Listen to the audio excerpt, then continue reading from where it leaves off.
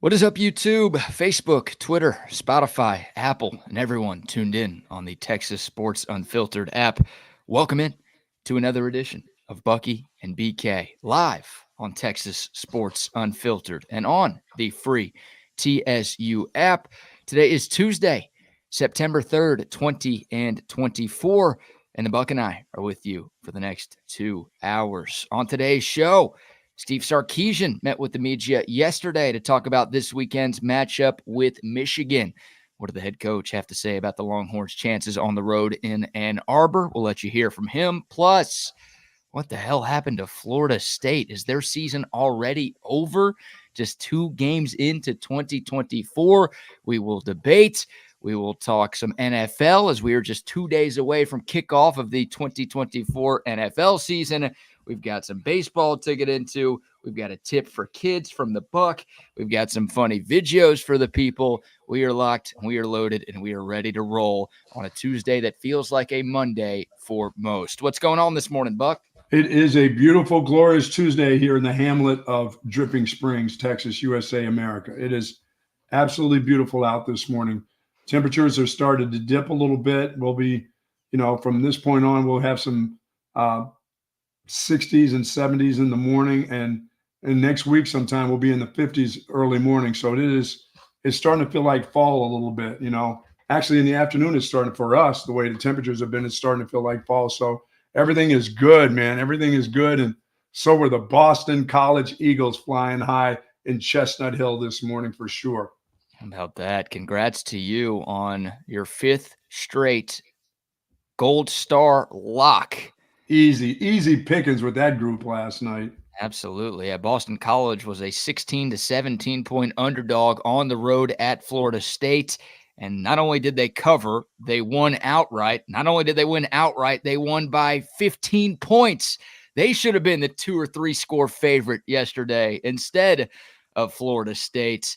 Nice win to start the Bill O'Brien era, and a horrendous loss for Florida State as the Cinnamon Rolls dropped to 0-2 on the season. Yeah. They need to take that tomahawk chop and shove that up their rectums, because that thing ain't working for them.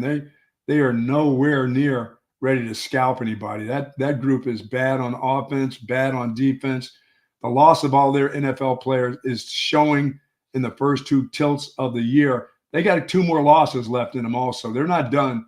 That group's not done losing. If they keep that and they continue on the path of that same quarterback, they're going to have 2 to 3 more losses. It's going to be an ugly year, and that coach may lose his gig. All that talking throughout the offseason about how they got screwed and how good they're going to be this year, not so much. Oh, dude, they just gave him a huge extension in the offseason. They can't fire him already, can they? Bye. Better find a quarterback. Better find some guys on that team that can lead, because they have nobody that stands out that even looks like a leader on that football team right now. Their quarterback is missing guys wide open. It wasn't that BC played so well as this, just the fact that they had opportunities. Florida State had an opportunity to make it a close game and maybe win by a field goal or a point or something. They missed wide open players. And twice in the scoring area, ended up with field goals. That's too bad. That's not going to work. I loved it. I love to see what BC did to them. They rushed for 240 some yards on the ground. The quarterback rushed for 70 yards. Florida State rushed for a whopping 21 yards last night against that BC defense. Yeah, 200. That BC offensive line they've always had good offensive linemen. It's just been one of their deals over a long period of time in that area. You can go and recruit Ohio, Jersey. You get some big offensive kids, New England and stuff. And boy, oh boy, did they pound Florida State in the run game. Yeah, you're underselling your alma mater. 263 rushing yards for BC. And the quarterback rushing for 70. Yeah, that kid's pretty impressive. Tommy Castellanos, he threw for over 100. He ran for 73, 3 total touchdowns, no turnovers for him. And that was a shellacking on the road in front of everybody on a nationally televised. That was in front of the whole – everybody watched that last night because they were waiting for Florida State to make this big bounce back and crush BC. You're going to give me 16 points. Anybody Florida State plays this year, if you give me 16, I'll go ahead and take it. They're just not good. No, they won't be getting 16 against anybody else the rest of the way because, No. like you said, they are not good. So more about that game. I've got an interesting comparison for the 2024 Florida State Let me Seminoles. ask you this quickly. Is BC now a player in the ACC? I don't know. I mean, the ACC did not have a great opening weekend. Obviously, Miami had Yes. their impressive win in the Swamp, and everyone is kind of pegging them as the team to beat in that conference right now. But shoot, Florida State's 0-2, Clemson's 0-1. It feels like Yes. those were the other two teams that people thought were going to compete for a college football playoff spot. Virginia Tech lost to Vanderbilt. NC State, I think it was last Thursday, really struggled with Western Carolina. And He didn't get it going until the second half. Yeah. Right. So, yeah, I mean, not a great start to the year for the ACC. Wow. So, yeah, like it feels like everybody's got a chance in that conference. Maybe Miami's in a league of their own, but hell, you need two teams in the conference title game. And I don't know who team number 2 is right now. Yeah, you're right. Who is team number 2? Good morning to the soldiers at Fort Cavazos, Texas, the soldiers in the state of Texas, and all those that fight for us each and every day. Thank you so very much to you and your families, Thank you very much for sharing your people with our people. Thank you so very much. And do be careful out there. Yes, sir. Well said, as always. And hey, it is Tuesday. And while the kiddos are still in the car line, we got to get to another one of Bucky's tips for kids in the car line, brought to you by our great friends at Relax the Back. Sitting in my Relax the Back chair right now. And kids, this is just for you. Just because you make a good plan doesn't mean that's what's going to happen. So you've got to be ready to adjust, adapt, and refocus yourself just in case your plan, you think you've made a good plan. That doesn't mean that's just the way it's going to happen. Things happen during the course of whether it's competition, whether it's your homework, things can happen to you. So be ready to adjust. Just because you make a good plan doesn't mean that's what's going to happen. You know who said that? Taylor Swift. That's right, kids. Taylor Swift said that. What? That's exactly. How you like that? You want something? You want something deep by my friend Taylor Swift? There you go. How about that? What are those song lyrics? There you go. It must be one of her song lyrics. Where'd you find that quote? There you go. That's in Admiral McCraven's book, The Wisdom of the Bullfrog. Billy McCraven is quoting Taylor Swift? That's right. In his book. That's exactly right. One of the greatest American heroes of all time is quoting one of the biggest carbon footprinters ever. Oh, yes. That is a great job, Taylor. Wow. I knew you had it in you. All right. I like that. My pen pal is throwing out some good stuff. That's some good stuff. Just kids. So just remember, if things don't work out, you think you've made that good plan, you better be able to refocus, adapt, and adjust that plan. Hey. You may have to do it in a hurry. That's good advice for Mike Norvell in Florida State, wow. Isn't it? Like they thought DJ Ukulele was going to be their savior, and it's pretty clear that guy is nothing close. And you know what? They're not going to adjust, though. They're not making it. I don't think they're not going to make. Now they feel like they probably got him going for some odd reason. I don't know. I don't know why they think that they do, but I got the feeling Norvell thinks he's ready to go. He won't miss those wide open guys in the end zone now. I don't know if you were watching this game with the sound on last night, but at some point early in the second half, Florida State fans at Doak Campbell Stadium were chanting, "We want Brock." And the name of the backup quarterback is Brock Glenn. I don't think they were talking about our intern, Brock Bollinger.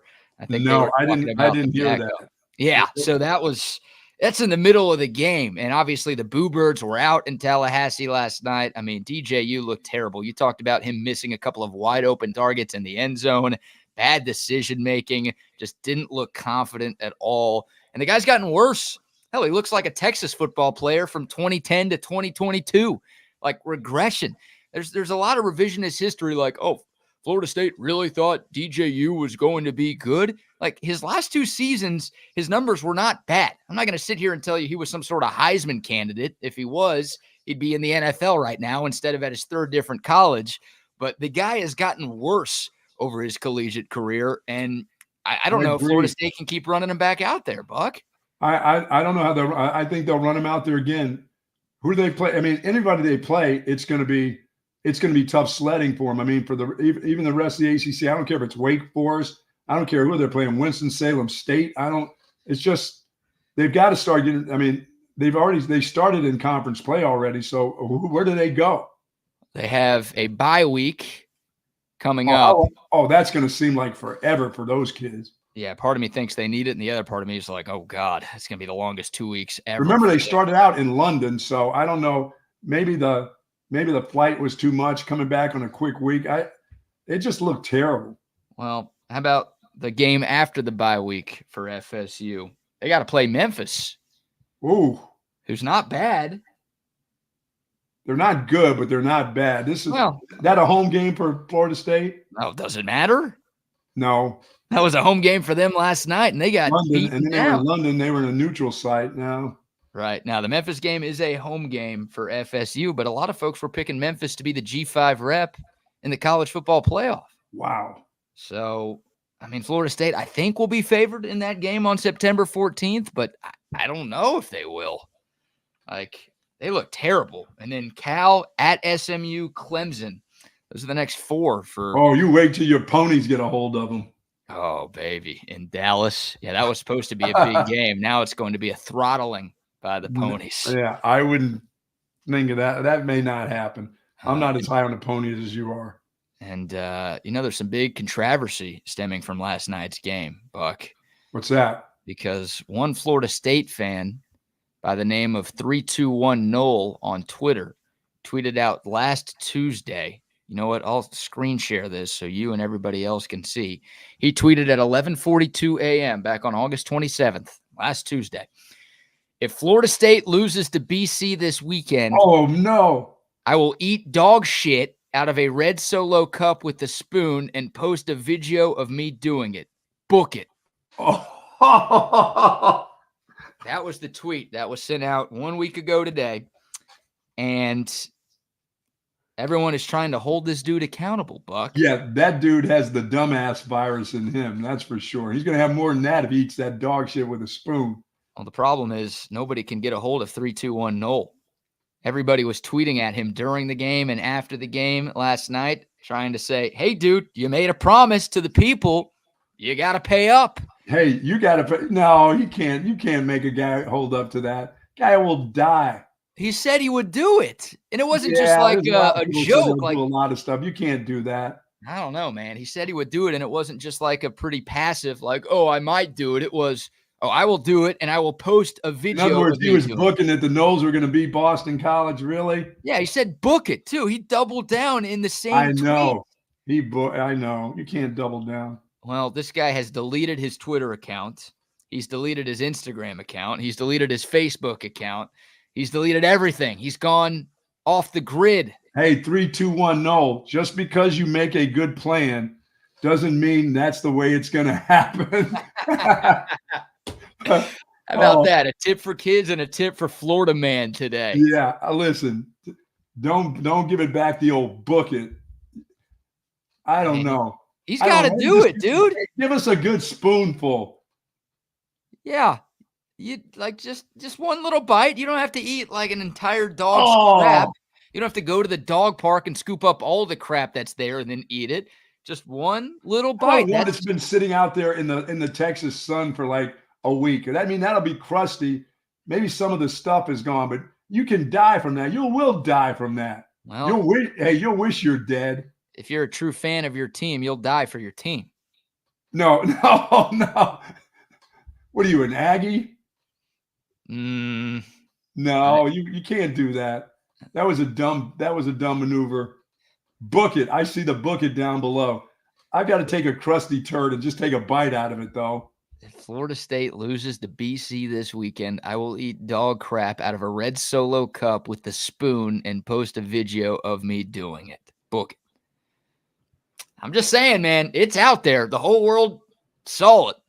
And now this guy is backing down on his promise. Nowhere to be found. Every time you see him, he's a loser forever now. Now, that guy's number is going to be posted on the internet at some point, and he's going to have to change his number too.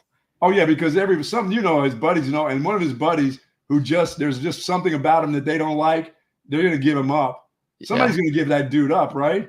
That guy is lucky that his name is not on his Twitter account, right? Yes. Like he's 321 Noel, and his name is judge, it looks like. Like if that guy had Bucky Godbolt or Brad Kellner on Oh, his Twitter account, then yeah, everybody would know how to get a hold of him. He's maybe got some time before the world finds his number, but I got a hunch that dude's going to have to change his number. Hell, he might have to move because of this. oh no, he's got to get out of the state. Hopefully he's a young single guy that can go get a job somewhere else.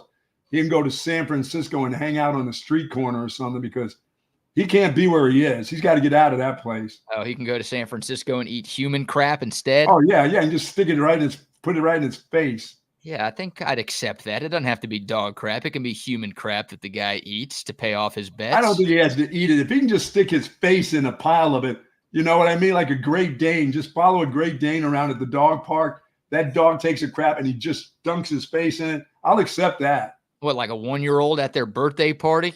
Oh, no. A dog, big Great Dane, the ones that dump like cows, just let it hang there and then he goes over and sticks his face in it. I would accept that. Okay. I wouldn't hold him to eating it, but I would accept him sticking his face into dog crap. You don't mean just like getting real close and smelling it. You mean no, like... I mean like somebody taking the birthday cake and going wham right into your face. That's what I mean. Yeah. Yeah, that's what I meant. Yeah, the 1-year-old birthday. Yeah, sort of like when I tried to throw the crap over my neighbor's yard the one time. I threw it backwards and it stuck to my forehead. One of those deals. Yeah, just shove his face in it. One of his boys gets to shove his face into some dog crap. That would be acceptable than to eat it, I would think. Yeah. You know what? I would sign off on that. Video, and it's got to be videoed. It's got to be videoed. Yep, that was part of the deal. The guy didn't just say he was going to do it. He said it was going to be recorded and posted. Yeah, you kids in the car line, don't make bets like that. Don't do that. My theory, Buck, maybe Florida State saw that tweet and their coaches and players wanted to see a guy eat dog crap on camera. So they lost that game on purpose. Boy, they lost that game from the first drive on when Boston College had that ball. I mean, they took that ball and had it the entire first quarter. How about that?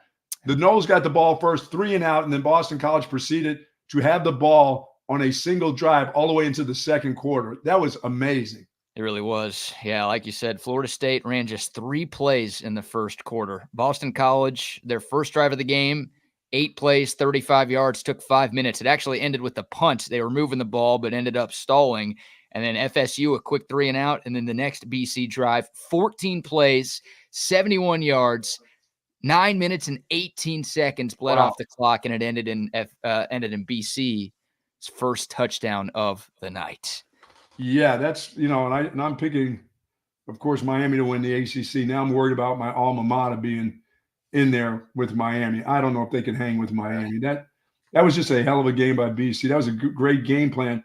And once again, Florida State, folks, is not that good. I don't know what – I think a lot of people were thinking, and nationally people thinking this is going to be such a bounce back for Florida State at home to come back home, and they were still going to be in the college playoff thick of things. No chance. No chance. I just didn't think it. I just watched – the first game I watched, they just don't have the players they have. They lost too many key players that were big time, and they have no wide receivers to go along with a quarterback that's not good. So that doesn't help either. Yeah, the quarterback is obviously a huge loss, but I think the worst part, and you're right, the receivers are bad. Like, it's all bad. You can point to every single position group and say it's not good enough, but that defensive line, I know they lost a couple of guys to the league, but I'm looking at Phil Steele right now. He still has Florida State as a top 15 D-line in the country in his 2024 preview magazine. And he also said, he quoted Mike Norvell in his magazine saying that Mike Norvell told him this was the deepest defensive line he's had at Florida State. Oh, my goodness. 260 yards of rushing? Yeah, it was the same thing in both games, right? Georgia Tech just ran all over FSU. And whenever Florida State needed to stop, they couldn't get one because their D-line couldn't do anything. And like you said last night, 260+ on the ground for BC. Like, that's the biggest issue to me. DJU sucks, don't get me wrong, but they cannot stop the run. And if you can't do that, you can't really do anything else. And especially against a quarterback that can maneuver around there and rush like he did. A guy had 1,000 yards of rushing last year. And if you gave him any gaps, if your defense was tired and out of position, that kid was going to take off and go. He's got a little Flutie in him. He really, really does. But he doesn't have the arm that Flutie had, even though he threw for 3,000 yards last year. Still doesn't have that kind of arm. But his maneuverability, man, and the way to make you miss, and his ability to go when it's time to go. You know what I mean? That's the key to some of these running guys. It's the fact that some guys wait too late. They rush and they pick up, 4 yards, and that's nice. People say, oh, that's a nice gain. Well, this kid waits and he sees it. When he goes, we're talking about first down runs. We're talking about 8 yards a clip kind of runs. Those are the ones that hurt you right there. Yep. That's how you play the position. So I was excited for BC. Hey, Bill O'Brien, year one, he looked good. He looked like he had talked about them having a really hard camp. And it was humid. They talked about how humid it was down in Florida. I thought that weather would get to the kids from BC probably a little bit. Boy, they looked like they were in great shape. He said they had a hard camp, and an NFL type of camp, and they looked in pretty good shape. And BC going into victory formation after the 2-minute drill yesterday. How about that? Yeah, instead of, most college teams, they'll just put their backups in and they'll keep running their offense. Oh, no, I like that. Yeah, Bill O'Brien. Nothing like taking a knee. Yeah, we beat y'all by enough. Hurting your rushing stats by taking a knee. That hurt their rushing stats, taking a knee. When you drop back, people don't understand that all that stuff counts. So if you take 3 knees and drop back, your percentage just crushes your percentage. So you'll have the guys that'll look at their quality control on Sunday and go, wait a minute, we took 3 knees. Are we going to have to count this? Well, yes, you do. Yeah, it's like your quarterback sacks do. Boston College, 3 knees for minus 11 yards. So they actually ran for 274 instead of 263. Oh, yeah. If they'd have just turned around and handed it off, the guy may have gone to the house that late in the game. Oh, yeah, it would have been 300 at that point. Yes. Just incredible stuff. And you talk about Florida State, you think they've got 2, maybe 3 more losses left in them? I think they've had 2 more somewhere. You know who Florida State is to me? Who's that? 2024 Florida State is 2010 Texas to me, where they went from 1 loss the year before. Obviously, Texas played for a national title. Florida State didn't make the playoff, but they only had 1 loss, and that came in the postseason to Georgia. And then they just completely fell apart the following season. I think that's Florida State, Buck. I'd be surprised if they got to 8 wins, right? 8-4. I don't think they're getting there. I think this is got more than 2 losses left in them. Oh yeah, I think this is a team that's going to struggle to make a bowl game. You think they'll quit? I don't know. I'd expect them to get to 6. Like I don't know if they'll go 5 and 7. They lose to Memphis, they'll quit. Then after that, they lose 3 in a row. They're 0-3 to start out the season. They quit. I mean, Georgia Tech and Boston College on paper were 2 of their easier games this season. Like they've got Memphis, they've got at SMU, they've got Clemson, they go at Duke, they go at Miami, they go at Notre Dame. Or they go at Miami. Oh, Miami is licking their chops. There's 3 losses minimum there. Like at SMU. They just paid that guy a big contract after last year. Yeah. BK, they're liable to say, you know what? Bets are off. Let's buy him out. Let's get out of here. This guy's not the guy. They can't fall behind. They can't fall behind a Miami group. And, Florida's probably going to lose their coach too. This Florida State is probably thinking, we can't mess around, and we'll pay this out somehow. Remember, they always, we don't have enough money. We don't have the right facilities. This has nothing to do with any of that. They don't have the players. No. And Miami will pick up steam. And if Miami starts picking up steam in the state of Florida, look out for everybody. They'll get all the players, except for Texas, whoever they want, or every running back or wide receiver that Texas wants. They'll go down there and grab them too. Mike Norvell's making $10 million this year, and he's under contract through 2031. And the base salary increases by $150K per year going forward. All that talking they did, man. Yeah, about how they got left out of the college football playoff, how they got screwed by the CFP committee, and how they were on a mission to prove everybody wrong here in 2024. I mean, look, last year was last year. I will say it till I'm buried 6 feet under. They should have made the playoff. They got screwed. Yeah, well, they didn't, because they would have got boat raced by Michigan in round 1. They would have. But this is a different year, and it's a bad team. You do all that talking, like you said, you better back it up. And the fact that they're 0-2 with 2 conference losses. These were 2 gimmies. 2 gimmies, yeah. It was neutral side at Georgia Tech, but it was like 80% FSU fans out there. Yep. And then last night was a home game against Boston College, who was picked to finish in the bottom half of the league. You had them at home. Like 2 gimmies, 2 of your easier games this year. You were double-digit favorites in both, and you're 0-2.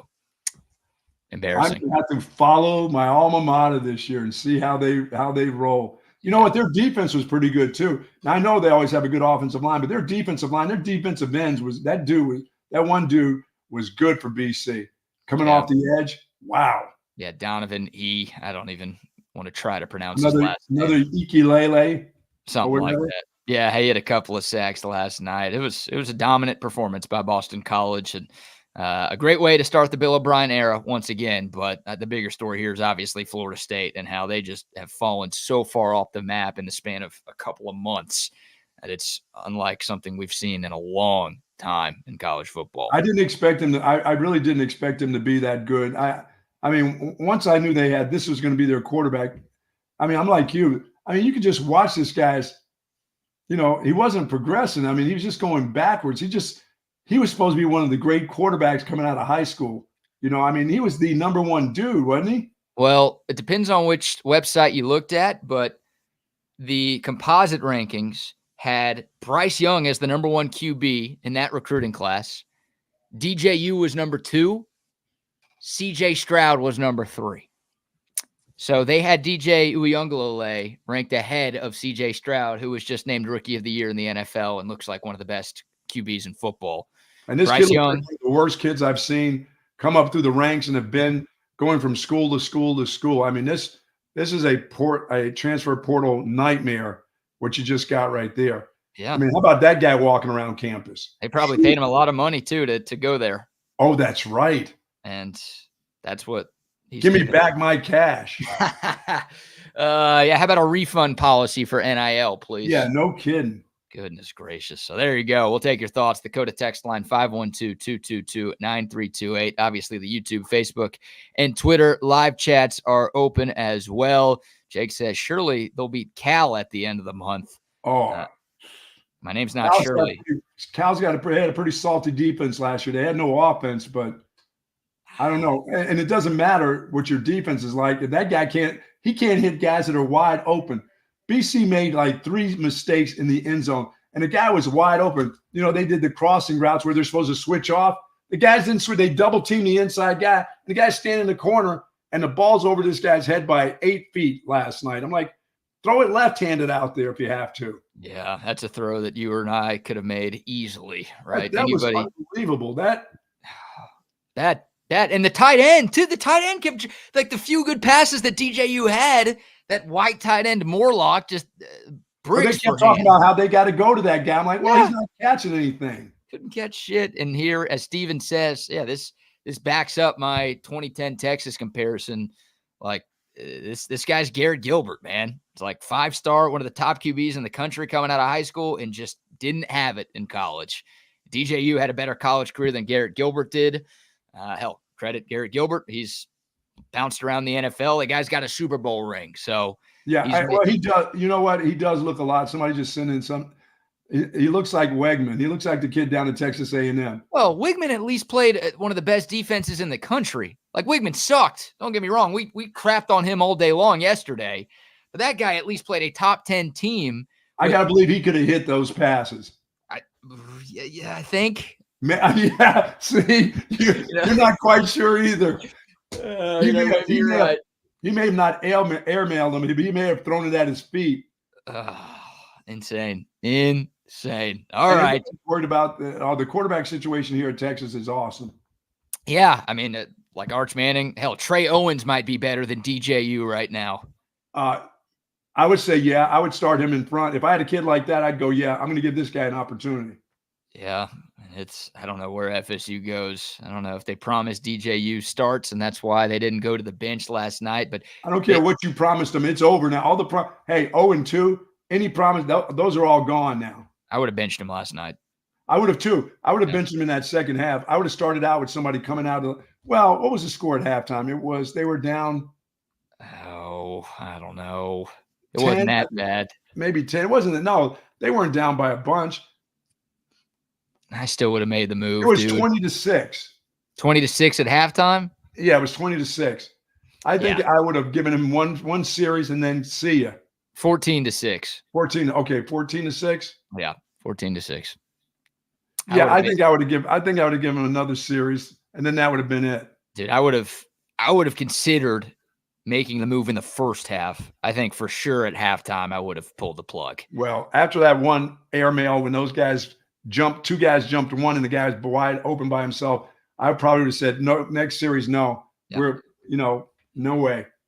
No way. All right. Keep the text and the comments coming. We appreciate y'all tuning in this morning. We've got plenty of Texas football to dive into. We'll also go around the SEC and recap every SEC team's week 1 performance.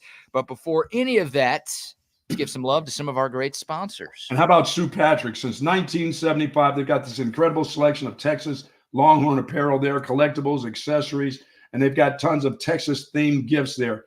I had my little granddaughter dressed up in her little cheerleading outfit. I got a picture of that. I got to put that up sometime of my little granddaughter, because remember I had to go over to Sue Patrick's to change. My granddaughter's 2 years old, so of course I bought a 4T for her, which my wife says, dude, she won't fit in that for another 3 years. She's so tiny. I said, okay, I'll go to 3T. Then my daughter says, no, Dad, she won't fit in a 3T. She's a 2T, so just get a 2T. And I finally got it. She was in her little cheerleading outfit, and they've got all that kind of stuff over at Sue Patrick. They offer free shipping on online orders over $49, free curbside pickup, of course, as well. But you can drop by 5222 Burnett Road and look for yourself. Got my gear on right now. I got all my Longhorn apparel. Hey, you're getting ready to take that road trip to Ann Arbor. You need to go there and have all that Hey, you need to get your luggage, and you need to have all the apparel that you're looking for.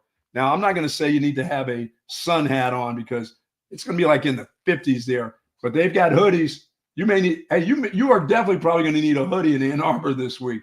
Head on by. That's hard. I can't believe I'm saying that in September. Get ready to get your hoodies. But you may need a hoodie. So it's truly, their highs are going to be in the 50s. They're saying upper 50s, low 60s. No, that's a hoodie. That's hoodie gear. 11 a.m. Yeah, get yourself a hoodie. Go by Sue Patrick's. They got all kinds of hoodies. Believe me, they got wonderful apparel there. They have everything that you need. And folks, do go by the store. Say hello to Jay, the whole gang over there. Or for more information, just go to SuePatrick.com. Love the folks over there. Absolutely. Big Sue Patrick fans. And we've got a new sponsor we've got to tell the people about. Yes. You think I make you money? Yeah. If you want to listen to the Buck this season, because he's on a roll, 5 straight Gold Star locks, you got to make that money over at BUSR. And our friends at BUSR are hooking you up. How about a welcome bonus of up to $2,500? $2,500 in your kitty to start? You heard that right. Up to $2,500. Sign up at busr.ag and use the promo code TSU Welcome.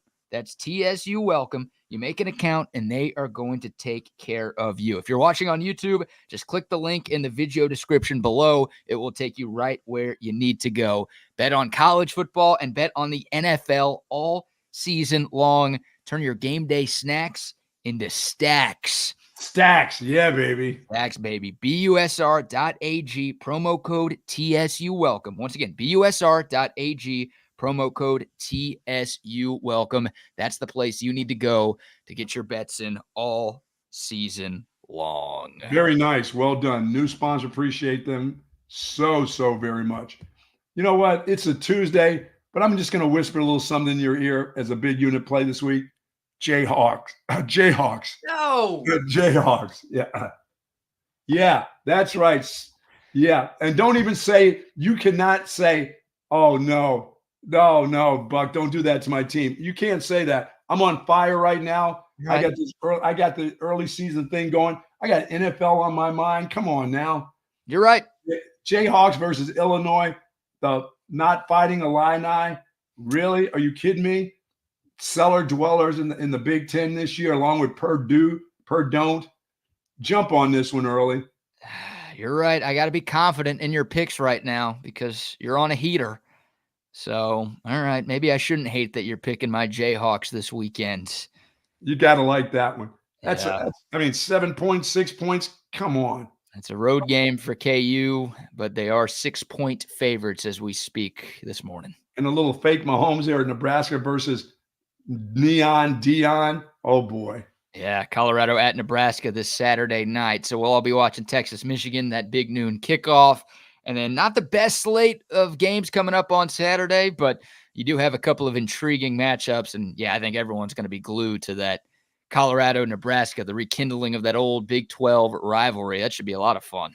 You know what? And the one that everybody's talking about, oh no, Oregon escaped Idaho last week.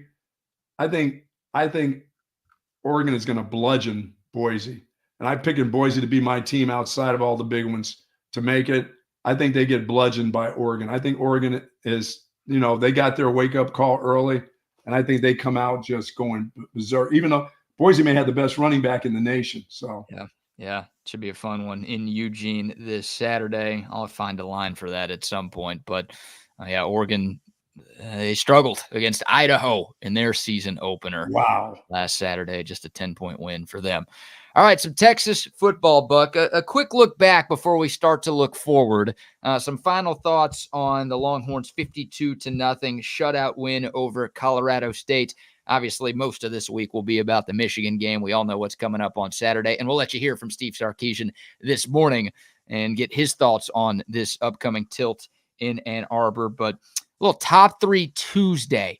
I wrote down 3 things, my 3 favorite things that I saw from the Longhorns in game 1, but I want to give you the floor first. You do your 3 keys to victory. Now I want to get your top 3 things that you saw from Texas this past weekend. I'll start out by saying 4 quarters of intensity by everybody that got onto the field, whether you were a starter or third teamer. I thought this football team as a group showed great intensity. I thought number 2, so I'm not even pick individuals. I'm going to say attention to detail. I mean, 3 penalties in your first game. That's pretty damn good, folks. That's good by anybody. That's good by college, NFL, Pop Warner. So they did a good job when it comes to attention to detail. And number 3, physicality. I mean, they showed immediately this defense is going to be a physical defense in the secondary, at the linebacker position, offensive line. I thought they showed great. I can pick individuals to have great games and say what they did, the individuals, but just the basics: intensity, attention to detail, and physicality. Those are my 3 top things that I saw in that game. And that was for 4 quarters. And that's pretty good stuff because as I said, there would be a lot of teams in this country. I don't care who, with the exception of Georgia, they're going to be 4 quarters of everything. But when you start getting up 38, 40 points and you start putting in substitutes, your expectations are there's going to be some mistakes made. It's not going to look as good. They look good throughout, all the way to the very end, with the exception of that muff punt. To me, that was about the only thing. A tip pass for an interception in the first quarter, that's just shit that can happen to anybody at any time. They got it out of the way in the first quarter. The muff punt was a guy just trying to make a play that made you just think, hey, dude, let's okay, it's not going to hurt you, but that's not paying attention to detail. But every other aspect of the football team, I thought they did a great job. And physicality, they were physical. I mean, there were some hard hits. There were guys getting slammed to the turf. Even though their running back was okay, their quarterback was in fear every time he dropped back. Their wide receivers were intimidated. They couldn't get off the coverage. So I thought Texas showed that's what a top-level SEC football team looks like right there in game 1. Yeah, I agree. That's a great list right there, Buck. And you're right. Only 3 penalties in week 1, only 3 missed tackles, to go to your point about the physicality for Texas. Yeah. They tackled incredibly well. They hit incredibly hard. I keep thinking back to that David Benda play where he was shot out of a cannon. Oh, yeah. He knew where it was and he went to it. Yes. Yeah. And hit poor Justin Marshall in the backfield. Like, physicality was there. They played smart. They were buttoned up. And they brought it for all 4 quarters. I mean, Arch Manning and the number 2s led a couple of touchdown drives late in the game. Obviously, Wardell Mack, the true freshman corner, had a diving interception. You talk about playing hard for all 60 minutes. That dude had a diving toe tap INT to preserve a shutout when he didn't have to do that, right? The game was over. Texas already had the win. They already had to cover. If we had any Calvin Ridleys around here, like, it was all good. But still, in the last minute of the game, you've got a guy making a diving play in the back of the end zone to keep the other team off the scoreboard. Like, that's what you want to see. That's that intensity and that work ethic. And they came back, and BK, they came back after halftime because I didn't know what to expect. I was thinking, all right, now a lot of guys going to get in the game. And I was thinking, Sark will start putting guys in. We'll start seeing some things happen where Colorado State will get down the field. They'll score a couple touchdowns in this game. They'll still get beat by 30 or 40, but what will happen is Texas will give up a couple late. They did not. I mean, it was the intensity was there in the third quarter coming out of halftime. Very interesting to seeing how they played after halftime. They played as hard after halftime as they did from the beginning of the game. I mean, that's such a good sign. That's a good sign for Texas fans to understand your team is not giving in to anybody, no matter who gets on the field.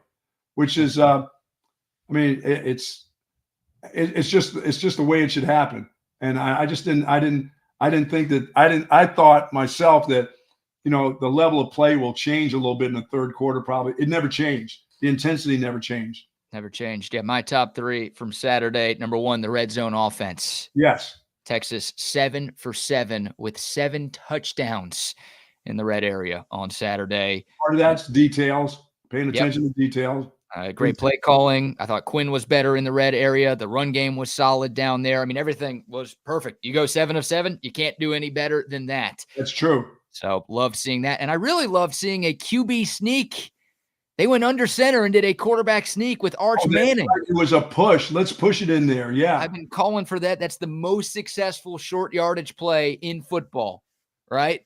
So I'm not saying you need to do it every single time, but when you've got a 4th and 1 and Arch Manning's a big body quarterback, like, call a sneak. He could pick up a half a yard, and he did. Yeah, absolutely. He's a big old, 225-pound kid. You know what? That is, I think that's kind of the call to order down at that I think about it, is the fact that these kids grow up so much in the shotgun now, and they're so used to handing the ball off sideways with kind of no momentum for their running back.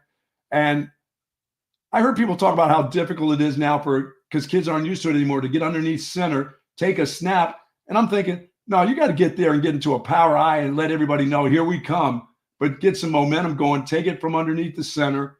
I mean, how much time can that take? Okay, if you gave that 8 minutes in a practice where your quarterbacks are taking run plays from underneath center, I mean, you got to do that now. That whole snap the ball back in the air and no momentum, and like you're riding the guy. They're not faking anybody out. You got an offensive line that's one of the best in the country. Can you get me 2 feet, a yard in these situations without gimmicky stuff, without bringing a fatty in there from defense? I think they have enough. I think we'll see more of that. Yeah. Spoken like a true old school running backs coach there. Okay. Yeah. Give me power eye. What do I want? The full house where I'm the lead blocker? Like it does, and it happens in all levels of football. This is obviously not just a Texas thing, but no, it's everybody. They're so used to those. I mean, that's 7-on-7 crap, Right. It grinds my gears though when it's 4th and inches. You're snapping the ball back 4 or 5 yards to start the play. It's like you only have to go this far. Why would you have to go this far by snapping it all the way back there? Just snap it to your quarterback under center and let him fall forward, and you're going to get the first down way more often than not. Unless your center is me snapping it to you. Or Zeke Elliott. Or Zeke. Oh, Zeke knows how to do that, though. That guy's a baller when he plays center. Oh, my God. He got bulldozed the one center snap he had in his career. Remember that? Not only that was the worst play ever. So red zone offense, number one. Loved the QB sneak. Tip of the cap to Sark for calling that one up, and obviously it worked. Number 2, the secondary. I mean, Colorado State, one of the best passing offenses in the nation last year, and Texas held their quarterback, Braden Fowler-Nicolosi, to 59 yards. 59 yards, and it's not like they took him out at halftime. That guy was playing into the fourth quarter. Are we talking about a secondary that's right now maybe in the top 3 in the nation with 59 yards? Could be. I didn't even look. Let's do a quick Google search right now. They're there. They're getting there. They should be. 5. How about that? The team with the best secondary in college football through 1 week of the season, your Texas Longhorns. There you go. They gave up 74 total yards passing because the backup came in and put up a whopping 15 yards through the air. 74 yards passing allowed in game Number 1. 1 in the nation. Yeah, boy, even Notre Dame getting to play against Connor Wigman couldn't put up those numbers.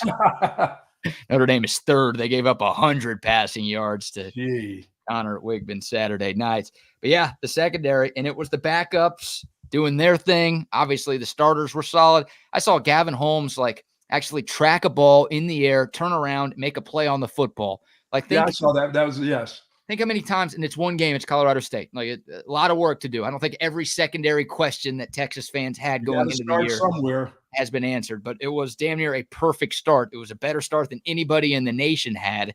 But just think of how many times in the past few years a ball would be in the air and a Texas cornerback would just panic.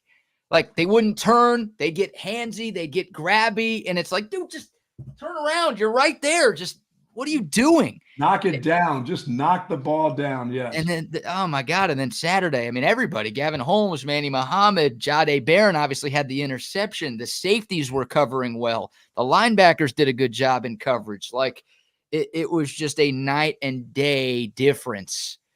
Once again, game one, but still, the last time we saw Texas's secondary, they did nothing right against Washington. They did just about everything right against CSU. You have to start somewhere. Game one, I don't care who they played. It wouldn't matter who they played either, as a matter of fact. And they played against a team that, quite frankly, was not as physical as I thought they were going to be. But I think Texas may have knocked the crap out of them, in the first two series to have Colorado State kids go, uh-oh. Yeah. This is like for real. Sent a message early on. Yes. And they showed him what it was about.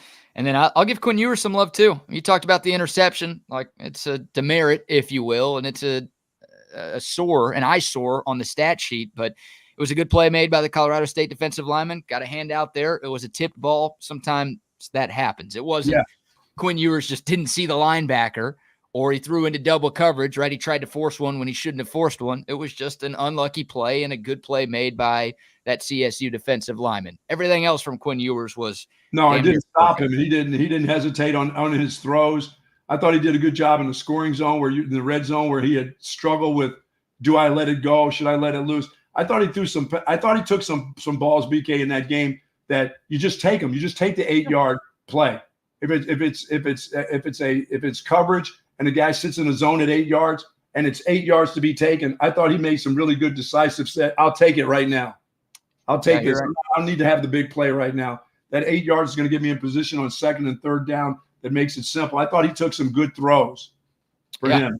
I do too. I agree. Not a lot of deep shots for the Texas offense. They didn't need it. They could kind of methodically move their way down the field over and over again. And Quinn Ewers, 20 of 27, 260 yards, 3 touchdowns, the 1 interception. Not the greatest stat line of all time, but he was efficient. He did what he needed to do. The tight window touchdown throw to Matthew Golden in the corner of the end zone. I mean, that was an NFL caliber throw, right? Yeah, because if you get somebody that's cutting in front of that, that's a house call. He threw that right where only his guy is going to get that ball. Yeah, perfect throw. So I like the way they used the kid Niblack at tight end too. I was surprised. I was surprised that he is going to be okay for them. It's not like your normal, hey, Alabama tight end that we throw down here to Texas and he's no good. The kids that I think they feel like he's going to be suited to get out in the passing game, and he was on Saturday. I like that. I like the fact that Quinn Ewers threw him the ball too. Yeah, you saw all 3 tight ends. Did you have 2 catches or 3 catches in that game? Or did I see the only catch of the game? Just one for Amari Niblack. That was the one that I saw. Thank you very much. Okay, he's not the weapon I thought, but he did catch a ball. All 3 tight ends had at least 1 catch, right? Okay. Gunnar Helm had 2 for 42, including that 37-yarder in the first quarter to set up a touchdown. Is that Gunnar Helm sneaking out again and nobody near him? Yep, nobody paying attention. Was he wide open? Wide open, yeah. Love it. And then Juan Davis had 1 catch for 11 yards. Amari Niblack 1 catch for 7 yards. So yeah, that was a tight window throw. I said, well, he's going to throw it to him, and he did. Yeah, 11 different pass catchers for Texas in game 1, 10 different pass catchers in the first half of game 1. And I thought Quinn Ewers had a very, very good start to his I like those season. So there you go. Top 3 Tuesday, our top 3 things that we saw from the Longhorns from the past weekend. There was a lot to like. You could come up with a list of 100 with all the good that Texas did in that 52. All right, let me ask you, our offense and defensive player of the game. I called, of course, I said this guy's going to be he's going to be at probably 80% of the time, Quinn Ewers. Would you say that he was right in there in the tops? Yeah, I think so. Like you could pick a few different guys, but Quinn Ewers had a great game and he played more than just about anybody else on the offense. And then I picked Jahdae Barron in this as my defensive guy. I would say he'd be in the top vote getters as a defensive player with that interception, right? Yeah, good calls. Yeah, Jahdae Barron was great all game long, but made that Who huge. did you have? Who'd you pick as your guy? You must have picked a receiver. I think I might have picked DeAndre Moore, who was the only receiver You did. to not. You did. You picked Moore. Yeah, he had 0 catches. He was the only guy who didn't catch a ball on Saturday. So good pick by me on that one. And you had defense. You were fine. Defense, I think I had Barron Sorrell. Yeah. And Barron Sorrell was solid. I think he had a tackle and a half a TFL. But, yeah, I mean, all those guys. Yeah, I mean, they didn't do enough drop back passing. The ball was gone so quick. My claim to fame from this weekend, from a prediction standpoint, is I picked Texas to score 52 points. Now, I had 52-17 as the final score, so I was wrong on CSU's output, but I was the only TSU guy to say Texas was going to crack 50. You had 48. Yeah. You were right there. Yeah, but I also gave the other group 14. Yeah. All of us gave Colorado State double-digit points, and they didn't score anything. So we were all pleasantly surprised and pleasantly wrong about what Colorado State did offensively, and I think that's a testament to just how good Texas played on the defensive side of the football. All right, before we hear from Steve Sarkeesian and turn the page to Michigan, we've got a Michigan fan in the chat this morning stirring up the pot. Hey, thank you for tuning in, Maze Madman. We mean that. We appreciate you, and we always love the back and forth. Tell your friends. And by the way, we're going to have some Michigan guests on later in the week. So, keep it tuned in right here to Bucky and BK on Texas Sports Unfiltered. Before we let you hear from the head coach, though, how about some more sponsor shout-outs? Let me say hello to our good friends at Olipop, BK. Olipop, I opened up one. I took a big sip this morning. I had the cherry Olipop, delicious. Let me tell you something, folks. If you want to get away from all those sugars and all the nastiness that is soda, try Olipop. It is absolutely good for you. It tastes good, and you can find it, of course, at HEB. Now, my HEB out here in BK's has a huge display of Olipop, and when I go by, I always see somebody grabbing a 6-pack of Olipop, and they asked, and I said to the one lady, she said, you know what I like here? I like the old-fashioned cola taste. And she said, and not Coca-Cola. She goes, because that's nasty. It was too sweet. I said, do you really like? I said, how many other flavors? She's stuck. She's sort of like me. I was stuck on the grape for a while, but I do like the cherry too. She said, I'm kind of stuck on cola. This woman bought a whole case of cola. I mean, really. It's good stuff, man. It is good stuff. And she said, it's good for me. She goes, it tastes good. I don't get that weird, nasty, sugary feeling. I don't have that come down at the end of the day. If I have 3 of these in a day, she goes, I feel fantastic.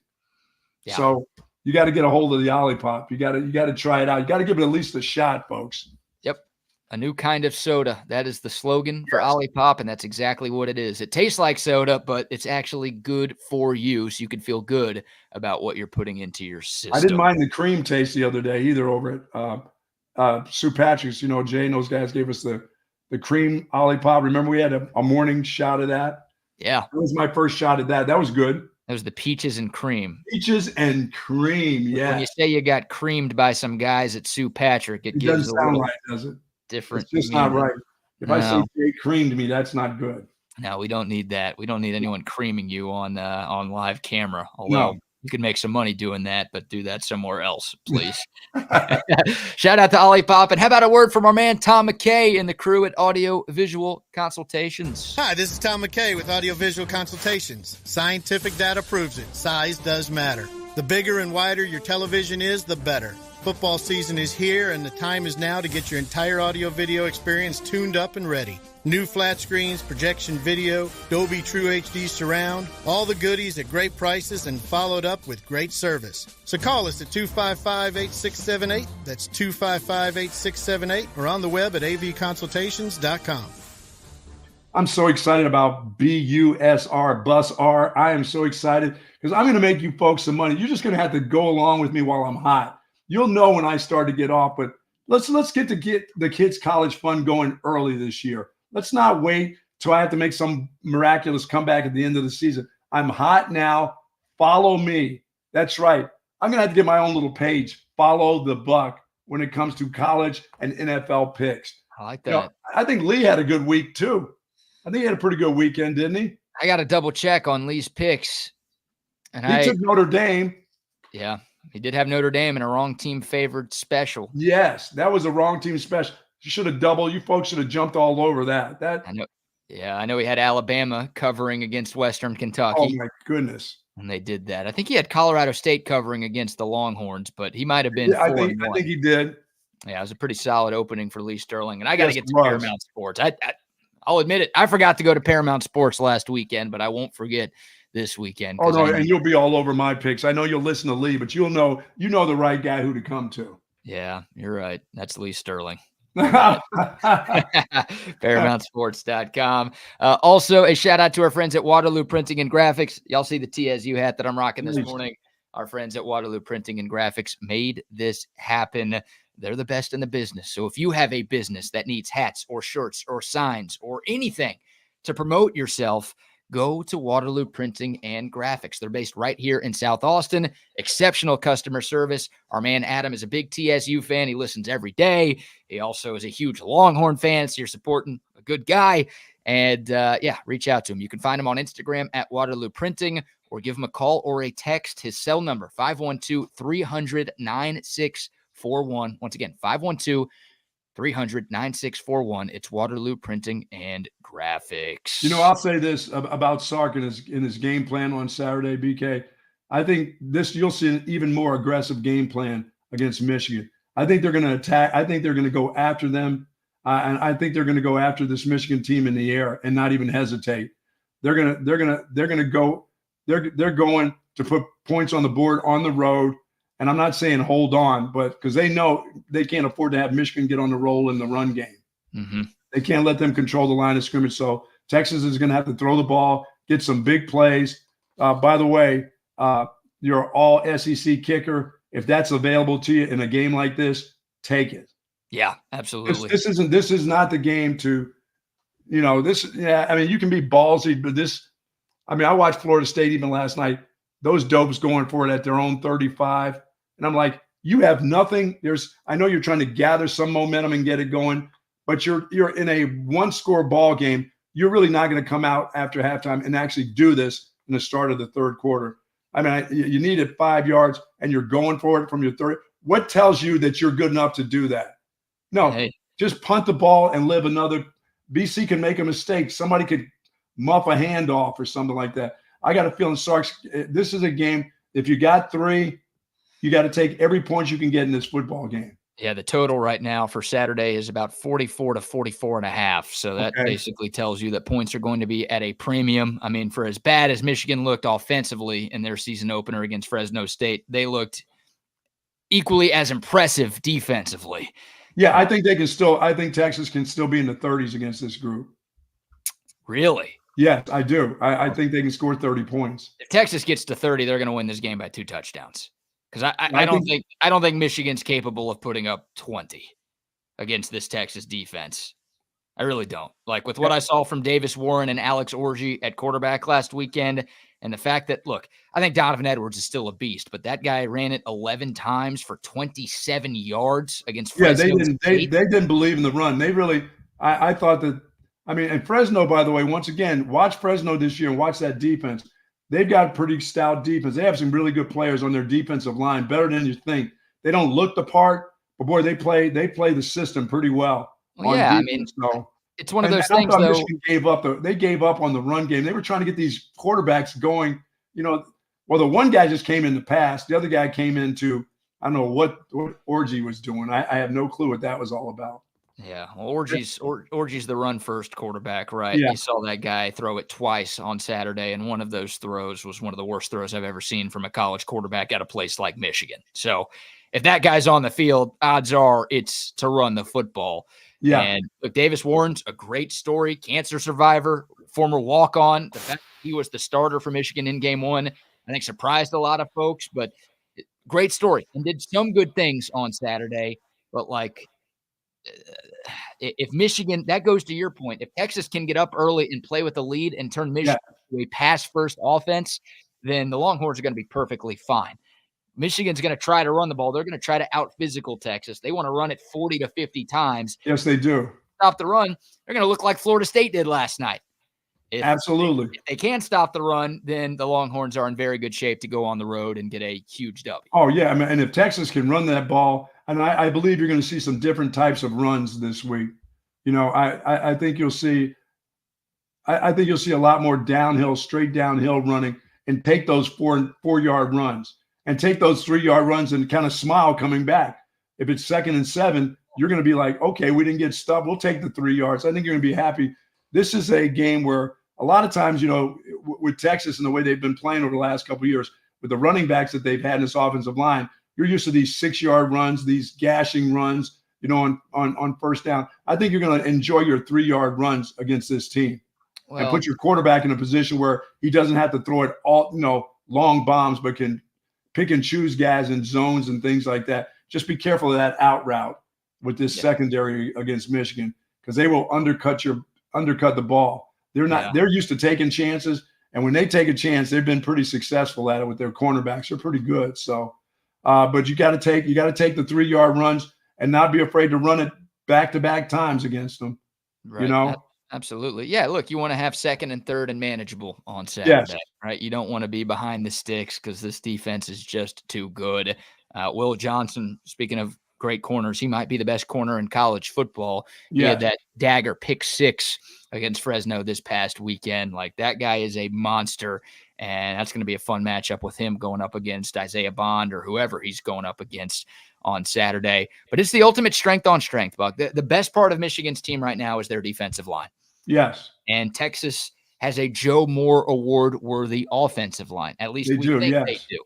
Once again, Phil Steele said Texas had the 2nd best offensive line in the country going into this season. 4 starters back. And hell, I don't know if you saw this, but the 5th starter, the new guy, Cam Williams, was named co-offensive lineman of the week in the SEC. Yeah, I watched him. He looked good to me in that game. Yeah, so that was going to be a different cat this weekend, but he started off looking really, really well. Had his feet up under him. It wasn't like a weeble, wobble, but they don't fall down kind of guys. Just kind of, they didn't move him around. He's kind of hard to move around, that big son of a gun. It's a big dude right there. But yeah, the fact that like your biggest question mark on the O-line was co-O lineman of the week in his first game as a starter. Right. Yes, different competition, of course, this weekend, but you couldn't ask for much more from Cam Williams in his debut as a starter. But yeah, Michigan's defensive line. I mean, they've got Mason Graham, who's a household name, I think, at this point.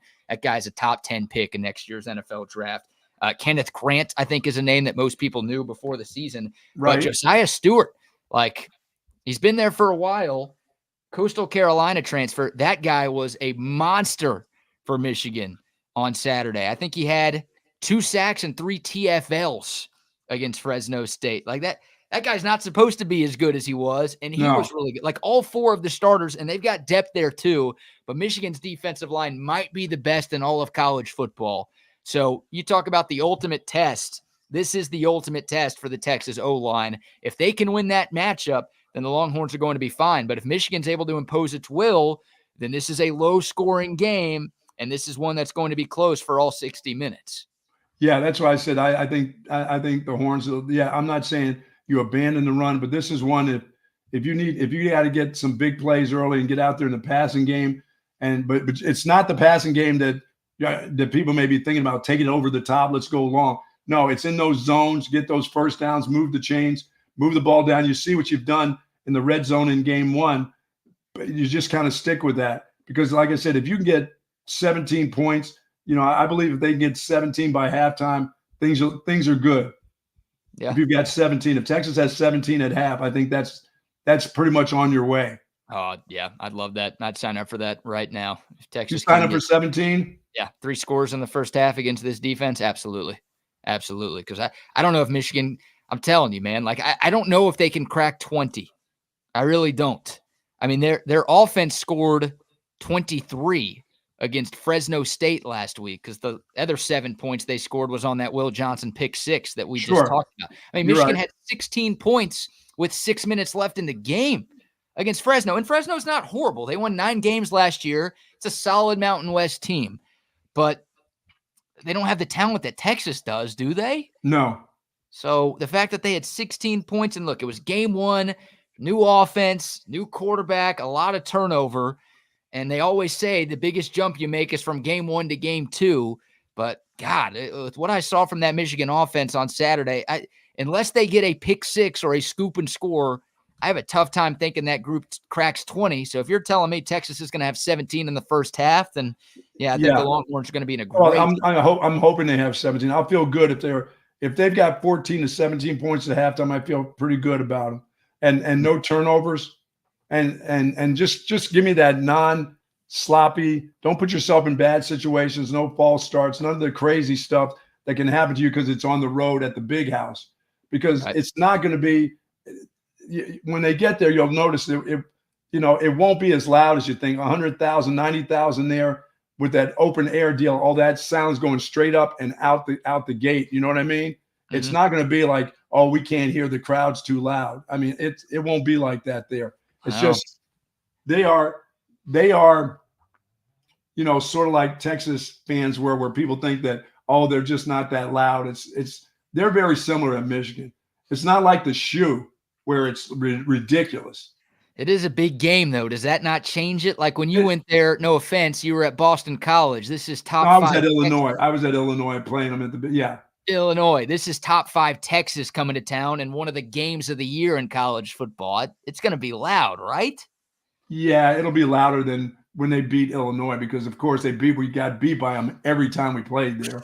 Never won against Michigan ever. By the way, didn't matter where we played them, in the parking lot of the local bar. I mean, it was a loss. The loss was coming, but it just never seemed loud. I mean, in key situations, I never think of it as this crazy place until you see Michigan Ohio State game. It just because of the way the stadium's built, Yeah, it is open air, which does let the noise travel more than some other stadiums. But I played at USC at the Coliseum at 3 different places, and it's very similar to that. It's just it's hard to get real loud in that place. I do wonder, though, because this is the first season of the in-helmet communication. Now, Steve Sarkeesian and just about every coach across college football has talked about having backup plans, right? Oh, if it's too loud or if the in-helmet communication isn't working, we still have our old school play calls that we can. And he can't be inside the helmet, which is a good thing. If you see that guy on the sideline with a helmet on, look out. You think that guy will be there this weekend? No, that guy, I don't know what that guy's doing. He's cheating somewhere else right now. He's a high school defensive coordinator in the state of Michigan. Great. I think his defense gave up 40 plus in their opener last week. By the way, Holly Rowe did such a great job this weekend. She's awesome. Just out of nowhere, yes. Out of nowhere, I was watching her do games. She was fantastic. What game was she on? Do you remember? She was on the sideline on Saturday for – which game was it? But she was breaking it down. She had the helmet. She was doing that she had a helmet like right there listening to the plays that were being called. Were you a big Holly Rowe fan? Of course I am. In terms of her work or in terms of her looks? She's in her work. Her work is fantastic. Okay. I mean, yeah, she is one of the best in the business. I'm a huge Holly Rowe fan, but the way you brought her up sounded like. Sorry. Was I bringing her to be like. You have a little crush? I have a crush on her work. Yeah. I think she does. I think her work is special. Yeah. I have a crush on Margot Robbie's work. Yeah, I'm sure you do. But not on her, but just her work. Yes. I mean, crush on her work. I've never heard that in my life. I like her questions. I like the way she breaks stuff down. Yeah. She's awesome, and she's super nice. I got to meet her at the Big 12 basketball tournament up in Kansas City. God, this is when I was in college, so a long time ago. But she was gracious. It was in between games. I was like just kind of yelling down from the stands, and we had a 30-minute conversation. That Kim Mulkey isn't. Yeah, she's everything when it comes to dealing with people. Just watching her deal with people on the sideline, coaches.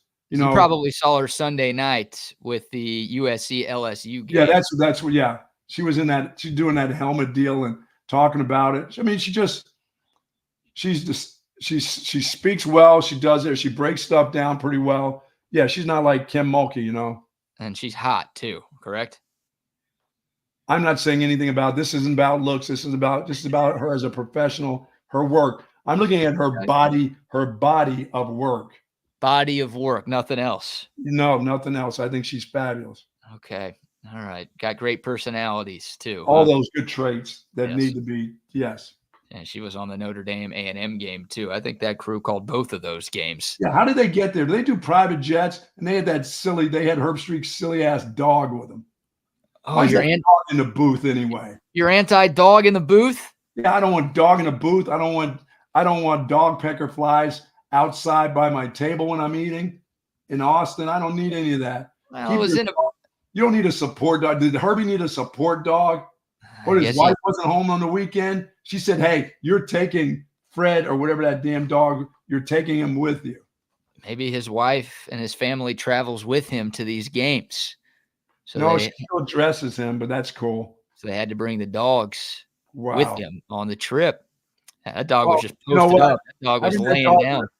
Having the dog in the press box, is better than having your two guys humping each other. That's always better. The dog was just laying there. Oh my God. Brando, having those two guys still. Okay. Should we do this now or should we do this later? No, do it now. Do it now. Okay. I'm glad you brought that up because I was meaning to get to that yesterday and I forgot. And why? Are they doing a big game this week or something? Well,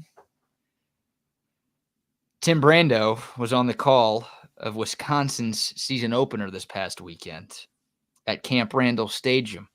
Do they jumping? Is where they do the jump around. Absolutely. In between the third and fourth quarters.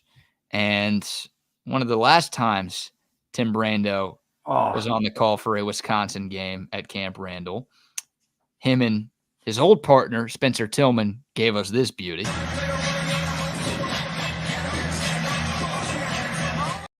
Oh, I mean, really? Really, guys? That was a few years ago. Wow. We've got another video. What? New partner this time. It's no longer Spencer Tillman in the booth with Tim Brando. Maybe because of that video we just showed. It's NSFW. Maybe Tillman lost his job because of that.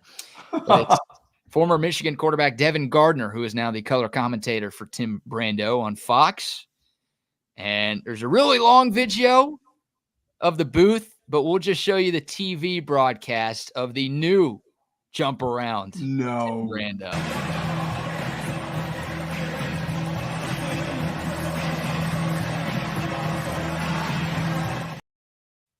What are we going to? I mean, I know breakdancing was new in the Olympics. Is this one of those guys spin around with their suits on? That's what I want. I want Tim Brando on the ground breaking.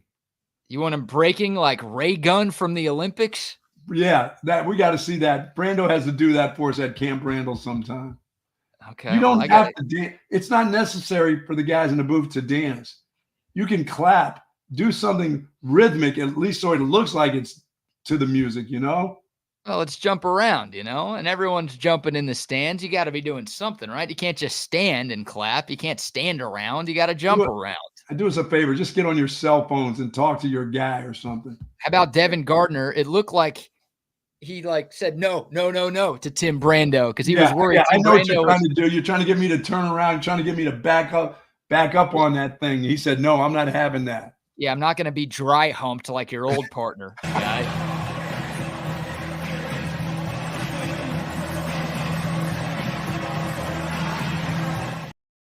Brando needs to stop. He needs to stop, huh? Yeah, they need to stop doing that. Well, that's whenever he calls a Wisconsin game, I guess he does it. Great. He's an old guy dancing, man. Trying to let him have some fun at work. Yeah. All right, real quick. I'm going to try to upload this video.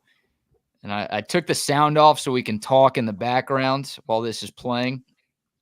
But this is a fuller video of Tim Brando and Devin Gardner dancing. This is a booth cam. So what we just showed you was the TV broadcast when they cut to those two jabronis in the booth.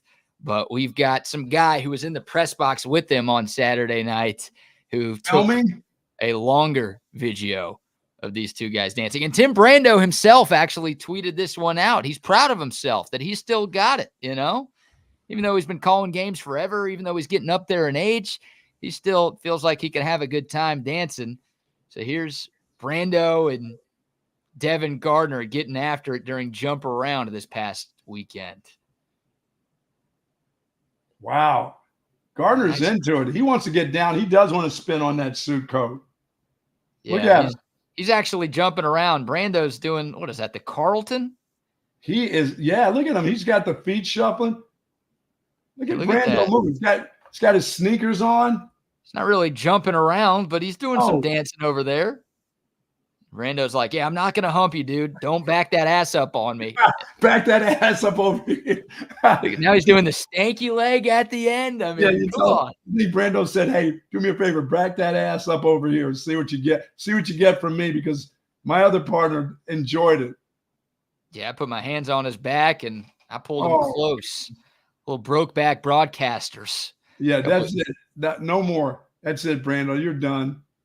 So this is the new incarnation of Brando jumping around. Still not jumping, but at least not humping this time through. Okay, you know what? I'm all right with this one. Yeah. I'm not all right with the other one. Him and his former partner. No. Yeah, that was weird. Spencer, I wear a lot of makeup, Tillman. Yeah.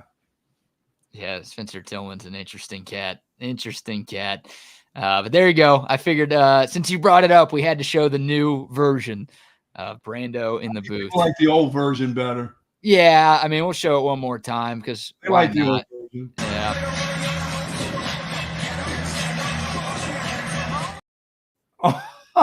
He's twerking on him, dude. And then Brando put your hands on another man's shoulder and thrust yourself towards his anal area. Well, you can. Not on TV. You can, but not on TV. I was going to say, if you're into that, hey, in the words of Jerry Seinfeld, not that there's anything wrong with that. It's okay. Not on TV, no. On TV in the broadcast booth? Come on, guys. No, you got your buddy fired for that, probably. Oh, man. Yeah, that was a bad bit. My goodness. So we'll always keep the old one ready to roll. The new one has one time, but had to show y'all because that's a big part of this show. So I knew people would get a kick out of it. All right. Some Steve Sarkeesian sound. We'll play one cut before we do some sponsor shout-outs and then let you hear more from Sark. But we'll start with just his opening statement from his Monday presser talking about this upcoming matchup against the Michigan Wolverines. Obviously, moving forward to Michigan, ton of respect for this program, for this team. You don't go to 3 straight college football playoffs if you don't have a great program. And they've got a great program, obviously capping it off last year, being national champs.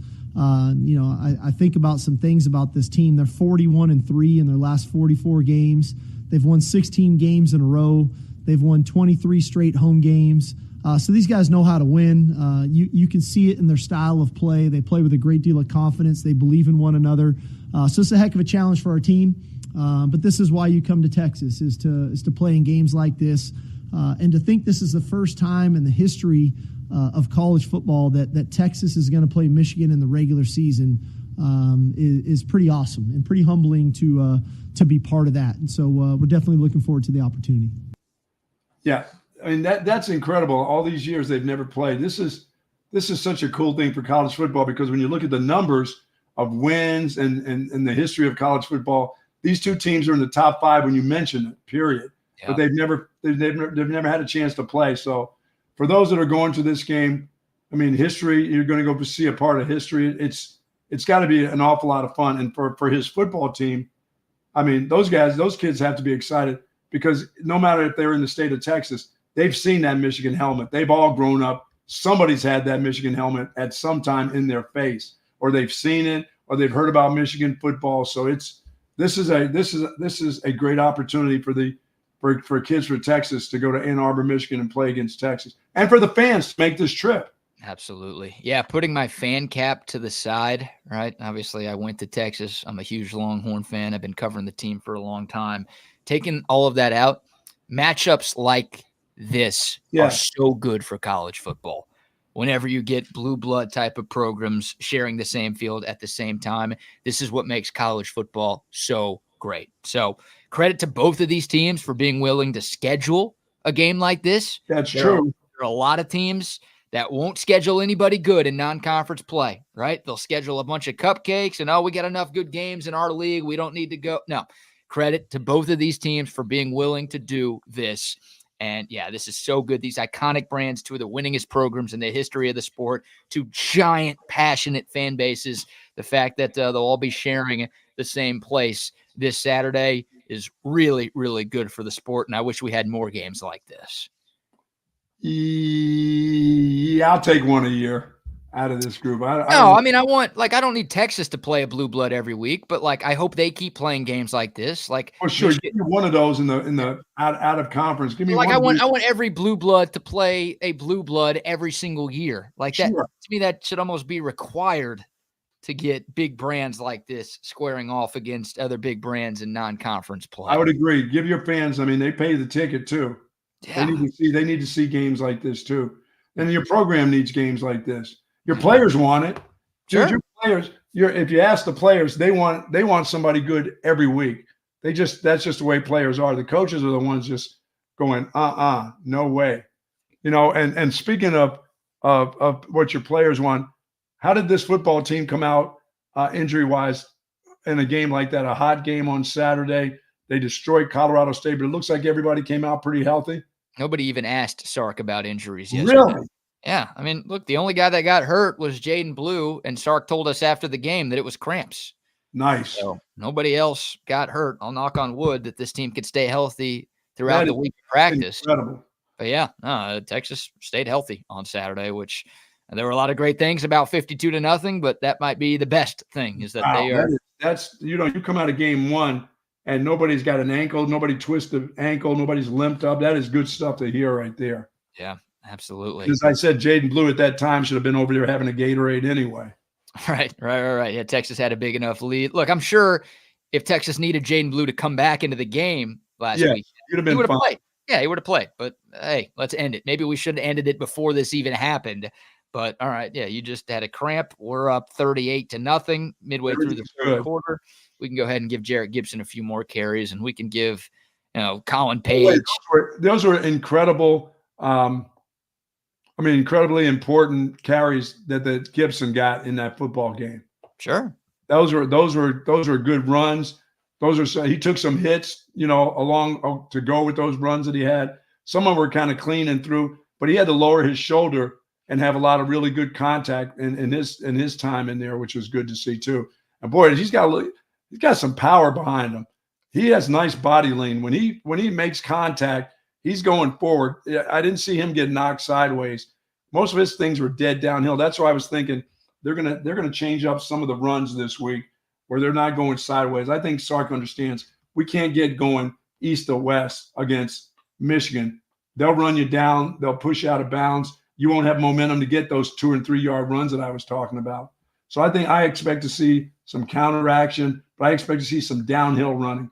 As you said, I know they're going to be in the shotgun. I know that's going to happen, but you can still get your downhill runs that way where you give them an opportunity on that counter to make, 2 cuts either inside or bounce outside. I think we're going to see this team do it because one thing Michigan will have from their secondary is nice run support. The guys that are trying to bounce outside. So a lot of stuff they want to keep between the tackles. And you got the offensive line and you got the type of running backs. I know they're 205, but that's perfect. That's fine. Yeah. They run downhill pretty hard.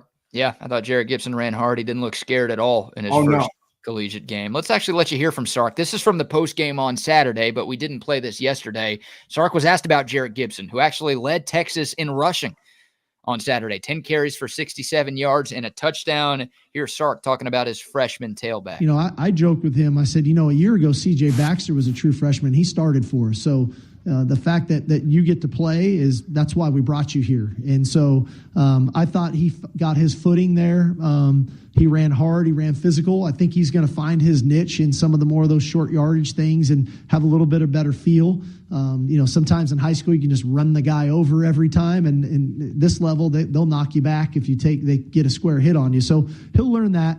But I thought his comfort level got going, and I think he's figuring out there's a conditioning aspect of it too that you have to have. But he's got a nice change up to him as it pertains to Jaden and Trey, and those 3 guys working together, and then our ability to continually bring Ryan Niblett along and all the versatility he can provide. That room's going to be really solid for us.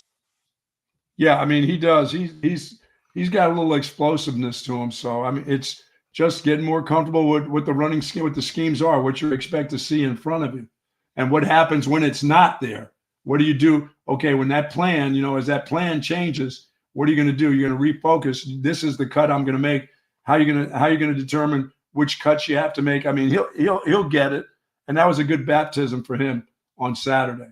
When you win a game by 50 plus, it's hard to learn a ton about playing time, right? Because you're playing backups for large portions of the game. But do we take anything from the fact that Jarrett Gibson had 10 carries and Trey Wisner only had 5? No, I mean, it just played out that way. The timing of the game, and plus, I mean, you're just trying to get a young guy going. Once again, this group already knows what they have in Wisner. They just do. They've seen enough of him, whether it's practice or they know about him. They don't know enough about a freshman running back, except for what they see in practice. I was going to say, like, I obviously the coaches see more than we do, but going into Saturday, Trey Wisner had 12 more college carries than Jarrett Gibson did. Yeah, so he's been on campus longer, of course, but like in-game situations, those guys were damn near both at a 0 before Saturday. Like, yeah, I think I'm going to make the call here, Buck, and this is maybe a bold prediction. I think Jarrett Gibson will get more touches than Trey Wisner. Obviously, Jaden Blue is going to get most of the carries on Saturday. He's your number 1 running back.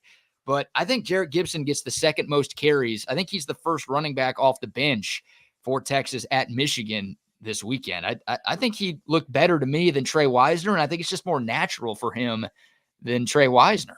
Yeah, I mean, both of them have just about 0 experience when it comes to that. It's just, to me, who do you trust more? Do you trust a guy who's been in college football for a while, or do you trust a high school dude just playing against Colorado State? Now all of a sudden he plays against Michigan. His next real deal up is not Colorado State to Texas State. It's Colorado State to Michigan.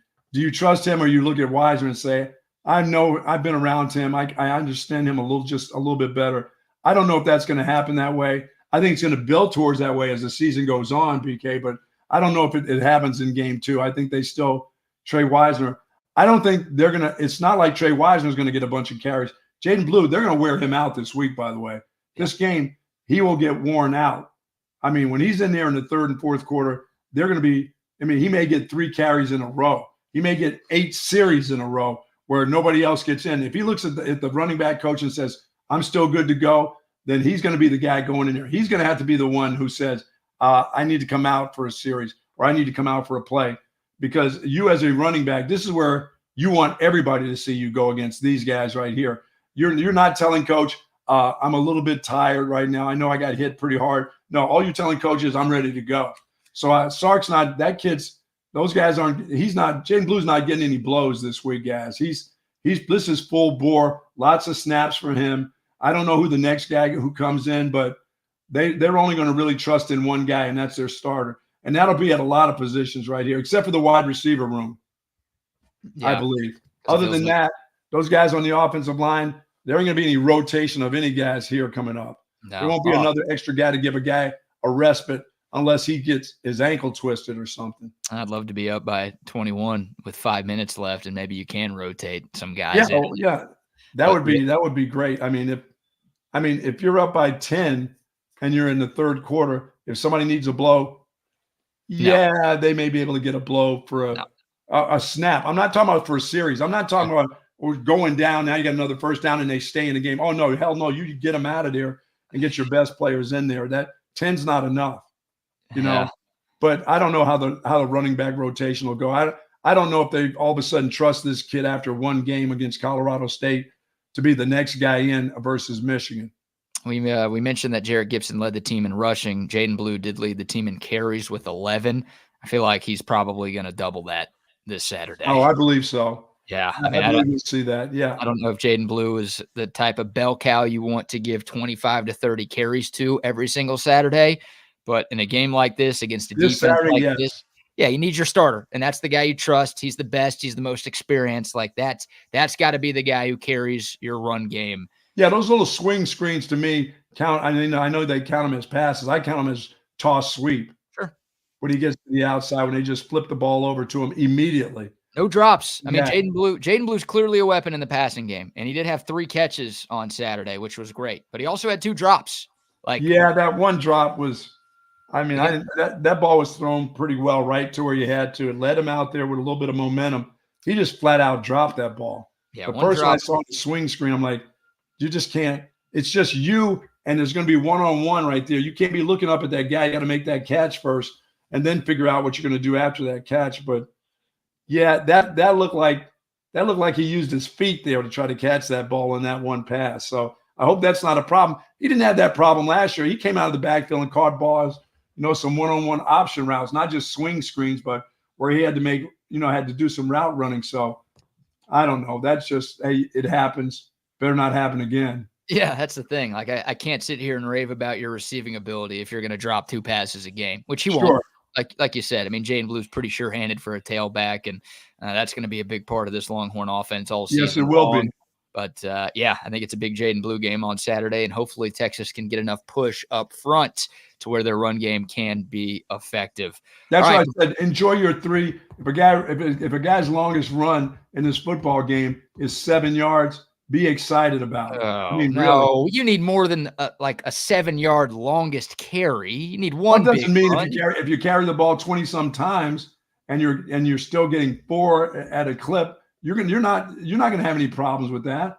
No, those as long as run 7 against Michigan, not a problem. Those are 2 very different things. You said if your longest run is 7, you're not averaging 4 a clip. Well, I'm just saying your longest run of the day is 7. No, you need a longer run than that. Right? No. If you tell me every run is going to be from 5 to 7 yards, then no, you don't. But you're going to have some stuffs in the backfield. Give me 23 carries, but your longest run is 7 of the day, but the rest of your runs are in the 3s. You'll be just fine. That's averaging like 3-point-something a carry, which give me almost 4 yards a carry. You'll be just fine. Okay.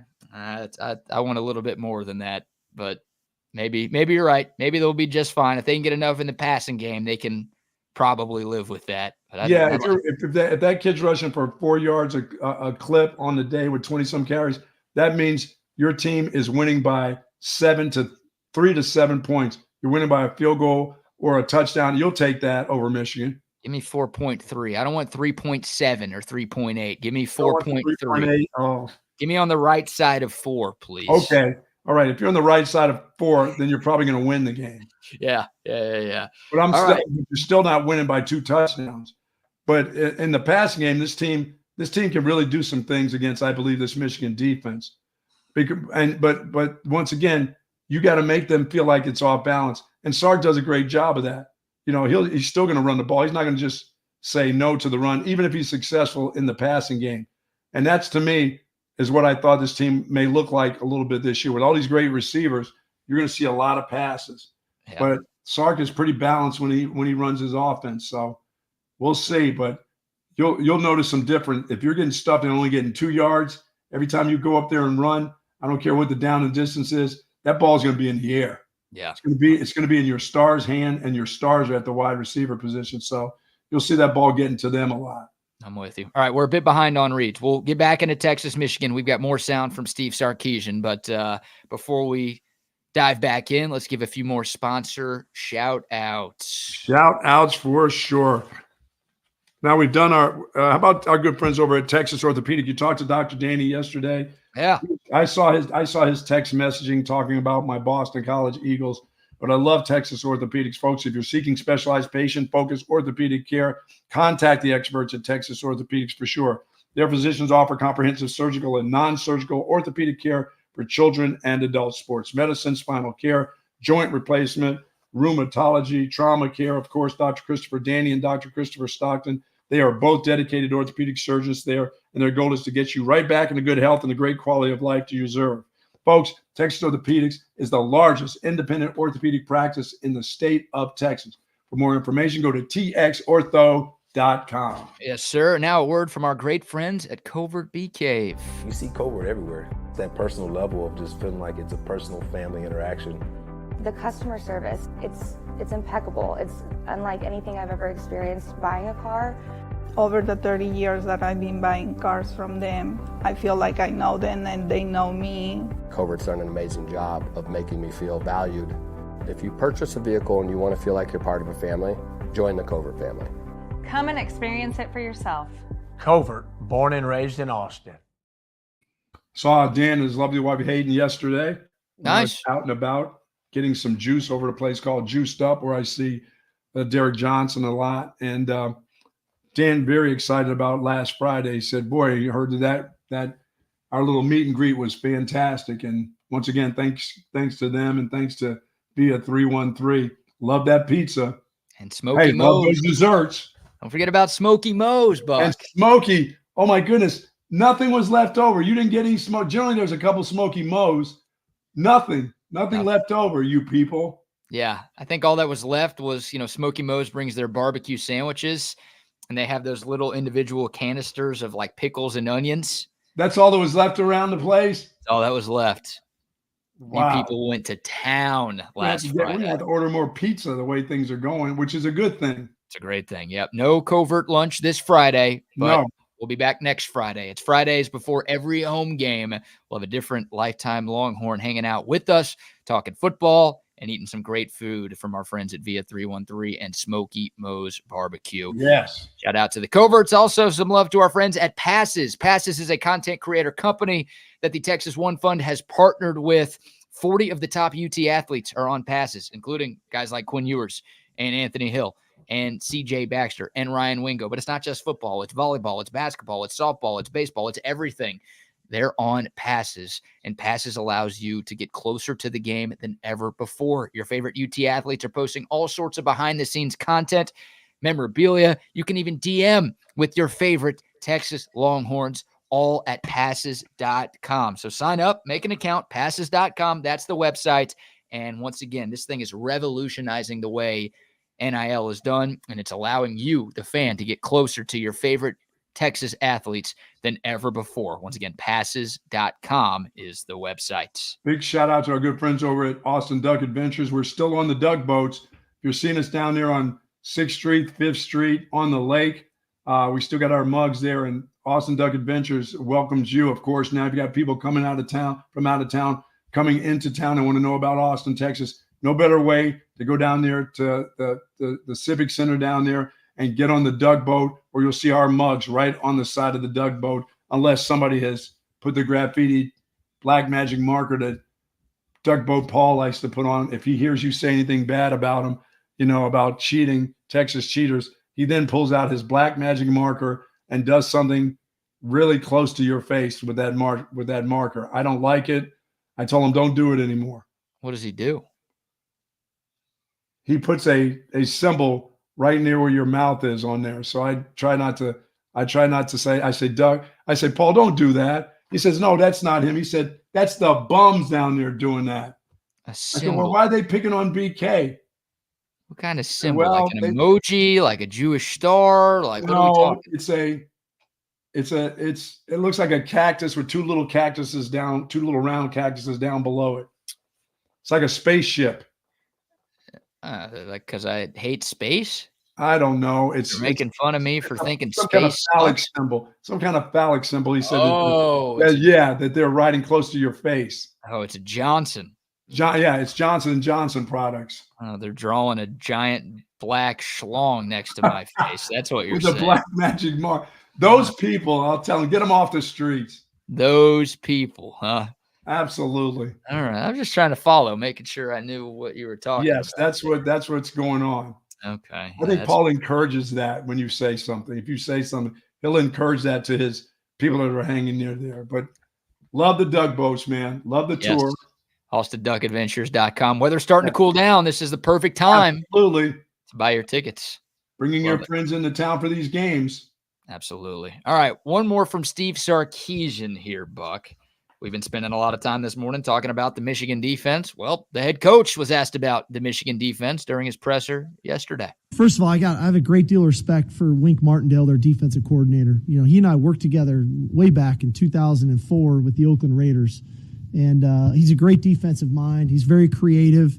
And I think a lot of times people think, oh, they just blitz and they're reckless or something. They're not. There's a method to all of the madness that they do. They're very sound from a coverage standpoint.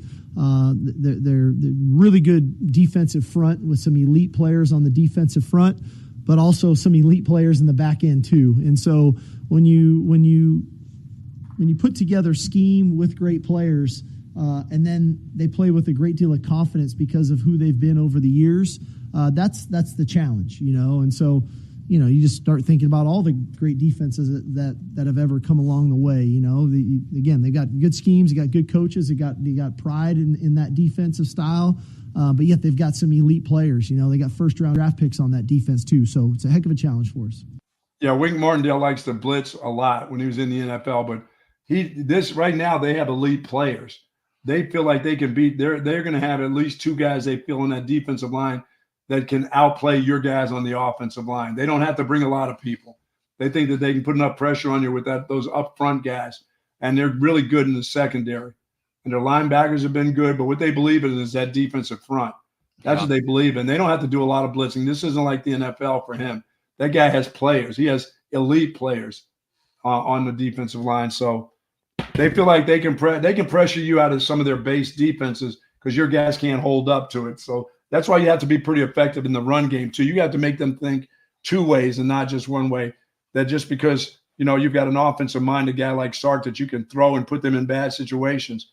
No, you got to make sure that they're covering their gaps when it comes to the run game too. Yeah. And they can go there and they're physical. That's a physical bunch, man. That's the word. Like I was talking to a guy who knows a guy who knows a guy within that Michigan football program. And this is before the season started, but Michigan believes that they are going to beat Texas because they think they are going to out physical Texas. Yes. Like the skill position talent. I don't know if it's that close. Like Texas might have 3 or 4 receivers better than Michigan's best receiver. Like there's not a lot of when it comes to that, and if it comes to the receivers versus receivers, some of the receivers have to go against a couple of pretty good defensive backs. Right. But I would say everything would favor Texas when it came to skill players in this particular year. Yes. Michigan knows that that's not how they're going to win. If this turns into a track meet, then it's advantage Texas. No question. If this game is in the 30s or the 40s, I mean, Michigan can't get close to that. So Texas is going to win. But Michigan believes that, they are going to out physical Texas. They are going to control the lines of scrimmage. They're going to win up front on offense and on defense. Right. On both sides of the ball. You're right. And that just can't happen. Like these types of games are won and lost in the trenches. You go back to week 2 at Alabama last year. That is where we learned a lot about Texas's trenches, right? We're like, oh, shoot, this offensive line is really good. Look what they just did against Alabama. Oh, shoot, this defensive line is really good. They just had their way with Alabama. Like that's where Texas needs to win. They cannot get pushed around on Saturday. That's what Michigan's going to try to do for all 60 minutes. The Longhorns have to be buttoned up and ready to roll up front. Otherwise, this game could be a lot closer than people want. Right. And to me, it can be closer, but Michigan can't run and hide away from Texas. Too many good players, too many athletes on the Texas football team all together to let Michigan run away and hide like Michigan used to do with teams where they're beating them 70-3 and things like that, where they would physically pound them and then they would be able to throw the ball and do whatever they want. But Michigan still expects that they're going to gash Texas in the run game. Yeah, they do. And they just do. Their O-line was not good last week. So that's the good news, right? You play a team with as much turnover as Michigan had. You want them this early in the season because they haven't figured everything out just yet. Absolutely. And Michigan wants to figure out guys at different positions and on that offensive line. You had to replace a lot of people. All of them. All 5 guys are gone, Buck. Yeah, but there's nothing they have to do on defense. They understand what their defense is about.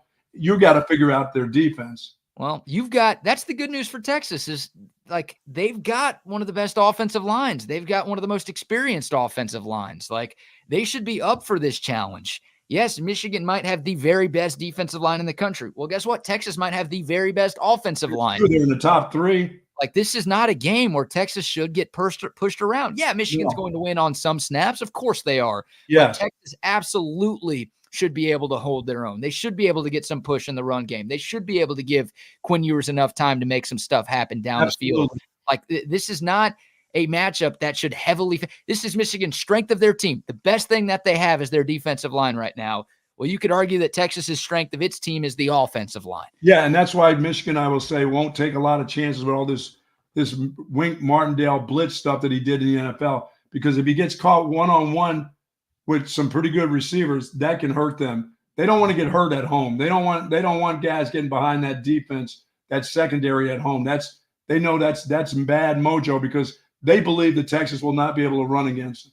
They understand that this is not the same group that they had of running backs. They know they're down running backs. They're going to make them fight for everything they can in the run game, but they're not going to let you get behind them. Well, like I said, those 4-yard runs, I'll say 4 and more, are going to be very, very important.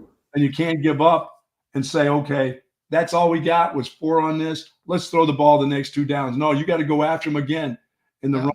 You average 4 yards a carry, you're going to move the change every time you're like 4 yards, 4 yards, 4 yards. You're moving the sticks. Absolutely, So. you only need 2.5 of those deals, and you're in like Flynn. But as I said, I don't think it'll be that of the 4-yard nature and above. I think it'll be in the 3s, the high 3s.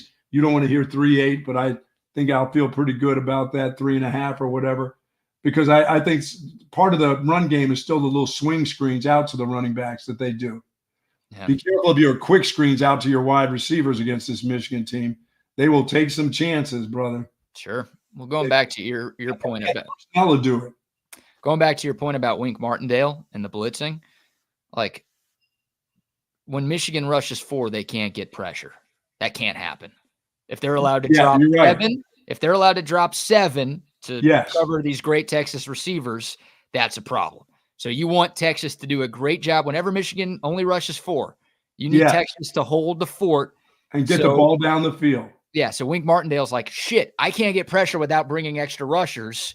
And then all of a sudden you create those one-on-ones that you're talking about. You want Wink Martindale to panic, like, I have to blitz. That's the only way we're going to get to Quinn Ewers is if I blitz. And I got to put these guys on an island against all of these great receivers. That's what you need. So it is paramount. Yes, the run game is huge. I'm not disagreeing with you at all. But Michigan cannot get pressure bringing just 4. They have to bring extra blitzers to let things open up for Texas in the downfield pass. And that's what they're going to do early. They're going to find out if they can get pressure from 4. So when you got those early situations in this football game and they're only bringing 4 and you can get your receivers downfield, you got to hit on those. Those are going to be very important. Like I said, and they don't have to be bombs, but they can be of that 8 to 12-yard nature. You know what I'm saying? It doesn't have to be way down the field. If they can't get any pressure with the 4, they will start ratcheting. They'll ratchet it up a little bit with some heat because they know Quinn Ewers, the receivers are too good. Can't let him just sit back there and pick and choose who he wants to throw the ball to. Yeah, I would love. They're going to test to find out if they can get away with it. Sure. But when they try to get away with it and they don't, make them pay for it. Yeah, it's the Alabama game. Like Texas could do both. It's the Alabama game all over. You're absolutely right. They could methodically move the ball down the field when they needed to. Right? Like think of the last drive of the game when Texas bled the last 7.5 minutes off the clock, basically by running the football, and there was nothing Alabama could do to stop it. But also they had a few deep shots that turned into touchdowns as well. Like that's what you want. You want to be that offense that's versatile, that can beat you on a 10-play drive, but also has the ability to take shots over the top and boom, they connect on a 40, 50-yard touchdown, and then the defense has to respect everything. Yeah, I think this is the game we'll find out how you believe in this run game as a fan coming up this week versus Michigan. Or you're always going to be, or is the next game you're going to wonder, can they run it? Can't they run it? No, they'll be all right against this team. You want to have a feeling as a spectator and a Texas fan that it doesn't matter who they play. You feel that this is a group that can get you, 140, 160. Like I said, some games you think about, when we always played against Oklahoma, I would tell the guys, I'm like, guys, if we can rush for a total of 130, and they would be pissed. They would be Ricky Williams and Priest Home. Those guys would be like, I got that myself. I'm like, no, guys, we need 140 total. Everything's going to be okay if we can do that. Forget what you think you can get, that you're going to rush for that by yourself. I mean, a certain amount as totals, what can we get as a group? What are we going to be able to muster up to keep us in the game and keep us to the way we can win a football game? Now, if you rush for 60 and 50, that's a long day. That's a long day for you. Let's not do that. If you rush for 200 or more, you rush for 200 or more against Michigan, you're winning this game. If you rush for 200 or more, you're winning 31-7. There you go. Like they're not rushing for 200 or more. Like if they had CJ back, if they had Jonathan Brooks, they're not rushing for 200 against this defense. They're just too good. they can crack 100. Give me 120. 140. You give me 140. I think you're right in there. And I'm in counting the quarterback runs too. I'm counting Quinn Ewers if things, if they're pressuring and they get behind him and he can walk up and go for 8 or 9 yards. They all count as rushing yards, just like the sacks count against your rushing. So yes, if you can get that done, get it done. I'm saying if you can get 135, 140 against this Michigan defense, that's still you're in the game. You know how many rushing yards Fresno State had against this Michigan defense? Yeah, they're Fresno State. Yeah. What did they have? That's not an answer. What is it? 9. Wow. So 140. I'd love 140. That ain't easy. Yeah, it's Fresno. They had Texas. 9 rushing yards. They had 22 carries. And yes, sacks are for some reason still included in that category. Yeah, again, you got one of the top 3 or 4 offensive lines in the country. Should be able to rush for. If you rush for 125, now I'm bringing it down to 125.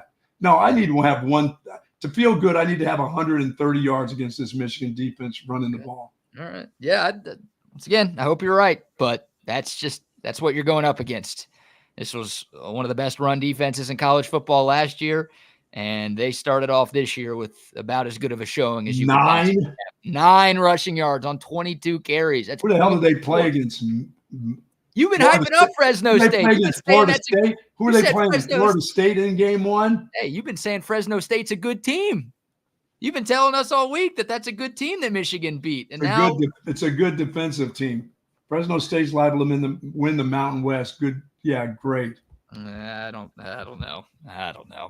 All right, we'll take your thoughts. The code of text line 512-222-9328. Hit us up there. The YouTube, Facebook, and Twitter comment lines are open as well. Bink says, temper the expectations, and then says, I think Texas has a convincing win. Who needs to temper the expectations, Binks? No, why? Neither of us said convincing win yet. You're more optimistic than us. I don't think it's going to be a convincing. I just need to win the game. It's Michigan. I need to win the game. I don't need a convincing win. I'm the number 4 team in the nation. If I can win the game in Ann Arbor, yeah, I'm fine. I don't care. I'm not looking for the score. I'm looking for the win. Is this going to be a gold star lock for you? I don't do Texas. No. Yeah. I don't. That's bad mojo there.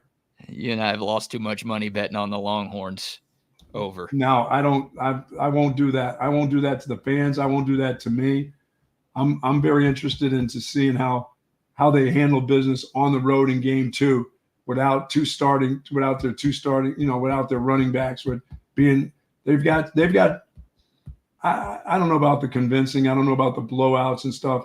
You'll find out. I mean, the game will be Saturday, but sure, you just need to win this football game.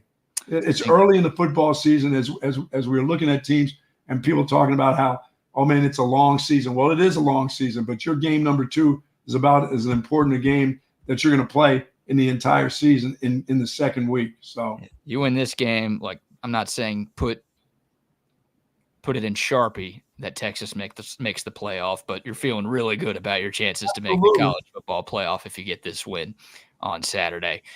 Bink says, I think Texas has a convincing win. I don't think blowout on the scoreboard, but the game is never in doubt. I think there's a chance you're right, Binks, but it's a very optimistic thought right there.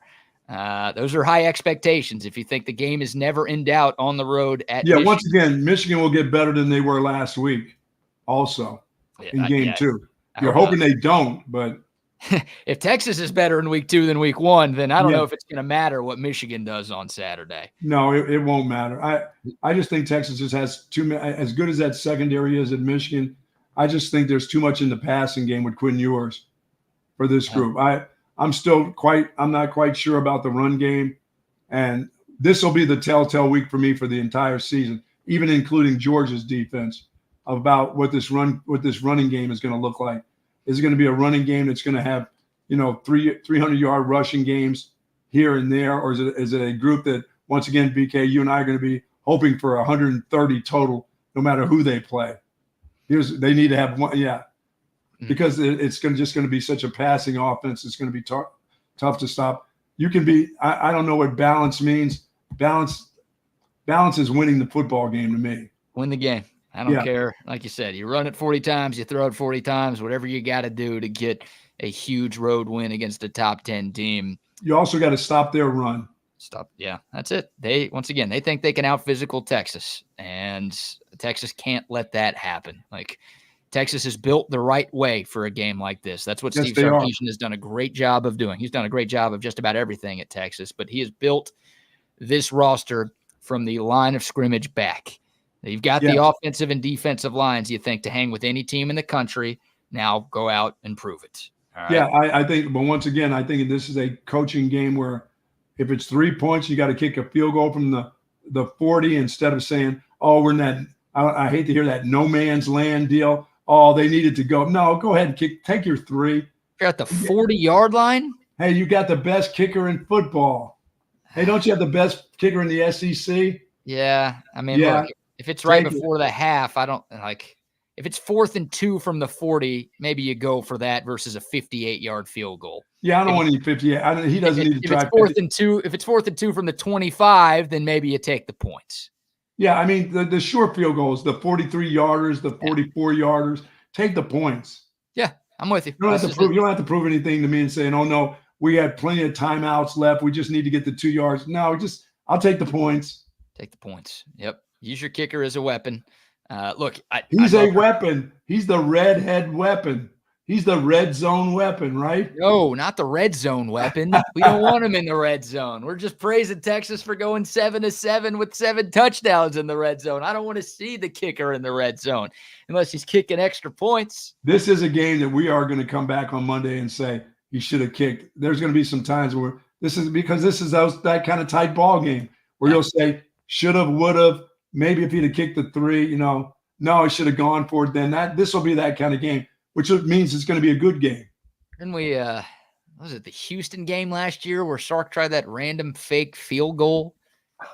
It's like, none of that, please. No, none of the madness. Yeah, none of the ones where we're going, did they really try to do it? Did they really think they were going to fool them? Don't need any of that stuff this weekend. It's going to be fun. We want the kicker to get hurt. We don't want him trying any fancy-dancy stuff, right? We need that guy. Or the kicker is like running with the football? Oh, yeah, like it's in his arms. Yeah, no, if we're going to run it, let's use the running backs, please. They will light that dude up. Oh, my God. Can you imagine seeing that red hair flowing out and him going around the corner with the ball? No. I can't even imagine that, actually. No, I don't want to see that. I don't even want to see that in a dream. No, I feel like Bert Auburn would look scared shitless if he had to run with the football. Damn, we talk so much college football, we didn't get to the NFL. Tomorrow's got to be – we got to get ready. We got some big things happening on Thursday. And let me just say this. Lamar Jackson, you need to be able to beat Patrick Mahomes.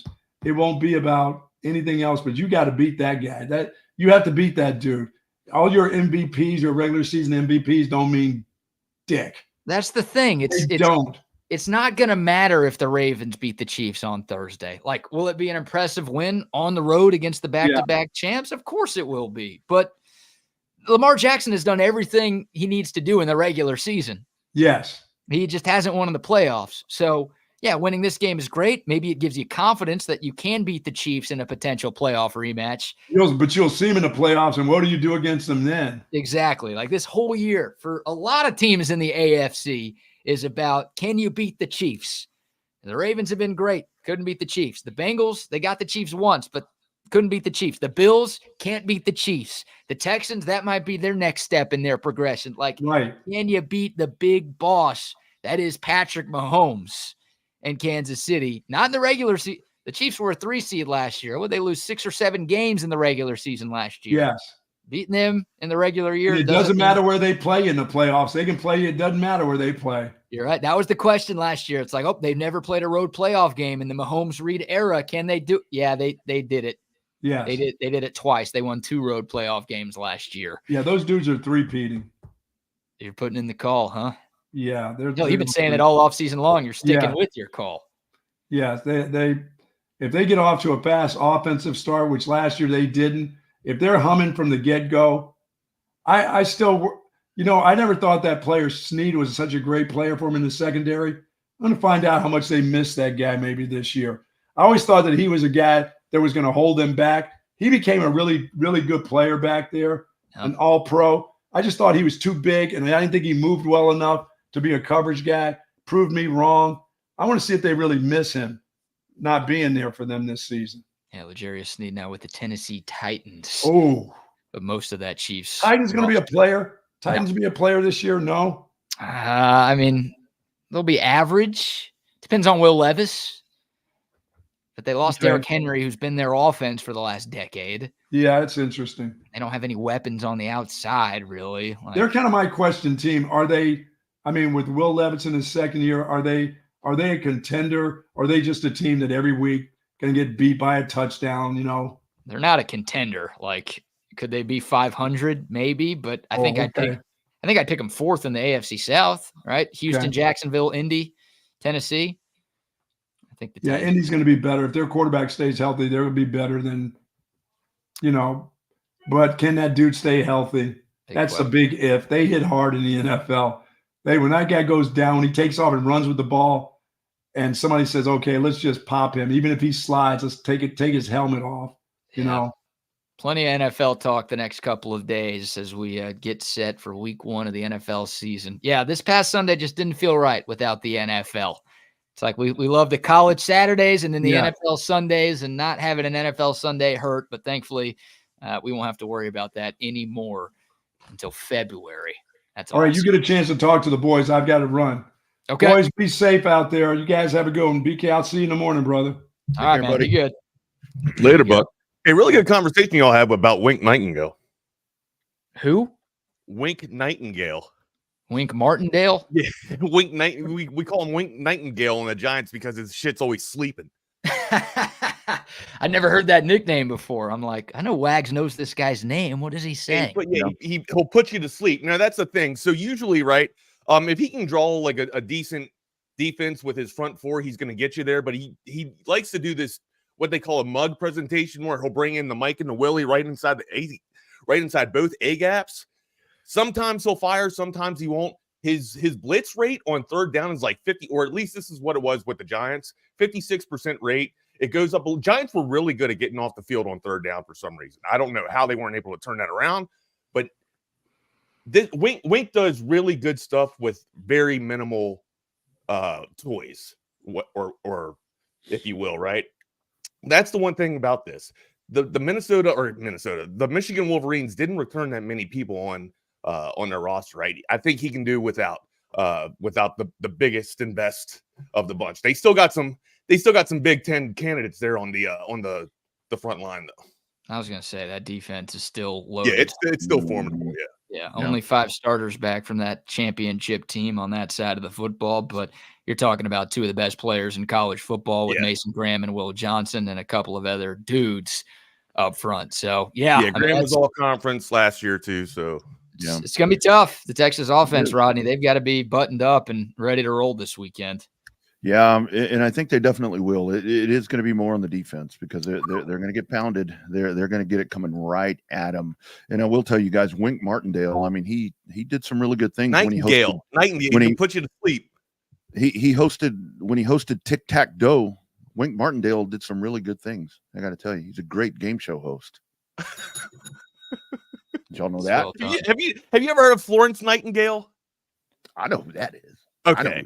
The nurse. No, I don't know. BK might not know. Florence and the Machine. I don't know who Florence. Who? No, Florence Nightingale. It's a pull off of Meet the Fockers. Well, Florence Nightingale would hit the damn ball here. So, anyways, but you'll probably see a good bit of nickel package from Wink and the crew here. So, look, man, they'll bring it. That's for sure. The thing that we have, I think, going for us is the fact that if they're going to blitz off the nickel, which usually Martindale does, if he blitzes from the nickel back, then that leaves somebody wide open for Quinn Ewers, right? That's the thing. There's too much speed in this wide receiver room for them to be blitzing on 56% of the time, which is the rate that he had as a pro. So, yeah, that's the hope right there, right? Is Bucky and I were talking about it. You know, if Michigan can get pressure with Ford where they feel like they don't need to blitz, that's bad news for Texas. Right. If they can't and they have to bring 5, 6, 7 guys on every play, then yeah, you feel like Texas has enough speed on the outside, and you feel like Quinn Ewers is good enough and experienced enough to be able to handle all of that. So yeah, it's a trenches game. Wink Martindale is going to pull off all the stops to try to confuse Quinn on Saturday. But once again, hopefully Quinn in year 3 as a starter is prepared for just about everything this weekend. Be nice. Yeah, no doubt about it. You got any hypothetical for us, my dude? Oh, it is Hypothetical Tuesday. Yeah, you know what? Let me pull one up real quick, even though the Buck decided to leave how you us. just kind of pull those up. It's like they just kind of come out of nowhere. He's got like a vault back there. Yeah, I've got the master hypothetical list that every time I'm on drugs, I add to. So let's see. All right, let's go with this one. We'll go with a food question because I know you guys like food. Uh-huh. Could you eat one food item every day for a year? Doesn't have to be every meal, but you have to eat a certain food item every day for a full year. And if so, what's the food? Could it be a snack? That's pretty easy because I damn near do it now with pizza. Whether it's a frozen one or one that I've gone out and bought somewhere, pizza all the way, no doubt. Every day. It damn near happens now, dude. Every day for 3 years. It happens now. Yeah. Wow. I mean, pizza's awesome. Like if it didn't wreck my stomach all the time, then I would eat pizza every day. But all right, I like that one. Pizza. I won't argue that. Wags. I'm gonna lay up here. Berries. Berries. What? It's something that I got to eat every day, right? What, do you eat berries every day now? Yeah, I eat like a mix of raspberry, blueberry, and strawberries. Damn, look at you, man. Wow. I'm over here showing my fat self. What are you guys doing? Are you guys just all meat? Yeah. You guys don't eat fruit? Are you serious? Yeah, I mean, I just wouldn't choose to eat fruit every single day as like my one food I get to choose to eat all the time. Okay. Well, I misjudged it, or I misheard the question then. I did not comprehend the question. I thought you meant that you could just pick a snack or something that I didn't realize that it was something, your one meal that you had to eat all day. No, it's not. It's just one food item you have to eat every day. You can eat other things on that day. Okay, yeah. I would eat berries. If you're forcing me to eat something, I would eat berries. Okay. Mm-hmm. Yeah. All right. I like that. I'll answer this one because the Buck's not here. Normally he's the third answerer. Popeye's chicken, baby. Boom. Give me some of that Popeye's fried chicken. You can do that for every day without it busting up your colon. No, I'd die in a year, but it'd be a great year. Oh, man. You talk about going out doing what you love. I'll be like John Elway, retiring after winning the Super Bowl. That's me. That's the way to go out there, man. If you're going to go like that, right? Go like a hit that Yardbird hard and hit the Popeye spicy. Go out in flames. In a blaze of glory. You know what? This is probably a bad take here, man, but the Popeyes red beans and rice, that's one of the best things on the menu there, man. Not a bad take at all. It's a great take. It's fantastic stuff. And you guys, I wouldn't pass it up just for red beans and rice. Right. Yeah, you get the chicken too. But hey, I'll bid y'all adieu because this is fantastic stuff coming up. Appreciate y'all. I'll be locked in and I'll see y'all tomorrow. Thanks for the hypothetical. There he goes, man. My dude. How about Thursday night Thursday night? Man, I'm all over the place. How about Monday Night Football, my guy?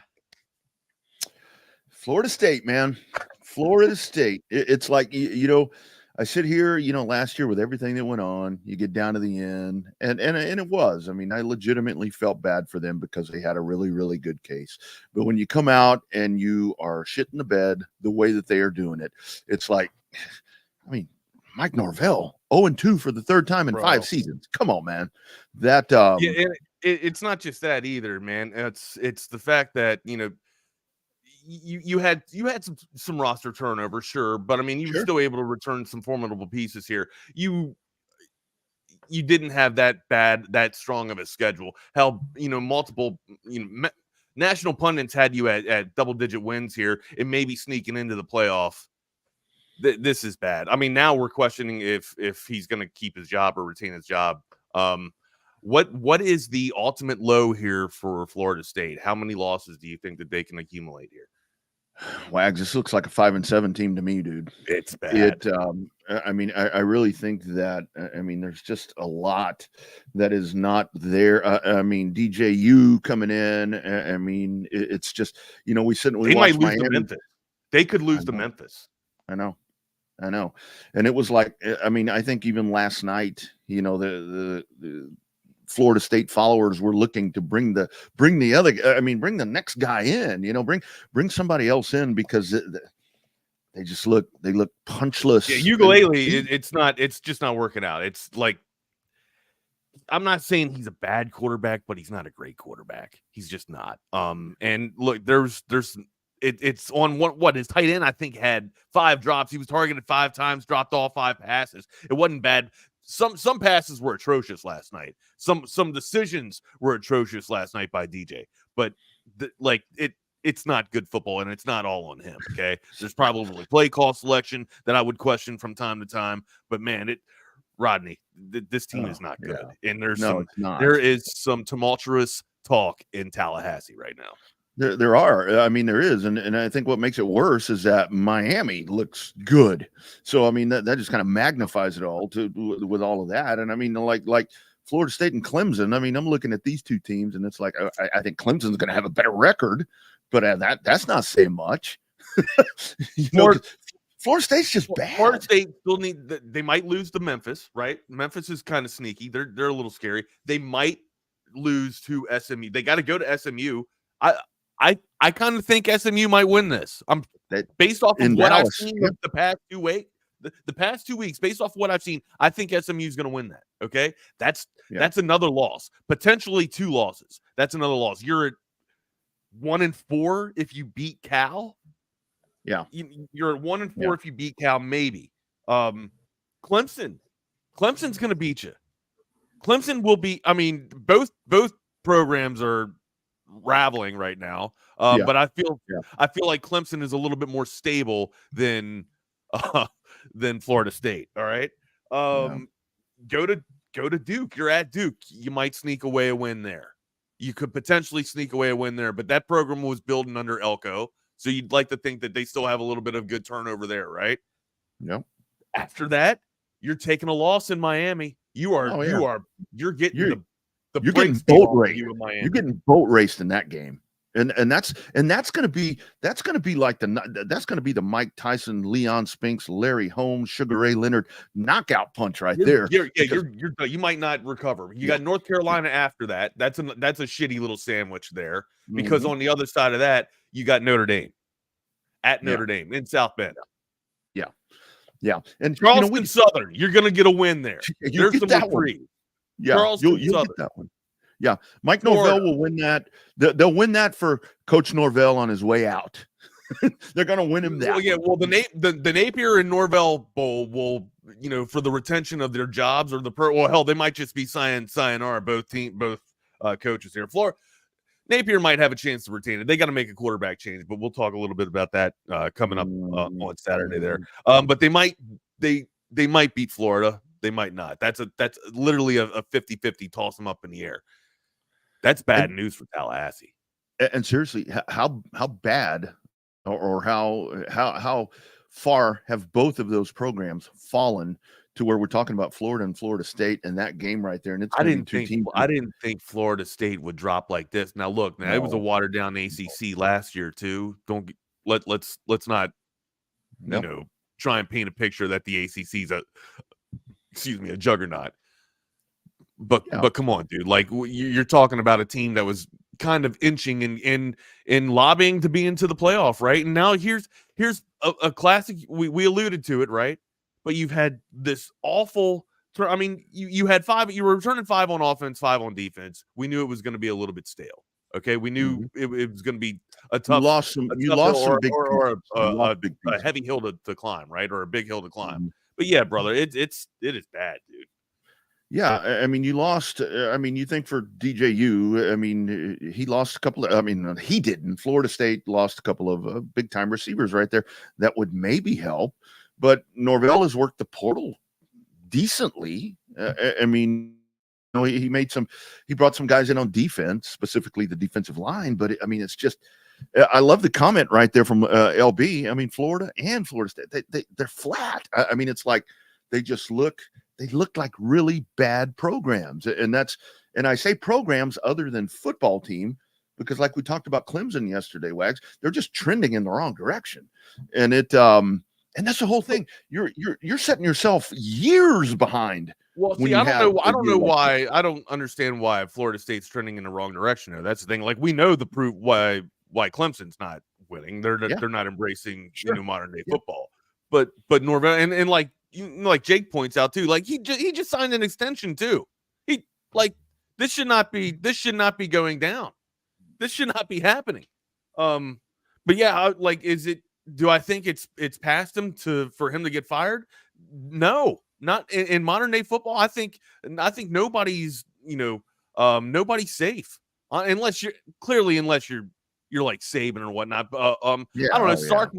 Sark might have put a nice little stake in the ground. Kirby Smart for sure. He ain't getting fired if Georgia has a fluke year. But which Georgia, that's the point. It's never going to happen. It's just never going to happen. No, it doesn't, and that's I don't know. I don't know though. I thought that for Dabo, I thought that Dabo was going to be the next Saban, and all, that did not pan out. That's for sure. Yeah, yeah. No, man. I think if I literally did, I thought he would be the next runner up the succession plan for Alabama. I did not think it would be Kalen DeBoer. I thought it would be Dabo Swinney moving over from Clemson to Alabama. I mean, if this bunch gets to 500, what would that be? 6-6. I mean, if these guys are 6-6, I'm like, they've achieved. I'm looking at something right now on ESPN. I just went in there and was kind of looking at Florida State stuff here. So this tells you how bad it is at Florida State. It says punter Alex Mastromano has been FSU's best player. Your punter. Well, yeah, you're yeah, and they did a surrender punt too with like 6 minutes in the damn fourth quarter too, or in the game left. So I that's when I figured, I was like, yeah, it's done. They're not going to win this game. But yeah, that's great for the punter. Hey man, special teams. It's what you crawl, walk, run, man. You can only do it 1 week at a time, and maybe your biggest improvement wasn't from week 1 to week 2 because they've already had 2 weeks, but. My goodness, it's they're bad. proving our theory wrong. Yeah, I just wanted to talk a little bit about Florida State, man. I wasn't trying to beat them up, but yeah, I saw somebody ask who's going to win the ACC. To me, it's clearly Miami. I had Florida State circled as maybe the questionable game left for Miami. Miami could run the table. Miami could go undefeated. Yeah, I totally think so. Yeah, and a lot of that is they're gonna win it by attrition. Where everybody. I mean, Miami's really good, but it's like everybody else is not. And for Mario Cristobal, here you go, man. Miami got Florida A&M. Yeah. Florida, Ball State, USF, Vatech, California, Louisville, Florida State, Duke, Georgia Tech, Wake, and then Syracuse. Those are wins. Those are all wins. Based off of what I saw with Cam Ward. Now, look, I don't know how bad Florida really is, but Miami tuned them up pretty damn good. All right. And if Florida is anywhere formidable, that's an undefeated season for Miami until they get to the playoff. Yeah. I see Sal. We're gonna coach in the ACC. Yeah. Sal, welcome in, my man. Bold prediction right there. Deion Sanders, Florida State coach in 2025. Here's something right here.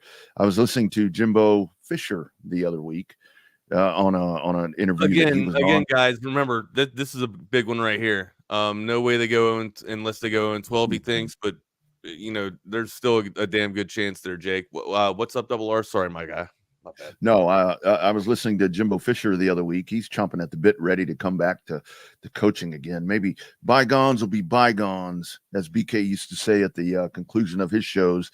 And maybe Jimbo Fisher steps back in to bring. Did Jimbo Fisher really say bygones be bygones? No, I'm saying Florida State and Jimbo get bygones be bygones. They forgive him for going to the land of the little brother, and they bring him back in to save the show, bring him back in to take Florida State. You think Jimbo comes in there and rides Renegade, comes in there with Renegade and saves the day? You think that's what's happening? Florida State has that Jerry Jones mentality where you go back and rehash the past. You bring back Jimbo Fisher, put him back on the sidelines once again. Florida State returns to dominance, my man. You're crazy. That's a great narrative. I love it, but you're crazy. That's right here, dude. I read the book. I would read that book for sure. That's entertainment. Dude, that would You're be absolutely hilarious. nuts. That's a great. Hey, you know what that is? That's a great hypothetical. That's a great hypothetical. On this Hey, Tuesday. I said Zeke Elliott back to Dallas. You did. Hey, you know what? Your crystal ball is cooking. Your crystal ball is cooking. You called Dalvin Cook too. You called a late move on Dalvin Cook. You got I mean, I just feel like you kind of know Jerry Jones. That's what I feel like with Martindale too, Jerry. right? Yeah. Like I feel like, and again, Martindale was on the Ravens. You know, he's been with the Giants too. Defensive coordinator with the Giants. He's gonna bring the house on first down. He's gonna bring the house on third. That's just what he does. Usually, he's around 52% on. He's got a 52% blitz rate on first down, and then third down it rises to about 56%. He likes to blitz the nickel. He likes to take the nickel and come through the actual B gap and not C gap, right? So his defensive end is going to split out on that side, on strong side, and then the nickel is going to come in there and then fire strong onto the B gap, which is right inside the tackle and the guard.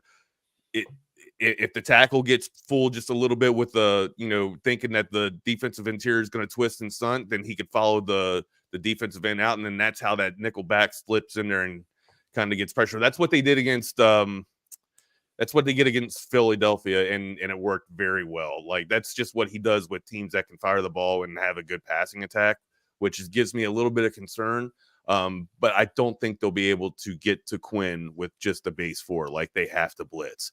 When they blitz, that's great because it leaves pockets wide open. And with the speed that the wide receivers have with the Texas Longhorns, they should be able to pick Michigan apart.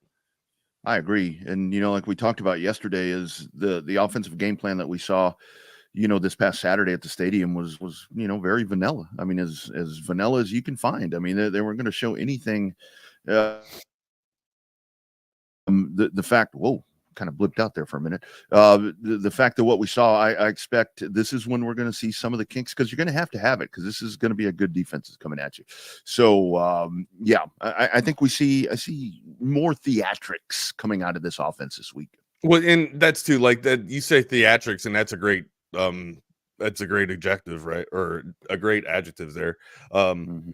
He likes to do a lot of, and Martindale likes to do a lot of pre-snap disguises, right? He disguises his defense very great or tremendously. Again, like I said, the Mike and the Willie, they'll be lined up almost basically inside both A gaps. So you won't be able to see, any type of defensive set or formation. You'll know which one the linebackers are, but you won't be able to identify the Mike that well. And most of the time too, with the double mug or however you want, I don't know what they're going to call it at Michigan, but that's what it was called at New York. At New York was the double mug or the nickel mug. They'll come up and the nickel back will be on the line sometimes too. So Quinn's going to have a dandy of a time trying to identify with pre-snap reads, but again, Sarkeesian should be able to pick that apart. He's a very good, fluid offensive genius and guru. So. And I think this is going to be a game. I mean, very early, game week prediction right here. This is going to be a game where Gunnar Helm could really factor in. I think Gunnar Helm could kind of sneak in and slap this defense right in the face, and where you're not attributing for him to be a factor. Getting behind the linebackers or whatever the case may be right there, and pop a big play. And I think if that starts happening and Martindale starts adjusting for that a little bit. That's what you're saying is just so spot on, Wags. Because if you start opening up the outside, it's Katie bar the door, because we see that relationship and connection with Quinn, with this new group that he has, it's already there. It's already there. I can also see Wingo. I can also see Wingo working a little bit of the hash too with Helm, right? Like if they're going to be firing from the nickel, if they're going to be or even blitzing from A gap and B gap, you can probably bet on some quick slants, or maybe just finding Helm right sitting back behind the linebackers in that no zone there, and Quinn should be able to pick pick it apart. Maybe one first or second read, but here's the thing too. Once you start having success with that, Martindale's got to come out of the blitz, or he's got to shift the blitz to to a certain part of the line where he can feel like he's got vulnerability there. Once that happens, you just pick the edge and start running off of it. That's what happened. That's how they were able to attack Philadelphia so damn well. Philadelphia wasn't able to get that going. But if the counter to that is if they start, isolating on that one side of the line, you just do a little bit of a counter and then boom, you got with blue speed. Yeah. Man, you have at least a 40-yard rack off there, maybe a nice little 50-yard scamper. I see again. I'm drinking the orange Kool-Aid here. I loved what I saw on week 1. That might be why I feel so well. I don't think it's going to be a blowout, man. But I mean, I think it could. Like if Michigan does not stop Quinn and the crew early, it could get blown out of the water. It could get blown out of the water. I just don't see. I don't see Michigan having that great of an offense. I just don't.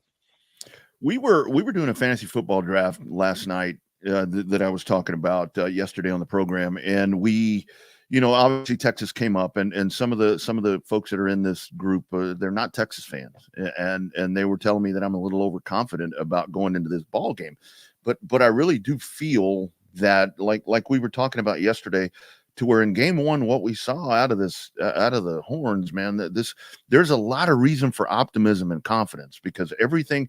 You didn't see a lot of kinks in the armor. You didn't see a lot of stumbling around. The thing that I go back to, and this is going to be so important when it comes to Michigan in Ann Arbor coming up at 11 a.m. on Saturday, is the fact that Texas is tackling really well. And you're going to have to tackle really well because they're going to bring the running game right at you. And the fact that you saw that, again, I know it's one game. I know it's Colorado State. I know it's Jay Norvell. Yes, but I think a lot of the burnt orange Kool-Aid and confidence that folks have going into this ball game is very just, because this team looks solid. This team looks loaded. This team is fast, dude. This team is fast. Yeah, they fly the ball, and you mentioned they do tackle well. I think I saw CJ Vogel post out that there was only 3 missed tackles on the game from Colorado State. That's fantastic. 3. That's tremendous there. The line is already up to 7. It opened at 6 and it's up to 7 now. Keep climbing, right? I think the Longhorns are probably good for 10. I hope I'm not getting too over my skis here and too overconfident, but I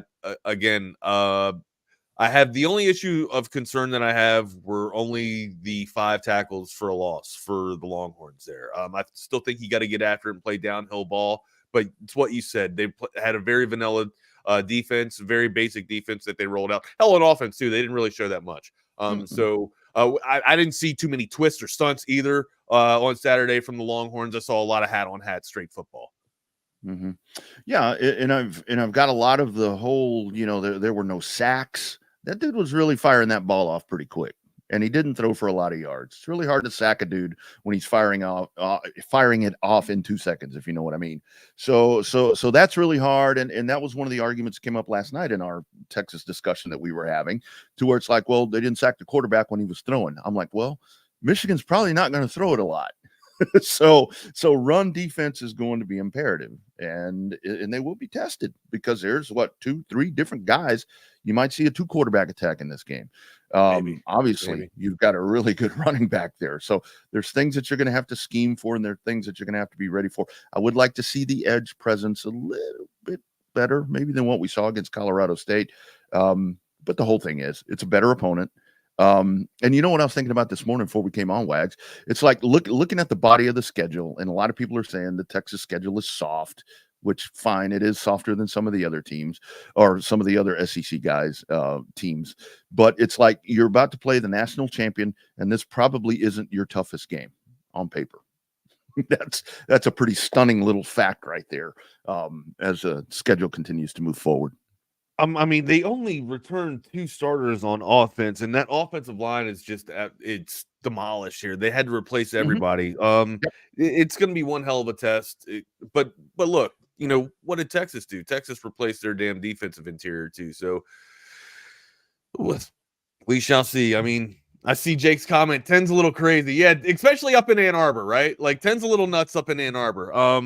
I feel confident. I feel confident about this game. Now we'll see how that continues. We're going to look to break down a little bit more Michigan and Longhorn football as the week continues here.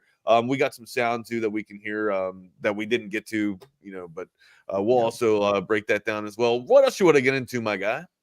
You know what? A little update. Did you see we were talking about our man, Superman, the Man of Steel, Ricky Pearsall, that got shot yesterday? Quick note.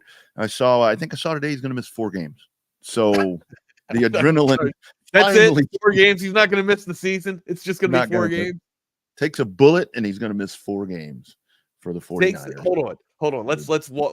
Let's be real about this thing. Takes a bullet, disarms the thief, shoots the thief, walks over to the ambulance, gets patched up, goes to the ER, and walks out of the hospital. No charges. G. He is an absolute G. If you don't have Ricky Pearsall on your fantasy team, draft him just because he's a damn G and he's hard. My God. He disarmed the thief. He disarmed the robber, disarmed the damn hoodlum or whatever you want to call him, man. He is an absolute badass, bro. I'm not applauding violence at all. I'm just saying it's pretty cool when you know how to protect yourself. And you shouldn't. It sucks for the 17-year-old that got shot as well, but still, you shouldn't be doing that shit.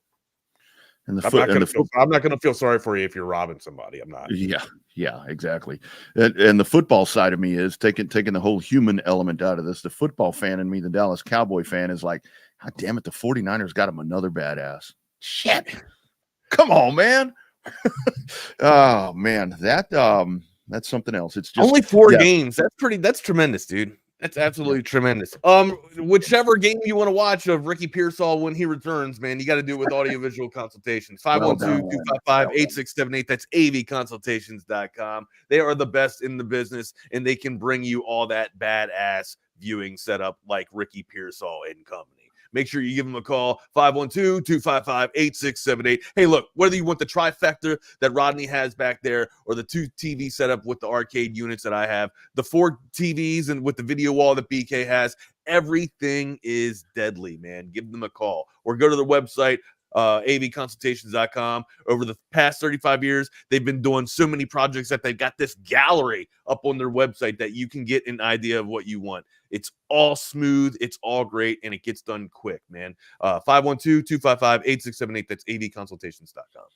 Absolutely. Well done, my friend. And by the way, before we hear from our friends at Covert Bee Cave, I do want to mention, I know that we have a lot of friends, folks that check in from San Antonio watching our programming. It's like flooding over there. I had a buddy that sent me a picture. He's like, check out 410. It's like underwater. I'm like, man, you people be safe out there. That's why I got this headache, I think, man. The damn barometric pressure or whatever. It hadn't gone away. It just needs to open up and dump, bro. That's what it needs to do. It just needs to dump. That's what I'm talking about. Just a gully washer, a turd floater. That's what we need. For a turd floater. That's in Texas. It's called a turd floater. When you get we don't need a flood. We don't need house park underwater and all that. We just need to float the turds away. Just a turd floater. It's going to wash all the turds away. Our friends at Covert Bee Cave, boy, they're like, man, we love these segues. We love these segues. If you're looking for that brand new car, truck, or SUV, it is our great friends out there at Covert Bee Cave. What a grand time it was this past Friday with your Friday free luncheon there. That's going to be for every home game. You can check out Texas Sports Unfiltered there. Here's a word from our great friends at Covert Bee Cave. They treat you like family. My husband and I have bought several vehicles from the Coverts over the years, and it's always just been easy and effortless. By the time we walk into the dealership, paperwork's ready and we're ready to buy. I walked in, literally signed a couple of things, and I was 10 minutes in and out. They just take care of everything. I personally feel like people took care of me. I feel like as they're taking care of me, if they take care of other people that I know, it's just that much of a plus. Covert, born and raised in Austin, where you are always treated like family. That's right. Nobody beats a Covert deal. Not now. Sure as hell, not ever. So here we are on Tuesday. Real quick. I type in Mike Norville, and before I even finish the second L, It's Google finishes Mike Norvell's buyout. So I'm telling you, man, it's like, what makes this even worse? 26 million. Yeah. Or excuse me, that's Billy Napier's. Billy Napier's is right underneath of it. Billy Napier's buyout is 26 million. How much is Mike Norvell's buyout? Oh shit, it doesn't tell me. Hold on, I'll find it. Go ahead. I'm sorry, man. Well, and I'll tell you how fast everything changes, Wags, because one of the lists that I was looking at as we were kind of like previewing, trying to get all of our programming together for college football coming up was, who's going to be the first coach out the door. And Billy Napier was right at the top of the list. Our buddy over there at Baylor was kind of right there behind him. It's kind of a 2-horse race that's going to be the first two guys that are going to get run out of town. I mean, I didn't think that it was going to be Mike Norvell. And not saying that it is, but it may very well be at this point. But it's like, I think what's so frustrating for them, because last year I understood their whole plight with, man, we got left out, we were undefeated, all this shit, conference champion, you know what? I totally got that, and it did suck. It's just a product of a bad system with a legitimate reason why they didn't get in my opinion. But after all of that and revenge tour and everything that was going to happen, the tradition of this Florida State Seminoles, I mean, to stumble out of the gate this way, and I mean, last night's was, you understand, you lose a game one and you get beat, 24-21. One thing you could sit there and say, you know what, it was weird, it was a weird setting or whatnot, but this was in Tallahassee, dude. This was at home.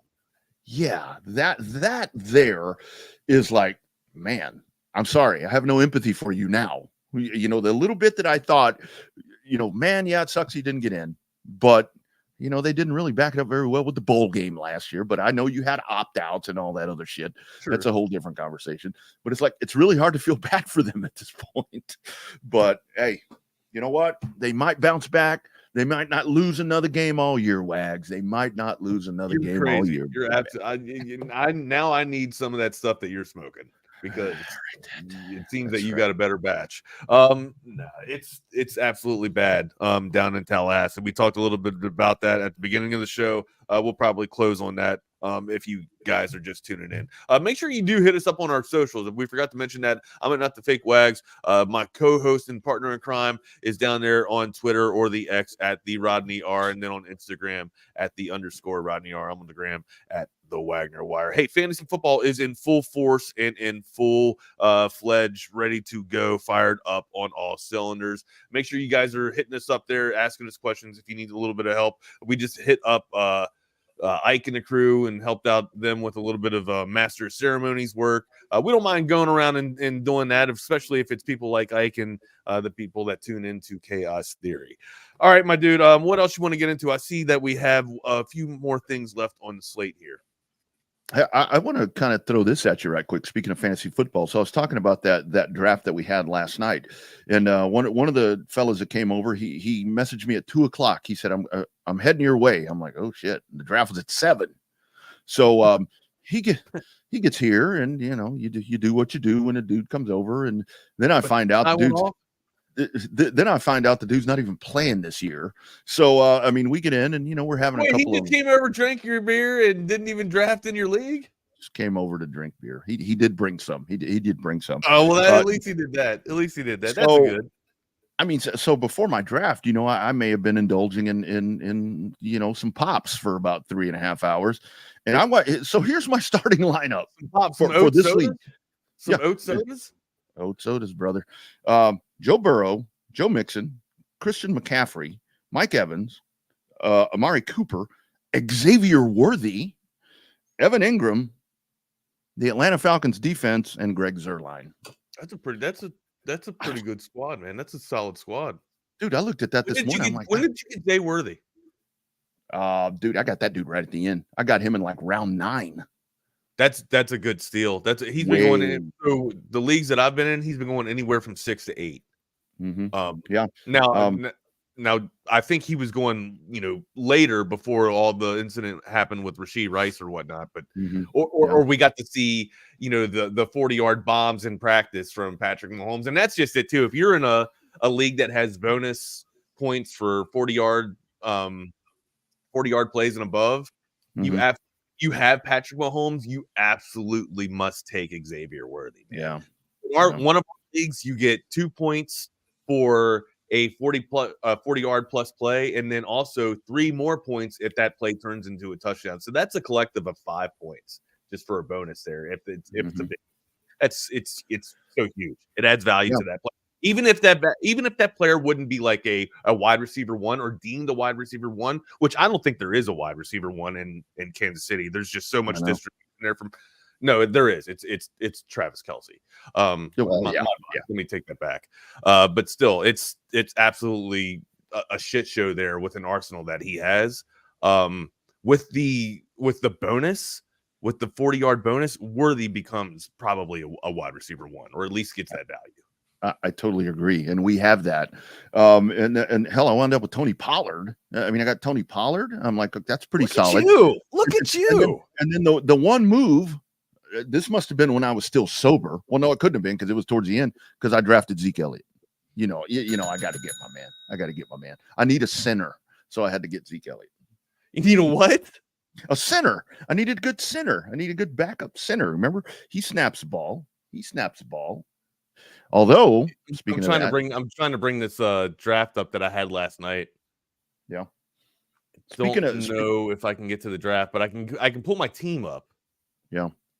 So with Joe Burrow, where I mentioned there with Joe Burrow, obviously, does he stay healthy? But the Jamar Chase situation there with that, I think it sounds like I think Schefter was reporting today. It looks like Trenton Williams is about to get that deal done with the 49ers.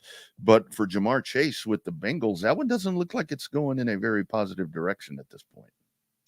No, I mean, and here's the thing too. He's doing a hold in, which my feelings on the hold in, right? Like if you're not happy with your money, just don't show up to practice. That's gonna piss me off even more. So I guess and my question to Chase is, how serious are you if you're doing a hold in, right? Like you've lost your leverage already. I think you're gonna play week 1. I absolutely think you're gonna play week 1. If you're not. You're losing more of your argument to why you're valuable on the damn team. That's just where because they're probably gonna win week 1, and if he doesn't play week 1, they're gonna win week 1 regardless. If he doesn't play, and if you're gonna step out of the spotlight and let T. Higgins eat up, now T. Higgins is gonna request another contract, sure, but you would argue that T. Higgins is probably a little bit more affordable than a Jamar Chase, and that's ultimately why I don't think Jamar Chase is going to sit out. I think Jamar Chase is going to play. Yeah, and this is where, because the debate that we had about the hold in and all that, which was really good, back we were on different sides of that. This is where now, what are we, a week out, less than a week out from the time to go time. Now it's like, look, if you ain't going to play, leave. Now you leave. Go away. I mean, I guess a positive side is that he knows the off, or he's seeing new installments of what Zach Taylor might be wanting to run there in Cincinnati, but still, you're not getting game reps and you're not getting speed down. But the other upside counterpoint to that is that Joe Burrow and him already have good rapport already built. So, and he looks like he's in tremendous shape. It looks like he took care of his body. Of course, he took care of his body, in the off season. But still, you're not running game speed reps with your guy Joe Cool. So I don't know if this is a damn misprint or whatnot, but I was on sleeper.com and I pulled up Joe Burrow's profile and it showed Eminem. I'm not even bullshitting. It showed Eminem for a minute. I don't know if an intern got in there and messed with it and busted something up, but I'll get a picture of it and share it with the crew. If it's not today, I'll do it tomorrow. But yeah, it was absolutely crazy to see that happen. Funny as hell. I don't know if people play their fantasy football on sleeper.com or not, or where you guys actually have your platform for fantasy. But sleeper.com seems to be one of the more popular platforms these days. And he had Eminem's picture as his damn profiles. It was just hilarious. That's awesome, man. I love that. That's good, man. You got to have a little humor in all this, man. I know it's. Look, I saw too. I saw too. So yeah, I know I'm not crazy. I know I'm not the only one. Yeah. Hey, NFL Thursday. Obviously, college football coming up again. We got to tell you about our new partnership, Wags. BUSR. BUSR. If you're looking to make some money during the football season, which obviously you are, you don't bet to lose. Well, I guess some people do.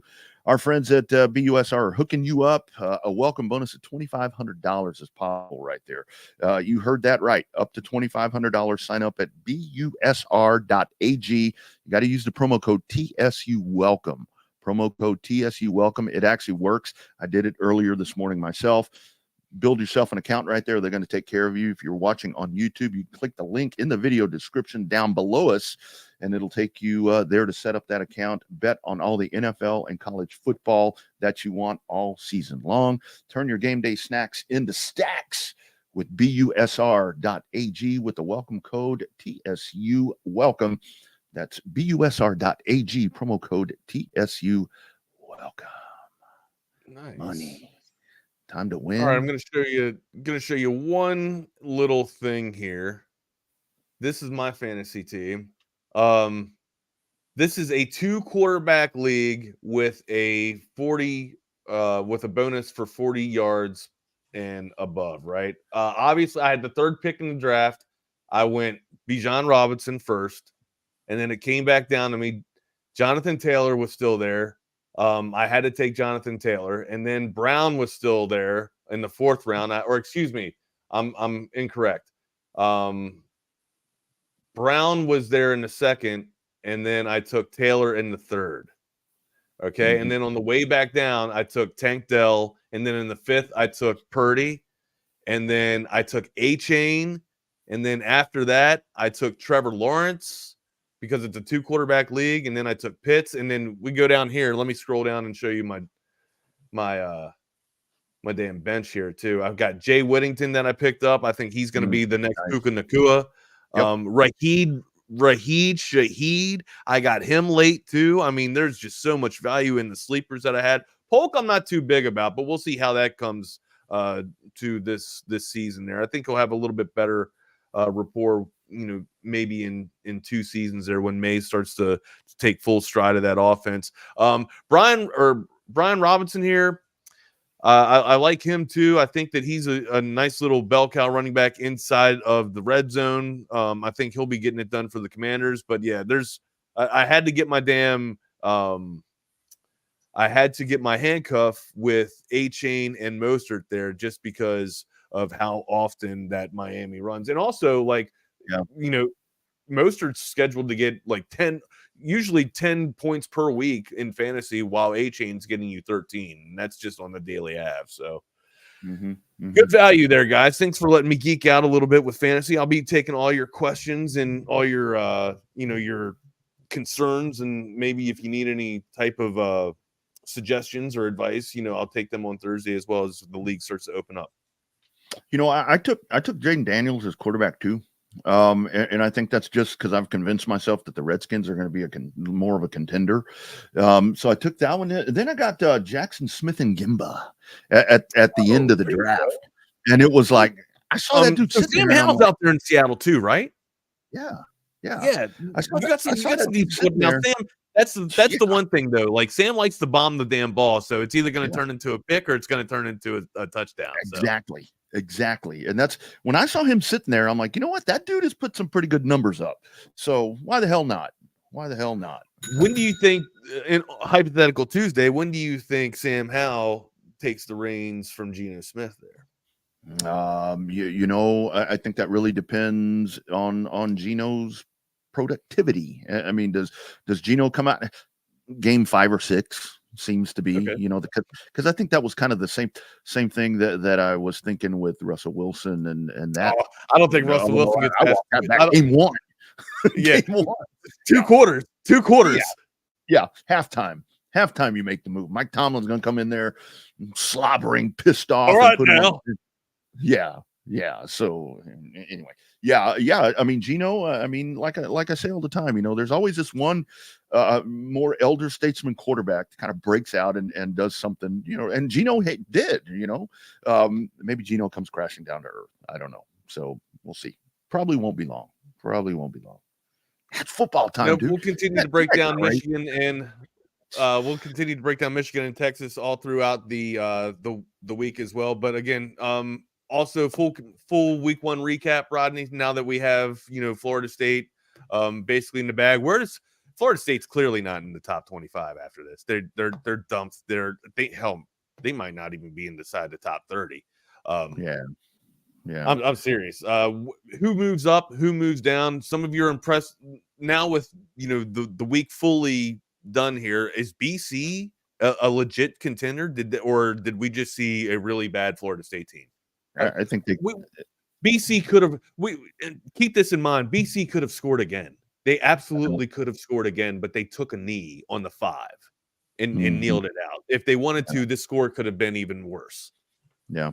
And I think it's even bigger that Boston College went and won that game on the road. I mean, even though that it's a swooning Florida State apparently at this point, but yes, they should drop away. I mean, but I think the things that are pretty obvious coming out of it, and again, very overreaction Tuesday that feels like a Monday, I guess, like people say, is Miami in the ACC. Whew, man. I got to tell you, I'm walking back a little bit, that whole Utah thing. I think that Mike Gundy and his bunch.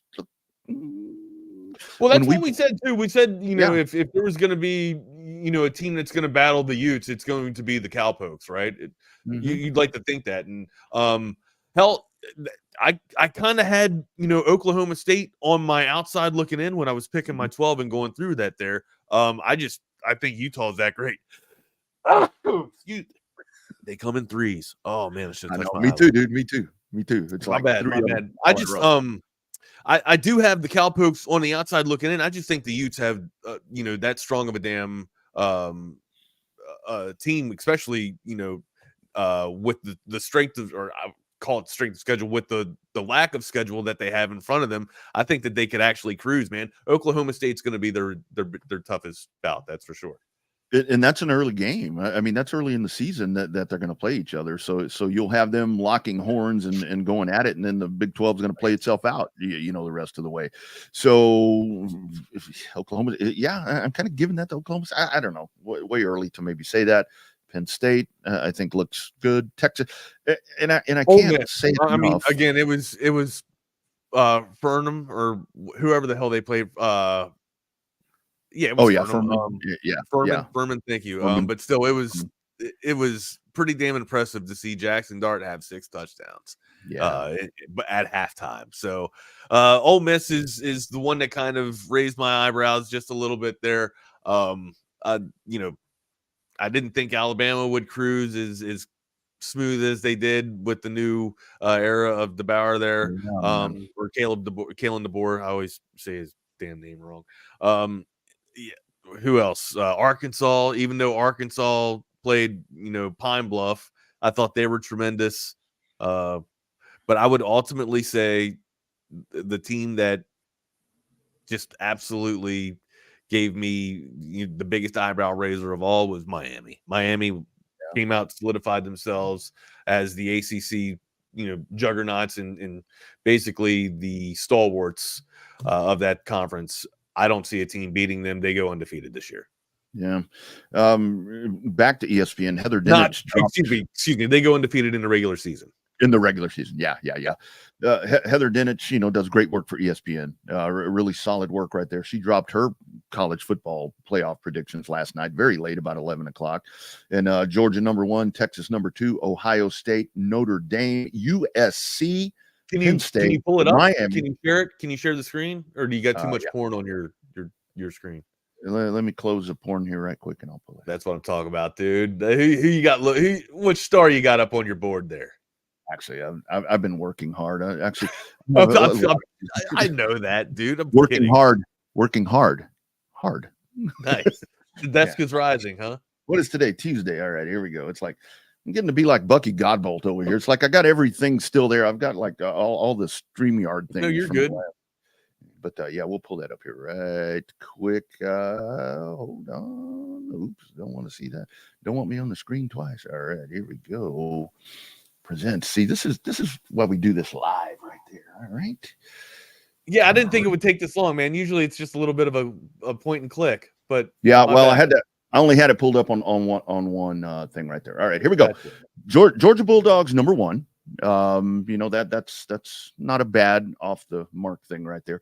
There's Texas number 2 on Heather Dinich's projected playoff.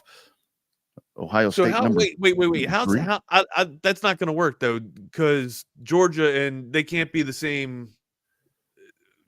Either Georgia's going to be one or Texas is going to be one. Yeah, she's not. I mean, it's not really projecting who's going to be the conference. Oh, champion. she's just giving an overall. She's just giving an overall rank. She's not giving the actual college breakdown here of the tree. Yeah. Okay, I see what she's doing. Ohio State obviously is there. Notre Dame's getting a lot of love right here. I don't know if it's overreaction or reaction after that big win over the fighting Texas Aggies. USC's getting a lot of love, Wags. USC's getting a lot of love right here after week 1. Rolling right along. There's Penn State. I think that's very justified. They seem pretty damn solid. There's those Hurricanes, man. I would have Miami above Penn State. So would I. I thought Miami's. I'd have them over Notre Dame. Was a little bit more impressive than Penn State's win. Yeah, and I think Cam Ward's a way better quarterback than Drew Allar. Mm-hmm. I would have the Rebels up. I would have the Rebels up above all of them. Mm-hmm. There's Alabama Crimson Tide, the aforementioned. I would have the Alabama Crimson Tide above all of them. Yep, I totally agree. I'm not sure about this one. That was a big surprise to me. That could be. They could be down a little bit, honestly. Mm-hmm. I was not impressed with the Ducks on week 1. Now, again, it's Gabriel's first week there. That's not a valid statement. It's his first game there. So we'll see how, the adjustments are made between week 1 and week 2 for him. But yeah, they didn't really move the needle for me going up against Idaho. So take a look at there. Missouri. All right. Missouri. Mm-hmm. Yeah. I might be able to give Missouri a little bit there. They had a nice convincing win. And there you go. Still leaning. I would have the Utes up a little bit higher. I think the Utes are going to be a pretty damn good team. Yeah. There it is. And I don't think the new poll has come out yet, or maybe it did. I'm assuming that I'm all thrown off, man. These Monday holiday things, I get totally thrown off with. So Jake thinks we're going to flop with Oregon there. I kind of agree with him as well. I think we had a very strong showing. I think the Associated Press has to bump us up just a little bit there. Georgia stays until Georgia loses. Mm-hmm. It's Ohio State. I think we flop, man. I think it's going to be all right. Again, I'd be interested to see. We all know Florida State's going to drop out of the top 25. I'd just be curious to see where they're actually going to be ranked in the national, overall national rankings. I would be very confident to say that they'll be outside of the top 30. Yeah, at least outside of the top 30. They just don't look like a good football team. When this poll comes out, I'm going to be really curious, Wags, to see Arkansas gets ranked. They might, or they'll get votes. I don't know if they'll get ranked, or votes. Yeah, votes maybe. I mean, that's the match. I want to see that matchup this weekend, man. Yeah. Arkansas versus Oklahoma State. Absolutely. I'm going to be curious to see Notre Dame number 7. I'm going to be curious to see how far Notre Dame moves up, because I think it's one of those things with Notre Dame. I don't think they'll move up too far. I think they're probably going to go to 5. I would hope they don't supersede Alabama. I don't think that they should. I don't think they. Maybe they go up 1, maybe, but it wasn't a convincing win. Yeah. I've seen it was in College Station. Mm-hmm. Yeah, that's one nod. All right, it's in College Station. Okay. Yep. And with Oregon, I mean, I've seen some projections that see Oregon going down as far as number 9. So does that happen? Texas, Alabama, Ole Miss, Notre Dame, Penn State. I can make all valid points for all of them. In speaking to the list we just saw too, I don't know if I can drop Oregon down to 9 or even 10. They weren't that impressive, but still, I would maybe bump them to 6, maybe. Mm-hmm. But it's what Jake says here. They didn't lose, so we'll probably flop. We'll probably switch spots. Yeah. And the other part that's going to be interesting to me is in that initial poll, Oregon at number 3 did get one first place vote. And I know this is all irrelevant, but this is just based off of performance. Texas hops over Oregon. Do they get any first place votes? 1, 2, 3, maybe. I don't know. I don't think they would. I don't think they get it. I think everybody's just so big on Georgia that Texas just. I don't know. Maybe they'd get. Maybe they get one, and it'd be somebody that writes in Austin. I don't know. Kurt Bowles. It won't be Bowles. Oh well, no, he's in Houston.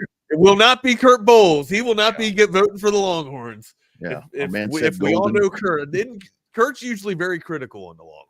So. Yes, absolutely. Yeah, so that I would expect is coming out probably within an hour. I guess I don't know when. So, I got Clemson dropping down. They're outside of the top 20, maybe even outside of the top 25. Actually, you can't. They lost to Georgia, right? I think they still retain a top 25 bid just until they lose. Maybe until the Sisters of the Week and Unscrupulous. State, the Cowpokes. I got the Cowpokes maybe up around 50. Tennessee's going to come up. LSU's going to jump down or fall down there. Florida State's way down. Yeah, Tennessee's up. Oklahoma's up. Miami. I'd probably put Miami up around 10. Man, Miami looked very convincing. Kansas looked good. USC is going to get a nice little nod with their they're going to jump. They will jump. And then I agree with Jake too. I see what Jake says with Louisville. Louisville's getting into the top 25. Yeah, they just missed it. Florida State is absolutely crushed. They're not even like, if you heard what I said a little bit ago, we kind of alluded to Florida State not even being into the top 30. Seeing how far they just drop. It's tumultuous football in Tallahassee is what I'll put. It is, man. It is. That's looking rough. Rank the Vandals, he says. Get the Vandals in there. Hey, it could happen. It could happen. Yeah, but Florida State, I don't think they're going to be mentioned in this conversation for some time till they bring back Jimbo Fisher. Then maybe they'll get back in when they bring him back in 2025. I was impressed with Missouri, but I don't know if I can have Missouri up in the top 10. I still think there was still too good of a performance there by Utah. I think Utah gets into the top 10. Michigan might. They won't drop down out of 10, but they might be at 10. Just because of how convincing Utah played. Also, you feel like Miami, if Miami's not in the top 10, they're probably within 15, right? Like that was a pretty dominant win over Florida in the swamp. So I would like to think that they bump up just a little bit there. And Tennessee, I think Tennessee moves in to a nice little top 10 spot too. I think Miami and USC are going to be the big movers in this whole thing when it comes out. And I think they'll be the ones. USC won't be in the top 10. USC will be in the top 15 though. Yeah.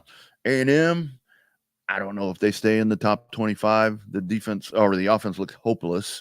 So I don't know if they could Arkansas make a bid and get into the top 25.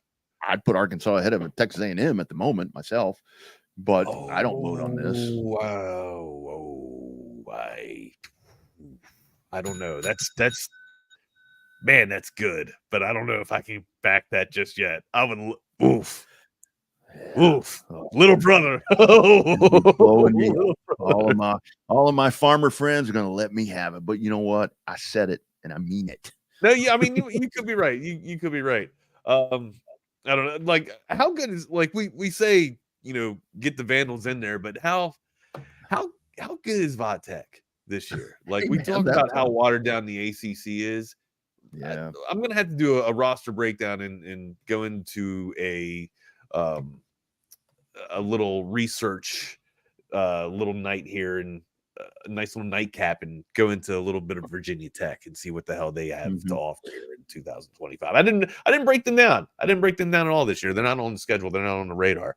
All right, good stuff today, bro. Good stuff today. What do you want tomorrow? I mean, again, I don't have a guest line up for Michigan just yet. I will try and get them going. I'm looking. I've reached out to a couple. I haven't gotten anything back yet either. So usually, you know what works for me is when I take my clothes off and show my toes. Like I just not all my clothes. I just take my socks off and show. They're like, yes, leave me alone, please. Yes, exactly. It's not that they're into it. It's just the fact, like, yo, dude, like, if I say yes, will you just stop talking to me? Yeah, sure. But you got to come on the show. All right. You got to talk a little bit of football. That's all. All right, man. But yeah, we'll do an extensive breakdown on Michigan tomorrow. If we cannot, and if I can't find a guest, I'll probably bring Al Walsh on. I'll reach out to Al Walsh. We'll make one up. Yeah. We'll just we'll make a guest up. Just get a random wait, what did Harry Carey try to have a guest on? He tried to have Albert Einstein on, and Albert Einstein was dead for years, but hell, Harry Carey had him on anyway. So we'll just get a random person and say, so and so, make up a name, is the Michigan football expert. Don't say that. Now people are going to actually sit here and think that we did that.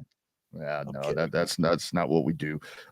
Wags, you and I have talked in the past, and I saw it all weekend. Can somebody, and I think I heard BK mention this, but I'm going to go ahead and mention it because I had it to talk to you about because we've debated it a lot. 3rd down and 1, 3rd down and 2. Why do you run out of the freaking shotgun? Get your ass under center. That's 3rd and 7. It's Tuesday, man. You're trying to give me an aneurysm already. We're not even the Thursday night football, right? I know. You're trying to give me I don't know. You're 5 yards back. I think I've spoke to that from exhaustion, right? You're snapping the ball back 3 yards and giving the defense a 4-yard push when you only got to go 1 yard. It's absolutely mind-boggling. I don't think momentum works that way. No, but it doesn't. It is what it is. No. All right, good show, my dude. Good show. What's up, Jeff? How you doing, brother? I'm good. Double R, I agree with a lot of what you say. The shotgun and short yardage has never been a hill I've wanted to die on, though. No. Because here's the deal. First off, coming up through, it starts in 7-on-7, but middle school, high school, all these guys run off the shotgun. Nobody goes under center anymore. I know. So you're talking about a high leverage situation in short yardage. Are you going to trust that high leverage situation? The only time anybody gets under center anymore is you're either kneeling it, and a lot of people don't even go victory.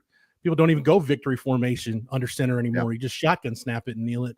But yeah, it's going to be a quarterback sneak if you're under center. Yeah. So to me, I see the advantages of it. I see the advantages of it if you have a quarterback you design a run game around. Because it gives you an extra hat. He's got it. He's already going downhill. I don't mind it. I've criticized Tom Herman for a lot of stuff while he was at Texas. The short yardage shotgun stuff was never one that I was really that adamant on. Like you SOB, I can't believe this. I hate it. I'm more inclined to, if you've got a traditional quarterback that's not really a runner, and most quarterbacks have at least functional mobility now. Tom Brady was the master at it. Tom, just take the damn ball, get behind the line, and push the damn quarterback through. But if you've got like a Drew Bledsoe, a Dan Marino, a guy that doesn't move, I'm more in favor of, hey, just go under center and just hand the ball off. But at that point, it's like, okay, well, you're losing the hat advantage. The only difference I can see is you gain the advantage of your tailback, your ball carrier is already going downhill. He doesn't have to go from a complete stop. So it's just the mechanics of it. I think too, because, I looked at Texas 3rd downs when they were in 3rd and shorts, your 3rd and 3s or less, they were throwing it probably 40-50% of the time. So I just think you open up more of your playbook now, staying in the shotgun. So I'm not saying I'm right. That's just how I rationalize it. Well, and I can tell you I can do it in 3rd and 1 situations. I can, or 4th and 1, 3rd and 1 situations. I could see that, but 3rd and goal or 4th and goal, to me, man, just get up under center. And like you said, even if you have a non-athletic quarterback or a a non-mobile quarterback. You can still have that guy just get behind the ass of the line and push through. And hell, man, it's hat on hat. Just get it done. What I've seen in high school, and again, it's a lot of, for one, you don't practice it enough, and it's a very unorthodox thing. And I think that's the exchange. Yeah, the exchange. That's what Jeff said originally, right? Like, there's just not too many teams that do it anymore. No. Yeah, the problem with the exchange, but that's high school. I mean, high school leads to college, but still, yeah, it's like, man, okay, 3rd and 2, now 3rd and. And I think even the NFL has caught on to an extent, because I think they got tired of. NFL coaches got tired of going like to the Senior Bowl, and quarterbacks don't know how to hold their hands to take a snap under center. So it's like, what? Let's just go from the shotgun. Like, why do the square peg, round hold bit? But yeah, I don't know. That's just me. I think because everybody goes shotgun, you're more predictable when you're under center. Keep a little bit more of your playbook open when you're in a shotgun. Hey, gents, let me ask you both this. Since it is Hypothetical Tuesday on the station of Texas Sports Unfiltered here, we pretty much know that Florida State's going to drop out of the top 25, but how far do they drop? Are they outside of 30? Are they close to 50? How bad is this Tallahassee team? Well, I'll throw myself at the mercy of the court. I was wrong about DJ Uiagalelei, thinking, hey, he went to Oregon State for a year. This was a Dabo problem. This was a Clemson issue. Nah, man, it ain't a Clemson issue. He's just a guy issue. Yeah, it's bad. So I thought it was funny. I watched, and I think it was halftime. The game wasn't even over yet, but you could tell by the way Florida State was playing that it wasn't going great. Yeah. Emmanuel Acho, I think it may have been before halftime, post a video, and all I see on Twitter, and all I see is the subject, how at Texas I went from 13-1 to 5-7, and it was just basically because we didn't have a quarterback. I'm like, man, somebody go get those tire marks off of Garrett Gilbert's back, because he just got thrown under the bus. Yeah, but it's like, yeah, man, dude, I don't know what they do at this point. Jordan, I don't know what their quarterback depth chart looks like. We knew what it looked like last year when Jordan Travis went down, but dude, it's and they've got more issues than DJU, but that's a pretty freaking big one there. I mean, they don't. It is, and I should have caught on to it, because you say what you want about some of the guys at ESPN. I'll trust Tom Luganbill when he's talking about quarterbacks. He evaluates the position, played the position, and he just flat out said after that Georgia Tech game, he's like, DJ Uiagalelei cannot push the ball down the field. They have zero threat of a vertical passing game. It's dink and dunk, and that's just not going to get it done. And dude, they had so many drops last night too. Like, even when he did connect, the targets that he hit, they were dropping the damn ball. So it's not a good football team. No, we saw it. We saw it with some Texas teams. We saw it in 2010. We saw it in 2014. You can have a lights out defense and a really good defense, and dude, if your offense is constantly turning the ball over or going 3 and out, you can constantly tired. You can only ask that defense, hey, go defend a short field X number of times before it's like, yeah, you're going to give up some points. Yep. You can only defend so many sudden change possessions before it's like, yeah, your defense is going to get worn out. That's why I think as a Texas fan, you should be thankful for the depth Texas has, because there are a handful of teams in the country that have the amount of depth Texas does. I believe Georgia's got it, even though Kirby will tell you that he doesn't. Ohio State has that kind of depth. Like I said, there are not that many teams that do, and Florida State right now isn't one of those teams that has that kind of depth. All right, nice to see it happening to somebody else. Yeah, for real. Right? It's not us having to talk, not us having to live in it. We can just talk about it. Not talking about this team. Yes. Yeah. What you guys got cooking today, man? Yeah, we're all college football. We're getting ready for Texas and Michigan. I don't know what Jordan's got planned. I'm getting ready for Texas and Michigan. Yeah, man. Dude, there is up there, Jeff? some QB recruiting I do want to talk, and we can tie it back to the Florida State quarterbacks a little bit too. Are we already on to 27, Jordan, for quarterbacks? Yes, we are. We are. Damn. So such is life. Jeff, when you heading up to Ann Arbor, or are you going up to Ann Arbor? I'm unfortunately not going to Ann Arbor. Damn. Hey, we can be couch buddies, just like me. I'm not going to, but. Hey, did Tom McKay do your home audio entertainment setup, Jordan? No, he did mine. So hell no, he did. I did it. You did it, so you'll be calling Tom McKay here. You'll be calling him up eventually. Yeah. All right, maybe when guys, I move back to all Austin. do. I'm going to get out of here. Get out of your all's hair, and you guys have a great day. We'll talk to you guys. Good show, man.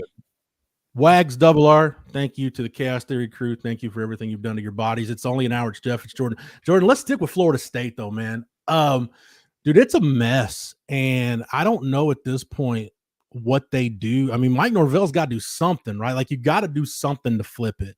I just don't know what the answer is. I don't know what you heard, but with the DJU business at quarterback, I've heard some conflicting thoughts, but I don't even want to call it the consensus. I'll call it maybe a slight majority. You just hear some chatter from Florida State fans, and God bless Chris and Brennan and those guys at our Florida State site having to deal with all of it right now. I've been where you guys are, so trust me, I feel your pain. I'm sorry. No, go ahead. One of the funny things to me about the stuff that's going on at Florida State right now is when you're a reporter, you pick up on the tendencies of other reporters in other markets, right? Mm-hmm.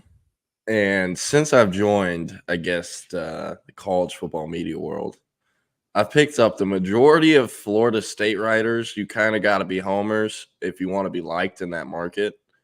And I found it hilarious going to the Florida State site's boards the last 2 weeks, because under like the Norvell needs to kill himself thread, DJU sucks, we're overpaying him threads, you can usually find a thread that's like, I need my money back, I've been lied to all off season. Yeah. And it's like, you're gonna take this out on the writers. Like this isn't their fault. It's not their fault. Yeah. Like, sure, maybe they could have done a better job when like watching inter squad scrimmages when the D line would dominate the O line or vice versa. Could have been like, that group wins a lot, but like you can't take it out on the writers. And I just think that part's funny. Yeah, it's even, and I'm not, trust me, I like Chris Nee and those guys at Florida State, Zach and everybody that works over there at Knowles 24/7, but they get to see a little bit more than we do. And they're trust me, dude, it's a mind F. Like when you think you see something and then you see the product, and now for those guys, it's like, all right, what did we miss? And I think those guys have done a good job of trying to connect the pieces and see, all right, what was a red flag that we ignored or whatever. And that's where the access helps you. For us and when Texas has started bad, like the two Tom Herman losses to Maryland, that was one where all we had to go on, we saw very little. I think we probably see a little bit more under Sark than we did under Tom in spring and in fall camp. Yeah, just a little bit. What about Charlie? I've never asked. Did he open it up at all? Charlie, a couple times, a couple spring practice. Although I love the way Charlie did it. Spring was great with Charlie. He would give us the first day full access, start to finish. Nothing until like the middle of camp, either right before or right after a scrimmage. And we would get a full practice, and then the spring game. So it's like, it's a perfect snap. It's a full snapshot at the start, in the middle, and then at the end. So I love that. But yeah, so for us, the Herman years, those two losses to Maryland, it's like, we're only going off of pretty much what we're told second or third hand. Like we're just going from what the sources say. And it's even, trust me, when some of your sources are on the staff and you're told one thing and you see a different deal on the field, it's like, dude, I think, in full disclosure, I think with the Herman staff, I think it was gross overconfidence with the two Maryland games. Like you're already planning for USC, not even thinking about Maryland. Both years, I think they're guilty of that. But yeah, man, it's tough. But I don't know, Jordan, what Mike Norvell does to get it turned around, but you got a text last week when we were talking about flip candidates, and I know the Stampede yesterday. By the way, today's our last day at Horns 24/7. Our 75% off an annual VIP sub. Today's the last day. That ends at 11 o'clock tonight. So if you want to take advantage of it, we're not going to have a better offer all year. So go ahead and take advantage of our kickoff special right now. But you can get over to the site and check out the Stampede. You guys have flip candidates. This thing with Myron Charles, it's gone from, in not a very good amount of time, it's gone, well, it's going to be kind of an uphill battle to, I don't want to say it's inevitable at this point. Nothing's for sure until it's for sure in recruiting, but that's that one's looking, I'd feel pretty good right now if I'm Kenny Baker and PK and Sark right now when it comes to Myron Charles. Yeah, I don't really have an update on him in regards to Florida State losing again last night. But I do know after their first loss, folks in Austin were feeling pretty confident. They'd be able to eventually get that one done. So the vibe hasn't really changed in the last week. With last night's loss from Florida State losing again, I'm sure Texas feels even better about it. I do think a visit is going to be necessary, though. And if I'm not mistaken, he has one locked in for the Georgia game weekend. So we might not see a flip there until October. It might even be longer than that. It can go all the way till signing day. Who knows? But of the D linemen that Texas is talking to that are currently committed to other schools, the one I do feel best about eventually ending up at Texas is Myron Charles. Yeah. Kevin Wynn, I think if he did go somewhere else, man, you're talking about a kid from the state of Georgia, dude. The minute Kirby decides they really want Kevin Wynn, I feel like that would be over at that point. Yeah, if he's going to end up at Texas, it's going to be because he went on another visit at Texas. He had never been to UT before the official visit. I don't believe he'd even been in the state of Texas before the official visit. So, that being said, probably going to need him back on campus again to really pull off a flip. Who knows? Maybe not. Kind of contradicting myself here, but Brandon Brown did commit without visiting before. He's obviously no longer in the class. A better example of that would be Aaron Butler, who signed without ever visiting Texas, and his first time ever seeing the campus was move-in day. So, I don't know. Maybe they can pull it off with Kevin Wynn, but I myself personally think they're going to need another visit there. But, hey, you got some great home games this year. A lot of kids want to see atmospheres. A lot of kids commit to programs without ever seeing a game day atmosphere. So that is important. And I do think, if Texas does get Wynn on a visit, then, they'll be legit for having a serious chance to flip them. I'm at our Florida State site right now, and Brendan Sonnone, again, does a really good job covering the Seminoles, has a story, and it's been up for 3 hours, Jordan. It's already got 135 comments. It's, will FSU stick with DJ Uiagalelei after an 0-2 start? Apparently, Mike Norvell was asked about it after the game and gave a non-committal answer. I'm assuming these quotes were from postgame last night. Was kind of non-committal about it. Didn't say yes, didn't say no. How did you 7-on-7 or anything else? And I think we talked about this last year. Did you see Brock Glenn at some point? So this is the thing. All the Florida State fans, and this is, I've tried to keep this quiet out of respect to the kid, but all the Florida State fans are like, why aren't they playing Brock Glenn? And I'm pretty sure it's because he's worse than DJU. I'm serious. I remember this. I remember this last year when they had to go to Tate Rodemaker, and I remember people talking about Brock Glenn, and you were not on the Brock Glenn train last year. No. So I had one exposure to Brock Glenn. I want to keep that in mind. He could have had a bad day. I always try to take, if I only see a player play once, I try to take it with a grain of salt. I'm not basing my full opinion off that. But for Brock Glenn, so I got to break down the situation from the jump. So I found all this out. I was super, super tied into the Austin Novosad recruitment, and Ohio State was a school looking at him. They hadn't offered him yet. They wanted him to camp for the offer. Yeah. They had him come up for a camp. He camps. He balls out. He does well. They offer him. They have him OV the next weekend. They actually had Joe Burrow as his host. That's how bad they're trying to get Novosad. Around that same time, and the reason they pivoted to Novosad was because who was it they're originally recruiting in 2023? I think it was Dante Moore. They couldn't get Dante Moore because he wanted some ridiculous bag, and Ohio State didn't feel like bagging anyone then. Yeah, makes sense, right? And so they pivoted to their secondary targets, which included Novosad. Another kid they're looking at was Brock Glenn. around this time, this is summer of 2022 in June. I'm traveling around the country with this developmental program from Houston where they basically had 12 kids. We had a Sprinter van, and we'd go camping. We'd camp around, went to Ohio State, Alabama, a bunch of schools in the South, whoop-de-woo.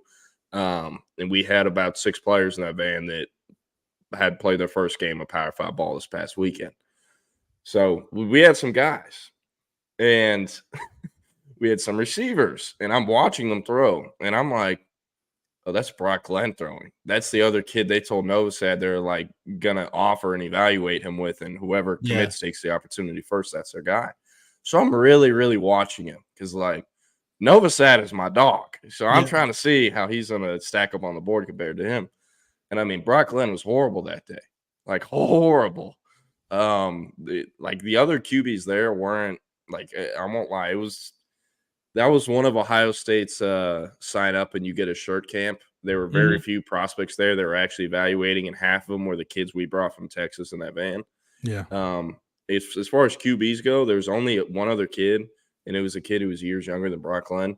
Brock Glenn was like genuinely bad that day, like just bad, to the point where I show the receivers who were catching passes from. They were part of that developmental group from Houston. I was like, look who they offered. And they were like, who is that? And I show them a profile picture, and they were like, are you serious? Because it was Brock Glenn. Yeah. And that's how bad he was that day. And now a week goes by. Novosad ends up basically going, hey, I'm not going to go to Ohio State. Y'all just want me as a career backup, even though that's not what y'all are saying. Brock Glenn must have got the same vibe. Or actually, no, because Brock Glenn did commit to Ohio State, and then Florida State flipped him. And then Ohio State ended up pivoting to a kid from either North Dakota or South Dakota named Lincoln Kineholz. And Lincoln Kineholz was who Ohio State ended up taking as their 2023 quarterback take. But that one Ohio State camp setting is where I saw Brock Glenn at. And I just can't believe, like, my respect levels for Ryan Day went down so much whenever they let Brock Glenn commit after that was their live setting performance evaluation of him. I was just like, man. Jesus, like, and these kids are really going to believe that Ohio State's like, no, man, like, we don't just want you as a body. Like, we really think you can play here. Like, that's not the truth after you just saw how he played. So yeah, man. Sometimes like the one that the one Ohio State when Ohio State took Tate Martell way back when, that was one of those deals where it's like, I don't think they really wanted him, but it's like, all right, well, I mean, we kind of have to at this point. So just get him in here. And dude, they had so much freaking quarterback talent at that point anyway. Like it didn't matter. But yeah, I don't, sometimes you're basically what I'm saying is sometimes you just get stuck with a quarterback that you evaluated and you realize pretty early on, like, dude, yeah, we just got it wrong. We just guessed wrong. So that's the thing, because Tate Rodemaker, he's not at Florida State anymore. I believe he went in the portal, and I think he ended up at like Jack State or some FCS, something like that. Yeah. But Southern Miss. I knew it was something close to that. I knew it wasn't Jack State because Tate Rodemaker ain't running the Rich Rod offense. Nah. But no, so I think that's why DJU hasn't been replaced yet, because his replacement would be even worse. That's why Florida State, like, if you remember, the only 2 QBs Florida State was like really, really in on were Cam Ward and DJU. Yeah, that's what I don't. What are those guys? Those are 1-year rental guys who had 1 year left of eligibility and were a perfect bridge guy to where you weren't having to play Brock Glenn until at least his 3rd year, right? Mm-hmm. Like, again, there's a reason DJU was not pulled at all in the first 2 weeks. Yeah. So I really don't. I'm interested how this is going to shake out, because I do not think Brock Glenn is ready to play. Like that's where I was going with DJU, because I guess the slight majority opinion, and it might be bigger now, maybe people doing revisionist history, it sounded like Mike Norvell didn't even really want him. But when Cam Ward, because remember Cam Ward ends up declaring for the draft, so everybody's like, well, nobody's getting Cam Ward now. I think they felt like they didn't really have a choice at that point. It's like, hey, we either get DJU or it's Brock Glenn, and then probably a JUCO or a 3rd-tier portal quarterback. I don't know what you do at that point. So really, what it boils down to, Jordan, is Florida State got stuck in a situation where they had to take this guy. That's why portaling for a quarterback is it is like, it makes me nervous. I'm not even a college coach. I don't have skin in the game. And schools that portal for quarterbacks makes me so freaking nervous because you got one shot to get it right. And if you're in a position like Florida State where you felt like, hey, with the 12-team playoff, we can go get in the playoff, get a chance to win a national championship, you're all in right now. So you're all in with a guy who can't play. It really makes you the saving grace here for Texas fans, knock on wood, things can change. I don't think you'll ever see Sark going to the portal to get a starting quarterback unless just some weird stuff happens. Now, we can see the line of succession right now going from Quinn to Arch to let whoever, Diabell and KJ Lacey and whoever else fight it out. But what am I watching right now? Oh, this is Boston College when DJU drops back. Oh, that's a tough one, pal. Yeah. CB says in the comments, at least Billy Napier has, at least whoever's going to be next head coach of Florida, at least they've got DJ Lagway. Well, for right now, they do. They've got a big toolsy QB they can blame the season on. They're like, yes. Shoot, man, if I'm Texas A&M, if I'm one of the money guys at Texas A&M, dude, I do whatever it costs to get DJ Lagway in the portal.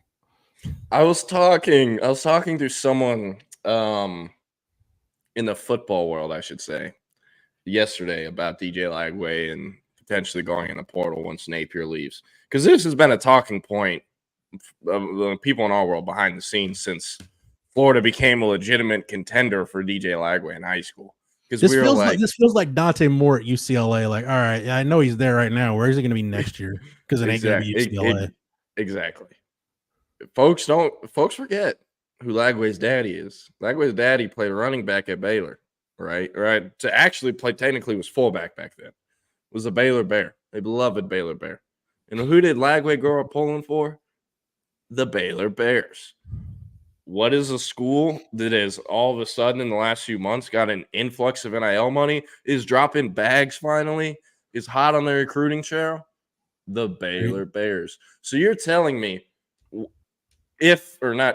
they fire Dave Aranda in December, whoever they hire, GJ Kinney, Jeff Traylor, maybe Odom, who knows? You're telling me that guy isn't going to be like, I know how to start this era off and with a bang. Let's go get Lagway. He's in the portal right now. Let's bring him home. He's a Baylor legacy. I know we got the money. Stop overpaying for these stupid 3 stars we don't need. Let's go get us a real ball player in DJ Lagway. Could happen because Baylor has money now. DJ Lagway's dad played at Baylor when they were the Honey Bears back then. That's the Dave Roberts, Chuck Reedy Baylor Bears. That's rough. So his name is Derek Lagway Jr. Yeah. Are you telling me that there's a chance that Baylor football in the Big 12 could be revived with a combination of GJ Kinney and DJ Lagway? Potentially, yes. We're very much tinfoil hatting right now. But if DJ Lagway goes, watch this go viral, and then like somebody's gonna, Jeff and Jordan are farming for clicks. No, we're just shooting the breeze. Y'all are the idiots that ripped it and put it on. We're just spitballing here.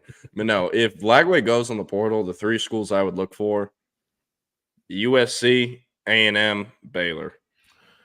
Yeah, because USC was one of his finalists. A&M was there, as you told it, till Jimbo just. I don't know. Jimbo that recruitment, and then the Baylor thing speaks for itself. Yeah. Yeah, man. Dude, I'm really nervous about GJ Kinney this being his last year at Texas State, because Jordan, I've only had 1 year now. You know, I wasn't a student at Texas State yet when in 2005 when they made it wasn't even FCS at that point. It was the 1AA semifinals with my guy Barrick Neely at quarterback and Coach Bailiff leading the team. I wasn't in school then. I've only gone to a football school for 1 year. Wow. I saw this on Twitter last night, and I was like, I gotta throw this on the show. Just so you guys, if you're listening on audio, it's a meme, and it's Tyrone Swoops plus Chick-fil-A Polynesian sauce equals DJ Uiagalelei. Oh man, that's hey, you know what though? I'll give Tyrone Swoops this. Cedric Golden, Danny Davis. I was leaving the press box Saturday after the game, and I said, somebody said something about Jay Norvell, and I'm like, yep, I bet Jay probably wishes he had the 18-wheeler package to fall back on again. We're talking about, man, can you imagine Tyrone Swoops with that 18-wheeler package? Like the trucking companies or the automobile dealerships that would have been lining up, like truck, like U-Haul places or Ryder truck rental places, been lining up to do an NIL deal with Tyrone Swoops based on Tyrone cost himself probably several $1,000s by not being in college during an NIL round. Like, you think about just all these little niche things. Like Ivan Melendez should have gotten more NIL stuff than he did. But yeah, man, the 18. I don't get how is a pest control company not giving Ant Hill like a deal? I've thought about this since high school. Oh man, you can't terminate this Ant Hill, but we'll get rid of all ears or something like that. And it's Anthony Hill holding like a spray bottle of lawn treatment or something. Yeah. There's something there. I know there is. Maybe Baxter has to become like an All-American for C4 to really give him an NIL deal or something. My brother Joe, the Baylor fan, by the way, is still holding out hopes that Dave Aranda is going to turn it around. I think it's my brother likes Dave Aranda, and the fact that Baylor fired Jeff Grimes, makes it palatable to. Yeah, Jeff Grimes fucking sucks. He's horrible. He was so bad. Dude, I can't believe they kept him that long. I happen to think that that Lance Leipold at Kansas is a very good football coach. Yeah. And why he would go hire Jeff Grimes to run the Kansas offense is beyond me. Because I tell you what, other than that 1 year of Zach Wilson and that 1 year where he had all of Matt's Rules players, haven't really been that impressed with what Jeff Grimes has done as an offensive coordinator. Yeah, it's because he stinks. And he actually has a son named Graydon Grimes that's playing at Kansas. Maybe that's why he keeps getting jobs. Is like, dude, this guy all convinced that Zach Wilson was like should have been a top 2 pick in the draft. Like, maybe he's really that good. No, that was all Zach Wilson. It ain't Kyle Shanahan going to a Super Bowl with pump fake Purdy as his quarterback, but it's impressive, but not quite Kyle Shanahan and pump fake Purdy. Hey, you know what's impressive? People have been giving Dabo a lot of credit in the last 24 hours, and they were like, holy shit, how did he win 11 games with DJU as his starter? Yeah, it's funny how it flips like that. Because they're like, well, it's the ACC. Both of Florida State's losses are the ACC teams. It's like, a garbage ACC. And, dude, go back and look. Clemson wasn't playing those guys shit compared to what Florida State is. Yeah, but Clemson still, and you got to watch them a little bit when Makuba was there. You paid attention.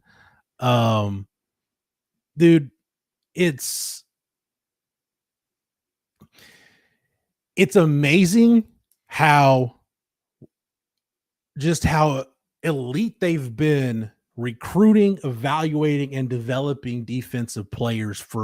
This was pre-Dabo. This was like back in the Tommy Bowden days. Like, you go back to like Gaines Adams and cats like that. Like, dude, Clemson has been crapping out first-round picks on defense for damn near 20 years now. But, dude, outside of that run with Deshaun, really, the run they had with Taj Boyd, with Chad Morris was the OC, and then Deshaun Watson and Trevor Lawrence. Clemson's been kind of what they are. They're kind of honestly, like, the parallels between Clemson and A&M are kind of similar. If you take out that just run Clemson has had with these quarterbacks, they're kind of an 8-9 win team. And then every like 3 or 4 years, if they get the right class and the right quarterback, they can go compete for a conference championship. That's kind of what growing up and into my formidable years of football before Dabo got them really good. That's what I always knew Clemson was. There's a reason why the term Clemsoning was a thing. Like, that's kind of who Clemson was. This is who Clemson has been. I think the dynasty's over, but yeah, maybe Dabo should get a little credit for winning 11 games. And look, I think they're going to be a 9-win team again this year because they're at the point where they're going to be significantly better than just about everybody they play on their schedule, except like when they play Georgia, they're going to get rolled. When they play Tennessee in a bowl game, who's better than them, they're going to get rolled. So they'll beat the 8, 9, maybe 10 teams on their schedule that they're supposed to beat. And then the 2 or 3, 4 teams that they're clearly not as good as, they'll lose those games. Yep. Like the 8 and 4 A&M teams, just like you said. By the way, I would. I'm not going to disagree with Maniacho. I would say this on the Garrett Gilbert deal. At least Garrett Gilbert revived his career when he transferred and ended up getting drafted and has a Super Bowl ring and played a long time in the NFL. I don't see like DJU can't even go to Canada. Like he didn't have that strong of an arm. Like I'm all for like future CFL Hall of Famer Joe Milton. He wants to go to Canada and just let it rip. Great, Joe Milton, go to Canada. DJU is more like the arena league arm strength. You know what I'm saying? Like some indoor football. I don't see it, man. That's so unfortunate. And DJU never won shit either, so he can't even like run it up off autograph signings as like a former college great or anything. Man, I hope that first year NIL when he was at the national sports collectors convention, Spencer Rattler was, and charging like $250 a pop for autographs. I hope he got paid because ain't nobody paying $250 a pop for Spencer Rattler's autograph ever again. Yeah, man, it's crazy how at DJU had everyone fooled. Do you remember that game versus Notre Dame T-Law missed because he got COVID or something? Do you remember what the conversation DJU was? came in and played well? Do you remember what the conveation was when he was a recruit? It was 1 versus 2. Who's better, DJU or Bryce Young? Yeah. That was a comparison at one point. But yeah, I remember that was Garrett Gilbert's Alabama game without the turnovers. To be honest, I think what I've kind of talked about with happening to Hudson Card, where it seems like he just lost like everything he had mentally, it seems like that's kind of what's happened to DJU. Because like go and look at DJU at Clemson. It's not like he couldn't put the ball downfield. Yeah, he could throw accurate. He almost beat Notre Dame on the road. It's kind of crazy because he got worse every year. It feels like he's on like the Caden Stearns timeline, and it's not like he's really been hurt. Those are Jordan's words, Caden. If you hear this, not mine. I mean, statistically, he got worse from his freshman year. It's a fact. It's more like what. Dude, no, honestly, like not even statistically. It's more like and CJ Stroud is in that class. Oh, it's more like a Charlie Brewer kind of thing. Like Charlie Brewer was a really good quarterback his first year starting at Baylor, and then by the end, it's like, oh, he left. Okay, well, that's fine. No big deal. DJU was in a perfect spot for him, Jordan. Like just nondescript out of Oregon State in the Pac-12. He would have been fine. He would have been fine until the higher ups destroyed his hiding place. DJU should blame the Big Ten for his demise as a quarterback. He's like, I can hide in the Pac-12. Imagine the next press conference at Florida State. DJU's like, guys, I'm sorry. My play has been acceptable, and it stems from the creation of the Big Ten Super Conference. If I was able to still hide my weak-ass arm out in the Pac-12, y'all probably wouldn't be grilling me like y'all are. Even still, like at Oregon State, his numbers, this is how different going to Oregon State changed the perception of DJU in 1 year. His production at Clemson, his last year at Clemson, and his 1 year at Oregon State, he basically had the exact same season, except his completion percentage was actually worse. It's also important to remember the kid that Michigan State is playing right now under Jonathan Smith, Aiden Childs, he was a true freshman at Oregon State last year. And they would bring him in like in random drives and series and would just play him the whole drive or series. And he would probably get like 2 to 5 of those a game. So DJ wasn't having like every single drive. So, I mean, I don't know how many games that would equate to with how much he was actually playing. He probably appeared in every game, but like if we're actually going to look at legitimate snap counts, he probably played what equates to like an 8-game season because of Childs getting those drives. I can tell you, if you give me just a second, I've got. Okay, I might be wrong there, but I don't think so. And Aiden Childs kind of played like ass in Michigan State's first game, And I really liked Aiden Childs coming out. He was great at All-American. He was a super slept-on kid. We made him like our number 61 player in the country as an Oregon State signee. You know what, Jordan? You're right. He played 817 snaps his last year at Clemson, 704 at Oregon State. Now, I do think that's because Clemson has an ACC championship game in there, so I think that's technically one less game. But yeah, that's about it's over 100 fewer snaps. Yeah.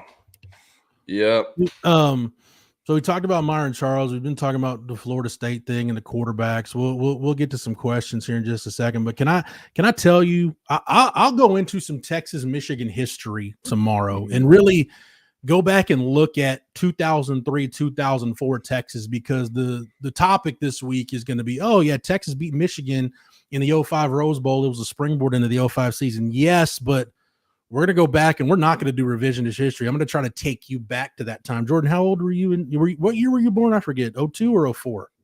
December 02. Okay. So you were very much in diapers during the 2003 college football season. We'll go back to that tomorrow. But can I just share with the listening and viewing audience why this Texas-Michigan game is so special to me? And I think some people that have been following me long enough know where I'm going with this. When I was growing up, when I was a kid and I started becoming football conscious, I vaguely have very limited memories of the Shock the Nation tour season in 1990. So when I started watching Texas football, they were terrible. Like, Texas was awful. And it was David McWilliams last year, John Makovic's first couple of years. I had to find another team to root for. Like, I was like, I want to watch somebody that's good. Like, I like Texas, but, 8-year-old Jeff needed somebody to watch that was good. Back then, black and white TV, you only had like one or two options, huh? Yeah, my brother had one of those TV. My brother and I had one of those TVs in our room that I don't remember if we had like a foil antenna, but we definitely had a thing that you had to have like needle nose pliers to change the channel. It didn't have a remote, just had to crank it. But anyway, the first college football season I really remember watching was the 1991 season. So your Desmond Howard won the Heisman Trophy. And when you're that young, what really, other than Desmond Howard, what really stood out about Michigan to me?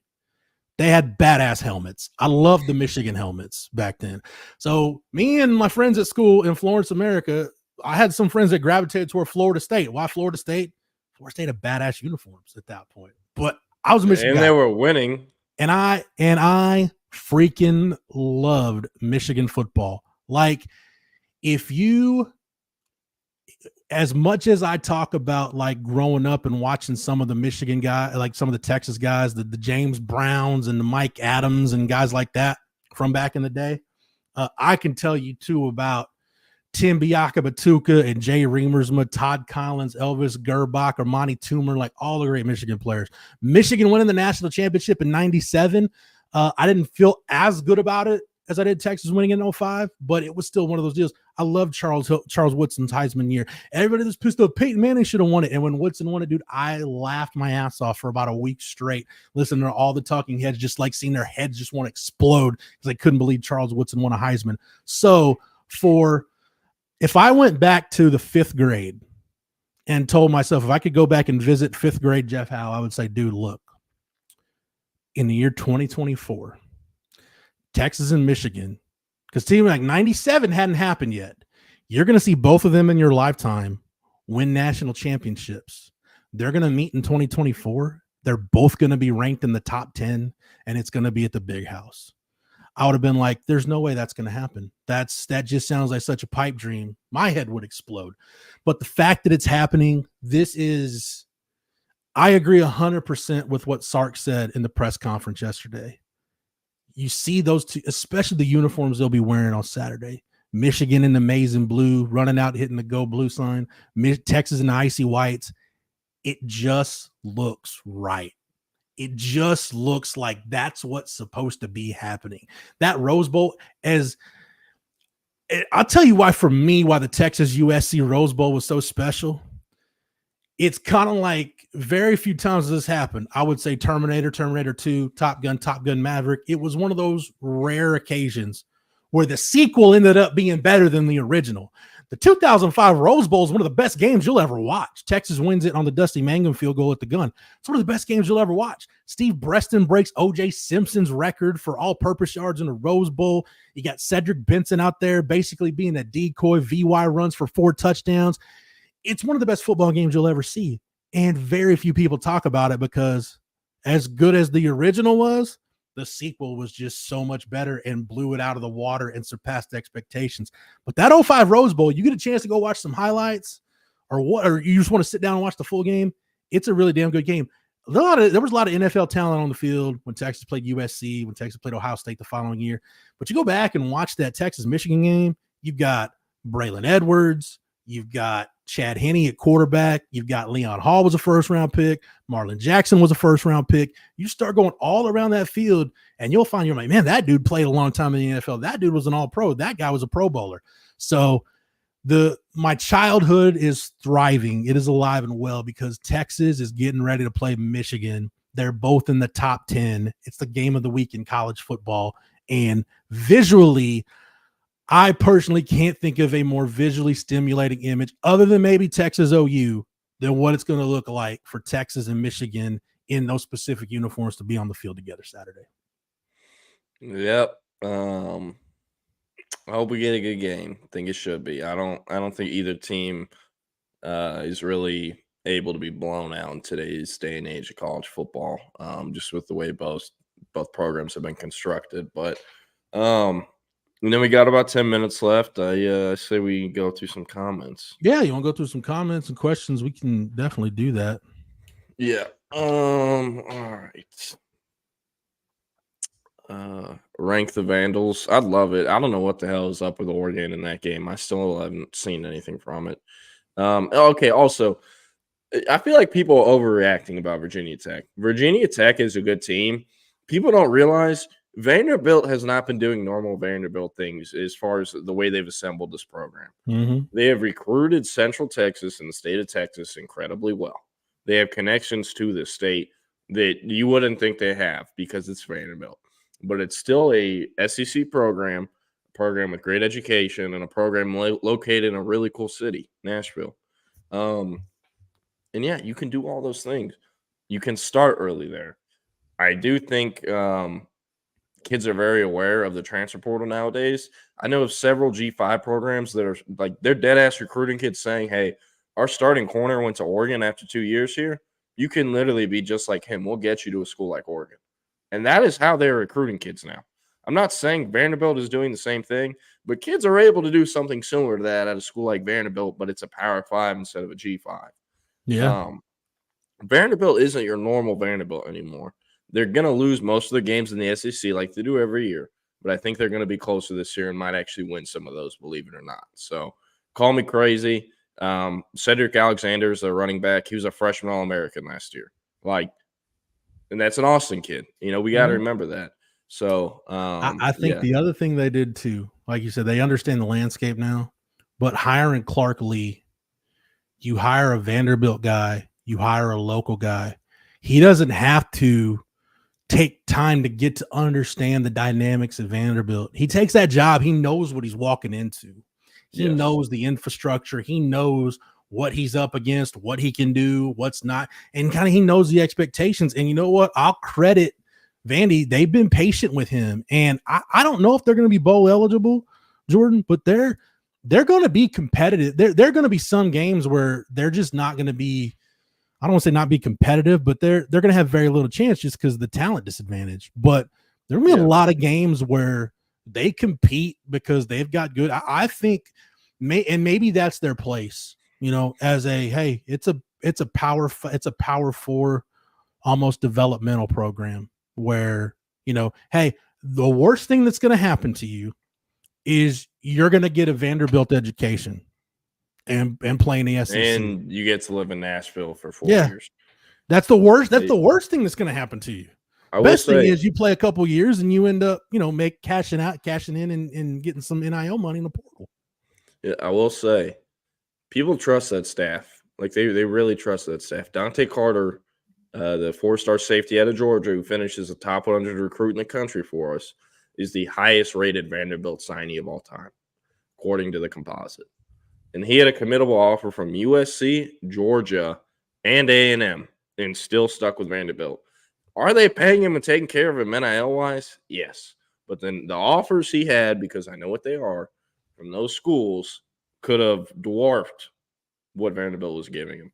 And he still decided to stick with Vanderbilt and stay loyal to him because they were early on him. Another example of people trusting the staff. You want to know who the dad is of the quarterback they signed in their 2024 class? Who'd they sign? I wasn't. They signed Will Muschamp's son. His name is Whit Muschamp. You know, I'm not very good, or he wasn't rated very highly. He was a 3-star, I think an 84, 85 3-star.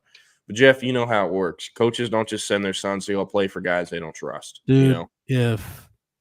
if Will Muschamp feels comfortable enough to send his son to play for you, my kid can go play for Clark Lee. Yeah, exactly. CB said I'm late to the show. Has the FSU dog poop guy been found yet? If you don't know what he's talking about, there was a FSU. There's a Florida State fan who uses Twitter who said he would eat dog feces out of a Solo cup with a spoon if Florida State was to lose to Boston College. By halftime, his Twitter account was deleted. So folks are still trying to track him down. I think he's gone 0 Dark 30. Apparently, I've seen, just because it's all popping up on my feed because I'm engaging in it now. People at Barstool apparently have doxed the guy and like have all of his info. Oh, and no. are like, they're gonna figure out a way to kind of make him do it, or they're gonna, I guess, expose him for, I don't know. So I'm curious how it's gonna work. I did see if Texas fans in here, they might know Kieran, who does a lot of Texas content. He now works overtime as well. Yes. Yeah. He also tweeted he would eat dog feces out of a Solo cup if Texas loses to Michigan. Now, see, that's ooh. So, where is this? I have this over here in my bookmarks. Actually, I was just looking at this. Yeah, I don't know if I'd have done that. No, I would not have done that. That is horrible. I bookmarked now, it. If you wanted to make that bet for like ULM, I feel pretty safe that you could make that bet. Here it is. Okay. Yeah. Kieran, I hope that doesn't happen, just for your sake. Yeah, he's gonna root harder for Texas than he's ever rooted. That's my rooting interest now. I don't want him to have to eat dog feces on camera. Yeah, that's gonna be bad. It's gonna be rough. What else we got? While we're waiting for the guys, Jordan's going to see if we've got any more questions. By the way, we're talking about Vanderbilt. Really good hire they made bringing in Jerry Kill in the offseason. Dude, tell me if this isn't a mouthful. Jerry Kill's official title, Chief Consultant to the Head Coach, Senior Offensive Advisor. That is Jerry Kill's full title. That's a mouthful. Jeez. Okay, we didn't talk about it yesterday. I just realized that. Can we talk about my least favorite draft pick or close to it in 49ers history getting shot in the chest before he can do anything?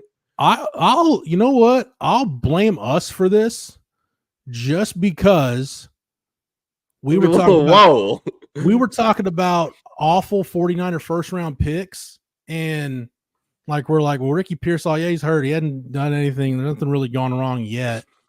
And then probably 24 hours after that or 48 hours after that, the news comes down. So, yeah, man, that's hey, thank effing our lucky stars. Yeah. We paid Brandon Ayuk, for the love of God. Thank you. And honestly, with how that Ayuk stuff was going and the way he was handling himself on social media, I myself was like, all right, let's get this guy gone. Let's get him out of here. Like, I'm tired of all the bad vibes. I was just tired of Ayuk. And then we re-signed him, and of course I'm like, all right, yeah, welcome back to the Bay. Let's do this again. We're going back to the bowl. So I'm now an Ayuk fan, especially because they are really going to need him now that a guy they're anticipating having is out however long. Ricky Pearsall got shot in the chest, and the bullet went through and exited his chest. and he survived. That's wild, man. That's crazy. And hey, he had it on him though. Because apparently he was at a Rolex store or something, or he had just got a new Rolex. It's a robbery attempt. Guy shoots him in the chest.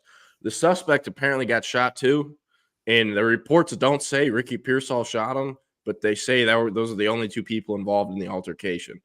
So unless the suspect's going to shoot himself, Ricky Pearsall upped it and shot him too. I mean, is it possible the suspect could have cheddar bobbed himself? I don't think so. I mean, maybe, I don't know, but it's San Francisco. Like they let people just run in there and rob stores and run out. It's yeah, I was there I went down to San Francisco for when Texas played at Cal because I went to a Giants game. Mm-hmm. Yeah, it's not the I'm not gonna dump on it, but yeah, it ain't the most sanitary of places, and it's not the most welcoming downtown scenes either. No, and I mean 49ers don't even play in the Bay or in San Francisco anymore. They're out in Santa Clara. It's still technically Bay Area, but I mean Candlestick Park was right down there on the water basically, and I mean they're in Santa Clara now with Levi Stadium, so they got out of there. Dude, so Rob is saying there was only one gun involved. So maybe I'm wrong then. So there was no.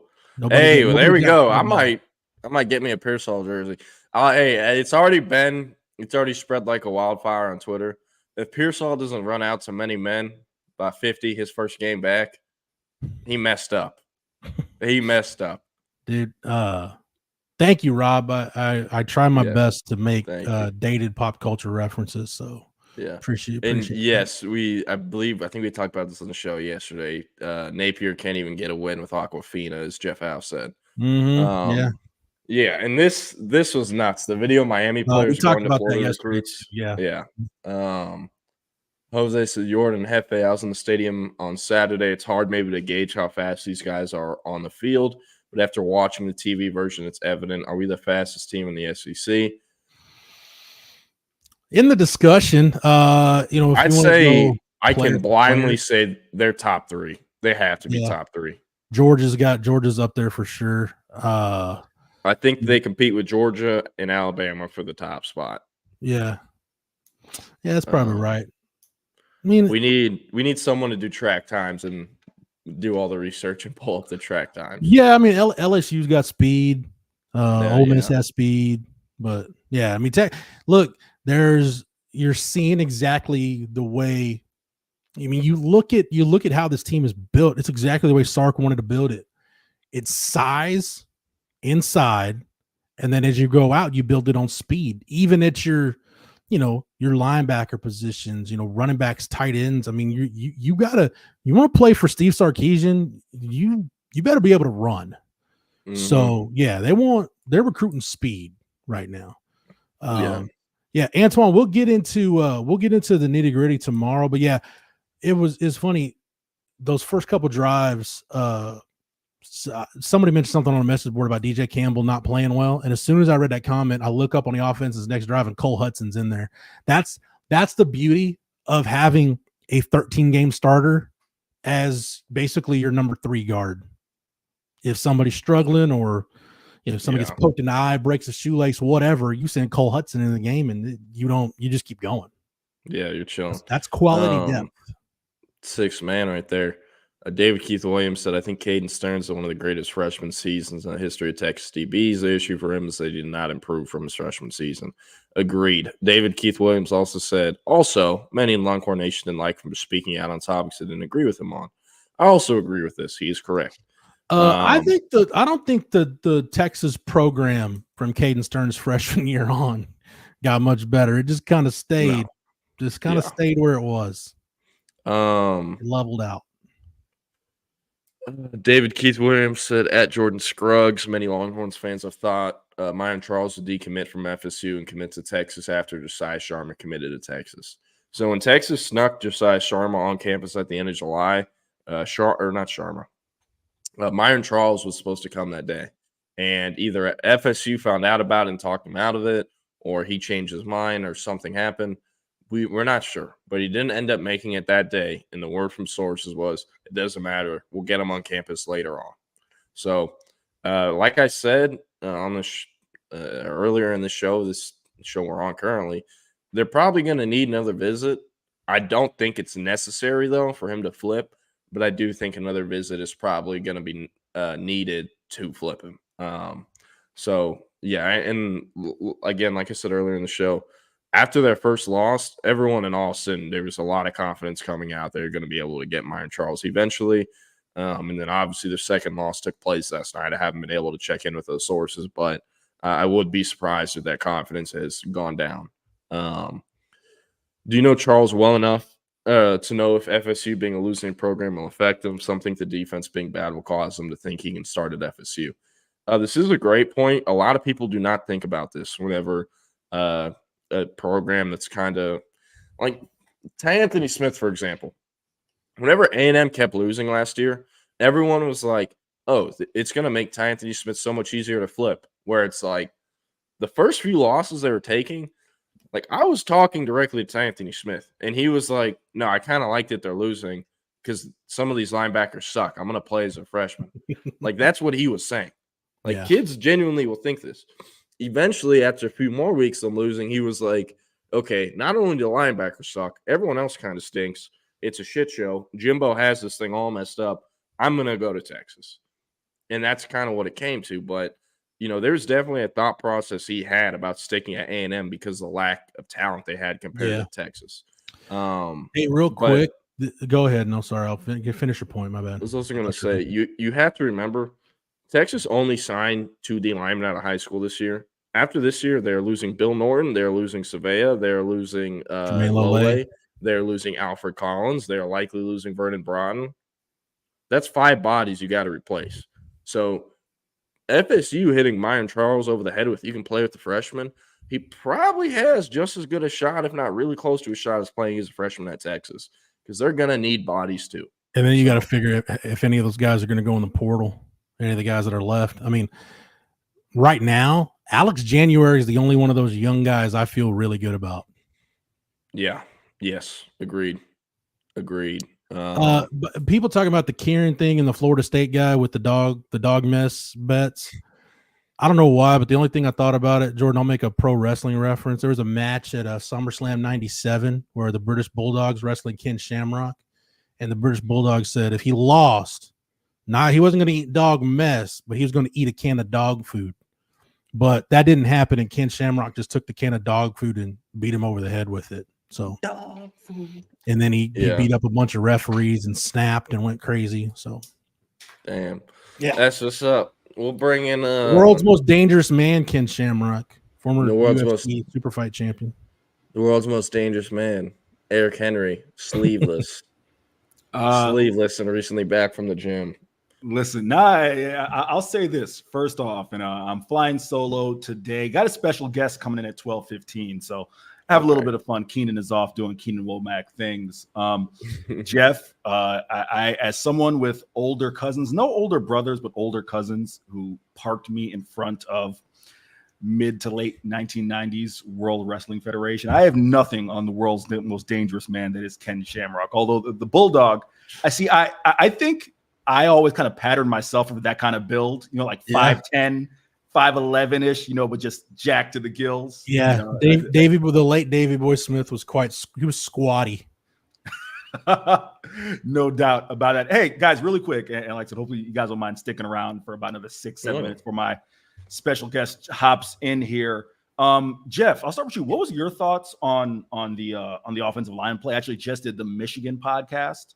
In our 24/7 Sports Network, and they saw some of the grades that others had for the O-line. I think I might have been a little higher on the O-line than maybe some others were. Just curious your thoughts. I know you saw the deal with DJ Campbell getting pulled, and let me know what you think.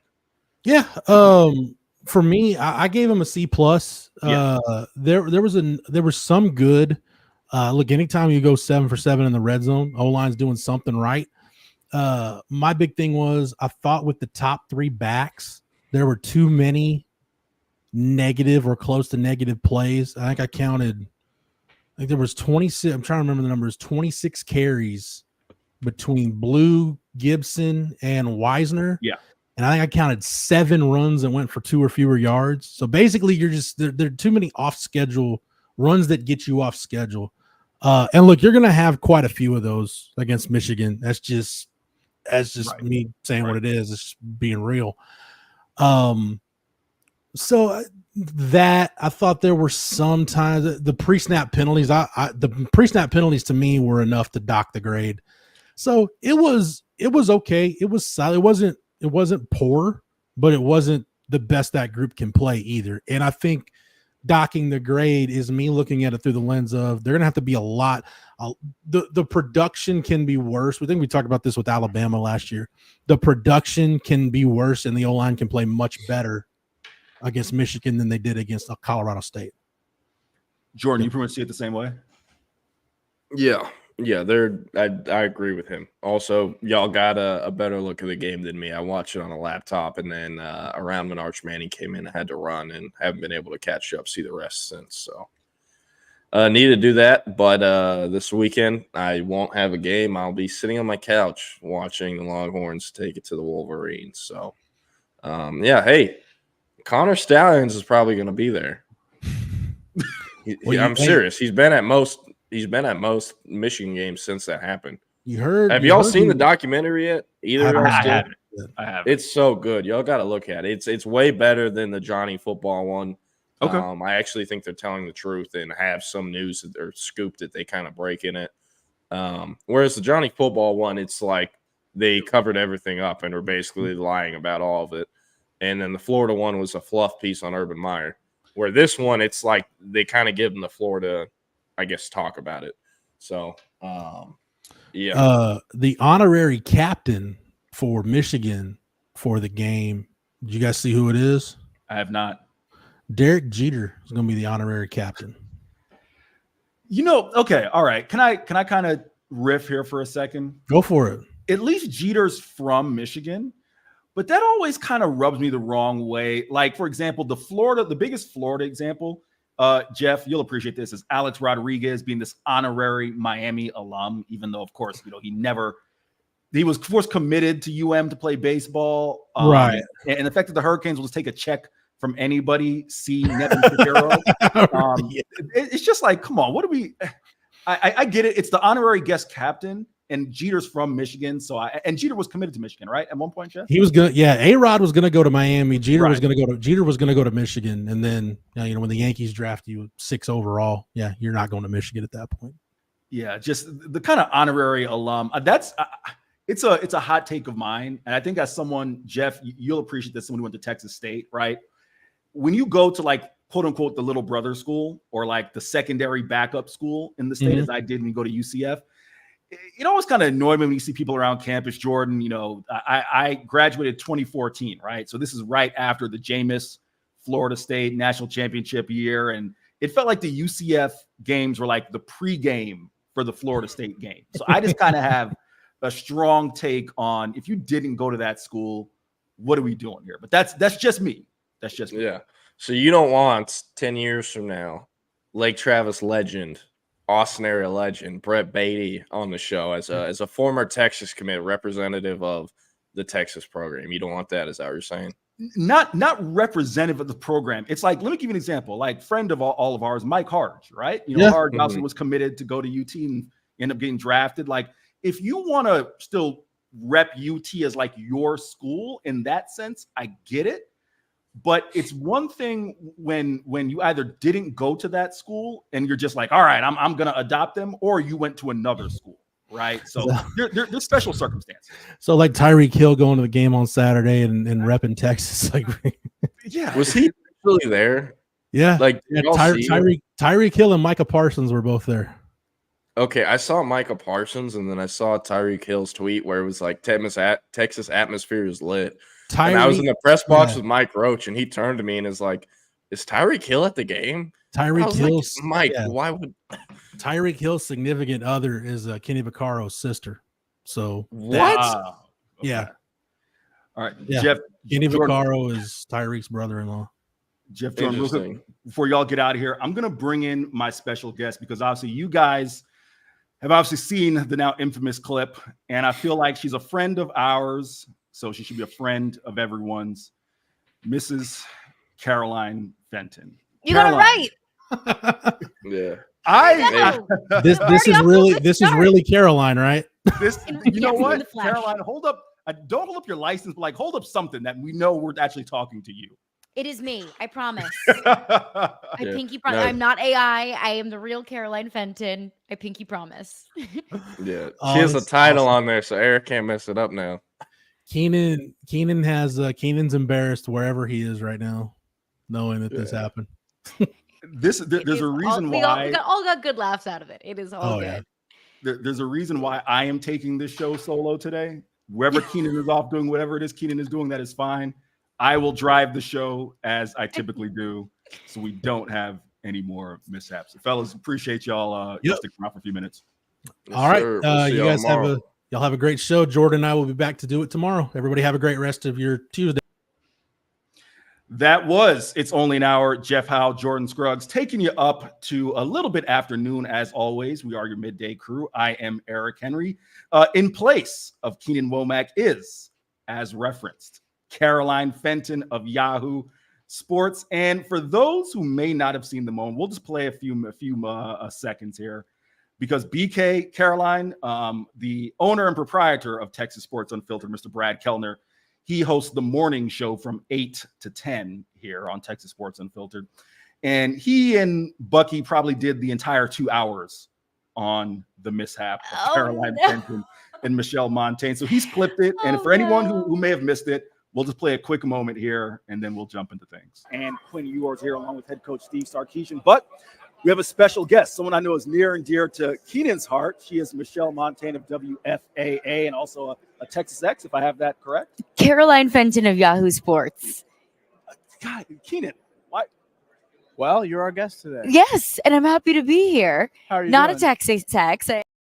It's so good. It is so funny. And I hope we're at a point where we can all just laugh about it, because truly it was the most innocent, mistake. It is all good. We are absolutely at a point in which we can laugh at it, and we won't belabor it too much. I just do have to ask you, Caroline, one question. Now that we're month and change removed from SEC Media Days, you were a trooper. You were so polite, and I appreciate it beyond belief. What actually went through your mind when I introduced you to Michelle Montaigne? What actually went through my mind was, honestly, I was just trying to just move it along. I was like, look, it's fine. Like, mistakes happen all the time. It's your first SEC Media Days. You meet so many new people in this environment. It was just like, number one thing going through my mind was correct it and move on from it. It was all good. But it was actually funny. My best friend from college called me later that evening and said, I know Michelle Montaigne. One of her best friends from Houston actually lived with Michelle at the University of Texas. So I thought, this world is so teeny tiny, and I got some friends out of it. Keenan has given the explanation as to how it's happened many times. So if you want to hear the whole backstory, go check the Texas Sports Unfiltered archives. But Caroline is a working professional, and we will put her to work here today. Again, thank you for making a couple minutes here. Totally. First off, just what were your thoughts on the SEC weekend, kind of the opening weekend of play here, full slate of games? What teams stood out to you? Yeah, I think above all else, Georgia really stood out to me, which feels icky to say, right? Because Georgia's preseason #1 team was a team that won back-to-back national championships, frankly, could have won another one last season had they beaten Alabama in the SEC championship game. Georgia's been one of the best teams in the country over the last 4 years. But what stood out a lot to me was how Georgia really just asserted their dominance in the second half. First half against Clemson, it was a defensive battle, and points and offense were hard to come by. And it was that second half adjustment, whether it was Mike Bobo really committing to the short passing game, whether it was Carson Beck really settling in, whether it was the defense taking everything that they could away from Clemson, and Clemson's defense really not having very many answers for Georgia's offense in the second half. That's what really stood out to me, because I was looking at that game and thinking a few things. Is Clemson going to prove me wrong? And I thought that Clemson is very much so on a demise. I did not believe in Dabo Swinney's approach to ignoring the transfer portal. I did not. I was a firm believer that Clemson, the Clemson that we've grown to know is in the past, and the Clemson of the future is not nearly as close to or as dominant as the Clemson of the 2015, 16, 17, and 18 years. And that just kind of confirmed my belief. So Georgia really stood out to me. I think what we saw from some of the young quarterbacks or first-time starting quarterbacks, Nico Yamaliava at Tennessee, I understand they're playing Chattanooga, but there are still things that you can learn when you're playing an inferior opponent. Garrett Nussmeier at LSU, I thought he was fantastic, even in spite of a loss against USC. I thought that if you're going to look at a list of blame for LSU losing that game, I don't think Garrett Nussmeier's on it. I really was impressed with what I saw from Texas. Anytime you get to see the backup, it's a good day, especially when your backup is one of the most famous quarterbacks in all of college football. I think Florida stood out to me for all of the wrong reasons. I thought that game was going to be close. I wasn't buying the Cam Ward hype. I wasn't buying the Miami hype. And I thought that Florida was going to be a better team than everyone thought they were going to be. I thought everyone was just looking at the difficulty of schedule and writing off Florida right away. When I thought, look, anybody know who led the SEC in passing last season? Wasn't Jaden Daniels. Was not Carson Beck. It was not Jackson Dart. It was Graham Mertz. So I thought he was going to come back even better in year two. A young defense last season now has a ton of experience. They come back for year two. Ron Roberts comes in, joins the defensive coaching staff. I thought the defense was going to take a step forward. I was wrong. Florida looks like trash. Florida looks horrible. I don't know if Florida's going to win 3 games. So I think Georgia stood out to me the most in the best possible way, and Florida stood out to me probably in the worst possible way.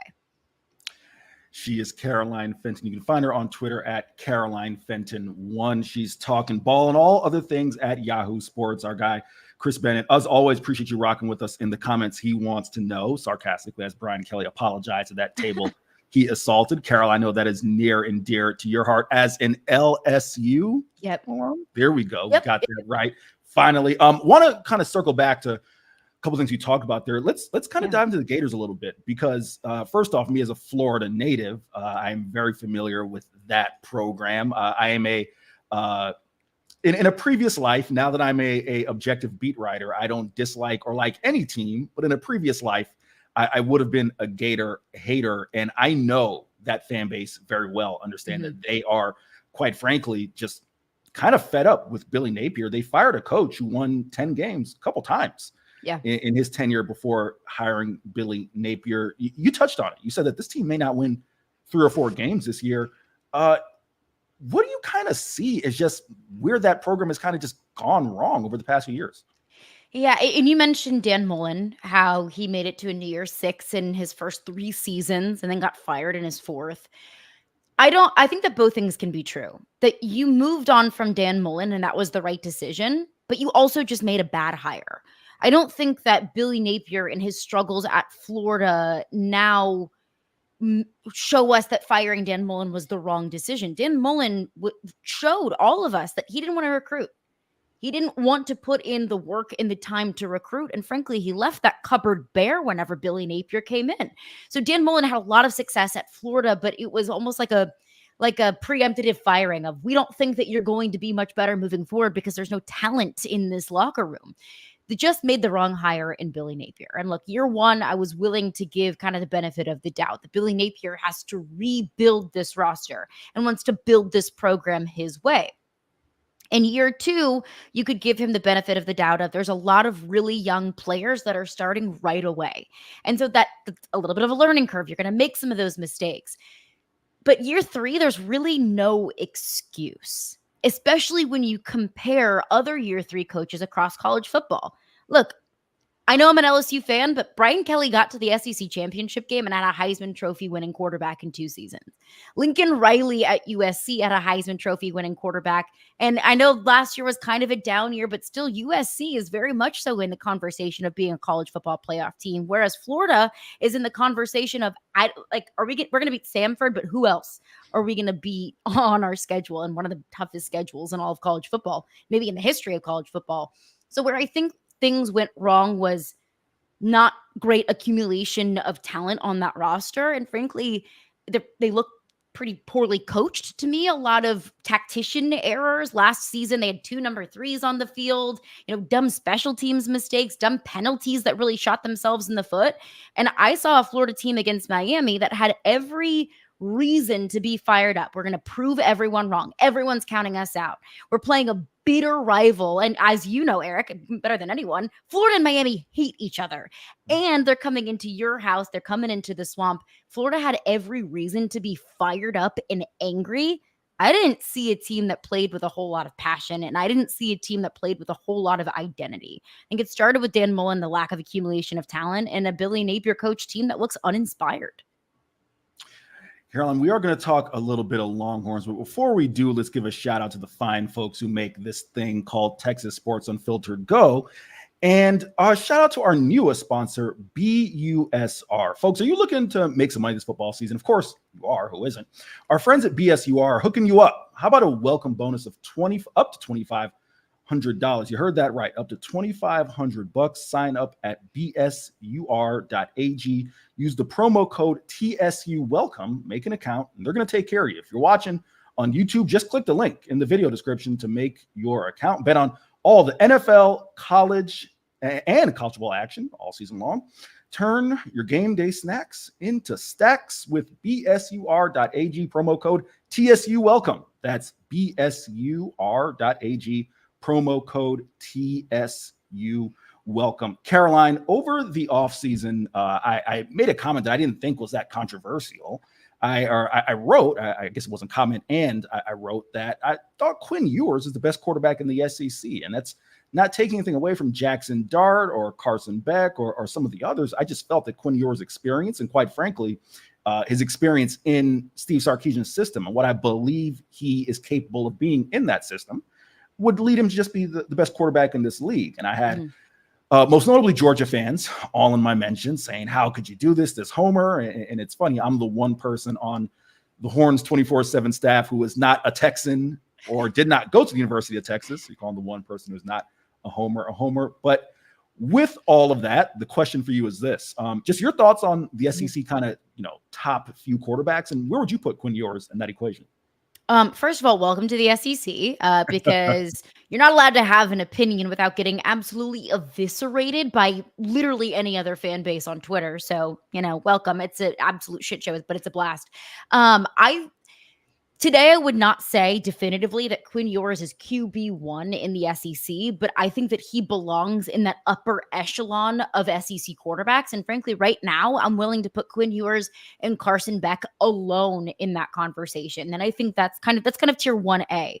And then I think I would put right now in tier 1B, Jackson Dart just slightly below. But Jackson Dart also has that experience that you're speaking about with Quinn Ewers that gives him a little bit of an edge. Jackson Dart's also going into year 3 under Lane Kiffin's offense. And also, not only does it have a ton of talent coming in around him in the transfer portal, a lot of returning talent as well. Caden Prescorn at the tight end position, Ulysses Bentley at the running back position, Trey Harris at the wide receiver position, 3 of his favorite targets and favorite weapons from last season. I would probably put Brady Cook at Missouri in that 1B kind of position as well. And then there's other than that, like a lot of other question marks around what these quarterbacks can be. I do think that Garrett Nussmeier and Nico Iamaleava and possibly even Brock Vandegrift at Kentucky, who transferred in from Georgia, can emerge as some of those top tier quarterbacks, but we just need to see a little bit more from them. The only reason that I have hesitation of putting Quinn Ewers at 1A at the best quarterback in the SEC is because we haven't seen him do it against SEC defenses on a weekend in, weekend out basis. I understand that Alabama game last season, that was a statement win, a statement victory that basically said, we are Texas and we are ready for the SEC. But I want to see Quinn Ewers do it on a year-in, year-out basis. And also, I'm intrigued to see what this Quinn Ewers connection looks like with so many new weapons that he's throwing to. Caroline's going to hang out with us up to about 12:30ish, maybe 12:35. I can snag an extra few minutes with her. Just your thoughts on Texas. House. You've been really familiar with this league, right? And I guess your instantaneous thoughts coming off of the weekend, and A, what they did to Colorado State, and B, just kind of the fit of the Longhorns in this league as a whole. this is a perfect fit, I think, for so many different reasons. First and foremost, it's culture. Anyone that's been a fan of the SEC or an SEC program understands that it just has a different feel to it, that game day is Sunday church, that the football stadium is the cathedral, that it's everything in the fall. I think that Texas and Oklahoma both fit that mold very well, where football and really just investment into sports is everything. And I think the other thing is the level of competition, because there are a lot of, schools and programs out there where football is a big deal, but they don't have that level of competition, specifically at the lines of scrimmage, to be able to compete in the SEC. I think we saw, obviously, with Texas's defensive line last season, like that's an SEC defensive line.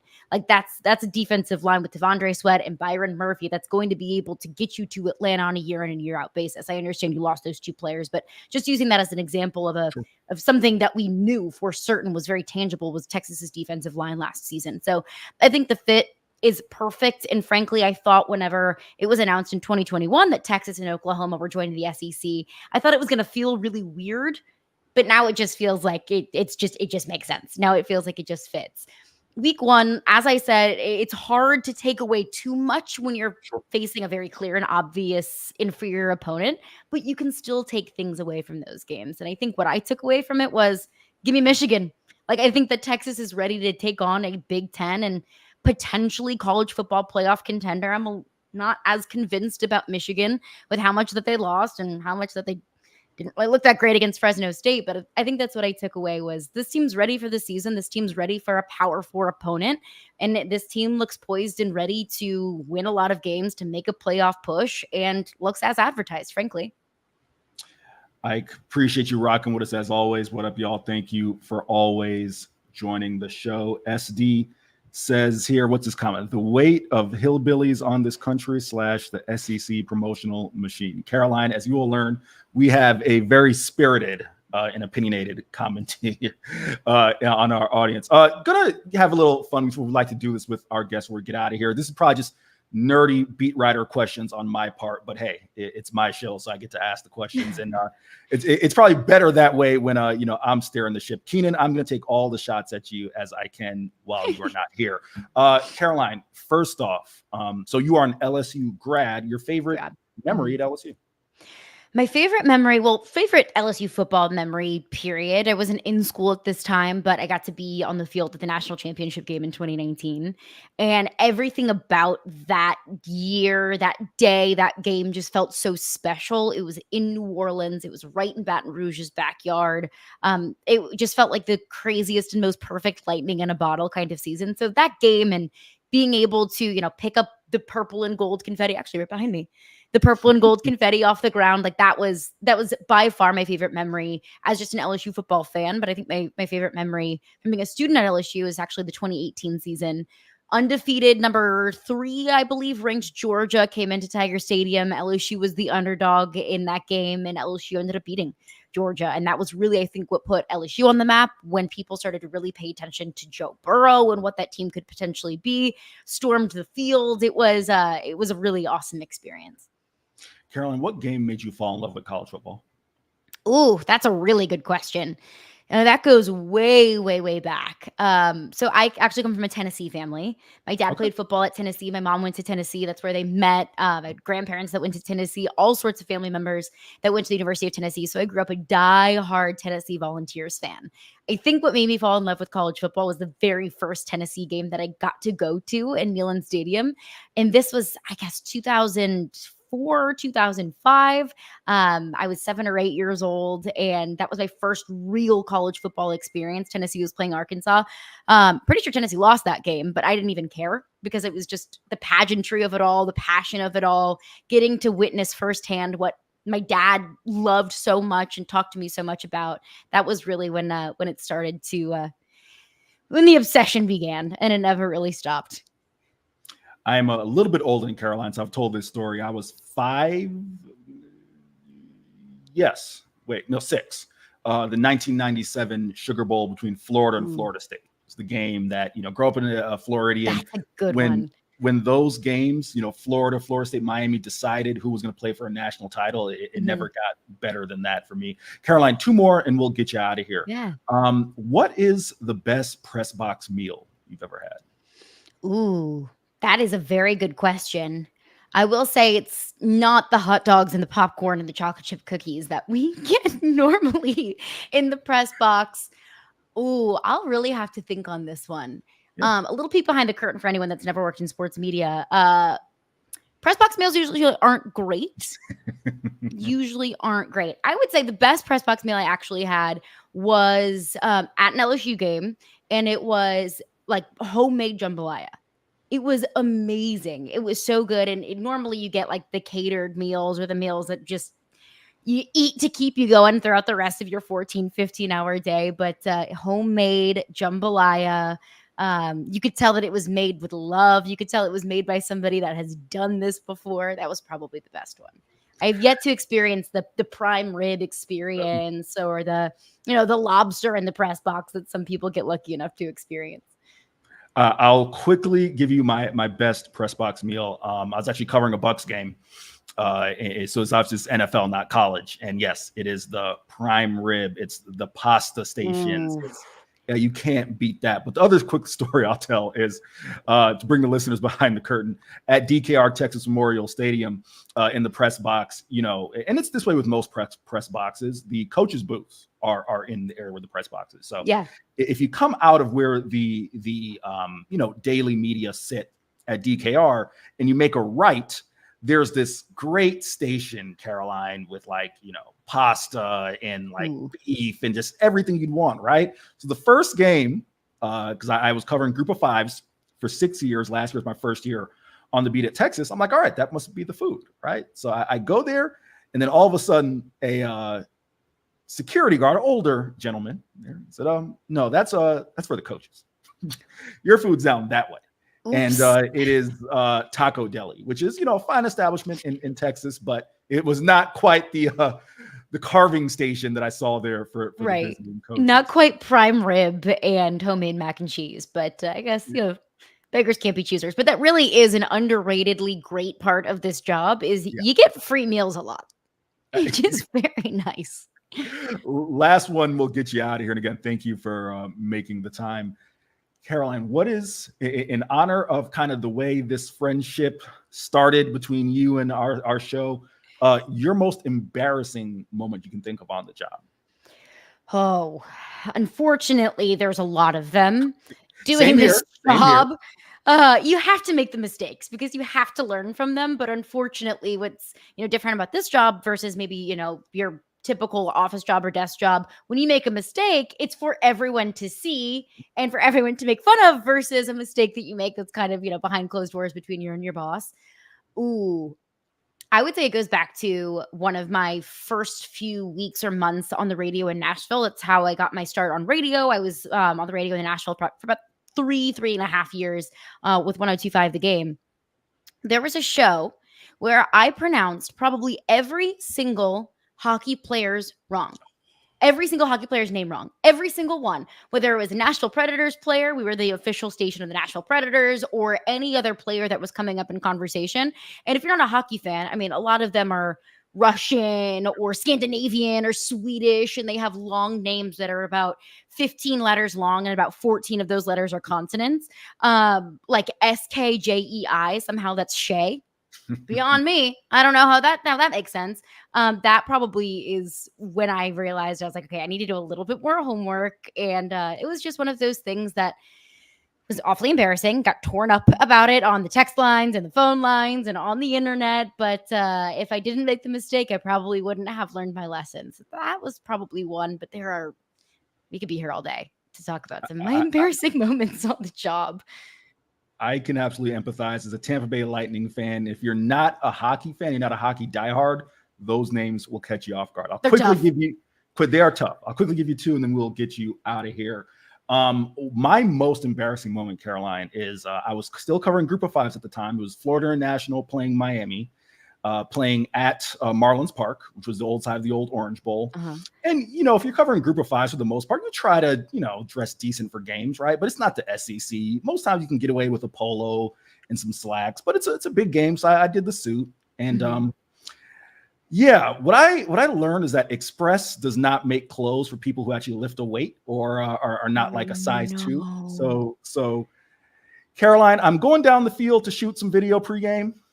And all I hear as I squat down to kind of get like a view from the bottom up is, oh, and I'm no. like, that didn't sound good. And then I stand up and I heard, and I turned to a friend of mine and I said, I think I ripped my pants. How bad? Oh, no. And he looks and he's like, you got like 3 steps left and that thing is just about to. So you're done. The configuration of that stadium is, because it's a baseball stadium, to get back to the press box, you have to walk kind of through the dugout, right? Mm-hmm. And just by happenstance, it was like my worst middle school nightmare in that the cheerleaders' locker room was placed right there. So I'm trying to like make a beeline to get through to the press box, get to the press elevator to get back up, because I had a coat that I was going to tie around my pants. Right. And like I make it through and I think I'm clear. And then as soon as I turned the corner, Caroline, to go to the elevator, all I heard was like in unison, 3 cheerleaders. Oh my God, are his pants ripped? Oh no. So, that really is like a middle school embarrassing story. Undoubtedly. Between that and I guess the other group of 5 memories when I will not name the team, a visiting radio guy was having trouble with the Wi-Fi. Mm-hmm. And he came and, we're a small bunch who cover a group of 5. It's only 2 or 3 of us. So he's like, hey, man, can you help me with my Wi-Fi? And I'm like, yeah, no big deal. And I go and with his Wi-Fi. And again, I won't name the team, but the gentleman should have closed out his tabs as he was clearly a consumer of insert adult website of your choice. Oh my gosh. That was also very awkward because I could quickly pass him back his laptop and say, sir, this is not mine. This is yours. I fixed your Wi-Fi. Have a great day. Now close your tabs and delete your search history. Sir, you are at work. And with that, Caroline, let the folks know where they can find you at. You can find me on Twitter at Caroline Fenton 1. And I do a bi-weekly podcast, the College Football Power Hour with Yahoo Sports. You can find that on Yahoo Sports YouTube or on your preferred podcast platform. You can also catch me on SiriusXM College Sports Radio and SiriusXM Mad Dog Radio. She is an incredible guest. And as she noted, the sports world is very small. After the mishap that Keenan set me up for, I had Leah Van, the homie Leah, reached out to me and said, how do you not know Caroline Fenton? Cole Thompson, who also does some work. Cole said, Caroline, that's the homie. So she now so many great people. A friend of the show. Caroline, thank you so much for hopping on with us. Thank you, Eric. Have a good one. You too. Before we bring on our next guest, he's going to be Tommy Yarish. Of course, he is a favorite, a Texas X, and I can say that affirmatively that he is a Texas X. I know he did not go anywhere else to school. Let me go ahead and give a shout out to some of our newest sponsors here at Texas Sports Unfiltered.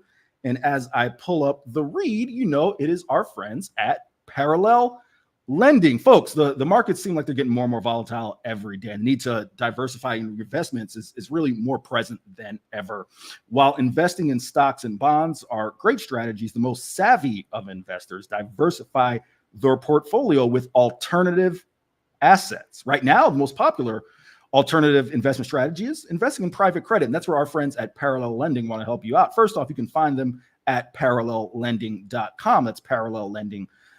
But they're a lender that provide and specialize in short-term business purpose loans backed primarily by single-family real estate here in the great state of Texas. They just launched their flagship fund, which gives accredited investors the opportunity to fund the loans that they provide. Parallel are actually targeting an 11.5% return for their investors. And in Q2 of this year, investors receive an annualized return of over 11.6%. The best part of your investment is that it's only locked up for 1 year.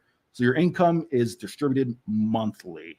If you're interested in investing passively, loans backed by real estate, inquire now. Parallellending.com. Parallel, they're raising capital over the next 3 months, and they're already halfway to their goal.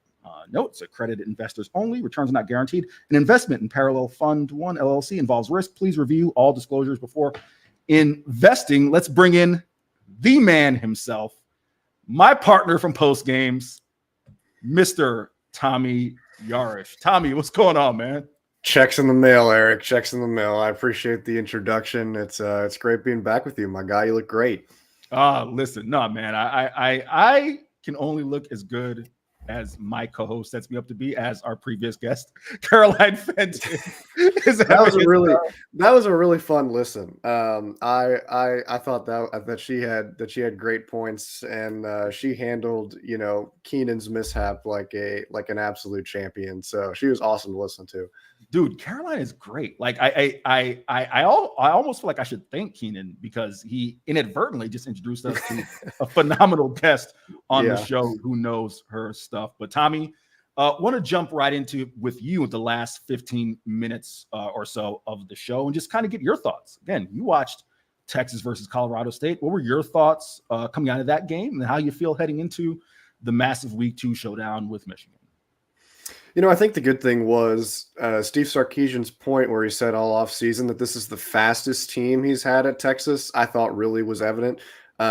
Everything from Quinn Ewers' processing to flying to the ball defensively to making plays in the secondary looked faster than it had been in years past in Steve Sarkeesian's for Steve Sarkeesian's units. I thought Quinn Ewers looked as comfortable as he'd look. You would certainly hope so for a guy entering his third year in the program. Should know the Sark offense like the back of his hand at this point. Really, aside from the interception, which got tipped away from him, I thought he played as good of a game as you could. Like Caroline said, anytime you can get a backup in and give him some valuable minutes, you played a really good game. So Texas, lived up to my expectations for that game, I think. I'm not going to make any bold predictions off of one game. I think next week is going to be, like Steve Sarkeesian said, the barometer of what this team is and what they can do.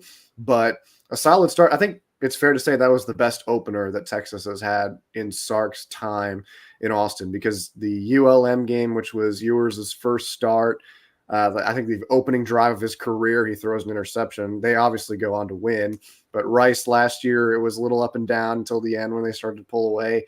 But this year was just offense and defense, had everything string together. They played in sync. They played fast. And that's what you want to see from a team, not just going to Michigan next week, now this week, but going into the first season in the SEC. Tommy, what were your thoughts on the defensive side of the ball? And let's start with kind of some rearranging of the Texas secondary. Jahdae Barron getting the start at outside corner, Jalen Gilbo getting the start at star. What were your thoughts just kind of first on that move and just the secondary kind of as a whole? Yeah, I love that move.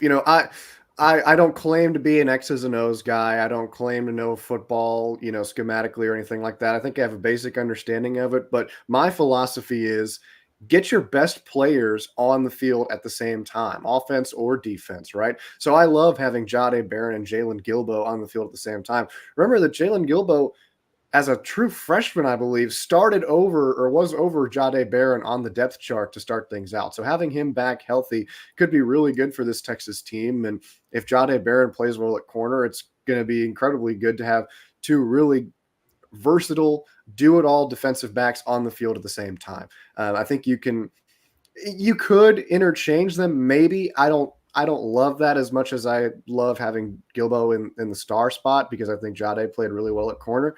But I mean, overall, you can't not like that combo. And then Eric, I know one guy that you've been really praising heading into the season has been Gavin Holmes. I thought he played really well. He had that nice pass breakup outside the numbers in front of the Colorado State bench, and he's played really well. Manny Muhammad is a guy whose name you're not going to hear a lot, which is very good for defensive backs because not a lot of teams are going to test him. He's great in coverage, and I think he's going to have a fantastic second year, potential to be an All-American. But no, consider me a fan of having Jahdae Barron at the corner spot and Jalen Gilbo in that star position, because you're putting your best defensive players on the field, and you want guys out there who can make plays and create turnovers. That's really been a big part of the emphasis for Texas defensively, and they just weren't able to do that at times last season when it mattered. Forgive me for not giving my guest the introduction that he deserves. He's doing play-by-play for Dave Campbell's Texas Football Texan Live, and also is a third of the Hook'em Hoops pod with the Field of 68 Network. Of course, as I mentioned, he is a Texas X, and you can find him on Twitter at Tommy_Yarish. He's repping H-Town as always. H-Town and Chicagoland. He's also a Chicago guy as well. I will bust his chops before we get out of here about being a long-suffering Bears fan. Before we transition to the contest at Michigan, we know y'all are going to be wanting to watch the big game. First off, we hope none of y'all are suffering the DirecTV outage. Apologies. I mean, not that I had anything to do with it. I just feel bad for everyone who missed out on some college football action. But however you are watching the game, cannot stress it enough. You got to have your man cave, your woman cave, your family cave, whatever it is. Get yourself set up, and the fine folks at Audio Visual Consultations will get you set up with the proper setup on Saturdays. We'll let them tell you all about it. Hi, this is Tom McKay with Audiovisual Consultations. Today's home electronics can be a bit daunting. My company has spent the last 36 years making sure they are not. For those of you who have not experienced our services yet, we'd like to invite you to give us a try for all your home electronics needs. We carry all the major brands of televisions and stereo equipment at prices you can't find in stores. And we come to you. There's no need to leave your home to find great pricing and incomparable service. No traffic and experienced sales geeks or pushy showroom tactics. We believe in having some fun and dreaming big. Do you have a dream for your home entertainment? Let us know. We can make it come true. And we are always there to help after the job is done. We cultivate clients for a lifetime by treating everyone like their family. No, not those family members. I'm talking about the ones you actually like. So relax, hug your kids, make love to your wife, and smile. Then, when you have a moment, give us a call at 255-8678. That's 512-255-8678. Or online at avconsultations.com. Shout out to the fine folks at AV Consultations. They will get you all set up. Tommy, before we transition into the contest at Michigan, let's take a look back just across the college football landscape. What stood out to you? A lot. I think the biggest takeaway that I had, and I wrote about this, I started a Substack just to, put some thoughts together on college football. The biggest takeaway that I had was 2024 in Miami, and I know it's early on in the season, is reminding me a lot of 2023 Texas.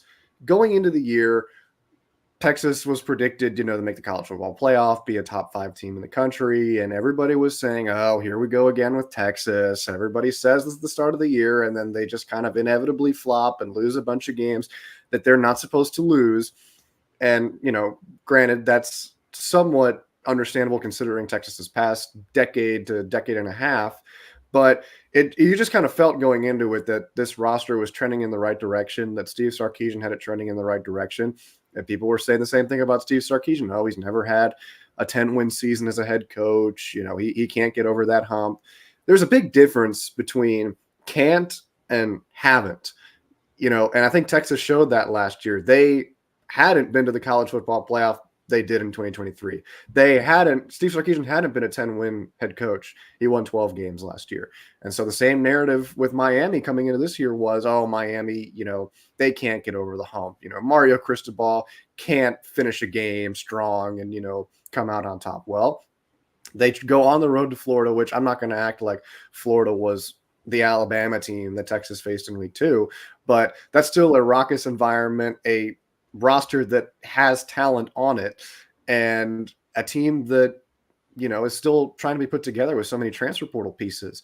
Cam Ward was phenomenal, and it seems like he's going to be the cornerstone to getting that thing going. And if he plays well, then Miami has an easy enough schedule, I think, going forward, that I think it's ACC championship or bust for them. I think the expectation should be to win the ACC championship, considering the schedule and how the league is shaking out right now. The toughest game that I think remains on their schedule is Florida State. And after last night, I don't know how tough of a game that is. I still don't know what we're going to see from the Seminoles, because if it's been what we've seen the last 2 weeks, then Miami might win that game by 30 points. But I love what I saw from Miami. I love what I saw from Alabama. I think Jalen Milroe is going to win the Heisman this year. He played fantastic. Notre Dame was really impressive. They look like one of the best defenses in college football as expected. I think Benjamin Morrison is the best corner in college football. He had some plays that I thought were teach tape against the Aggies. Just a really fun opening week. And then, of course, Sunday night, LSU and USC giving us everything that we could have wanted from that matchup. I think I learned that I'll never not trust a Lincoln Riley quarterback. Miller Moss played great. Garrett Nussmeier did too. I don't think LSU, like Caroline said too, I don't think LSU losing that game was on Nussmeier. But what a really fun week with a lot of early takeaways. And another one was, I'm not too worried about Oregon starting out slow, and to kind of transition what we'll talk about next, I'm not really too worried about Michigan, starting to sputtering a little bit and, having some defensive lapses, not really looking too great on offense. I don't think that means that they're both going to be bad teams. Tommy, just to quickly touch on what you opened with, I happen to agree with you. I was making that analogy with someone the other day that I do think 2024 Miami could be 2023 Texas, especially when you look at the rest of the Hurricane schedule. And as you said, the conference, Florida State, who knows what's going on there with Mike Norvell? Actually, we know it's just poor quarterback play amongst things. Clemson, Dabo Swinney's, aversion to the transfer portal. Well, it's coming back to bite them now. They look like they weren't even in the same league, and they were ranked 14th, playing the number 1 team in the nation. But as I have teased, we will get to Texas and Michigan. First off, Tommy, again, just as someone with ties to, the university, how much are you just looking forward to this game? It's really exciting. I think that the opportunity to go on the road in week 2 and make a statement is fantastic in today's college football. I love that Steve Sarkeesian wants to have these games early and wants to add these resume games to his repertoire for each season for the Longhorns. It's an awesome brand battle. I mean, it really doesn't get much better than Texas and Michigan. The Big House is a fantastic environment, and it's two really good teams going up against each other. It's a Texas offense that's been lauded as one of the best in the country, and a Michigan defense that lost a bunch, but also brought back a ton of potential first, second round NFL talent. And so I think it's going to be a fantastic clash on that side of the ball when the Texas offense and the Michigan defense are on the field. The other side will be a little bit more interesting because I think the Texas defense has shown a little bit more up to this point than the Michigan offense has. But regardless, it's an awesome game, and I'm bummed that I can't be there because I think it's going to be an absolute blast. So if you've got an extra plane ticket or an extra press credential that you could slide me, I would love you forever. Already do, but that would be great. But no, it's going to be an awesome game, and I'm excited to kick the couch back and watch it. Tommy, the folks at Michigan charge $85 for media parking. Can you believe that, sir? I've never even heard of paying for media parking. They have a season rate for those who cover the team there per year, but even a single game, $85. I only mention that to say that, I think I am tapped out when it comes to the funds there to bring anyone else along. Tommy, I have two kind of X factor / I guess you'd call them positional battles that I'm watching for this game. And I'm going to give them to you, and I'd be curious your thoughts. One, I've been a believer that the first two games of Texas' schedule really, just by happenstance, set up really well for the team. First, you face an air raid offense in Colorado State, and that, of course, is going to answer or give your defense an opportunity to answer some of the questions from last year as far as the secondary, the pass defense. Then you're going to flip, do a complete 180, and you're going to face a Michigan team with Sharon Moore, who they're going to be physical, want to run the football. I am watching on Saturday. This is the test. It kind of went under the radar. Colorado State rushed for something like 110 yards. At least their top back rushed for over 100 yards. On 25 carries, certainly worked for it. But he was able to gash the Texas front seven a couple times. I want to see how Michigan's offensive line, their style of play, Sharon Moore, former offensive line coach, Donovan Edwards, Towson running back, how are they going to fare against Texas's run defense, which was great last year, but will have to answer questions without Murphy and Sweat and Anthony Hill moving into inside linebacker. That's the first matchup. The second one that I'm looking at really is, I think Steve Sarkeesian is, and I'd be curious your thoughts, especially on both of them, but especially this last one. You've been around for Sark's entire tenure at Texas. I think Sark's in his bag right now. I think Sark is, over the last 14, 15, 16 games, is coaching his behind off. And I think he is, and this is no disrespect to Sharon Moore.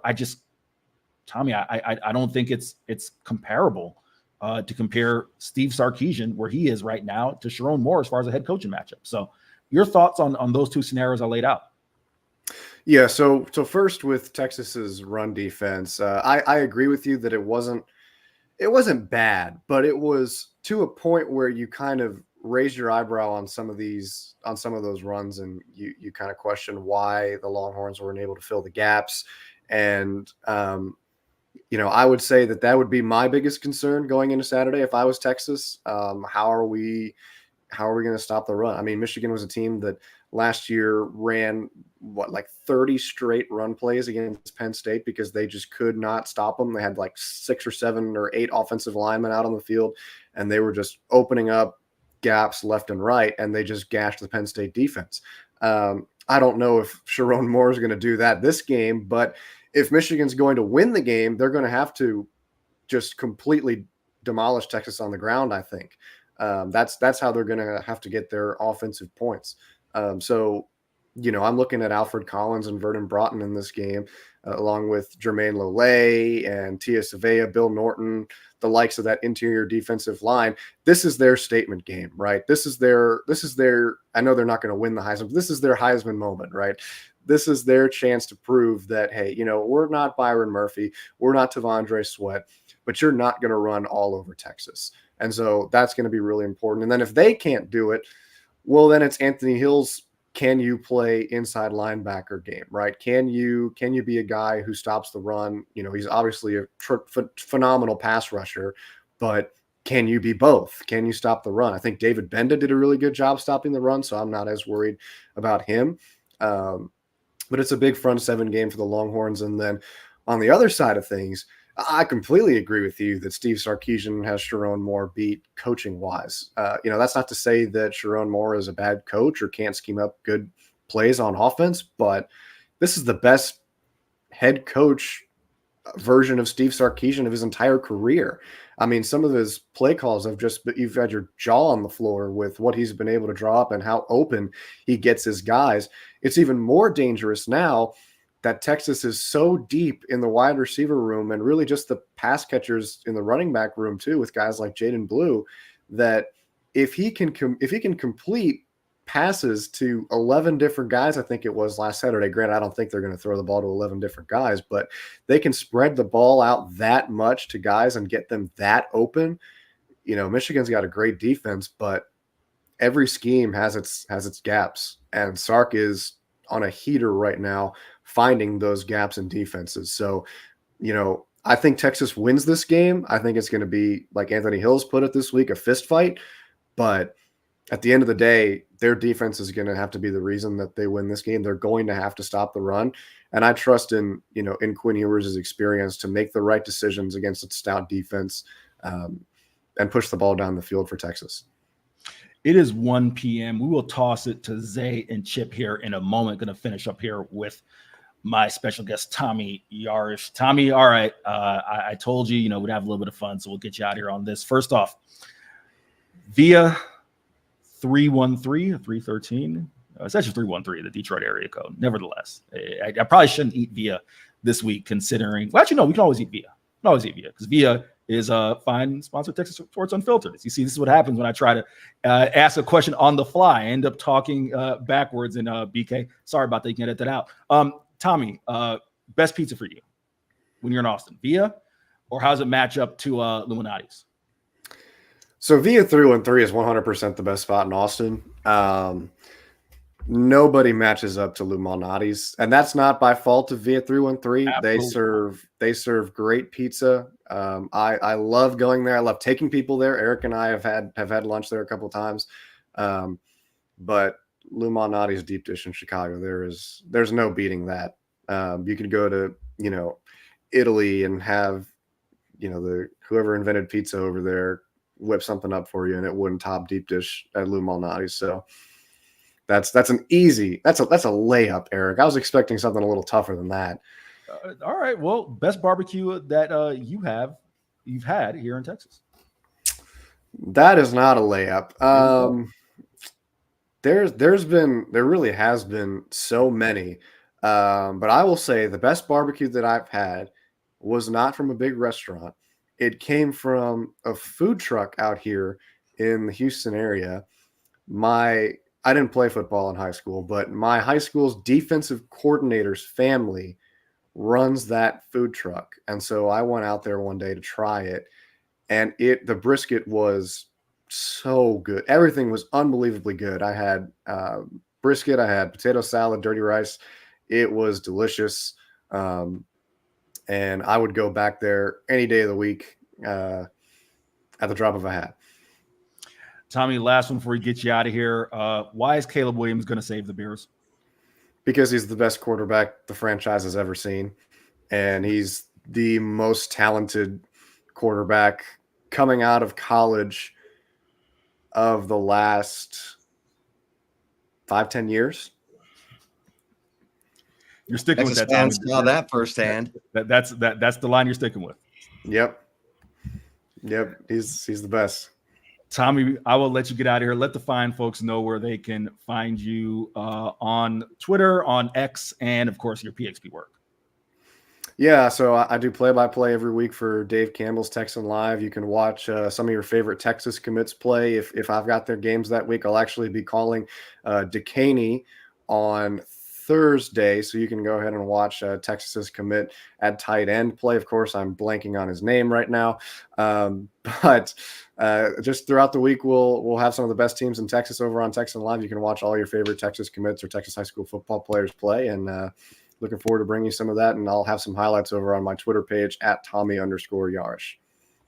He is Tommy_Yarish. Special thanks to my guest today, Tommy Yarish, and Miss Caroline Fenton of Yahoo Sports. I'm going to do a quick toss here to Zay and Chip so I can sneak in a workout before Chip and I tape the flagship podcast over at Horns 24/7. Chip, saw your message. We will be on around that time. Thank you, Tommy. Chip and Zay, it is all yours. Thanks, fellas. Appreciate you. Thanks, gentlemen. Have a good one. Hey, in the immortal words of Judy Brown, happiness is a choice.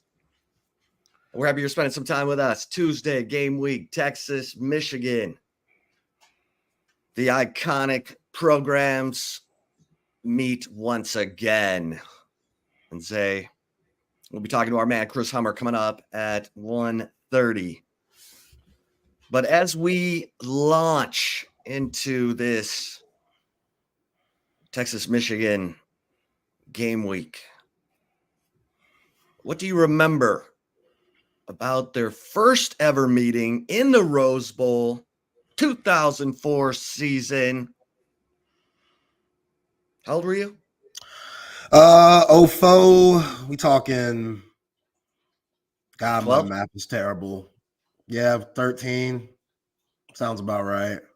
Sounds about right. Quick math. Yeah. Some of that, Bowie High School math. Yeah, definitely wasn't paying attention in math class back in the Bowie days. Math's probably my worst subject, along with a few others. But yeah, 13 sounds about right.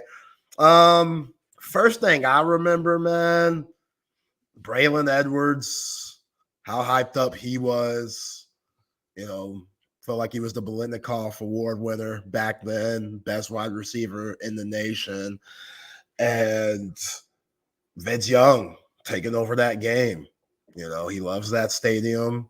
And we got to see that first glimpse of why he loved that stadium, of how he took over in that fourth quarter, kind of foreshadowing what we saw the following year against USC in the national championship game. But yeah, that was kind of a game that let all those guys know that was returning. Oh, we could be something special for the next year.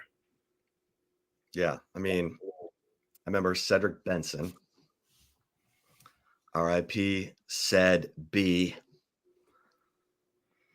and Derek Johnson, and those guys who helped elevate the program to where it was, especially with the rise of Vince Young.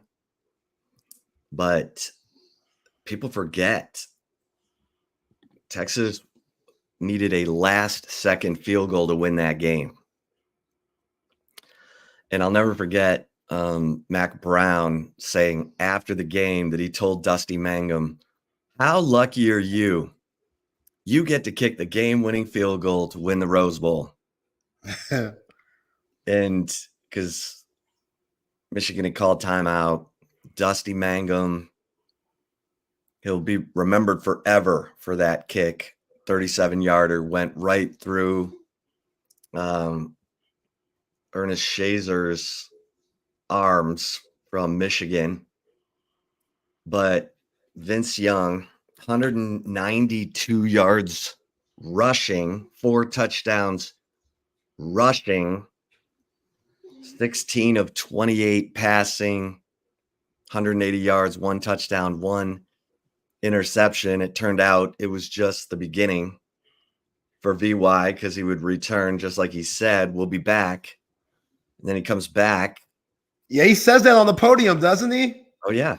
Yeah, that's my joint right there. We'll be back. He knew where the national championship game was being hosted. And of course, after he finished off USC by completing 30 of 40 passes, rushing for 200 yards.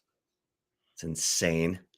He owned the Rose Bowl and agreed to lease it to UCLA for their home games because ain't nobody done it better in the Rose Bowl than VY. And here's the thing. That game, anyone remember a guy named Steve Breaston? Steve Breaston set the kickoff return record for a Rose Bowl by returning 6 kicks, 221 yards. It seemed like every time you turn around, Steve Breaston was giving Michigan great field position. And Steve Sarkeesian mentioned it on Monday. Michigan is one of those teams that puts a lot into special teams, just like Texas does. And that's going to be an interesting little box to watch, to see who wins that, because Michigan brought in Arkansas State transfer kicker Dominic Zavada. And that guy booted field goals of 45, 53, and 55 yards last week. So that dude was the MVP for the Wolverines. And we'll see how it comes down to the end, because I thought before the season, Zay, I thought Bert Auburn would have to kick a game winner in the final seconds, maybe even in the, he'd have to kick a game winner at the end of the game to win it. I'm not feeling that way anymore after watching Michigan's offense sputter and cough and struggle between the two quarterbacks. But and I wrote about this at Horns 24/7, and the defensive players for Texas sound really confident.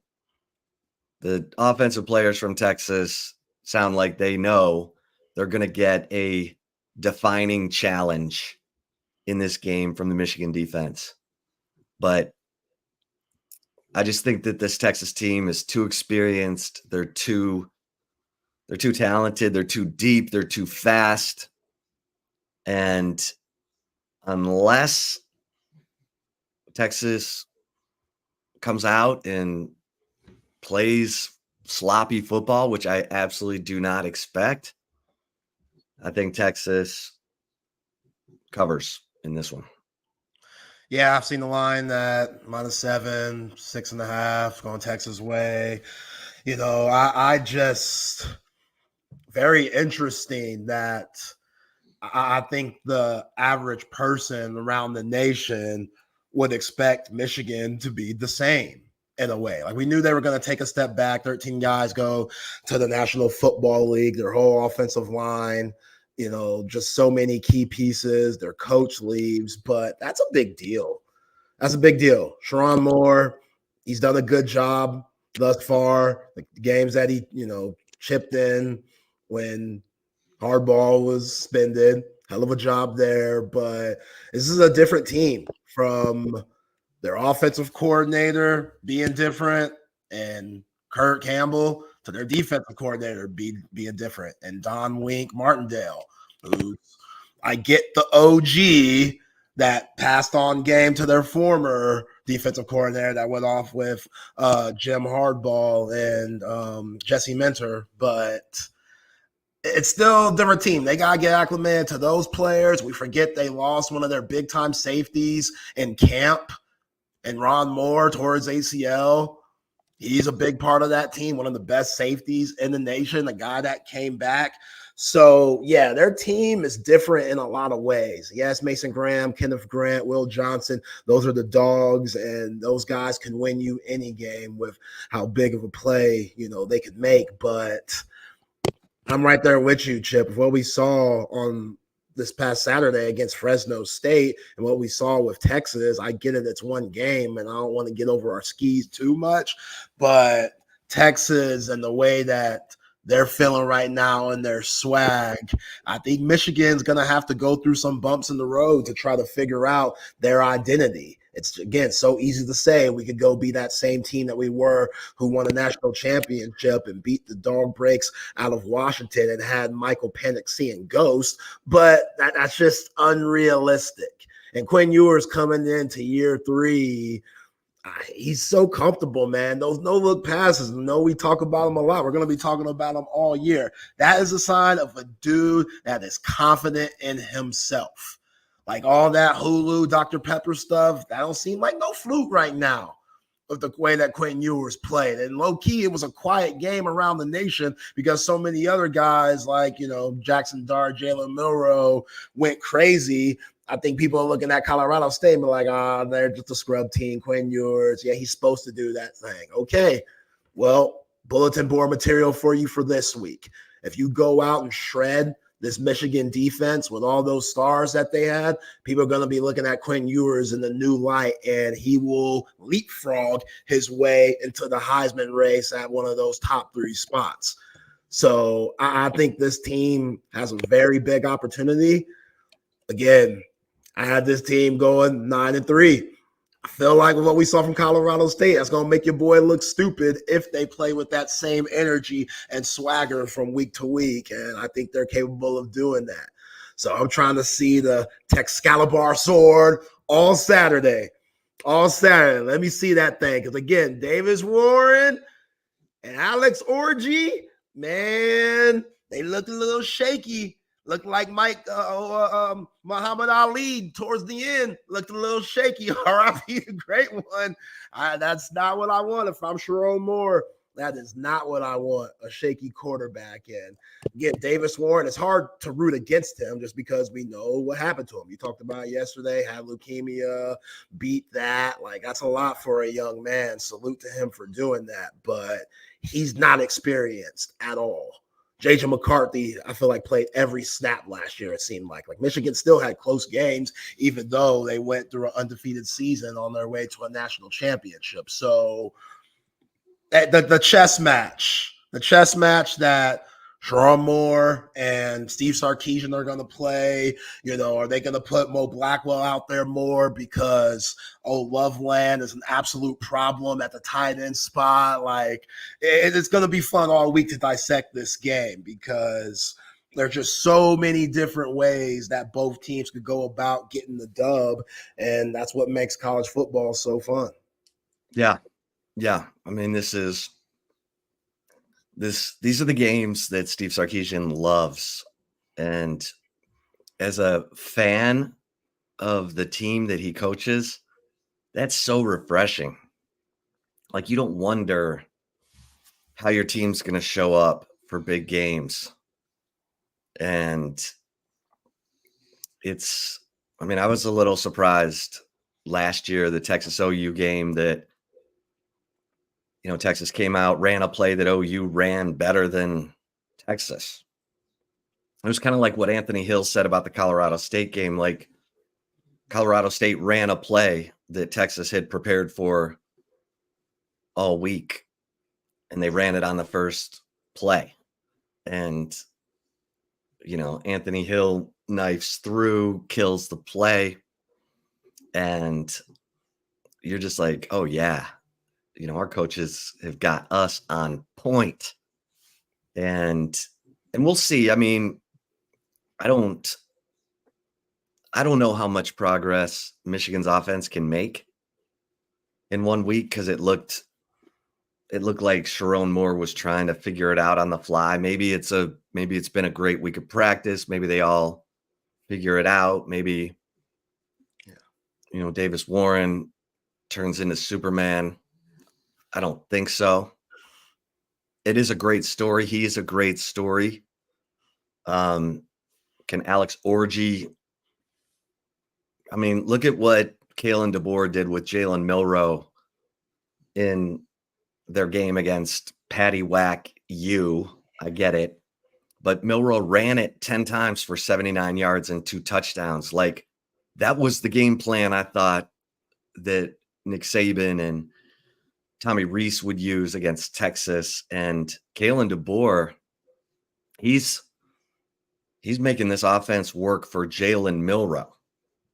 He is going to be a dual threat. Like, if you were playing fantasy, you want Jalen Milroe on your college football fantasy team, because what did he end up with, 5 touchdowns in that game? Yeah, he went crazy. He had That's what the good coaches do, though. Yeah. He had 3 touchdown passes, 2 touchdowns running. And by the way, his touchdown passes to Ryan Williams were for 84 and 55 yards. Like, Jalen Milroe's got that deep ball. Oh, Ryan Williams, that brother, 17 years old. Like, in basketball, you see it. You see, guys taking off their senior year, going playing and stuff. I know we saw it with Quinn Ewers, but Quinn Ewers ain't play. This dude, Ryan Williams, was showing out. And he took over for Isaiah Bond.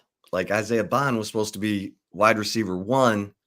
Ryan Williams showed up, 2 catches, 139 yards, 2 touchdowns. And looked like he was having a lot of fun. Obviously, Alabama beat up on Western Kentucky. They'll find some stronger competition down the road. But,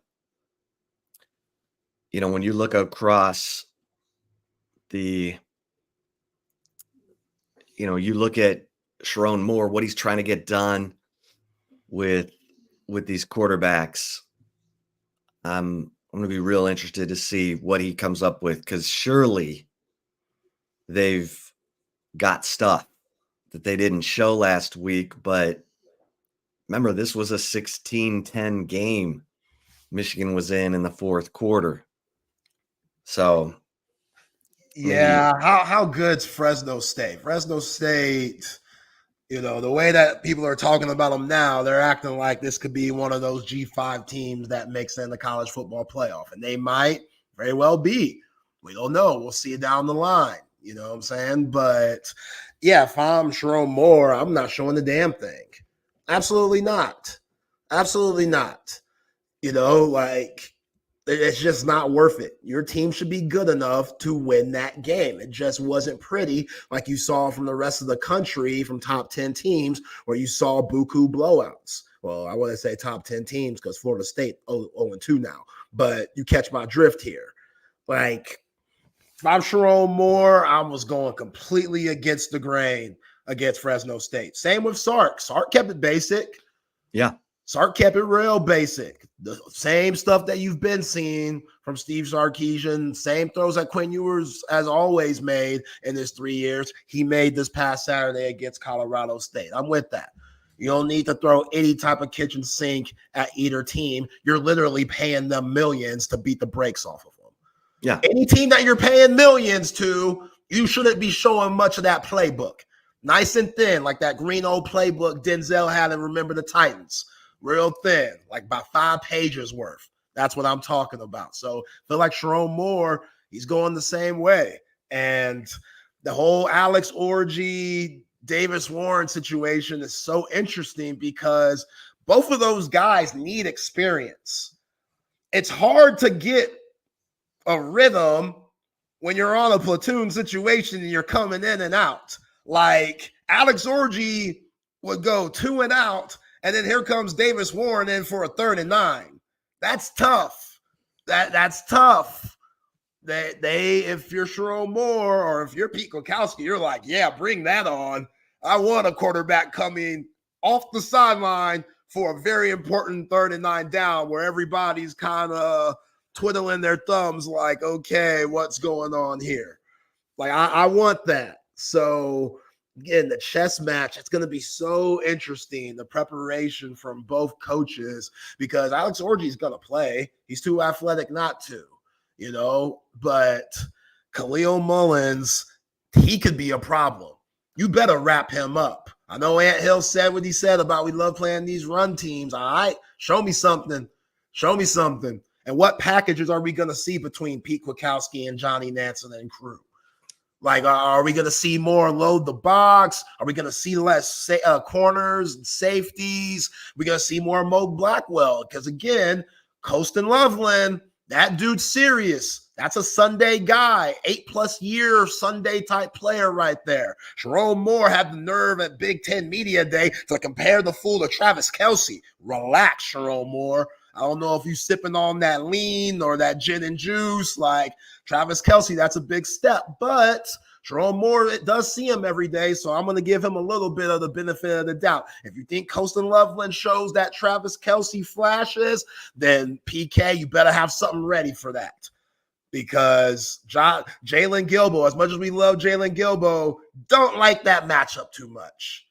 Even Davis Warren and Alex Orji can find big old Colston Loveland at the tight end spot, which they move him around too. You see him playing wide receivers, slide outside. He's not just that, organic tight end that you'll see across the country, which I think that's what Sherrone Moore was referring to in the Travis Kelce comparisons. So, yeah, man, I'm so excited about this game. Like this is what it's about. And you're right, Sark, loving these moments. Your team feels that too. You can't run away from it.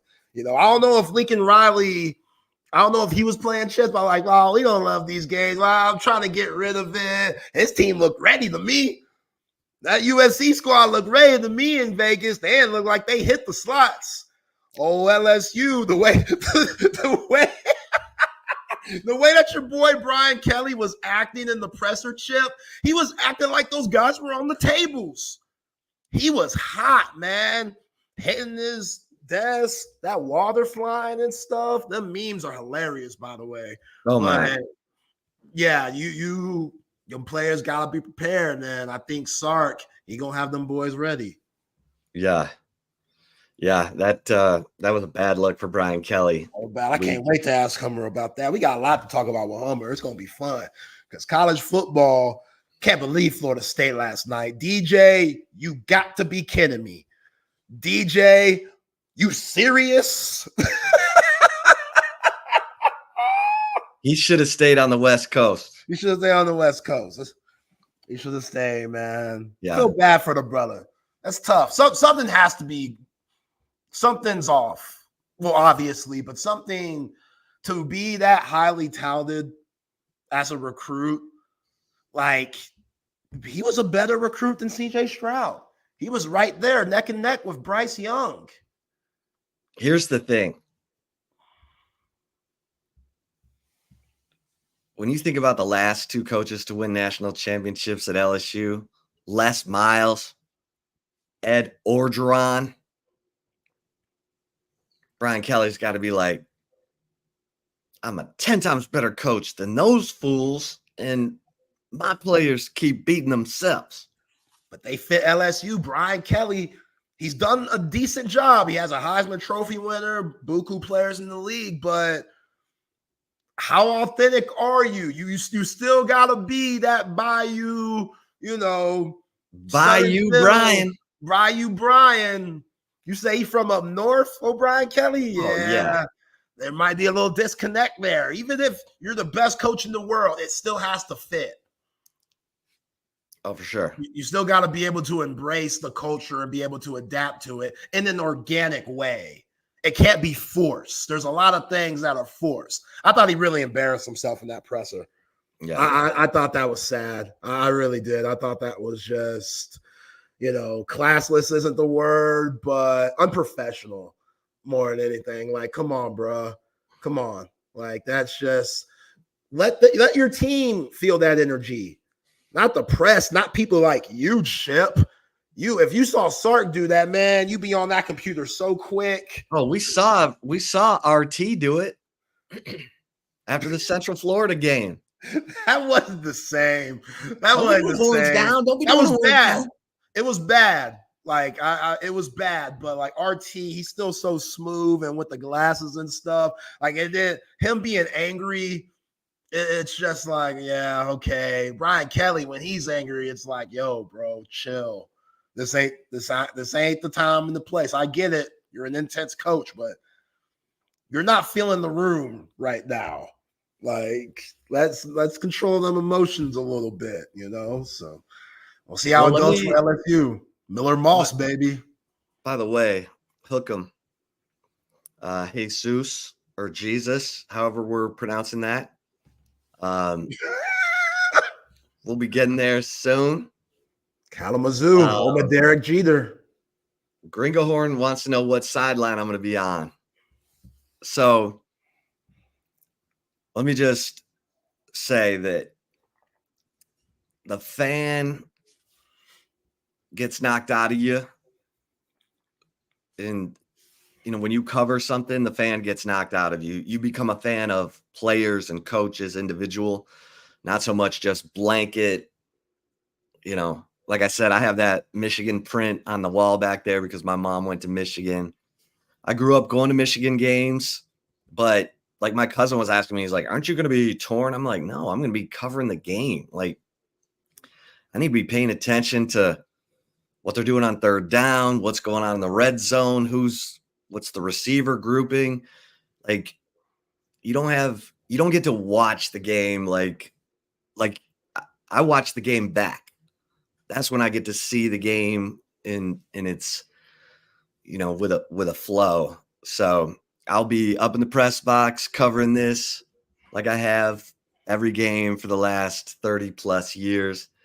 And here is the tip I need to give to my man who was asking about the best Detroit pizza in Detroit.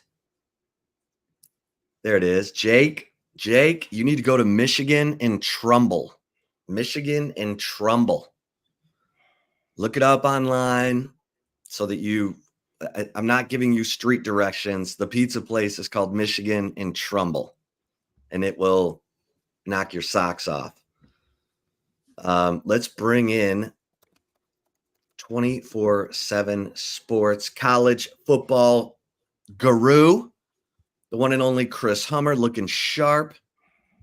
Got that nice clean haircut going. How you doing, Hummer? Doing good, y'all. It's football season. Let's go. Oh yeah. We need to get right to it, Hummer.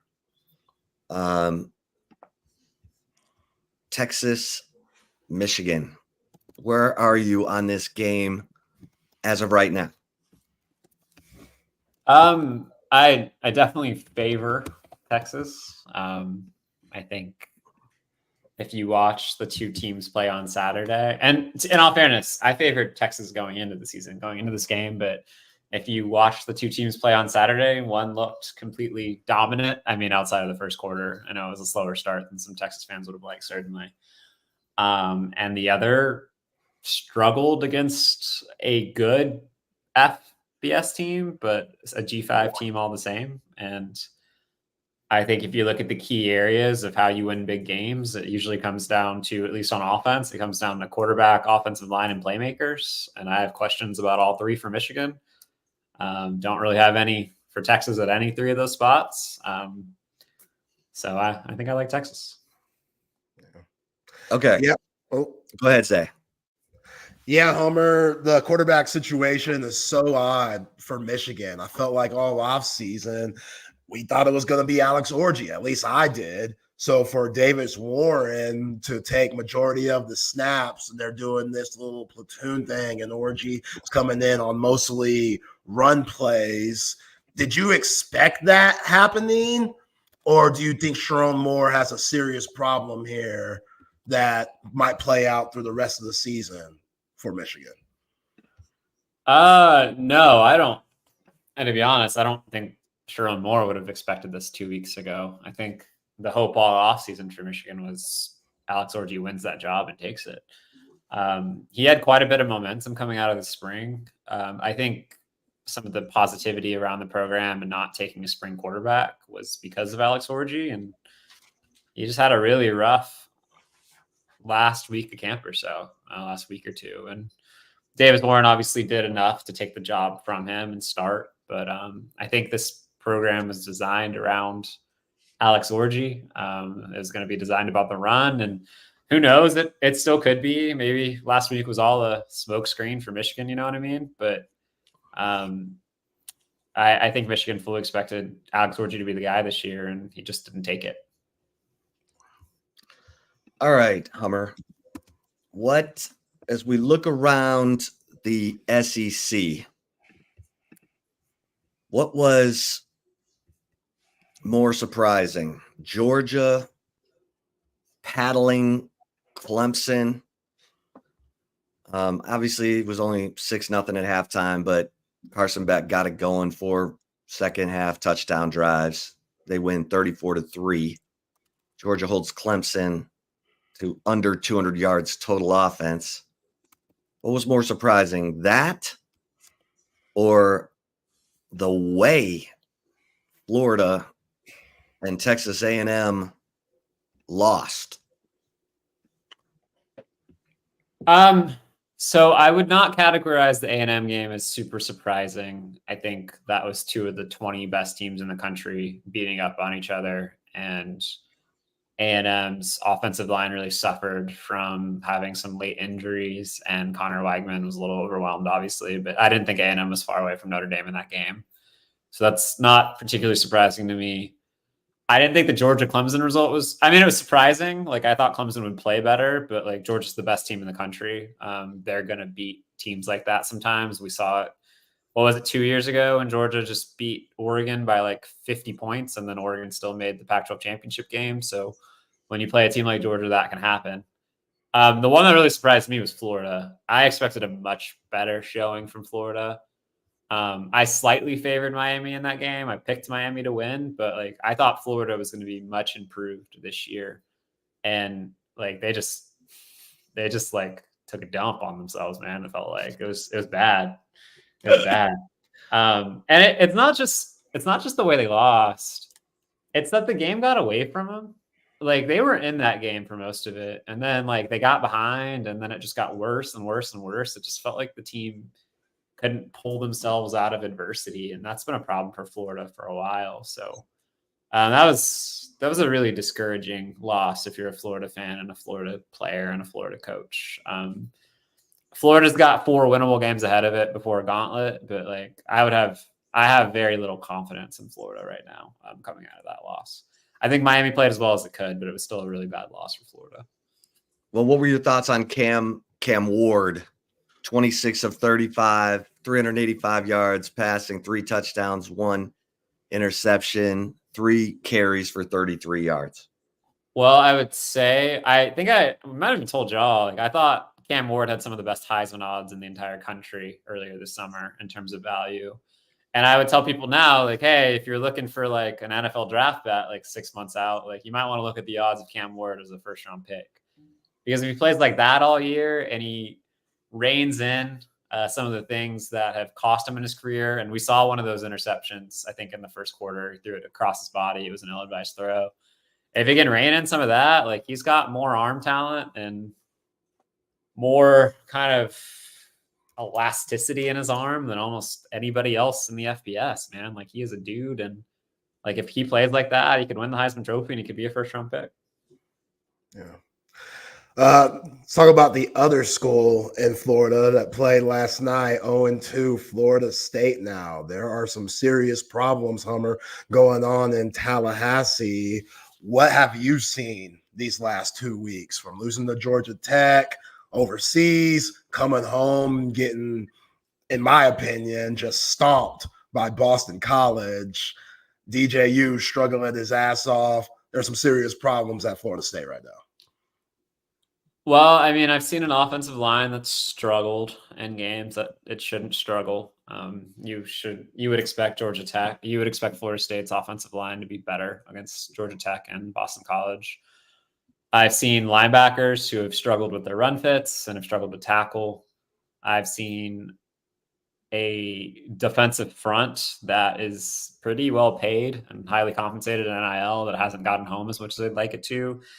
And frankly, I've seen a quarterback who, I mean, it feels like we've been watching DJU forever, right? But I've just seen a quarterback that has some really maddening moments and has throughout his career. And you would think by the time he was a senior, you would see fewer of those, but he's just somebody that doesn't seem to elevate a team like you'd expect somebody with his recruiting pedigree to. And it's kind of who he is at this point, I suppose. Like, he is somebody who can make every single throw on the field, but he's also somebody that is so maddeningly inconsistent at times that it would drive me crazy if I was a fan rooting for him. And that's what we saw from last night from DJU. He made one or two seeds, like absolute bomb throws. And then he also had, I'm thinking of that like interception that he threw late in the game where he threw across his body falling down.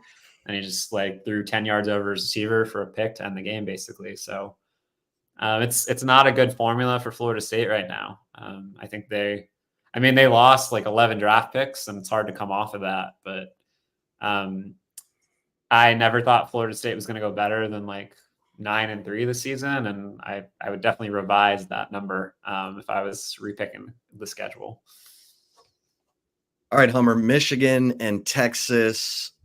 That is the headliner game day, big noon kickoff, all going to be in Ann Arbor. The other games, it's not a great slate of games, right? Like, what's the next best game? Is it Iowa State, Iowa? It's not like, I'm sorry, I didn't mean to cut you off, Chip. No, what say you? I think the game that's going to generate the most interest nationally is probably Colorado and Nebraska. Not only for the Dion effect, but Dylan Raiola is starting as a true freshman for Nebraska. That game is going to be in Lincoln.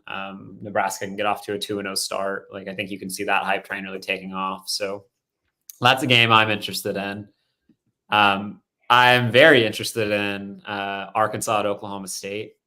I think Arkansas scored touchdowns on its first 10 possessions last Saturday in Bobby Petrino's debut as an offensive coordinator. It was against, I believe, Arkansas Pine Bluff. So that's not like a home run there in terms of an opponent. But Taylor Green looked really good. But I don't think anybody's really talking about it coming out of the weekend. But Oklahoma State handled South Dakota State. Like, South Dakota State, back-to-back defending national champions on the FCS level. South Dakota State, if it was an FBS team, I think would be a top 40 team in the country. And Oklahoma State had no issues there. I think if Oklahoma State handles their business this weekend, you're looking at a team that is a legitimate college football playoff threat. Like, I already thought Oklahoma State was going to be a problem in the Big 12 for a lot of people this year, but they looked really good. And then Iowa State at Iowa, I think, is the big game. Going to eat a bunch of corn and watch people beat the crap out of each other for 60 minutes. It'll probably be like 14-13 for the final. Okay, so when you make your picks, are you making them against the spread? Yeah, we don't have to talk about what I did last week, ATS, but happy to move on to week 2 and talk about this. So who do you have in the? You got Oklahoma State. They're -7.5 against Arkansas. Yeah, I have Oklahoma State. I think Oklahoma State could win by double digits. I picked them to win by 10. The line I was picking against was 8.5 at the time, but I really like Oklahoma State. I think they returned 20 starters. I think their average age on their roster for a starter is like 23. Like they're old. Like this is like an NFL roster, like a really young NFL roster, at least in terms of age. And I really do like the Cowboys there. Yeah. What about Tennessee, North Carolina State, Hummer? Nico looked really good in his season debut. How do you think that game's going to go? I think, in a way, Tennessee might be the most undervalued team in the country right now. I think Tennessee has one of the 10 best defenses in the country, including James Pierce, who's going to be a top 10 pick in the NFL draft next year at defensive end. I think they're super deep along their defensive front. If their secondary is good, that defense is going to be disgustingly good. And based on the way we saw Nico play on Saturday, like that offense could be really disgusting too. So you're talking about an already elite defense and an offense with the potential to be elite. And I think most of the polls have them anywhere from like 10 to 12 right now. I think this is a team that's going to go to NC State and win by double digits. I think they're a better team than NC State. Maybe I'm putting too much stock in NC State struggling against Western Carolina. But I think Tennessee's really good, and I have them covering at home. Or I have them covering on the road. How do you pronounce Nico's last name? I leave that up to the experts, Chip. I think it's Imlaeva. That sounds good. That sounds right. By the way, Nico, who was the number 2 player in the nation in the 22 recruiting cycle behind Arch Manning, was outstanding last week. He was against, granted, a lesser opponent, 22 of 28, 314 yards, 3 touchdowns. Nico's got number 1 overall draft pick potential. He is disgustingly athletic. I talked about Cam Ward's arm elasticity. Nico can generate RPMs in a way very few people can. He can throw from different angles that very few people can. I would not be surprised if Nico is the number 1 pick. What is it, 2026? So in 2 years. I mean, I could see a world where Nico and Archer in the draft together, or maybe Nico and Archer in back-to-back drafts because Nico goes out a little earlier. But Nico's got Heisman Trophy potential, and I think he's already a better quarterback in some ways than Joe Milton was for Tennessee last year. Yeah, I mean, this game against NC State, how good is NC State? They won 9 games last year, Hummer. I think they have 5 starters back on defense, but I'm sure they've hit the portal under Dave Doran. I think NC State's – this is the year NC State's offense was supposed to break out. Not only – they had Kevin Concepcion last year. For those of you that don't follow NC State closely, he led the country in terms of true freshman receiving yardage. He was the personal – I think I'm looking at the stats now. Last year he caught – I'm sorry, I know this is great radio. Last year he caught 71 passes. The next closest player on NC State's roster caught 28. He was the offense for NC State last year. And this offseason, to supplement him, NC State went out and added Grayson McCall, who no longer pisses teal, thankfully, medically. He is NC State's quarterback now. They added Jordan Waters from Duke as a running back, and he averaged 6 yards a carry on Saturday, had 2 touchdowns. He looked great. They brought in Justin Jolly, a tight end from UConn, who was one of the top pass catchers in the country. They brought in Noah Rogers, a 5-star recruit, former 5-star recruit from Ohio State, who was there for a year before going back home at receiver. They added 4 4-star wide receiver prospects in the class. Like, they loaded up on offense, but that unit just started super slow last Saturday. Grayson McCall wasn't accurate, and they have a lot of firepower on that roster. It just comes down to the timing being there and Grayson McCall being the quarterback I think many people expected him to be. Yeah. Are you shocked by how LSU looked to USC? I mean, we know Lincoln Riley, he didn't necessarily want to play this game, but his team looked ready, and Moss Miller, he looked pretty good with the yards that he put up and protecting the ball. Brian Kelly, his comments in the presser, great memes, but a little unprofessional in my opinion. How do you feel about everything that happened with that game in Vegas, Hummer? I thought it was a really good game. Like, I can understand if you're Brian Kelly, you bemoan some of the small mistakes down the stretch that certainly cost them. But I thought both teams played really well. I thought those were two of the 15 best teams in the country, probably at the end of the year. I think they're both very good. I'm not surprised at all to see Miller Moss play the way he did. We saw that in the bowl game last year, and Miller was a top 100 recruit back in his day. He's waited his turn for a reason, and USC believed in him enough not to go get a portal quarterback. And they had been recruiting some, including Will Howard, before that bowl game performance. So I'm very bullish on USC. That defense played better than we've seen it play in a long time. I thought they were really physical. They rallied to the football. They didn't really give up a lot of big plays. So I thought that was a great improvement for USC, and I think they're going to be in position to maybe not win the Big Ten this year, but to be more competitive than I think a lot of people would have given them credit for. I mean, Michigan could easily be 1-2 in 2 weeks because they play Texas. They play Texas this week, and then they get a bye game and they host USC. So that's a tough run. So I like where USC's at, and I'm not panicking if I'm LSU. I think Garrett Nussmeier showed that he has the potential to be one of the best quarterbacks in the country. Yeah, I get the feeling Michigan's about to fall off a cliff. Actually, I think Texas could. Michigan's defense is going to keep them in games. This thing could be close at halftime, but I think Sarkeesian gets it figured out, and then Sharon Moore is going to have to really figure some things out on offense. Otherwise, the Michigan defense is going to be carrying this team all through the year. But it's not like USC doesn't have talent on defense, Hummer. That was always the thing. It was like you got Bear Alexander, you got, all these guys who've got talent. I don't know what the hell Alex Grinch was doing, but I picked USC to win this game because I think, D'Anton Lynn's going to get these guys to play together on defense. And yeah, I'm with you. I think USC, Miller Moss, he's a grinder, man. You can tell he knows what he's looking at. He knows where the open guy is, throws a good ball. They should just get better and better unless their locker room culture's off or something.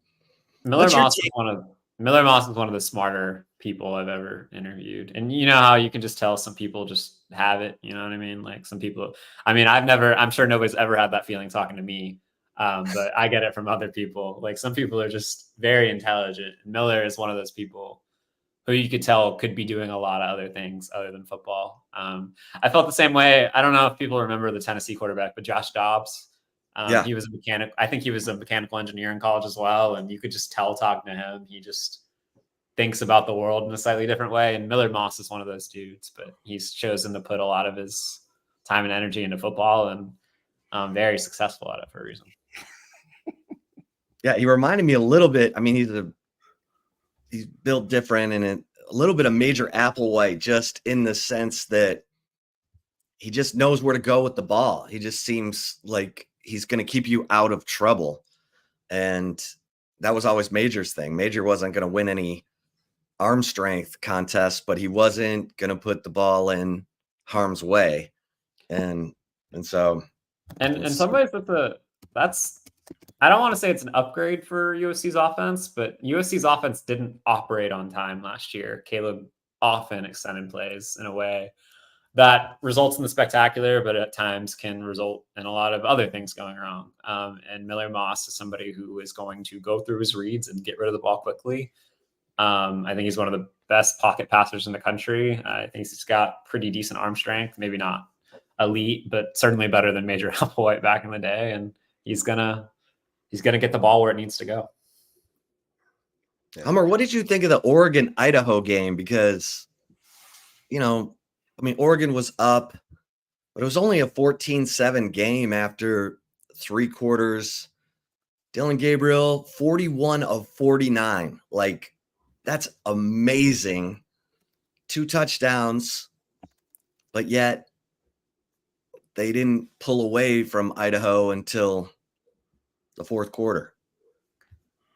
Yeah, it's kind of a weird game. I won't lie. I only watched like the last 7 minutes. I'm like everybody else. I turned it on when it got close. But I think the thing I take away from that game is Oregon's offensive line isn't what it has been. Part of that's because of injury, and Oregon was missing one of its best offensive linemen.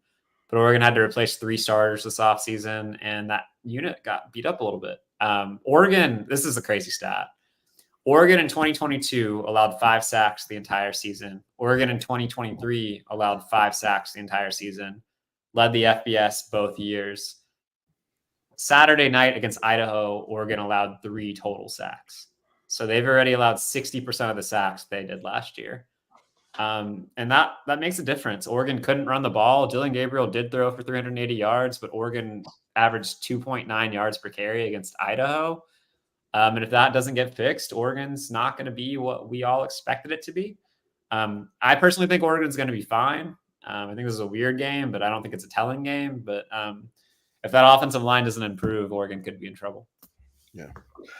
Hummer, what did you see this past Saturday against Colorado State of what this Texas team possibly could be? I mean, we saw the wide receivers, how it got spread around, Matthew Golden getting touchdowns, Isaiah Bond, you saw Ryan Wingo flashes, Jonte Cook played well, Quinn looked comfortable, the list goes on. What did you see and think of that game and what this Texas team possibly could be?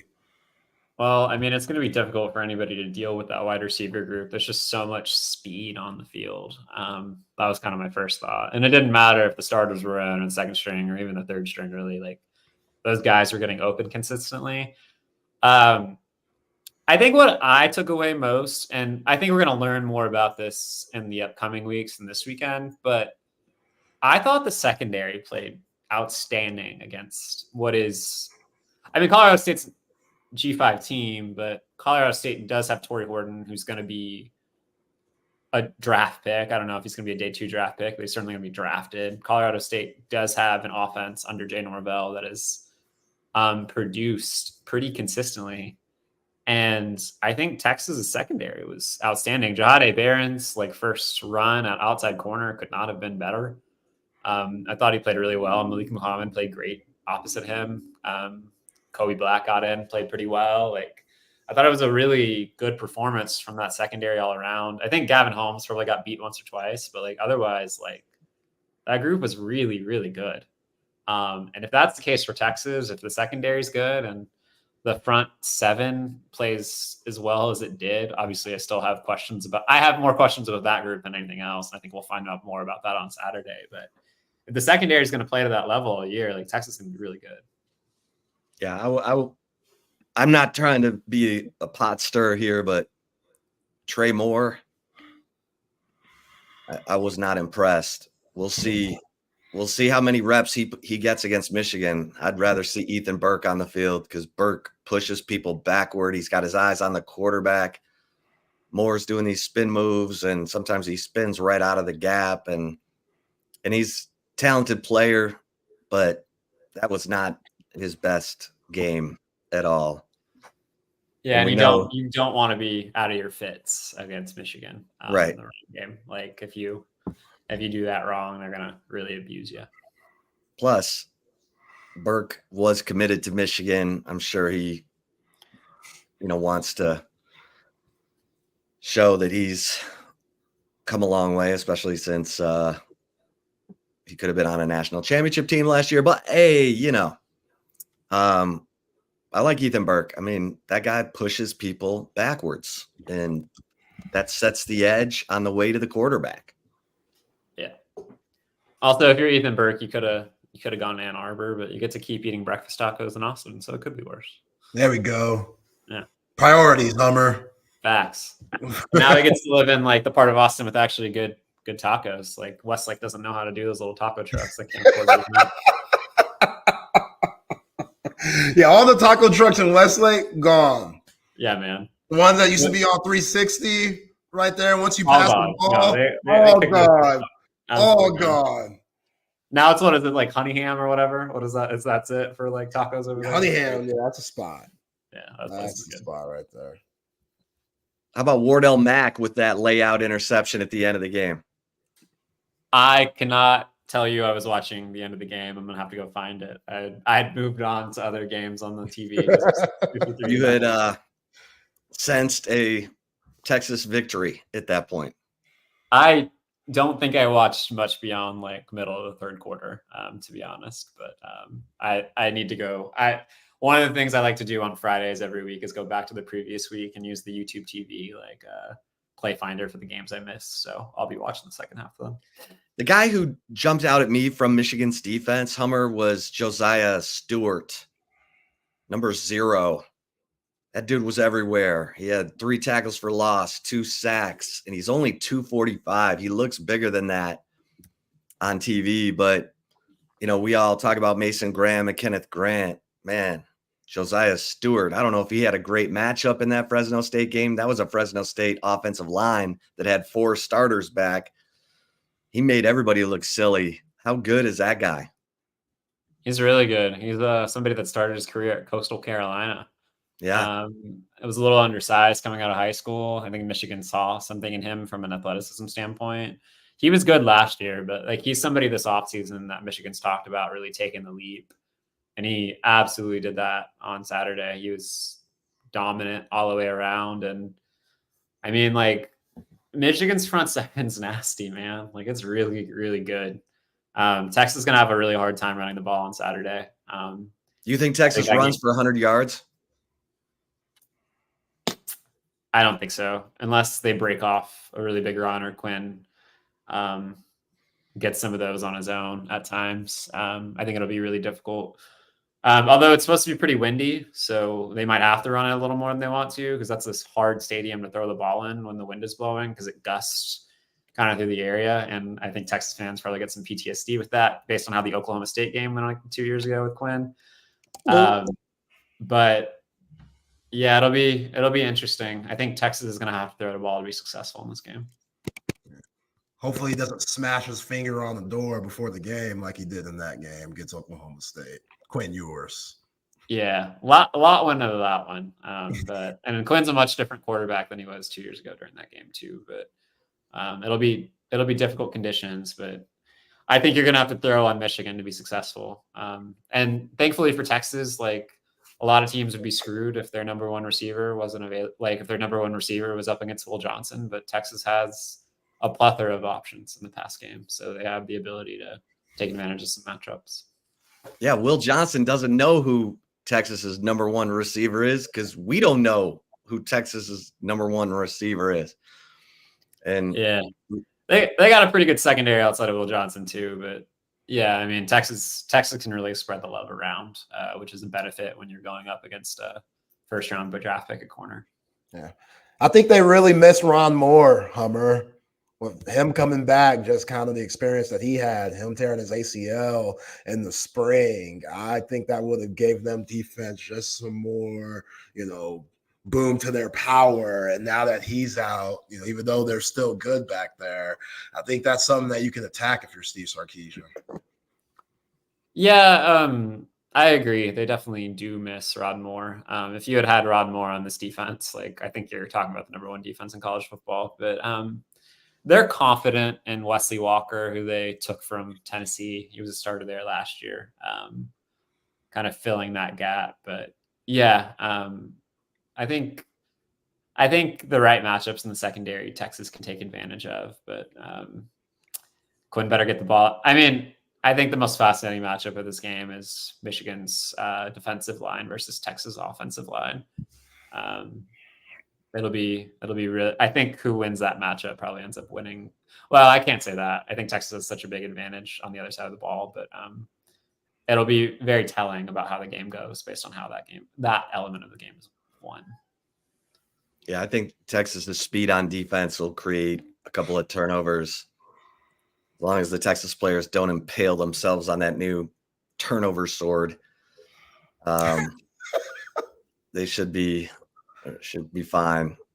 I don't know about that gimmicky turnover sword, Hummer. Yeah, I mean, I don't know what a sword has to do with Texas, but well, you sound like an old head, man. Come on, give it the times. That's the new wave. Get a turnover cowboy hat. See, gotta do something that everybody can be involved with. Like Michigan, they got their buff glasses. Every time they get an interception, they bring out the buffs, put them on, get the flick and stuff. Texas has to have theirs. Do I think this is the right way to go? How about you get an interception, you get to ride Bevo? There you go. Hell no. Hell no. I ain't trusting that. The only person that I think could have done that was Jordan Whittington. And that Jordan would have been up for that. Yeah, he definitely would have been up for that, but whew, yeah, Jose's got it. The turnover cattle prod. There you go. There we go. Now we're talking. Hummer, you're the best. Love the conversation every Tuesday. Appreciate you, man. Know you're going 100 miles an hour. Let's do it again next week. Absolutely, guys. Talk to y'all next week. Enjoy Ann Arbor. All right, later. Appreciate it. Thanks, Hummer. Appreciate it. There he is, Chris Hummer. College football guru, 24/7 sports. We'll talk to our man Hank South of Horns 24/7. Recruiting guru. Let's get a couple mentions in here, like passes.com. Everyone who's going to passes.com loves it. Like if you're a fan of, you need to go, I don't even know who to tell you in terms of the celebrities, the sports celebrities, and 40 University of Texas athletes across all their sports. Texas One Fund is on passes.com. Texas Sports Unfiltered is on passes.com. And you interact with whoever you want to interact with. And I think it's a really cool way to interact directly with the celebrities that you want to interact with. And if you want to help out Texas's NIL, Texas One Fund has cool things for you to, make donations for, like exclusive tailgate access, exclusive Q&As, signed memorabilia. Just go to passes.com, check it out for yourself. Make sure you check out the Texas Sports Unfiltered account as well. You will love it. And cover 3. Oh, yeah, baby. Cover 3. The brick chicken and mac and cheese has been on my mind.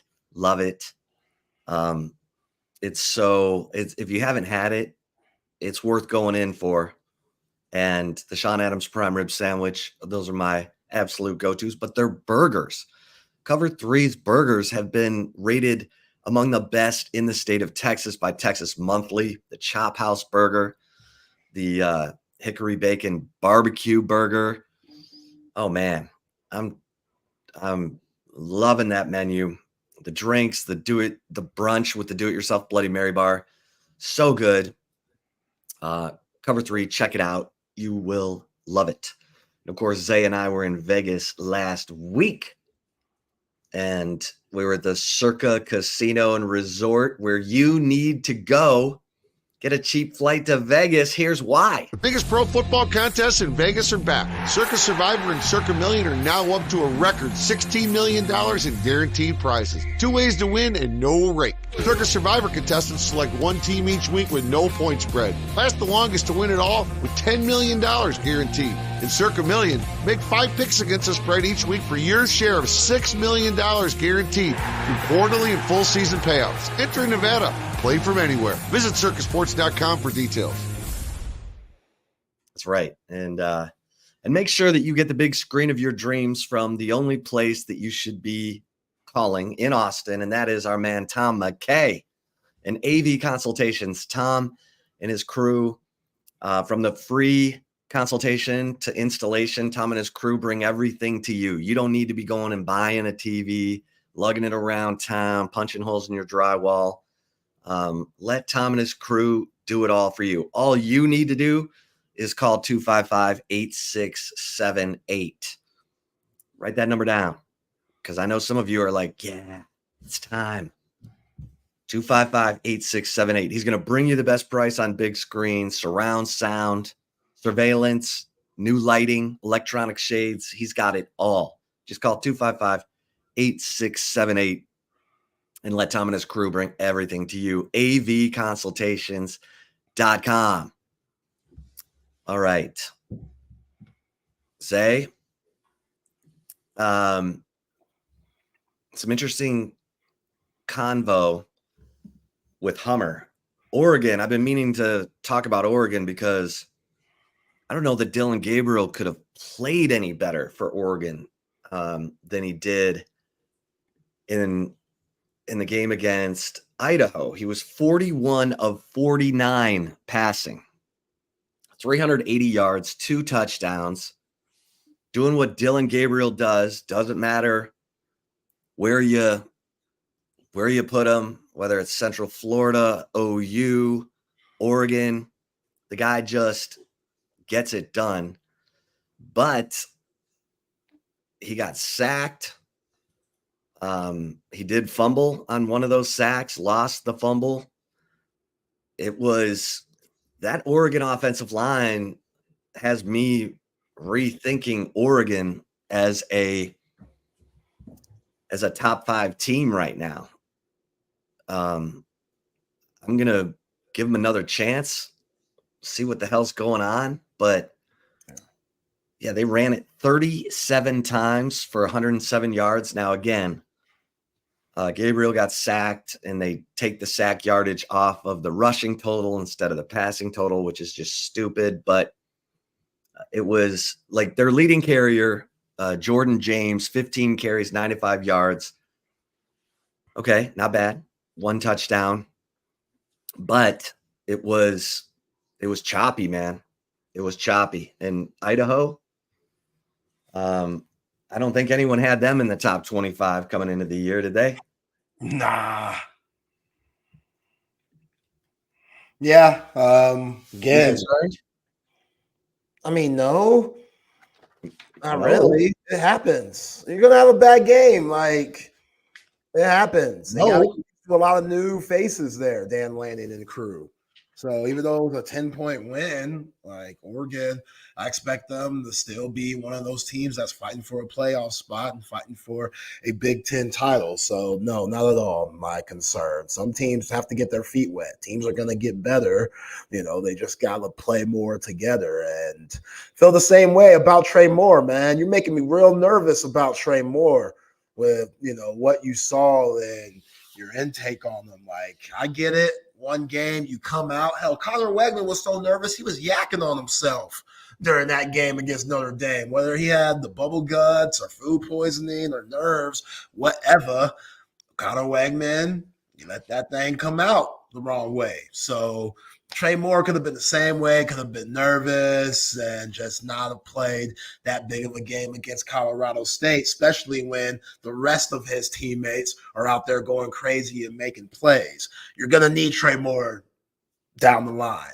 He got a lot of hype coming in too, which I get why you feel the way you do, but this Michigan game might not be it. It might take all the way till Oklahoma or Georgia for Trey Moore to really figure it out and Pete Kwiatkowski to really figure out where to put him and have him be, you know, utilized in this system.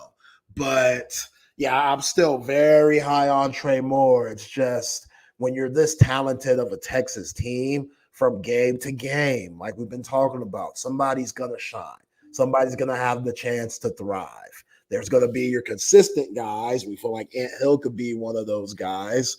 You know what I'm saying? We've been talking about Silas Bolden being one of those guys on the other side, possibly. That's still to be determined. I know he had that touchdown, but that was it. It's going to get spread around. But you just got so many guys that can make so many different plays depending on the personnel that you're playing on the other side and what they like to do when it comes to attacking you. I think depends on the certain guys that are in the game, which that's how it should be. You should be able to be that versatile. So even though Colorado State might not have been Trey Moore's game, I still think he could have a big game against Michigan, Chip.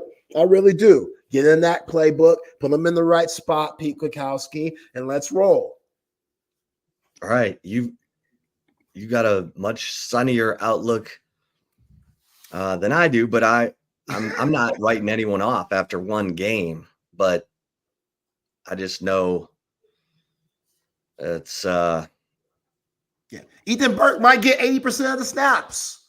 Barrett Terrell might get 80% of the snaps just because it's the personnel that makes sense. Look, Ole Miss played 100 guys like Texas did.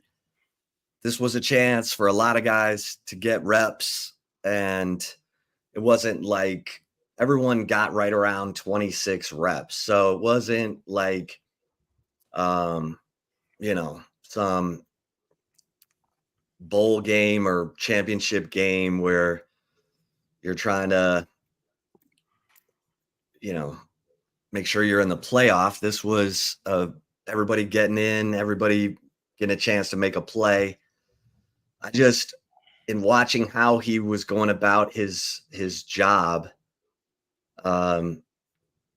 he can spin himself out of the gap, and there's no doubt that's his favorite move. He wants to get up on you, and then he wants to spin. He thinks he gets you to think that you're coming for him, that you're going to bring a power rush, and that he's going to spin off. And that, I don't like that against a team like Michigan, because I need a guy who's pushing people backwards, got his eyes on the quarterback, eyes on the ball, knows how to shed, knows if the quarterback's stepping up, because Burke is, there are no longer arms, no longer long arm rush, maybe in college football, than that dude. So let's see what happens Saturday, because it's a hugely important game. You need to disrupt that Michigan offense. You need that quarterback situation to feel hopeless. You need those dudes to be like, God, I want this game to be over. I'm so sick of getting hit. I'm so sick of throwing the ball to Jahdae Barron. I'm so sick of, fumbling the ball and giving up points. You want those Michigan quarterbacks to be miserable. Don't give them any life. So I'm just saying. I'm just saying. Okay, if we beat Michigan, are we 10-2, maybe even 11-1? Yeah, I mean, hell yeah. I had Texas at 10-2, and I had them beating Michigan. I had them losing to Georgia, but the schedule shapes up for Texas. I mean, I know that OU game is a lot, but I think Texas will be fired up to beat OU after losing that game last year. And then how are you not up for Georgia in what could be a 1-2 game at that point? I mean, if Texas beats Michigan and Oregon continues to look like they can't run the ball, and, we got to see what Ohio State's doing. Who does Ohio State? Do they play anyone? They got a tough one, a toughish one soon. No, Iowa, October 5th. They play Akron, Western Michigan, Marshall, at Michigan State, and then Iowa, and then at Oregon. So Ohio State, we may not know how good Ohio State is. Yo, they might have the easiest schedule now in the nation if Oregon ain't what we think they are. I know. If Michigan's what they could be and Oregon isn't up to par what we thought they were, Ohio State could go 12-0 smooth, which is saying a lot. It's still difficult, but I don't know. Week 1. Let's bring in the man, Hank South, recruiting guru, horns247.com. By the way, Texas fans, excuse me, if you are not a member of Horns 24/7, today is the last day to get this 75% off annual. This is the best deal of the year.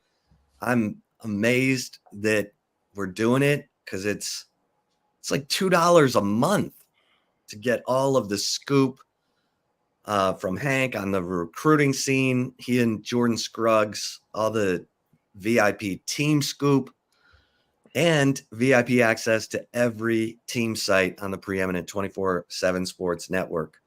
So go over to Horns 24/7, grab that deal. Today's the last day. Hank, how the heck are you doing, my man? I'm great. How are you guys doing? Well, we're getting amped and ramped for this Texas-Michigan game. in Ann Arbor. There's a little threat of rain. Right now, they're saying the high is going to be 62 with a low of 46. So when Texas gets to Michigan Stadium, it's going to be cold. And then it'll warm up as the day goes on, Hank. Winds swirling like 13 miles an hour. Football weather, Hank. Yeah, I'm jealous of everybody going up there. That sounds incredible. Although I will say this weekend in Austin, the lows are supposed to be 60, low 60s. So we'll get a little bit of it. There we go. I'll take that. Can you guys give me 1 second? I have a FedEx guy. Yeah. No, go do your thing. Sorry. Listen, we're talking about this Texas-Michigan game. Some of the stuff that that we saw from the freshmen in this game. Ryan Wingo. I want to ask my man Hank. No worries. They always FedEx. The guy's great, but I can't ever catch him. I have to always sign for things, and I can't ever catch him. Well, what stood out to you, Hank, about that? Obviously, they were favored by a ton, but against Colorado State. But what stuck out to you about that game? Yeah, I mean, several things. I think just overall, well, number one, I should say the red zone efficiency. I mean, 7 for 7 in the red zone. That was kind of their demise, not their demise, but their struggles last year on offense. They just couldn't get it in once they got down there, and they showed they could do that. Obviously, it's Colorado State, but still, they showed they could do that in game action, complete that. I thought, them moving the ball around and 10 different players, 11 different players catching a pass throughout the game. I mean, it just shows the depth of their skill positions, whether it's the new wide receivers, tight end. I know Gunnar Helm had that big catch. We saw Juan Davis get involved. The running backs were flying around. So I thought that stood out to me. The defense just looked locked in. The linebackers I thought were, David Binda, Mo Blackwell, Anthony Hill. Those guys were all over the field. The secondary played really strong against a team that, was averaging 306 passing yards a game last season. Same quarterback comes back. Texas holds them to 74 yards through the air. I mean, those guys were locked in. We saw some big pass breakups from, Michael Taft, Gavin Holmes. So it looked like, the secondary, looked pretty solid. They looked in midseason form as if, they've been doing this together for a minute. So I thought all around, really strong team effort. I think Texas really flashed its depth and just the amount of players they have that can contribute at a high level. We saw a lot of different guys get involved. So I think that was kind of the biggest takeaway. And, preserving the shutout, that's a big deal. You're watching that last drive, Texas gets that, the horse collar penalty. And, Colorado State looks like they might have punched in, at least get a field goal and get on the board. And then, you have a true freshman in Wardell Mack making one of the best catches I saw all weekend in the back of the end zone to preserve the shutout. So overall, guys are flying around, excited to play. So I think, they got some momentum to carry into Ann Arbor. What do you think about the freshmen? You just mentioned Wardell Mack with his interception towards the end. I thought Colin Simmons quietly played really well and stuck to his assignments and made plays when they were there for him. And obviously Ryan Wingo leading the team in yards, had a 30-yard catch where quite a few guys missed tackles on that Colorado State team. Your thoughts on the freshman, Hank? Yeah, absolutely. You mentioned Colin Simmons. I thought he looked really good. Wingo obviously played to his 5-star potential. I think outside of Wardell Mack making that interception, I think Jarrett Gibson was the guy that stood out to me the most. They obviously wanted to get him involved. They need to build depth at the running back position. And, we saw them get a lot of guys involved, outside, after Jaden Blue left the game with the cramp. Obviously Trey Wisner was playing early, but, Jarrett Gibson really kind of took the bulk of the carries after that point.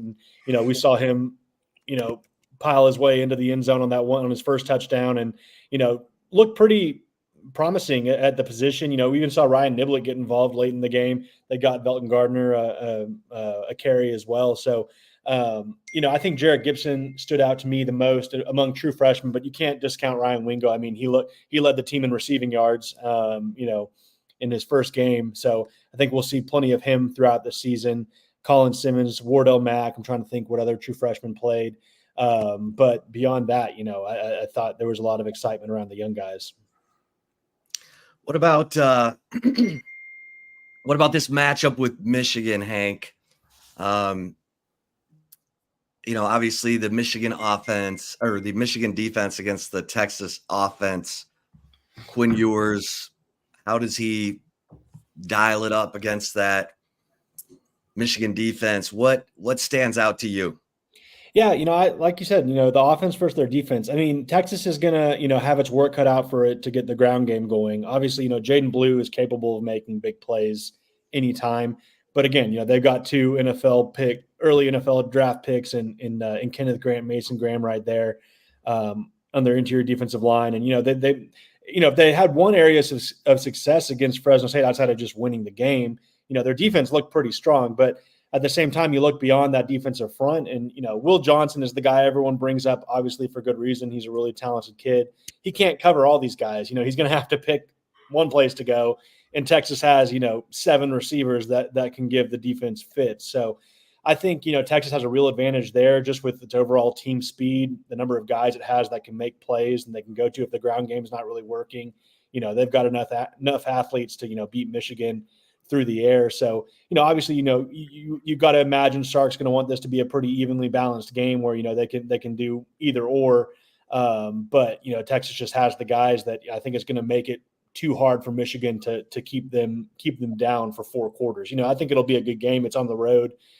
Michigan they're the defending national champion. Obviously, it's going to be a test. Keep seeing people talk on Twitter. It's Texas is going to go embarrass Michigan, and it's like I would pump the brakes. They're that kind of stuff can fuel them. Obviously, playing at home in front of 107,000 people is going to give them a little boost as well. So, I think with Texas, the team speed, the fact that, I don't think we even saw, playing Colorado State was a pretty vanilla. I don't think Sark was really dipping into his playbook bag very much. We didn't really see much of Silas Bolden outside of, punt returns and that one fun little arch touchdown pass. I think we could probably see him a lot more involved this game. So yeah, that's the big matchup. I think Texas, the defense defense travels. I think they can have a lot of success against this Michigan offense. I don't think they showed a lot against Fresno State. We didn't see a lot of Donovan Edwards. That's kind of their go-to guy at running back, but I think the Texas defensive line, the defensive front's very capable to, try to keep him contained. And, if the secondary can play like they did against Colorado State, I mean, I can't imagine, whoever starts at quarterback, assuming it's Davis Warren, Alex Orji could play as well. I think they'll have opportunities to make, plays there and maybe get some turnovers like we saw with Barron and Wardell Mack. So, yeah, I think Texas is going to win this game. I don't think it's going to be a blowout by any means. I think it's going to be a really fun atmosphere, but I think you're looking more at like maybe like a, 28-14-17 score. I don't think it's going to be, this Texas blowout everyone's talking about on social media. Speaking with Hank South, Horns 24/7. Hank, Elijah Bo Barnes, been hearing some weird things about this Oregon visit, and people are thinking the flip is coming. Saw your column on Horns 24/7 saying that he's still locked in with Texas despite being in Eugene this past weekend. What's going on with the Elijah Bo Barnes situation? Yeah, so he made several headlines last week. He had his first game on Thursday night, and Mike Roach was there with 24/7 Sports, and he said it was one of the best games he's ever seen a high school recruit play. He had his stats aren't right in front of me, but 13 tackles, I think 11 solo, 2 sacks, 2 tackles for a loss, 4 quarterback pressure. So he was all over the field for Skyline. And then after Saturday night, it's funny. I was kind of looking around, and I went over to our Oregon 24/7 site, and I hadn't seen this anywhere, but someone had a picture of him at the Oregon game. And, that was curious. He's been a guy that said, my recruitment shut down. I'm not taking any more visits. But we saw, obviously with Oregon, the big connection there, particularly with kids in the DFW area, is Rashad Samples, who's an assistant on the staff up there, knows a lot of the Dallas area kids. He invited Bo Barnes up for a visit. and his family this weekend. Obviously, it's a long weekend, so you have a little bit more flexibility to do that. And they decided to do it, I immediately reached out to Barnes's camp. They're like, this is just a visit. He's locked in with Texas. Just checking out Oregon. Not a big deal, but college football fans, they see you're one of your biggest or your top commitments, most locked in commitments going somewhere else. It's a big deal, on message boards with people. But, as I've checked more throughout the weekend, I don't think there's much to this. We're going to keep an eye on it now, obviously. But I think I would be very surprised if Barnes flipped from Texas. I think he's very solid with the program. They've done a good job recruiting him. He's their only linebacker commit right now. And it's a class where they probably need – no, I'm sorry. He's not the only linebacker commit. Jonathan Cunningham as well. I shouldn't no slight to him. But one of the only linebacker commits currently in a class. They probably need at least 3 guys. So, that's he's an important commitment. And I think things are okay. I think things are smoothed over. I've not that anything was really ruffled. I think he just wanted to go check out Oregon, and it kind of blew up on him. But he is going to be in town for the UTSA game next weekend. And then he said he's not going to take any more visits. He didn't rule out an official visit to Oregon. Kids can take as many officials as they want now. So, we'll see if he does that. He probably won't, if I had to guess. I think he's pretty firm. But yeah, certainly, a storyline I wasn't expecting to talk about this week, had you asked me last week. Hank, it's been a good stretch for Texas. Obviously, they get Khalid Lockett, they get Jonah Williams, they get Jamie French. The other 5-star out there who's just amazing is Michael Terry. What's your sense on the Michael Terry front? Yeah, so this is one we've been he was supposed to make a decision in early August. He pushed it off to late August. I don't think delaying his decision is really hurting Texas. I think there's still a good feeling around the Texas program that he's going to end up in Austin. But the longer he goes without making an announcement, it keeps the door open on programs like Oregon, who's been recruiting him very hard. Nebraska has been recruiting him very hard. But again, I put in a crystal ball for Texas last week. I think they're in the best position. He still hasn't announced a decision date. I still think it's going to be sooner rather than later. I don't think he's going to drag it out too much longer. But there has been some buzz. He might take some more visits. So we'll see.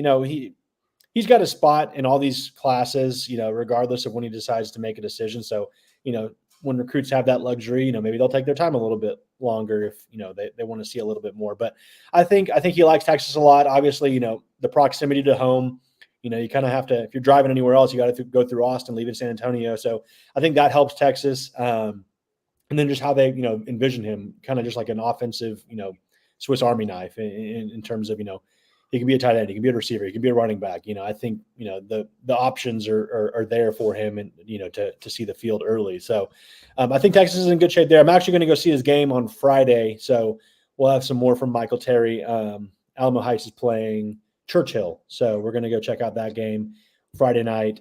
So maybe we'll have another update from him by then. Hank, anything else around college football that you noticed that stood out, positive or negative? Obviously, you covered Alabama for a long time. They looked really good in their game and Kalen DeBoer's debut. But anything around Williams? Ryan Williams. Yeah, that kid, I tweeted on Saturday night. Like I tweeted back in 2022. I was like, this kid's a top 10 prospect in the country, regardless of class. He's just a different type of athlete. And I think that proved to be true. He reclassified. He should be a senior in high school, and his first 2 college catches are 60 and 70-yard touchdowns. 84 and 55. Yeah. So, he played up to his billing.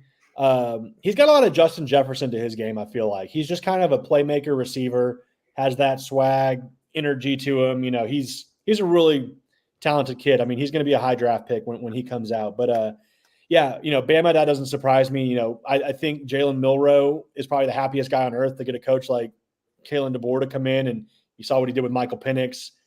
Jalen Milroe threw 7 passes against Western Kentucky, or he didn't do that much and still scored 6 touchdowns. He didn't so they're very efficient. So that didn't surprise me. Obviously, Florida State is taking it in the chin. I don't know what to even think there. I feel bad for DJU, and I can never say his name right. He made some really bad throws, but also his tight end was open a few times and just dropped the ball. So, I think there's blame to go around several areas of Florida State, but they look rough. USC, how about USC? I mean, Miller Moss, man, that kid maybe had the best weekend of anybody at his position, and he was taking some shots too. Like they were, and he rose up to the occasion. What else? I'm trying to think did any recruits blow you away last week? Yeah, Bo Barnes, Jonah Williams, obviously first game as a Texas commit, 5 touchdowns. He returned his opening kickoff for a touchdown. So classic Jonah Williams. So certainly his 5-star abilities were on display. Ricky Stewart, Texas's running back commit, the stats are posted on Horns 24/7, but I think he had 225 yards rushing on like 10 carries. So, he's been one of the most productive backs in the state of Texas in recent memory, 3 touchdowns this weekend. Jamie French, I think he had almost 100 yards receiving, a touchdown. So most of Texas's commits they played really well. I think Lance Jackson had a really strong game. He had like 7 or 8 tackles with a handful of tackles for a loss. So solid opening weekend for Texas's commits. But yeah, I think Jonah Williams, Elijah Bo Barnes, those were kind of the guys that kind of took the crown in terms of best performances among Texas commits. Before we let you go, I want to ask you about Jarek Gibson, because I thought he came in, Blue goes out with the calf cramps. Gibson comes in and 4 yards, 22 yards, 5-yard touchdown. I thought he ran really strong. Thought he showed good burst. Give us your thoughts on Jarek Gibson, both as he was coming out of high school and what you saw Saturday.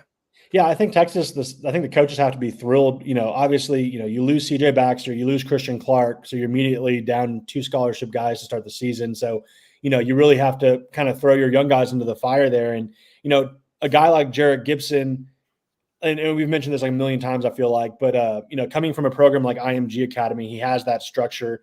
He kind of already has been at the college level in a way, playing a national schedule, playing Division I talent week in and week out. So I think the game probably moves slower for him. I think he probably understands more of what he needs to do outside of just running the ball, but, being a blocker and, picking up blitzes and things like that. So I think that's helped him big time to be able to kind of adjust to the college game quicker. So I think Texas has to be thrilled. You truly have, 3 guys that you can rely on. And then I think as the season goes on and, guys like Velton Gardner get more comfortable in the offense and learn it a little bit more, he can certainly contribute. And I'm curious to see where this goes with Ryan Niblett too. I thought he looked pretty comfortable running the ball, even between the tackles. He looked pretty, like I said, comfortable doing that. So, I think they've, made up from, not made up, obviously losing CJ Baxter is a huge hit, but I think they have a ground game they're pretty confident in going forward, especially if they can keep these guys healthy for the, bulk of the season. But yeah, Jarek Gibson, I like I mentioned, I thought he was the best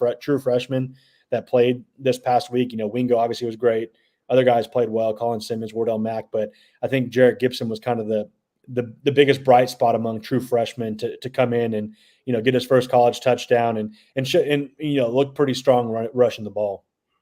Yeah, I looked back at the Alabama game last year, and CJ Baxter had 11 carries in that game for 31 yards. It was tough sledding, and he suffered the foot injury in that game. I'm going to be real interested to see how many carries Jarek Gibson gets in this Michigan game, because he fits the between the tackles description for this game.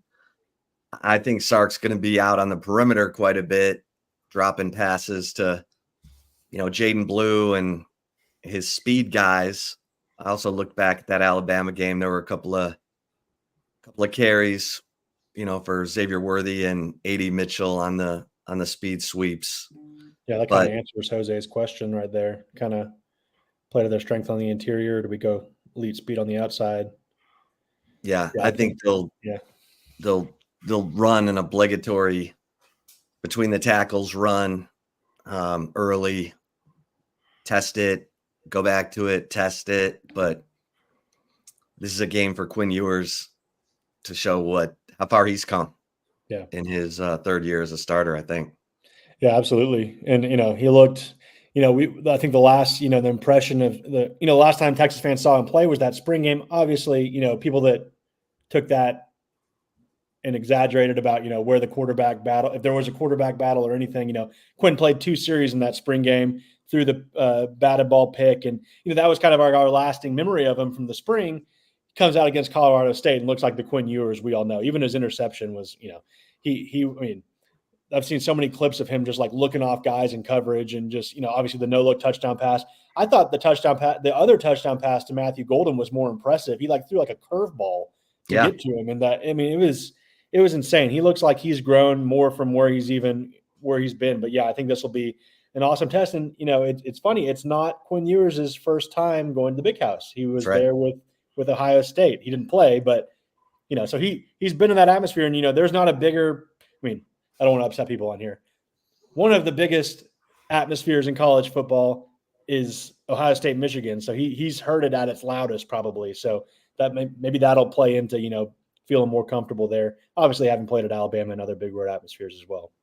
Yeah, I hope it doesn't bite him that he said that team up north earlier this year, one of his pressers. And I hope they don't look at him as that Ohio State guy and get some extra juice. But no, he'll be fine, Hank. Yeah, no, he's shown he can be very comfortable. I think, he was one of his best games last year was at Alabama. And, he was, those dimes passes to Worthy and Mitchell. He was playing at a very high level. So I think these guys, they rise to the occasion. I think these guys love this kind of atmosphere where you're going on the road in front of a very rowdy crowd. And, it's 11 a.m., but it's Michigan. They're used to this. They get up for this kind of stuff. So, yeah, it'll be fun. Yeah. Hank, great stuff, my man. Keep up the good work. And everybody get over to horns247.com. Take advantage of that 75% off annual membership. Today is the last day to do it. You'll see the 75% off. Just click on it.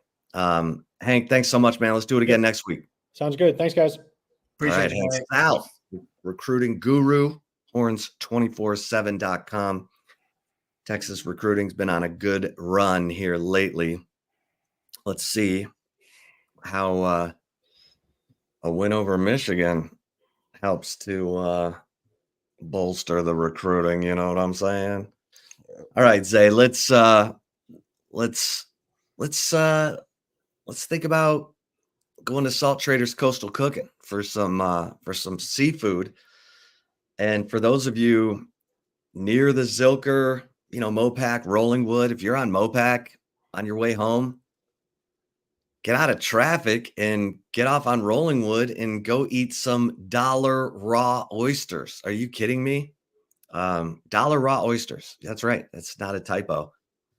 Every day during happy hour, 3:30 to 6:30, 3:30 to close on Mondays. Best selection of raw oysters, best seafood in Austin. Get to Salt Traders. It's our man, Jack Gilmore, who gives you Jack Allen's Kitchen. His seafood is the best. So get in there, get after it. During happy hour, you're also getting $5 off the shareables menu. That New Orleans barbecue shrimp I love it. It's incredible. You know what to do. All right, Zay. Let's get into the chip shot here. So in these games, there's a player who inevitably becomes a star. Games like Texas, Michigan. And last year, it was Quinn Ewers. There were questions, could he be elite? Could he do it? Could he go into Alabama? Could he rise to the challenge? And he totally did. I think it's still his best game in a Texas uniform. 24 of 38, 349 yards passing, 3 touchdowns, no picks. Led that answer drive, 7-play, 75-yard drive after Alabama cut Texas's lead to 3 with 11 minutes left to play. This is what I cannot wait to watch on Saturday is the growth of Quinn Ewers, because he's going to need every bit of his third-year starter status to beat this Michigan defense. This is as well-connected a defense as I've seen. Now, last year's was historic, and they lost some players from that last year's historic defense, Michigan. But their defensive line could be the best in college football, or certainly one of the best. We know, Tennessee's up there. We know Ole Miss has transfers that should give them one of the best D-lines. But this Michigan defense is well-connected. They're confident. Their version of Vince Young is Will Johnson. Will Johnson, you might as well sub Charles Woodson confidence in there. Like, Will Johnson believes he is absolutely the baddest man on the field. And you're not going to get over on me. So I'm interested to see how they attack or don't attack Will Johnson. Do they stay away from him? Is this a game where Quinn's going to drop it down 20 times and just see, short passes like run? Like Mike Leach always said, a screen is as good as a running play in the air raid offense. Well, there's no better screen caller than Steve Sarkeesian. He's the king of the screen. And the screen gives defenses like Michigan fits. Now, I'm sure they've been studying everything. They've been studying every play that Texas ran last year, probably all summer long, because they got veteran guys on defense who know that this game's been coming and this is a chance to send a message to everybody. But that is the chess game. And you got Quinn Ewers playing chess against maybe the best defensive line in the country. And Hummer said it. I totally agree. That's why I asked Kelvin Banks yesterday, is this a Joe Moore Award statement game? Like Texas talks about, we want to win the Joe Moore Award. Okay, well, guess what? You're lucky enough to be able to go out and prove it. You handle Michigan's defensive line, you run for 100 yards, and everybody's going to walk away going, damn, that Texas offensive line is got a little something. And so you've got the marquee matchup of the Michigan defense against the Texas offense, but the battle within the battle is the offensive line of Texas against the defensive line of Michigan. You got Quinn Ewers trying to navigate Will Johnson. I think this is going to be so good. And I think Quinn Ewers knows this is why he came back. Games like this. This is what he's going to get in the NFL every week. So it's a chance to show everybody that you've grown from the 24 of 38 passing against Bama and staring down that crazy environment to lead a touchdown drive to put the game away. And I think it's going to be fantastic. Yeah, I agree. And I think you go at Will Johnson just like you went at Terrion Arnold and Kool-Aid McKinstry last year in Tuscaloosa. You don't run from him. Hell, the quarterback for Fresno State was going after Will Johnson. Mikey Keene, they had Will Johnson on a little hitch and go that should have been completed for a touchdown. I'm like, all right, Will. And then Will made him pay later on with that pick six. So that's what Will Johnson, yes, he has all that talent, but the film study and the preparation.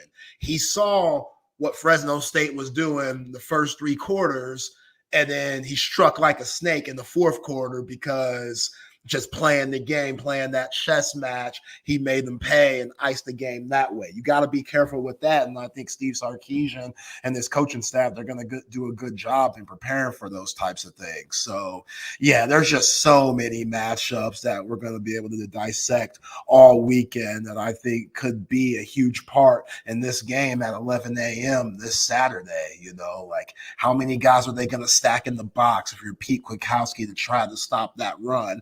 How much, if you're Sharon Moore, are you confident in Davis Warren pushing the ball up the field?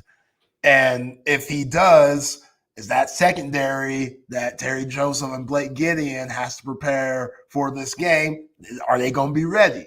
Because what we heard from Michael Taft yesterday, Chip, they going to be ready. So I'm too excited for this game, man. It can't get here quick enough. And yeah, like you said, this is why you come to Texas. These are the games that you should love playing and love being in because that's what the greatest want. Well, real quick, we're very excited to tell you about BUSR. If you're looking to make some money during the football season, our friends at BUSR are hooking you up. How about a welcome bonus of up to $2,500? Yeah, $2,500. Sign up at busr.ag. Use the promo code TSU Welcome. Make an account, and they're going to take care of you. And if you're watching on YouTube, just click the link in the video description below to make your account. Bet on all the NFL and college football action all season long. Turn your game day snacks into stacks with busr.ag. Promo code TSU Welcome. That's busr.ag. Promo code TSU Welcome. All right, let's get to the right call.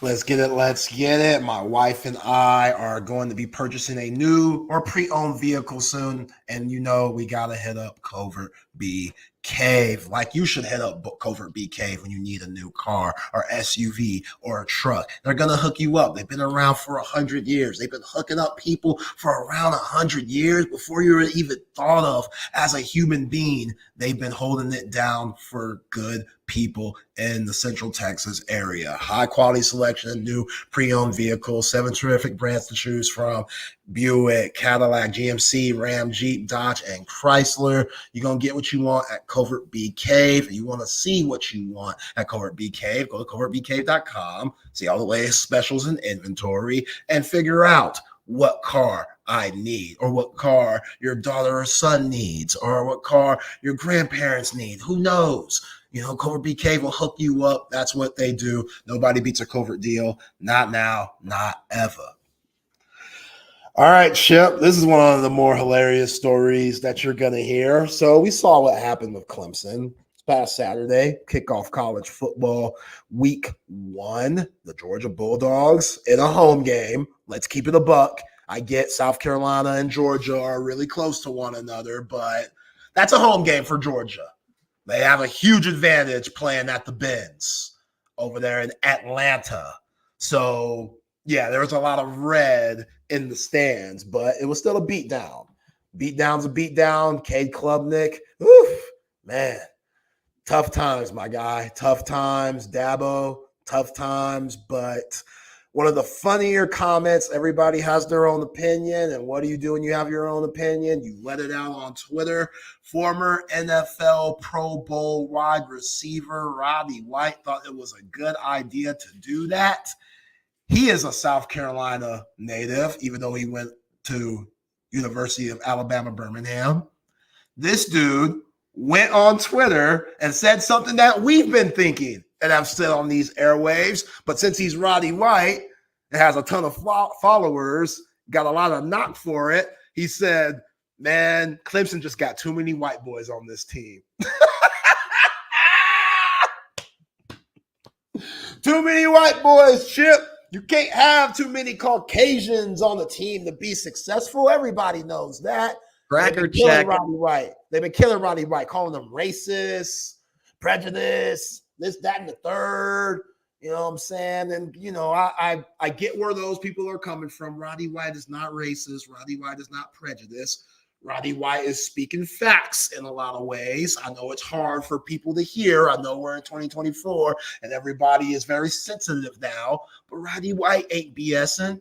He ain't. Got to get some brothers. Got to get some tough brothers. Came from Section 8 sometimes. Project brothers. You know what I'm saying? Ain't nothing wrong with that. Them brothers know that I could change my family's life if I lock in and stay focused, handle what I got to do with school, handle what I got to do in athletics. And again, I might be able to change my family's life. Ain't nothing wrong with that. You know what I'm saying? I mean, Patriots, for the most part, they did have a lot of Caucasians balling. Like, you know, Julian Edelman balled, obviously Brady and stuff, but there's still the Willis McGahees and, you know, guys like that, Ty Laws, you know, Rodney Harrison. There's still some tough-ass brothers. But, yeah, man, Rodney White said his opinion, spoke his mind, got a lot of heat for it. I don't agree or think he deserves it. He had to apologize for it because that's where we are in life, Chip. But, yeah, you've said it before. I've said it before. That roster with what Dabo's doing and how he's going about getting these guys, not going to the transfer portal and stuff, you end up with roster of a lot of Irishmen. And sometimes, hey, when you playing against Georgia, them some brothers on Georgia, man. Them some brothers that probably seen some stuff. Get the car keys out of their hands, but they seen some stuff. So bad matchup, but Rodney White, man, I wouldn't have apologized. You spoke your mind. You were speaking facts. It is what it is. Dabo, get you some brothers, dog, so you get back to winning again. Get back to winning again. Get back to winning again. Come on, man. Yo, we even, until this year, how long we been questioning Mookie Taft? I know Taft's my guy, but everybody's been like, cool, it's a cool story and stuff, but is Derek Williams or any of those guys going to take the lead? Mookie Taft had to prove that, like, nah, y'all see this fade? Y'all see this taper fade that I got now? No, I'm one of them ones too. I ain't what Dabo got going on over there at Clemson, South Carolina. I'm one of them ones too. So there's exceptions. You know what I'm saying? There's exceptions, but hey, Jordan Shipley, baby, all-time receptions leader at wide receiver. You know what I'm saying? Christian McCaffrey, them anomalies. Don't let the Christian McCaffreys mess your mind up. Jason Sehorn, them anomalies. Don't let those guys mess your head up. Oh, shout out to Cooper DeJean, whatever, my old boy from Iowa that's in Philly now, holding it down for the white corners. You know what I'm saying? Shout out to him. Trendsetter, changing the game, but anomaly. We don't see that very often. It's rare air. You know, I'm sorry. I didn't make the game. That's just I think you could just say Clemson needs more speed.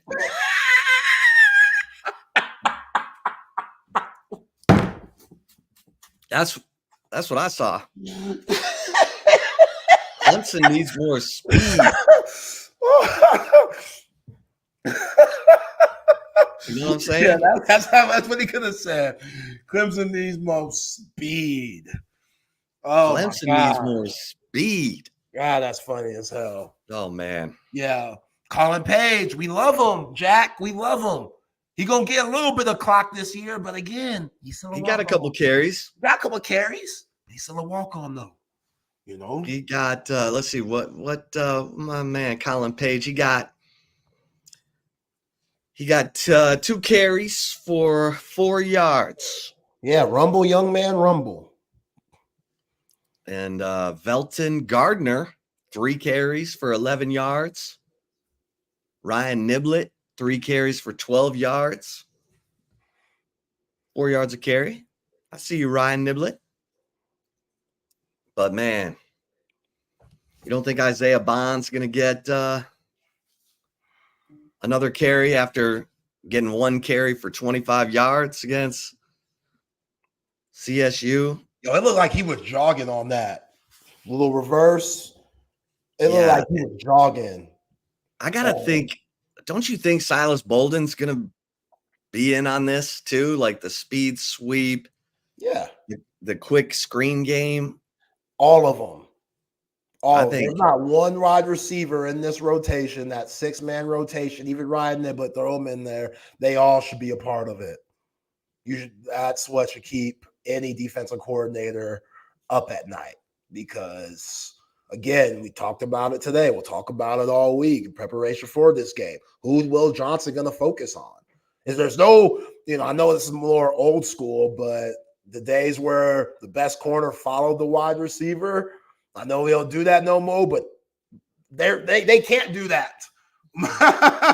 Martindale can't do that, which Martindale, how much you gonna blitz, bro? You like to blitz. How much you gonna blitz? Yeah, but he's zone blitzes. True. He doesn't bring an extra man. He drops guys out. So you got to figure out where he's bringing the guys from. Yeah, he mixes it up. Texas did some of that. Colin Simmons was dropping into the middle of the field on one. He off the bus guy. Just go back and look at number 11, just standing around on defense. Different. Looks different. Straight up, if he has an anthill coming out Alabama type game, I wouldn't be surprised. Because he looked good on Saturday.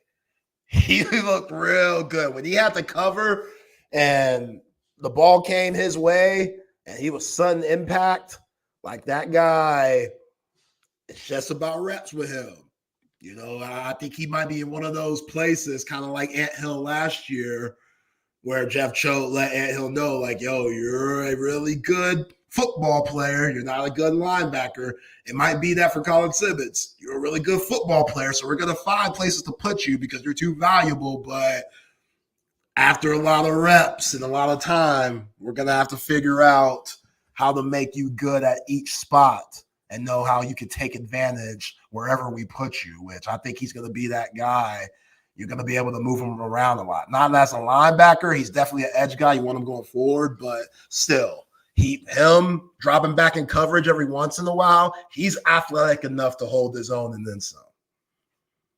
Yeah, if you're Will Johnson, if you're Michigan, you don't know who the number one receiver is, because everything I've heard is that Silas Bolden had the best camp of any of the receivers, and he didn't get a sniff until that play broke down and Arch Manning flipped it over to Silas Bolden for the touchdown. They weren't running anything for him in that Colorado State game, and I guarantee you they're going to be running some stuff for him in this game against Michigan. Yeah. Because that dude's got that – he just got that short area quickness, probably better than anyone on the team. So with the way he was returning punts and how overly aggressive he was returning punts, it was like Sark was like, yeah, we're going to save you for next week.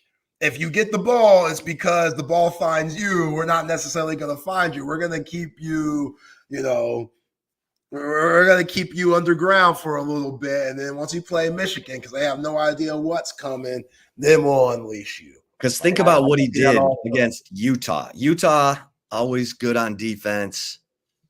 Oregon State built their whole game plan around Silas Bolden last year. He 6 catches, 100 yards, a touchdown. They ran him on 4th and short. He runs for a 45-yard touchdown. I mean, he dominated. They won 21-7, and Silas Bolden was involved in all of it. And Silas Bolden, he ain't scared in going up against, top end defenses. So I think that's going to be another thing to watch. All right, let's bring in the fellas. SEC Unfiltered. It was an interesting week in the SEC. Chris Phillips, Dave Shoemate. Thank God for Georgia. Beat on Clemson. Otherwise, people be talking about the Florida Gators crashing and burning in the swamp, and And thank goodness for Vanderbilt. Come on, man. Yeah. Anchor down, baby. Yeah. Anchor it was down. Though the SEC did this last year. They had a kind of a rough start to the year, and you can let everybody get their shots in now, and then when we get to the playoff and the SEC's kicking everybody's teeth in, then we can revisit the conversation. But realistically, when you look at week 1, man, it was a middle of the pack to lower tier Florida team that got dragged. The A&M game, I picked Notre Dame. I wasn't surprised. Game 1 of year 1 of a coach. I don't care where the game was being played. And then, I think LSU was the one that was kind of the black eye on the weekend. That was the one that I think looks the worst. I mean, the other two guys, I think Vegas had the A&M Notre Dame game wrong from the jump. I never understood that.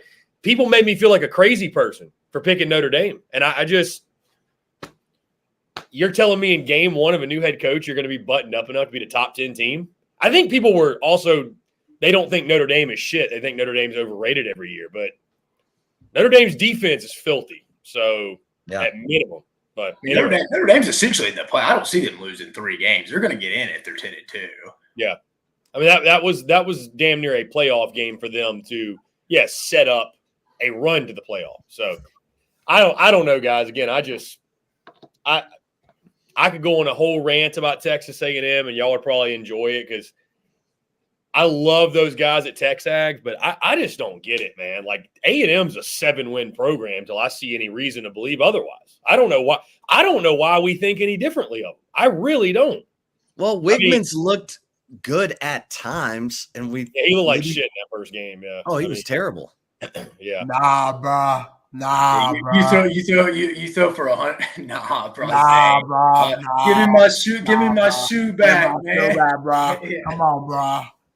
Yeah, throwing for 100 yards in modern day college football is hard. Yeah, I mean, that would make Navy and Georgia Southern back in the day blush. Well, I mean, he just I don't know how that relationship really is. And I was higher going into with A&M than Chris was going into the year. I actually had him winning this. The game went exactly how I thought. Everybody else at FSU had very end doing what Notre Dame did. I mean, it was there for the taking for either team, but. Yeah, I just don't know the Wigman-Colin Klein relationship marriage, how that's going to go. Because I don't think Klein's – what he wants to do offensively plays to Connor Wigman's strengths. That's why it was interesting. I always thought Elko supposedly hired him over Mike Denbrock because it was just kind of – he doesn't really even fit with your current quarterback if you're trying to keep him, what his strengths are. Yeah. Maybe appreciate you, fellas. Yeah. Have a great show. Later, Dave, guys. Appreciate y'all. Yeah, appreciate you, Dave. What's going on, Dave? Good to see you again. I'll tell you this. Long time no see. I know, long time no see. I want the Texas Sports Unfiltered folks to know that the folks at SECU, we bust our asses for you, for the content. For the Longhorn fans. Bro, for Longhorn fans, for SEC fans, just imagine previewing 15 games in 3 days. That's what we're doing. You know what I mean? Like, so we over at SECU, Dave, I think we could argue we're kind of ready for conference play a little bit, maybe to shrink the schedule just a hair, Who's on here with you yesterday, CP? It was Cole. Oh, it was old Collier Bear? It was Collier Bear, yeah. Oh, Collier Bear, he going his Diego Pavia rant on here? I don't know that he did yesterday do that, actually. I was just wondering who was on here yesterday, just on Labor Day. Day. It was cold, though. Dave, I didn't put this in our notes, but dude, what do you make of Florida State, man?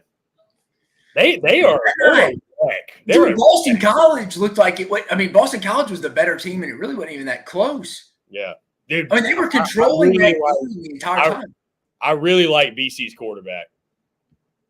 Oh, that's who, dude. You want to know a funny story, dude? That's the quarterback. The one class I was at UCF, we signed Thomas Castellanos.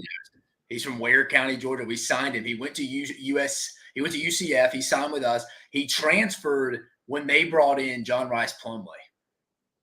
Really? Yeah, so that made him because Gus is always going to love it. He openly admits it. He's like, my offense is better when I have a running quarterback. Thomas was just one of those guys. Florida State wanted him to come be a receiver. They offered him, but he wanted to play quarterback. But Florida State wanted him to come play receiver, and then they were telling him he wasn't a quarterback. And I'll be honest with you, I'm one of those. I ain't gonna make up that I was. There was stuff on film that you're like, I don't know if he'll be a great quarterback. He may be a great DB. And again, I don't think from an NFL perspective he is. But again, you don't take NFL quarterbacks to win college football games. We're not trying to win games on Sunday right now. Bill O'Brien doesn't win on Sunday anymore. He used to have to a lot. Now it's Saturday. He's got to worry about that. I mean, Thomas Castellanos fits that system well. He looks improved, man. I'll give you. He looks like a better passer than I ever thought he would be. Yeah. Yeah, it's just wild, man, how quickly that thing has turned for Florida State. I mean, it's Georgia football broke FSU, man. Georgia football broke FSU. Dude, that's another case study that I think people will look at. And Ole Miss is one too, depending on what they do this year. And again, Ole Miss I think gets a lot. They brought in a lot of transfers, but they also have a lot of core dudes back. People forget about that. But really, people look at Ole Miss and Florida State depending on how they do it. It already looks like Florida State's goals, aspirations are already gone. Yeah. 0-2 overall, 0-2 in league. If Ole Miss goes in like 9-3 or something like that and misses the playoffs, I think people are going to, like teams I'm talking about, these program schools, are going to sit back there and be like, yeah, unless you're at like a Sun Belt team like Texas State and South Alabama and you're just trying to win immediately and get out of there and get a better job. I mean, dude, if you're at the Power 4 level, you can't go portal heavy and have sustained success. You can have maybe a year, but like sustained success, dude, I just don't think. I mean, Florida State isn't at all a transfer portal as well. I mean, they hit on some guys at the skills. I mean, as we know now in the sport, it comes if you don't have a quarterback, you don't have a chance, man. And DJU is off one game in 2020 against Notre Dame when Trevor Lawrence had COVID.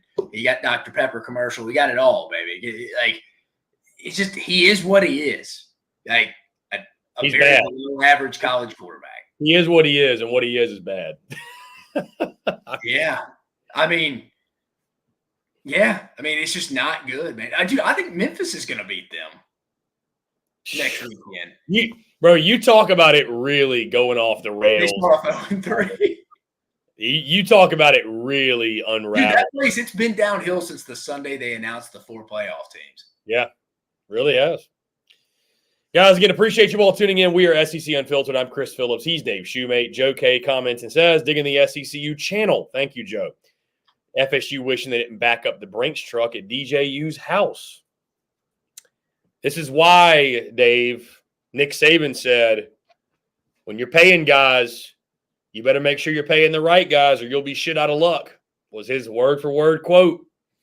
So, God, if anybody paid DJU over $800,000, jeez Louise. FSU I don't know what paid him, but a low market NIL for a Power 4 quarterback's like $800,000.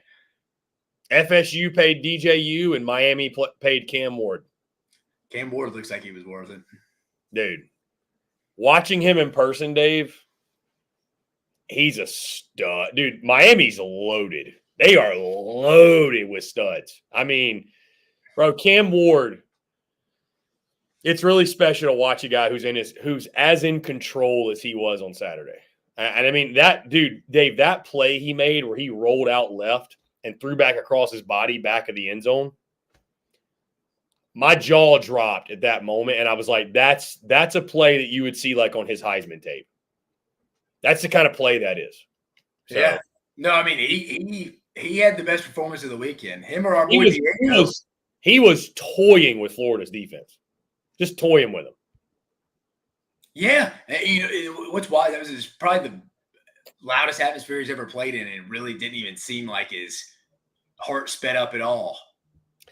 You know what, though, Dave, to that point, I'll say this, man. And dude, that's what I was going to say, though. I'm curious to get your take because, like, I was at the Swamp.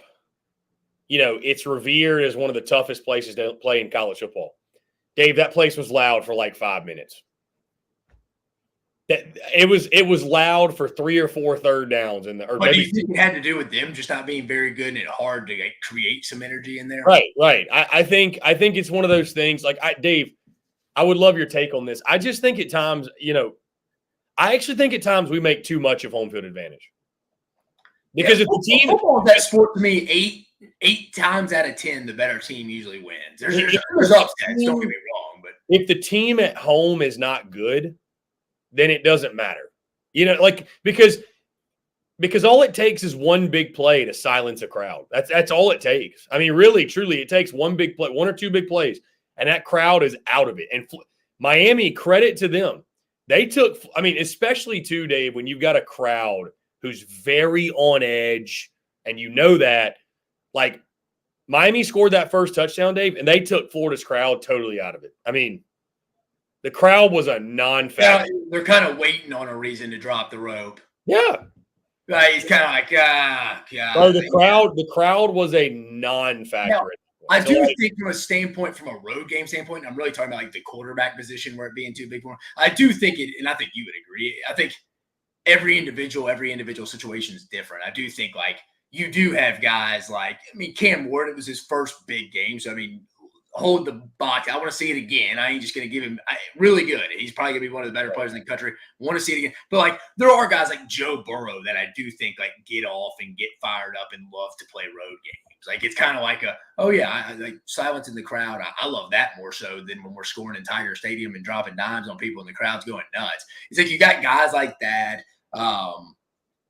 Who else would you say from a quarterback standpoint? Trevor Lawrence had kind of a killer instinct as well when he'd go on the road in the ACC. You said different dudes.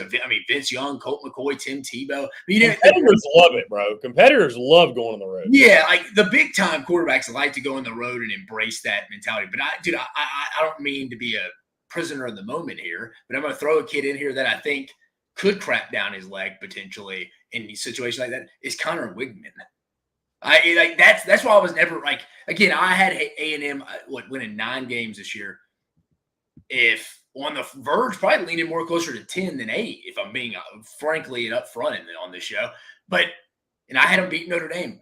But he was always the guy I was never that sold on from talking to people there. And I don't think they were really. I'd heard from a guy in the summer back in July that literally was like, yeah, he looks good, but I'm going to want to see it first in an actual game. And then I told you the NFL scout that was there that I talked to, he was like, oh, yeah. He said Taylor, when he went to back-to-back days, he went to Arkansas and A&M. He's like, I think the kid that Taylor Green in Arkansas looked better than Connor Wigman. He's like, to be fair, that was just one day. He's like, I was there one day, but he's like, it wasn't good. It wasn't good.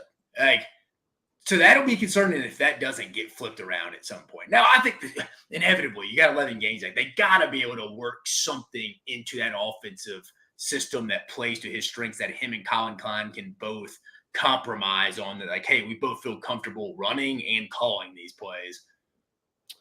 Dave, who do you feel like's the team overreaction type of deal from week 1 that you said you picked A&M to win 9 games in the preseason? Yeah. I'm assuming you think they're going to win less than 9 now. Yeah, I'd probably lean 7, 8. Who's the team in your mind that, based off their week 1 performance, it changed your mind the most on, like, your prediction? You know what I mean? Like, would it be A&M? Would it be somebody else? If we're like, you watch them and you're like, oh, shoot, they're probably going to win a game or 2 more than I thought. Or you watch them and you're like, they're definitely going to win a game or 2 less than I thought. Probably, A&M. I'm trying to go across even just outside the big games in my head that I was just a little tape. You know me. I was pretty confident Old Dominion, South Carolina would be close or closer than most people think. I didn't really think it'd be that as close as it was. Yeah, probably A&M because I think the top – you would agree with this, CP. I think the top 5 to 6 teams in the league, depending where you have LSU ranked, put a star next to that, all handle business, like pretty convincingly. The top 5 to 6 teams in the league all won big. Depending again where you had LSU. But yeah, I would probably go A&M. Just like I knew it would be a low-scoring game. I took the under, felt confident in that. I just thought both defensive lines had big advantages against the offensive lines, and they did. And both quarterbacks struggled at times. I think the difference was Riley Leonard's legs in certain situations and getting out of there. And I think A&M's defensive front wore down. But I'd be lying to you. I didn't think it'd be that bad offensively. Dude, the guy in modern college football in the year of 2024 threw for 100 yards in a non-triple option offense. That's bad, man. Dude, people are giving up yards like it's a box of nerds these days. Like 100 yards, and I'm not even a big yards guy. Like it's just like, but 100 yards. I mean, you can't paint that. I mean, you can't put lipstick on that pig. I mean, dude, that's bad, dude. He's throwing off his back foot. Just doesn't look comfortable. Colin Klein's very uncomfortable. You could tell Mike Elko's yelling at the signal caller at the end of the game. Why are we effing running the football? Tell them to run or why are we not running the football? Just tell them to run the effing football. I don't know. It doesn't seem. I don't know. I don't know if they ever get on the same page from that. And again, I ain't saying that they're not going to get on the same page and it's 5-7. Look out. But it wouldn't shock me if it ended up being 7-5 and we're sitting here at the end of the year and they're going to go look for a new OC because it's just like, yeah, that never worked out. Like, why didn't we all kind of just see that initially? We did, but we didn't. I think I put too much stock in the A&M defense, and they were good. I thought they were really good. I still think they could be a top 15 overall unit in the country. I just did not expect that offense to be that inept. I didn't think it'd be good. I thought they'd score probably around 20 points. I didn't think it would be that. And again, we don't know anything about the receivers. They couldn't create any separation. Granted, Morrison and Watts are going to be NFL dudes for Notre Dame, so that may be the best secondary they see all year. It's a big game for them in 2 weeks when they go to Gainesville. We talk about Florida, but it's a big game. Obviously, it's not get pink slip game because it's Mike Elko's first year. But from a momentum standpoint in your first year and trying to have a good first year in 2024 for Mike Elko, it's a big game. You don't want to start off 1-2, 0-1 in the league, especially against a team against Florida that's just not very good either. Yeah, I think I think both sides are looking at that one as really, really critical. And again, I mean, it's if A&M wants to have a, say, 8-win season, they definitely got to win that Florida game for sure. I mean, to kind of go off what you said too, CP, a little bit on overreaction. I think some people, I don't think I am, but because I think some of the things LSU can do are fixed. I think a lot of people are kind of pressing the panic button on them a little bit, and I'm kind of like, I just think what stood out to me in that game was like that was the most physical game I'd seen USC play under Lincoln Riley. Like they were tackling, they were thudding people up. I mean, you were kind of like, all right, like I was you didn't see that much at the end of his tenure at Oklahoma. Like I was impressed with USC overall, and I thought LSU was solid. Brian Kelly, dude, that was the offensive. That was Joe Sloan and Brian Kelly coaching scared and almost just being like, I mean, they got the ball back twice with a chance to go up double digits, and it's almost like, just don't go lose us the game, Garrett. Just don't go lose us the game. It's like, no, dude, like take some shots, man. You got to go put the nail in the coffin. Your defense should not have to go win that. Do you realize how bad you guys were on defense last year? You're not flipping it around that much in 1 year. And you're asking the defense to go win that game for you in the second half. Like, that's bad ball. I mean, I don't know why he took the ball to open up the game. They won the coin toss. He took the ball, which you're automatically at a disadvantage there. Then ruins a perfectly good 13-play drive by not just taking his points. Like, it's the first drive of the season, Brian, BK. Like, what are you doing? Like, that's demoralizing to that offense. You went down there and kind of did what you wanted to do, except you just didn't get to the end zone. But, hey, boys, let's get 3 on. Hey, it's the first series of the year. Great job. I mean, it was. But no, you go for it? Why the hell would you have gone for that? Like, I don't really mind taking the football and just take your 3 and it's whatever. But dude, you just evened it out when you went for it and didn't get it. I just way too early in the game. Then Garrett Nussmeier is jumping on him and Joe Sloan's butt right before the 2-minute warning. It's like they forgot there was a 2-minute warning this year. And he's like, do we want to run another play or what? Like, and they just let it run out. I don't know. Like, Kyron Lacey getting two balls the rest of the second half after he kind of exploded for I don't know. It was almost just like they were just trying to get out of there and like, hey, Garrett, just do not turn this ball over. And I thought Nussmeier was good. Yeah, I talked with Jake Crane, Dave. That combo will drop tomorrow. He essentially said he felt like LSU acted like they were playing with a 14-point lead the entire game, the way they were conservatively operating. And I agree with you, Dave, to your point. I think if you're LSU this year, you have to be wildly encouraged that your defense, how they looked, but you should still operate offensively like we've got to score every possession. Yeah, it's not into the world. Like all they have to do is go back and just be like, dude, guys, we messed up. Why did we not get our playmakers? I mean, Mason Taylor never even really touched the ball. CJ Daniels, where was that kid? I know John Emery had the hot hand, but where's Caleb Jackson? Like it's almost just like you said and Jake was saying, they're just trying to get out of there, but they can fix that. And the undisciplined, the gun penalty, the shooting, that's stupid. Major Burns taking his helmet off, that ruined a fourth down stop and pushed him further back. I mean, again, I saw Cole Kubick was saying he thinks the undisciplined stuff's unfixable. I'm like, well, I mean, I don't know if they're going to do that every game. So I don't really want to say that's it. Major Burns, he's due a personal foul, and so is Kyron Lacey every game. And I don't think Cole's saying that either, but it's like, that's fixable to me to an extent. And I think getting the ball to your playmakers is fixable. So I'm a little bit like, I think your defense is what it is this year. You're going to be aggressive, which I agree with, but you're going to give up some explosive plays too. But I think they know that, and they're like, look, we're not great personnel-wise, so let's be aggressive, force some negative plays, force some turnovers. We'll be better than we were last year. It's just, I don't know. I think they're 8-4, 9-3 still. I didn't really drop them much after that. Yeah, I had them winning 10 games. So I you know what's interesting though, to your point, That probably pushes them out of that. Dave, I'm not worried about LSU because they do this. Yeah, I'm not either. They do this every year. I mean, it's going to come. They're going to be what, 5-1 heading into that Ole Miss game. Yeah, I mean, essentially, bro. Excuse me. Essentially, unless your Gamecocks surprise them or something. No. Essentially, this just puts all the pressure in the world on that Ole Miss game. That's all it does. And I mean, dude, our friend Blake Ruffino has told me that. He's like, bro, it's the biggest game since 2019. It's as much pressure on a game to win as there's been in quite some time. So, because you got to get one back. You got to get one back. Yeah, you do. You got to get one back. Like you said, you need to split the Bama games at home. Yeah, I was going to say, think about it. I mean, you do have wiggle room. You can lose one more. And if you beat Ole Miss, you could still lose to Bama as long as you don't lose another one, and you're fine. At A&M or Oklahoma would be the first to jump off to mind, yeah. At A&M, they've struggled in College Station mightily, and then Oklahoma is going to be a tough game. We'll see what Oklahoma is. I mean, it's crazy to me, Dave, how the schedules are set. Like COVID sucked, but I tell you the best thing that came out of COVID, Dave, was that 10-game conference schedule. I mean, the non-conference games just – besides just crossing your fingers, getting these Thursday or Friday nights, making sure these games aren't canceled. I mean, they suck, man. Like, these games suck. Some of them do. I'm not trying to sound like, ungrateful that we have You're football. talking about like Ole Miss Furman. It's just like, dude, like, I mean, I think I said this time last week, or maybe not this time last week, but last week I said this, that Dave, watching Arkansas and Arkansas Pine Bluff and Mizzou Murray State, I mean, I was really happy to have football back and get a look at those teams.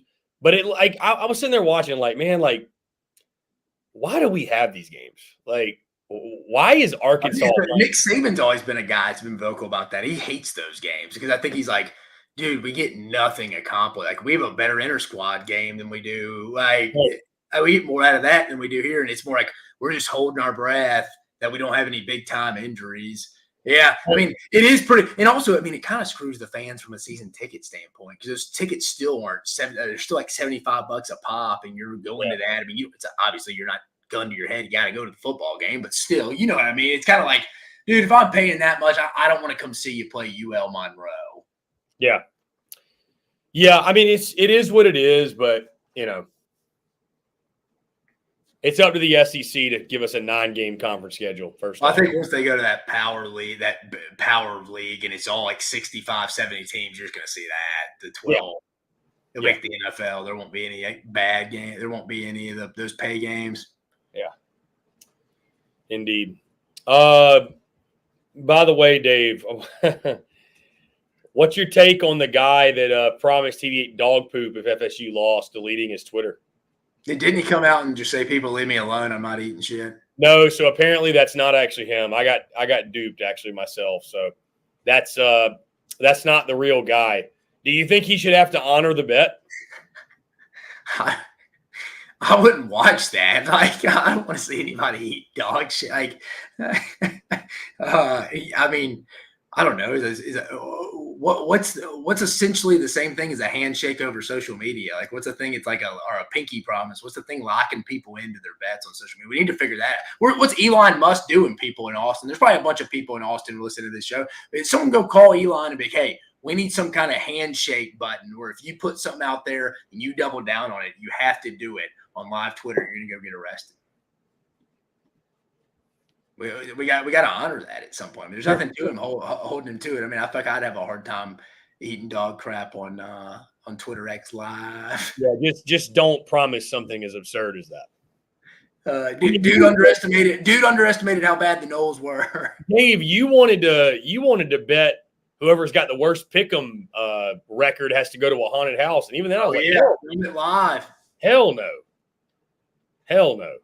That's a regular Friday night for Cole.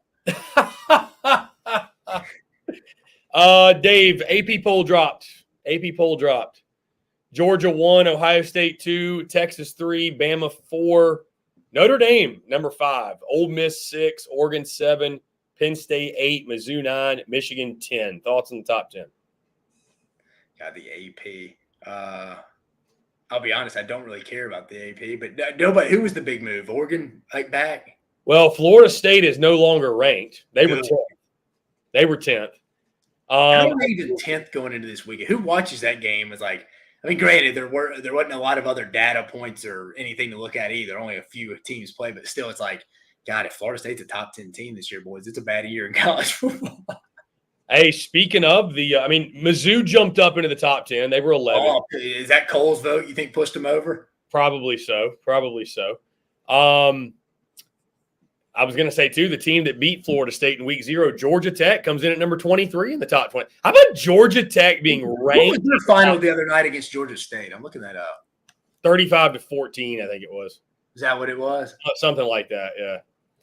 Yeah, I mean, Tech should be in the top 25. Poor Tech's probably sitting there now like, dang it, Boston College beat them worse than we did. Yeah. Dave, we then got Utah at 11, Miami 12, USC 13, Tennessee 14, Oklahoma 15. Yeah, that's about right. Yeah. They're not going to like this on this channel, but I like Oklahoma a lot more this year than probably their record's going to end up being. Yeah. I mean, yeah, if you switch Texas and Oklahoma schedules, I mean, I think we're talking about Oklahoma as a dark horse playoff team. Absolutely. For sure. Oklahoma State at 16, Kansas State at 17, LSU falls to 18, only fell 4 spots. That feels like, I mean, you kind of just talked about that. Like, I wasn't like unimpressed. I mean, I thought LSU looked solid to good. Like, I mean, like you said, their defense looked better. Secondary still got questions. We know that they're not going to be the steel curtain D over one night. And then the offense, I think it's just a matter of, hey, get the playmakers the ball, guys. Like, this isn't. They don't have some massive injury they can't overcome. I'm with you. Like, yeah, 4 spots. That's fine. Yeah. Kansas 19, Arizona 20, Iowa 21, Louisville 22, Georgia Tech 23. NC State 24, and Clemson falls to 25.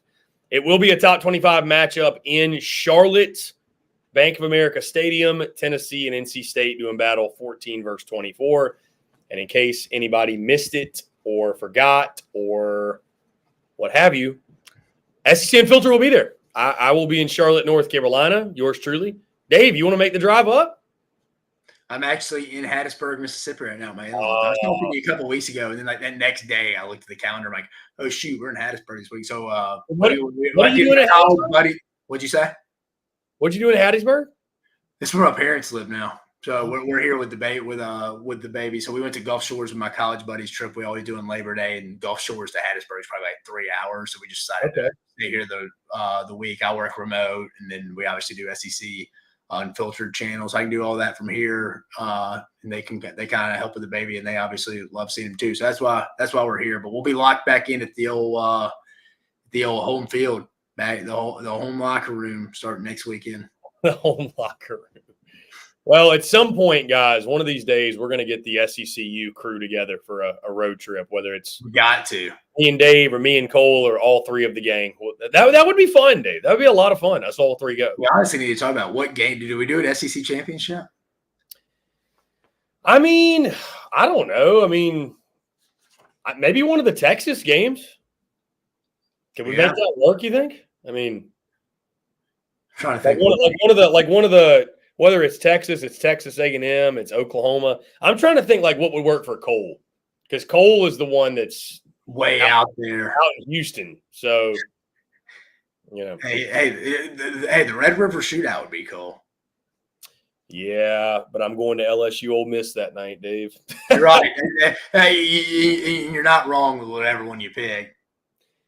I'm not. No, I'm not. I mean, yeah. Next year that'll definitely be. I will go to that one.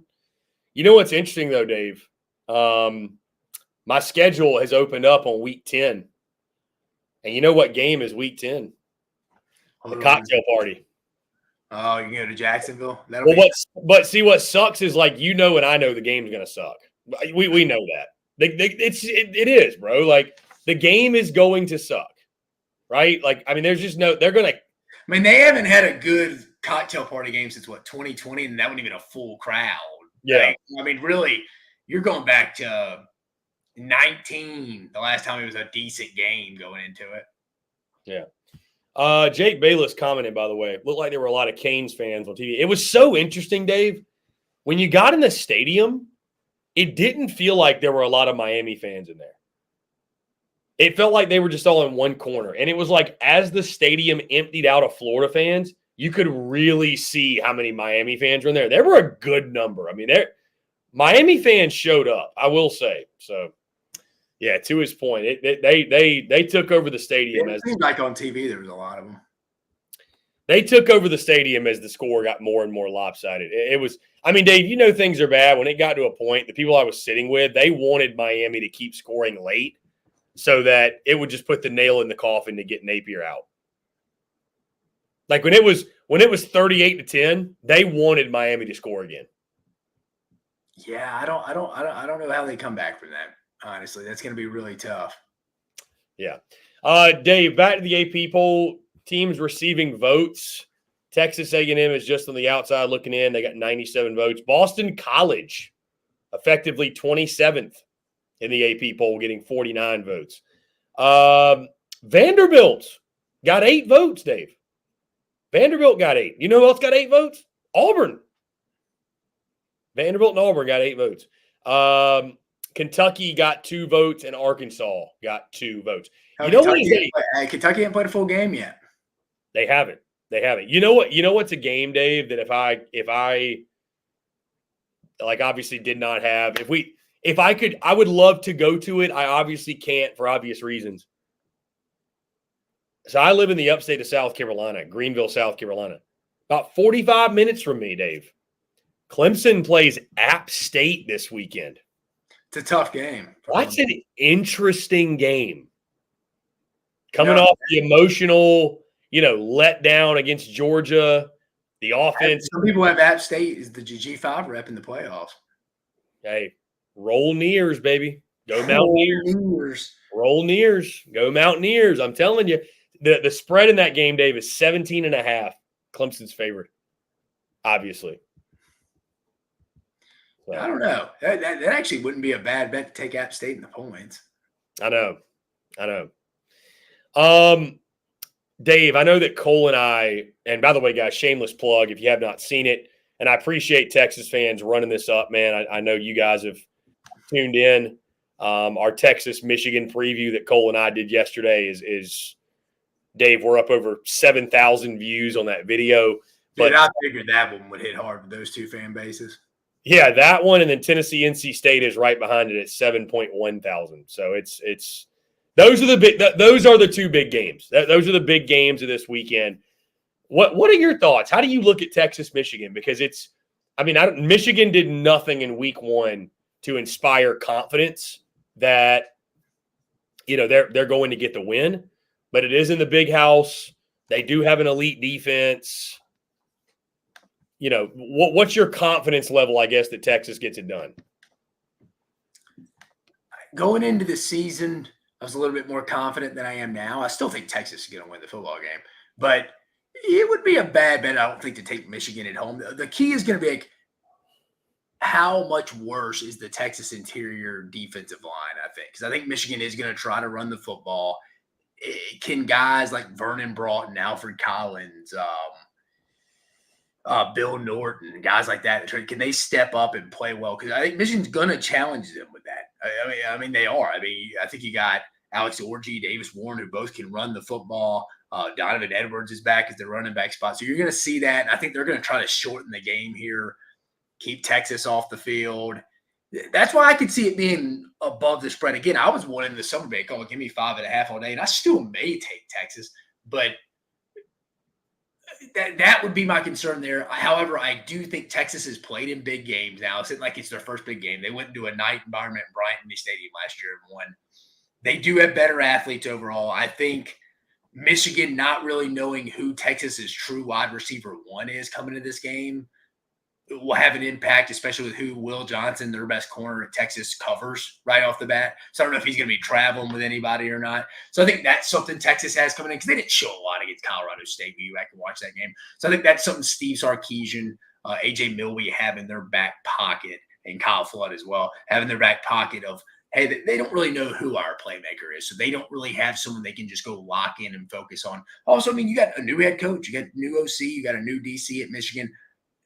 Lack of continuity. There's continuity across the board on Texas' staff. Again, if this was maybe Texas's first Big non-conference game on the road somewhere, and again, it's at noon Eastern, 11 Central, I would be a little concerned about that. But Texas has played in these big games now under Sark. I think they handle this well. I mean, ultimately, I think they end up winning the game by like 13. I would probably take them to cover, but it's gotten closer. That matchup on Texas interior defensive line versus Michigan, who's going to want to bloody your nose, play physical, keep the football away from an explosive Texas offense. If they can run the football, this game's going to be really close. If they can't, and Michigan's playing from behind all game by like 10 to 14 points, and they're having to throw the football to keep up, that goes in Texas' favor. I mean, a good thing for Texas, I mean, they faced, I thought, a decent passing attack in Colorado State this week. I think a mid-tier Mountain West team that could be a sleeper, probably not now after watching them, to maybe get in that Mountain West championship game. But, I mean, they faced an NFL receiver, the Torrey Horton kid. My buddy who works Colorado State said they like the quarterback. He's kind of a gunslinger, and they shut them down, and that was a question mark Texas' secondary. So I think overall the key is going to be, can Texas get the ball enough, make explosive plays, and stop the run for Michigan, and don't let Michigan control that game. I think ultimately they do. I think something like 13 to 17-point win for Michigan. I think this will be a good test for Texas' defensive front. I mean, for sure. You know, they lost. Question mark on D. I mean, some with the secondary still, but I don't think they're really worried about a ton of Michigan's outside threads. I mean, lost Bo Davis, lost the big interior guys. I mean, this is – lost Devontae Sweat, Byron Murphy. Like you said, it's going to come down to Alfred Collins, Vernon Broughton, Cole's guy, Bill Norton, who transferred over from Arizona, who'd previously been in Georgia. Yeah, to your point, I tell you, Dave, there is a path for this game to get out of hand. And it's if Texas goes up, say 14-0, I mean – like if Texas can get Michigan out of their game plan and like they have to throw it, there's no reason to believe they can throw it. I mean, Alex Orji Michigan never had to play in catch-up mode last year against anybody. They were always within stride. I mean, they were losing some games like against Alabama in the Rose Bowl, but they were always within like a possession. Like, so I mean, they always could still play their style. Yeah, Michigan's got to go keep up with. Even last year, I think with JJ McCarthy, like they had a hard time coming back on people, and I think that's the same for sure this year. Yeah. I've also got Texas winning the football game. I just think it's a scenario, Dave, where Michigan just can't keep up. I mean, I don't see it. Now the only thing I'll say is when it comes to turnovers, if Michigan is able to make Texas one-dimensional with that big physical defensive line, stop the run, and it puts it on Quinn Ewers. And, we've seen him at times, have some costly mistakes. I'm not saying that's going to happen, but I do think Texas wins. I'm picking Texas to win. But I'm excited to watch them in the trenches. I really am at the point of attack. Are they able to move Michigan off the ball and create some space to make some plays? So, that's what I want to see. Line of scrimmage, Dave. Line of scrimmage. Lunch pail game. That'll be key. I'm with you. I like Texas. Yeah, lunch pail game. Dave, when it comes to underrated matchups of week 2, how about Alabama, South Florida? How about that game? It'll test Alabama's. I mean, Alabama's got 6 scholarship corners, and 3 of them are true freshmen. It's gonna test Bama's depth at the corner spot in the secondary. I thought they were very physical the other day, Alabama. But yeah, it's going to test because Alex Golish, former OC under Josh Heupel at Tennessee and at UCF, he comes from the Heupel thought process. They're going to try to go air it out. I mean, I know Heupel likes to run the football in general, and so does Golish, but they're not going to be scared to throw it sideline to sideline, hash to hash. Yeah. Yeah, I think that sorry, I was just looking at something. Yeah, that game is so interesting, Dave. I just saw on social media like USF fans are talking crap to Bama fans. I wonder. I think Jalen Milroe is going to want to go off in that one because he didn't play in that game last year. Remember, that was the game last year that made everybody think that Bama was like a Ty Simpson got the start. Oh no, Tyler Buckner got the start. And then Ty Simpson came in, and Jalen Milroe didn't play. Buckner got the start, who's no longer playing football. Plays lacrosse, baby, at Notre Dame. Yeah. I mean, a true under the radar game. I mean, we don't have to go into depth on it. It's probably Mississippi State, Arizona State. That kind of both Mississippi. I mean, I feel like Jeff Lebby needs this one. Kenny Dillingham, second-year head coach at Arizona State, he needs it to try to get to a bowl game their first year in the Big 12. I mean, that's kind of an under the radar. I mean, you previewed this one, South Carolina, Kentucky. I mean, I don't really think that's talked about nationally, but from the league standpoint, you don't want to start off 0-1 in the league, especially with South Carolina's next 4 conference games. And Kentucky's trying to go win 8-9 games this year. This is going to be one they need, especially at home. Yeah, that's going to be a fun one, Dave. I mean, I'll be out in Charlotte tailgating and having a good time with the Vols crowd. But which, by the way, Dave, the tickets for that game, not cheap at all. Well, I got a buddy of mine, Tennessee guy, who's trying to sell me a ticket right now. And I mean, I respect it, but lower level 10th row is like $170. So it's not a cheap. I mean, dude, in like third party sites, it's like $120 to sit in the nosebleeds. So, jeez. Yeah. That'll be a fun atmosphere, though, outside of that. Bro, those games at the pro stadiums, man, they price gouge the hell out of them. I mean, they do. They jack them up. They jack them up like it's crazy, bro. It's crazy. I always like that. I always like that stadium. It's like a very bright stadium. What, Bank of America? Yeah, Bank of America Stadium. You know, I lived in Charlotte, Dave. Yeah, I remember that. I was about to say that's the house CP built. Yeah, I lived there for 4 years, man. I was there August of 2015. Do you like the Queen City? Oh, dude. So I was there August of 2015 to May of 2019. So that's where my entrepreneurial journey started. Like that's where I started making content. It's Greenville to Charlotte, like 2 hours. Yeah. Right at 2. But yeah, Dave, that's where I mean, I'll never forget starting. I was in my apartment in Charlotte, North Carolina. I've actually got a picture, crazy enough, Dave, of me in my closet in Charlotte recording the podcast. Like recording a podcast. So we've come a long way from those days. Do what? So that's where the entrepreneurial Chris. The come up. Yeah, the come up. We've come a long way since those days. But dude, I love Charlotte, man. I mean, dude, I'll tell you this. My lease ends in June of next year. And I'm not 100% sure where I'm going, but Dave, I'd be surprised if I don't end up in Charlotte. I really will. Yeah, I've never spent like an extended period of time. We went to a bowl game there. It's a beautiful city. And then I've been to the coaches convention there. I just hadn't spent a lot of time, but it's always like a real clean city. Oh, dude, yeah. Very young, clean. It's not like one of your rundown cities, if you will. Like for example, bro, like, and I went to Charlotte actually like a month and a half ago or so to see a buddy of mine and walked in Uptown is what they call their downtown, Uptown, walked around, whatever. And like Dallas, when I was there, that's such a different vibe, bro. Like the plethoras of homeless people you get. And like, I hate it. Like you feel bad, but like, you don't get that in Charlotte, bro. You got homeless people, but it's nowhere near like your massive cities, Dave. it's not quite to that scale, which is, I think, one of the reasons why it's so nice. Yeah. So, but yeah, it's funny, man. Like, again, my lease ends next June. I considered Atlanta, and it's funny. I had a couple of buddies tell me immediately when I said that, don't move to Atlanta.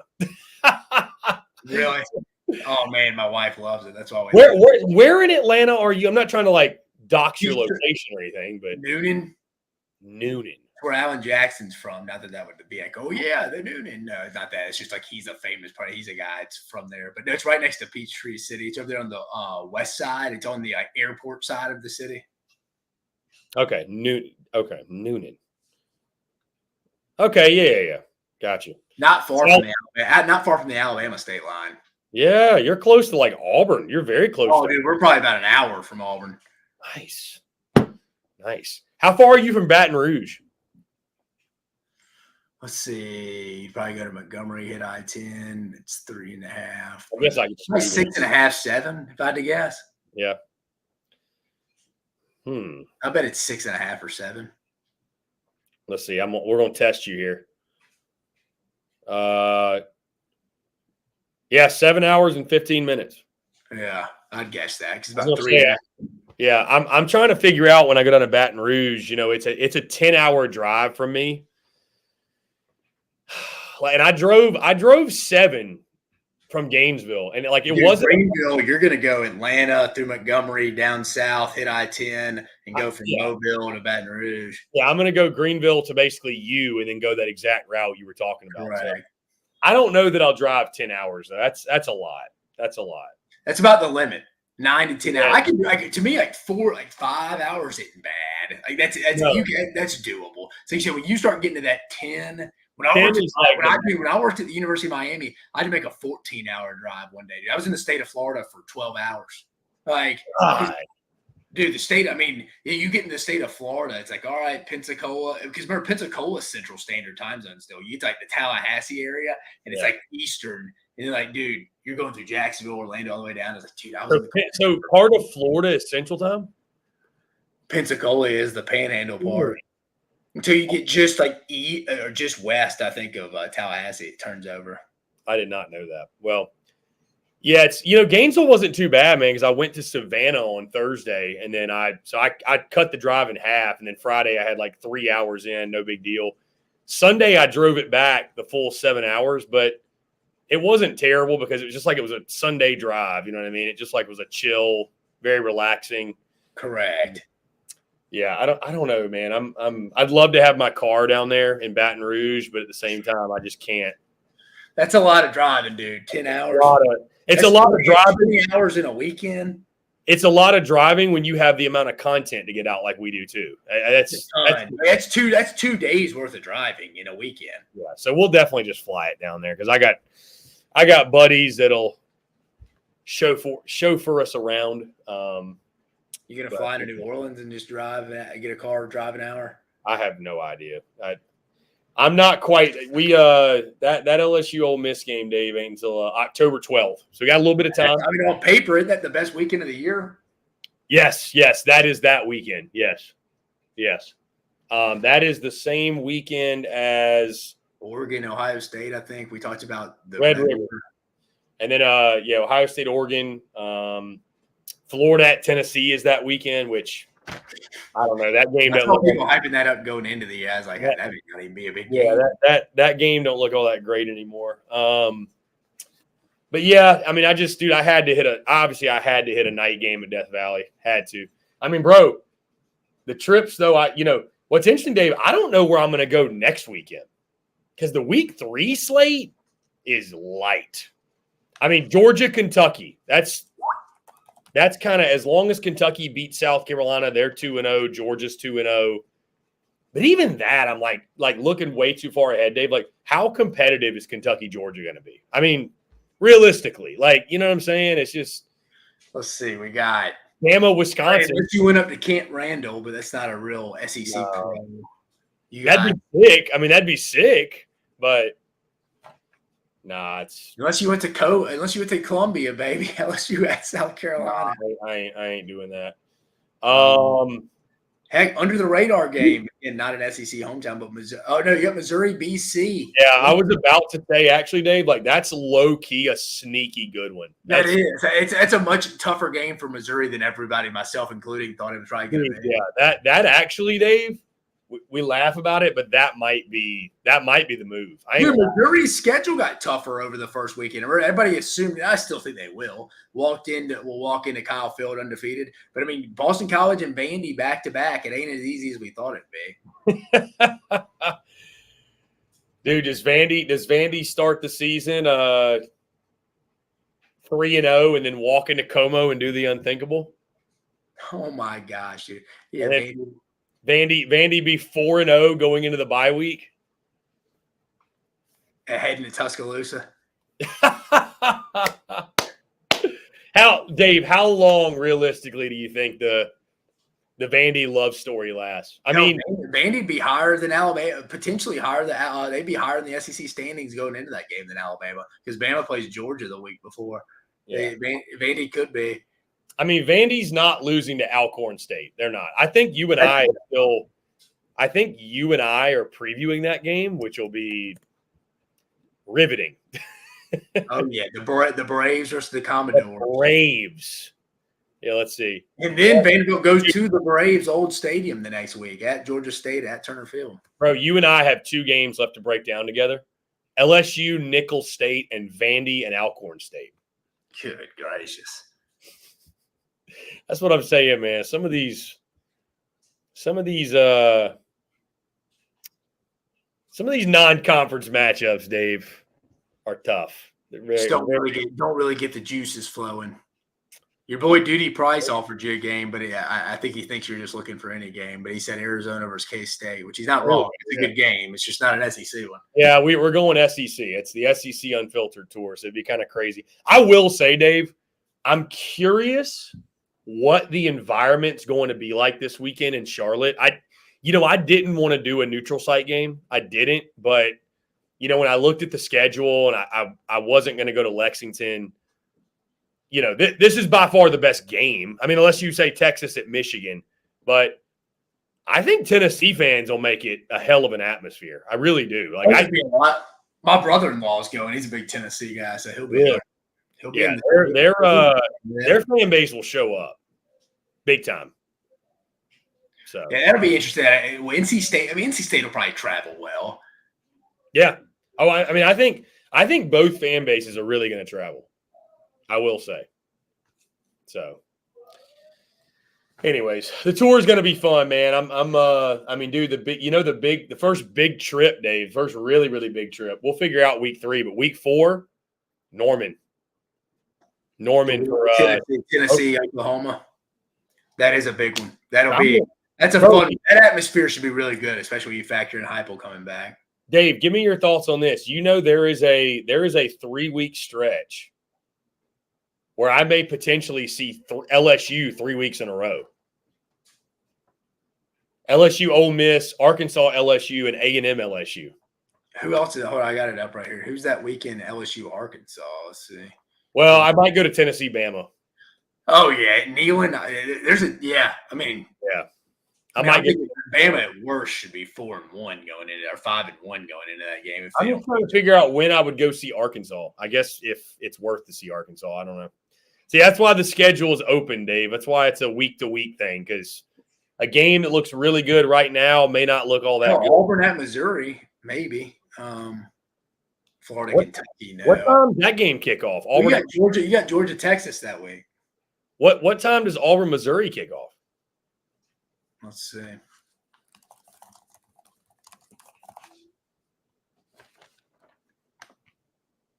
Auburn, Missouri. It just says early on Auburn's website. Oh, okay. Okay, they're the early game. Yeah, I was trying to avoid like noon kicks. So that was the thing too in Gainesville. I felt like the weekend, Dave, went by like in a blink of an eye. Like, because you think about it, like I got there, we did TSU. I did a segment with Chris Doring, so I didn't get like out of the house till like 6 o'clock. Went and had dinner and then went out that night and had a blast. But I mean, dude, didn't get out to the tailgate Saturday morning until like 11 o'clock and then went in the stadium at like 2:30. And I mean, unfortunately, they lost so bad, Dave. Like, I didn't even do anything after the game. I mean, it was a morgue, bro. It was a morgue. So there wasn't really much energy, much juice. I just chilled and watched A&M Notre Dame at the house and then drove home the next day. So the weekend was like that. But I am really excited to get back to Charlotte, man. It'll be a really cool homecoming of sorts. Like, I love CLT, man. I love it. I know we've spent like an absurd amount of time talking about this, but you got to come up with some. You may be able to get to Charlotte one day. Do what now? Let's just hope Texas fans you're not going there for the Duke's Mayo Ball. Yeah, I don't think Texas fans ever want to see Charlotte unless it's in the opening kickoff unless game. They have a CF, unless they make that some playoff side game or something. Well, that's the thing. Unfortunately, Bank of America Stadium is not quite.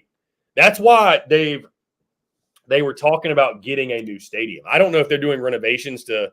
But, like they don't host a Super Bowl, none of it, because they don't have the amount of like boxes and suites and all that. They're like a lot of these the corporate stuff. Yeah. But dude, it's awesome. It's just right there in Uptown.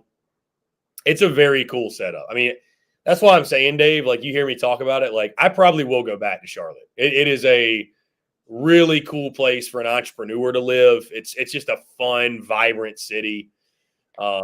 Got the Hornets, got the Panthers, got the Charlotte Knights, who are a AAA team. Or no, where are the Hurricanes at? They're in Raleigh, Carolina Hurricanes. Yeah. And then I love it too, Dave, because I love the beach. I'm pretty close to that, like 3.5 hours. I love the mountains. Love to go skiing, love to go hiking. 2 hours from that, my favorite spot in the mountains. So pretty solid little destination there, CP. I like Greenville. Hey, how far are you from BMW? Oh, I'm probably 40 minutes. That's like the other way. I mean, Greenville's fine, bro. But, Dave, I would put it this way. Greenville's a nice town. It is. But you and I are in a little bit different places in life where I don't have a wife and a child. And I'm not, you know what I mean? Like, I'm kind of – it's interesting. I'm much more settled down than I used to be, but I've still kind of got that itch to like be in the middle of the action. You know what I mean? Like in the city. You're not a big nightlife scene, and I went downtown Greenville a couple of times because I used to date a girl who worked at BMW there. Oh, I mean, I guess it's fine. I mean, but the thing is though, Dave, like if you can live anywhere and if you want to live like in a city vibe, why would you not just go up the road to Charlotte? I mean, it's I will say Greenville has the best weather in the state of South Carolina. It's as temperate, like it's as what's the word I'm looking for? Is it temperate? Is that the word?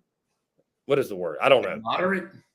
Yeah, well, it's as bearable as it gets here. Like it's because, bro, you go down to Columbia. Oh my gosh, Jesus, it is brutal. Greenville, you got kind of that mountain air that kind of gives you it cools it off a little bit. So low country is hot. Oh yeah, I mean I love it. Don't get me wrong. I love the low country, love the beach, but yeah, it's hot. It's very hot. It's interesting, Dave. As I've gotten older, I've always been like a summer soul. Love the beach. I've always loved the mountains too, but love the beach. As I've gotten older, though, I feel like I've become more of a winter soul. Like I kind of like the cool, the mountains. I don't know why. I love both, but you're getting old on us, man. Bro, you just get tired of it being 100 degrees and humid. See, I like the beach. I don't like sitting at the beach all day, but I do like going to the beach like in intervals. I can't sit down there for like 8 straight hours, but I can sit down there for like an hour or two at a time, go back up, get some lunch or something, come back down. That's it. That's kind of my vibe if I'm going on vacation. Yeah, my mom can do that. By the way, it was hot at the swamp. It was very hot. So yeah, it was very hot. Well, Dave, this has been fun, man. Like I said, guys, you tune in. You never know what you're going to get with SEC Unfiltered. And sometimes just in the middle of the week, you kind of go into some random conversation. That's why you tune in here, man. Hey, it's Texas-Michigan week, baby. You got to talk about Texas-Michigan week. Yeah, exactly. We'll be breaking it down, talking about it all week long. And if you haven't checked out our preview over at SEC Unfiltered YouTube podcast, make sure you do that. Dave, appreciate you taking the time. It's always a pleasure, my brother. Obviously, you and I will do this again later this week, I believe. Yes? I think this is it. This is solo. Okay, this is the only one for you. All right. We changing up the schedule all the time, divvy up the schedule. Anyways, Dave, you're the man. I appreciate you taking the time. Everybody that tuned in, thank you. Stay tuned to Texas Sports Unfiltered. For all of your content, you can find SEC Unfiltered all the same places you get TSU. Again, appreciate each and every single one of you tuning in. Thank you all so much. Have a great rest of your Tuesday, and we will talk to you all tomorrow.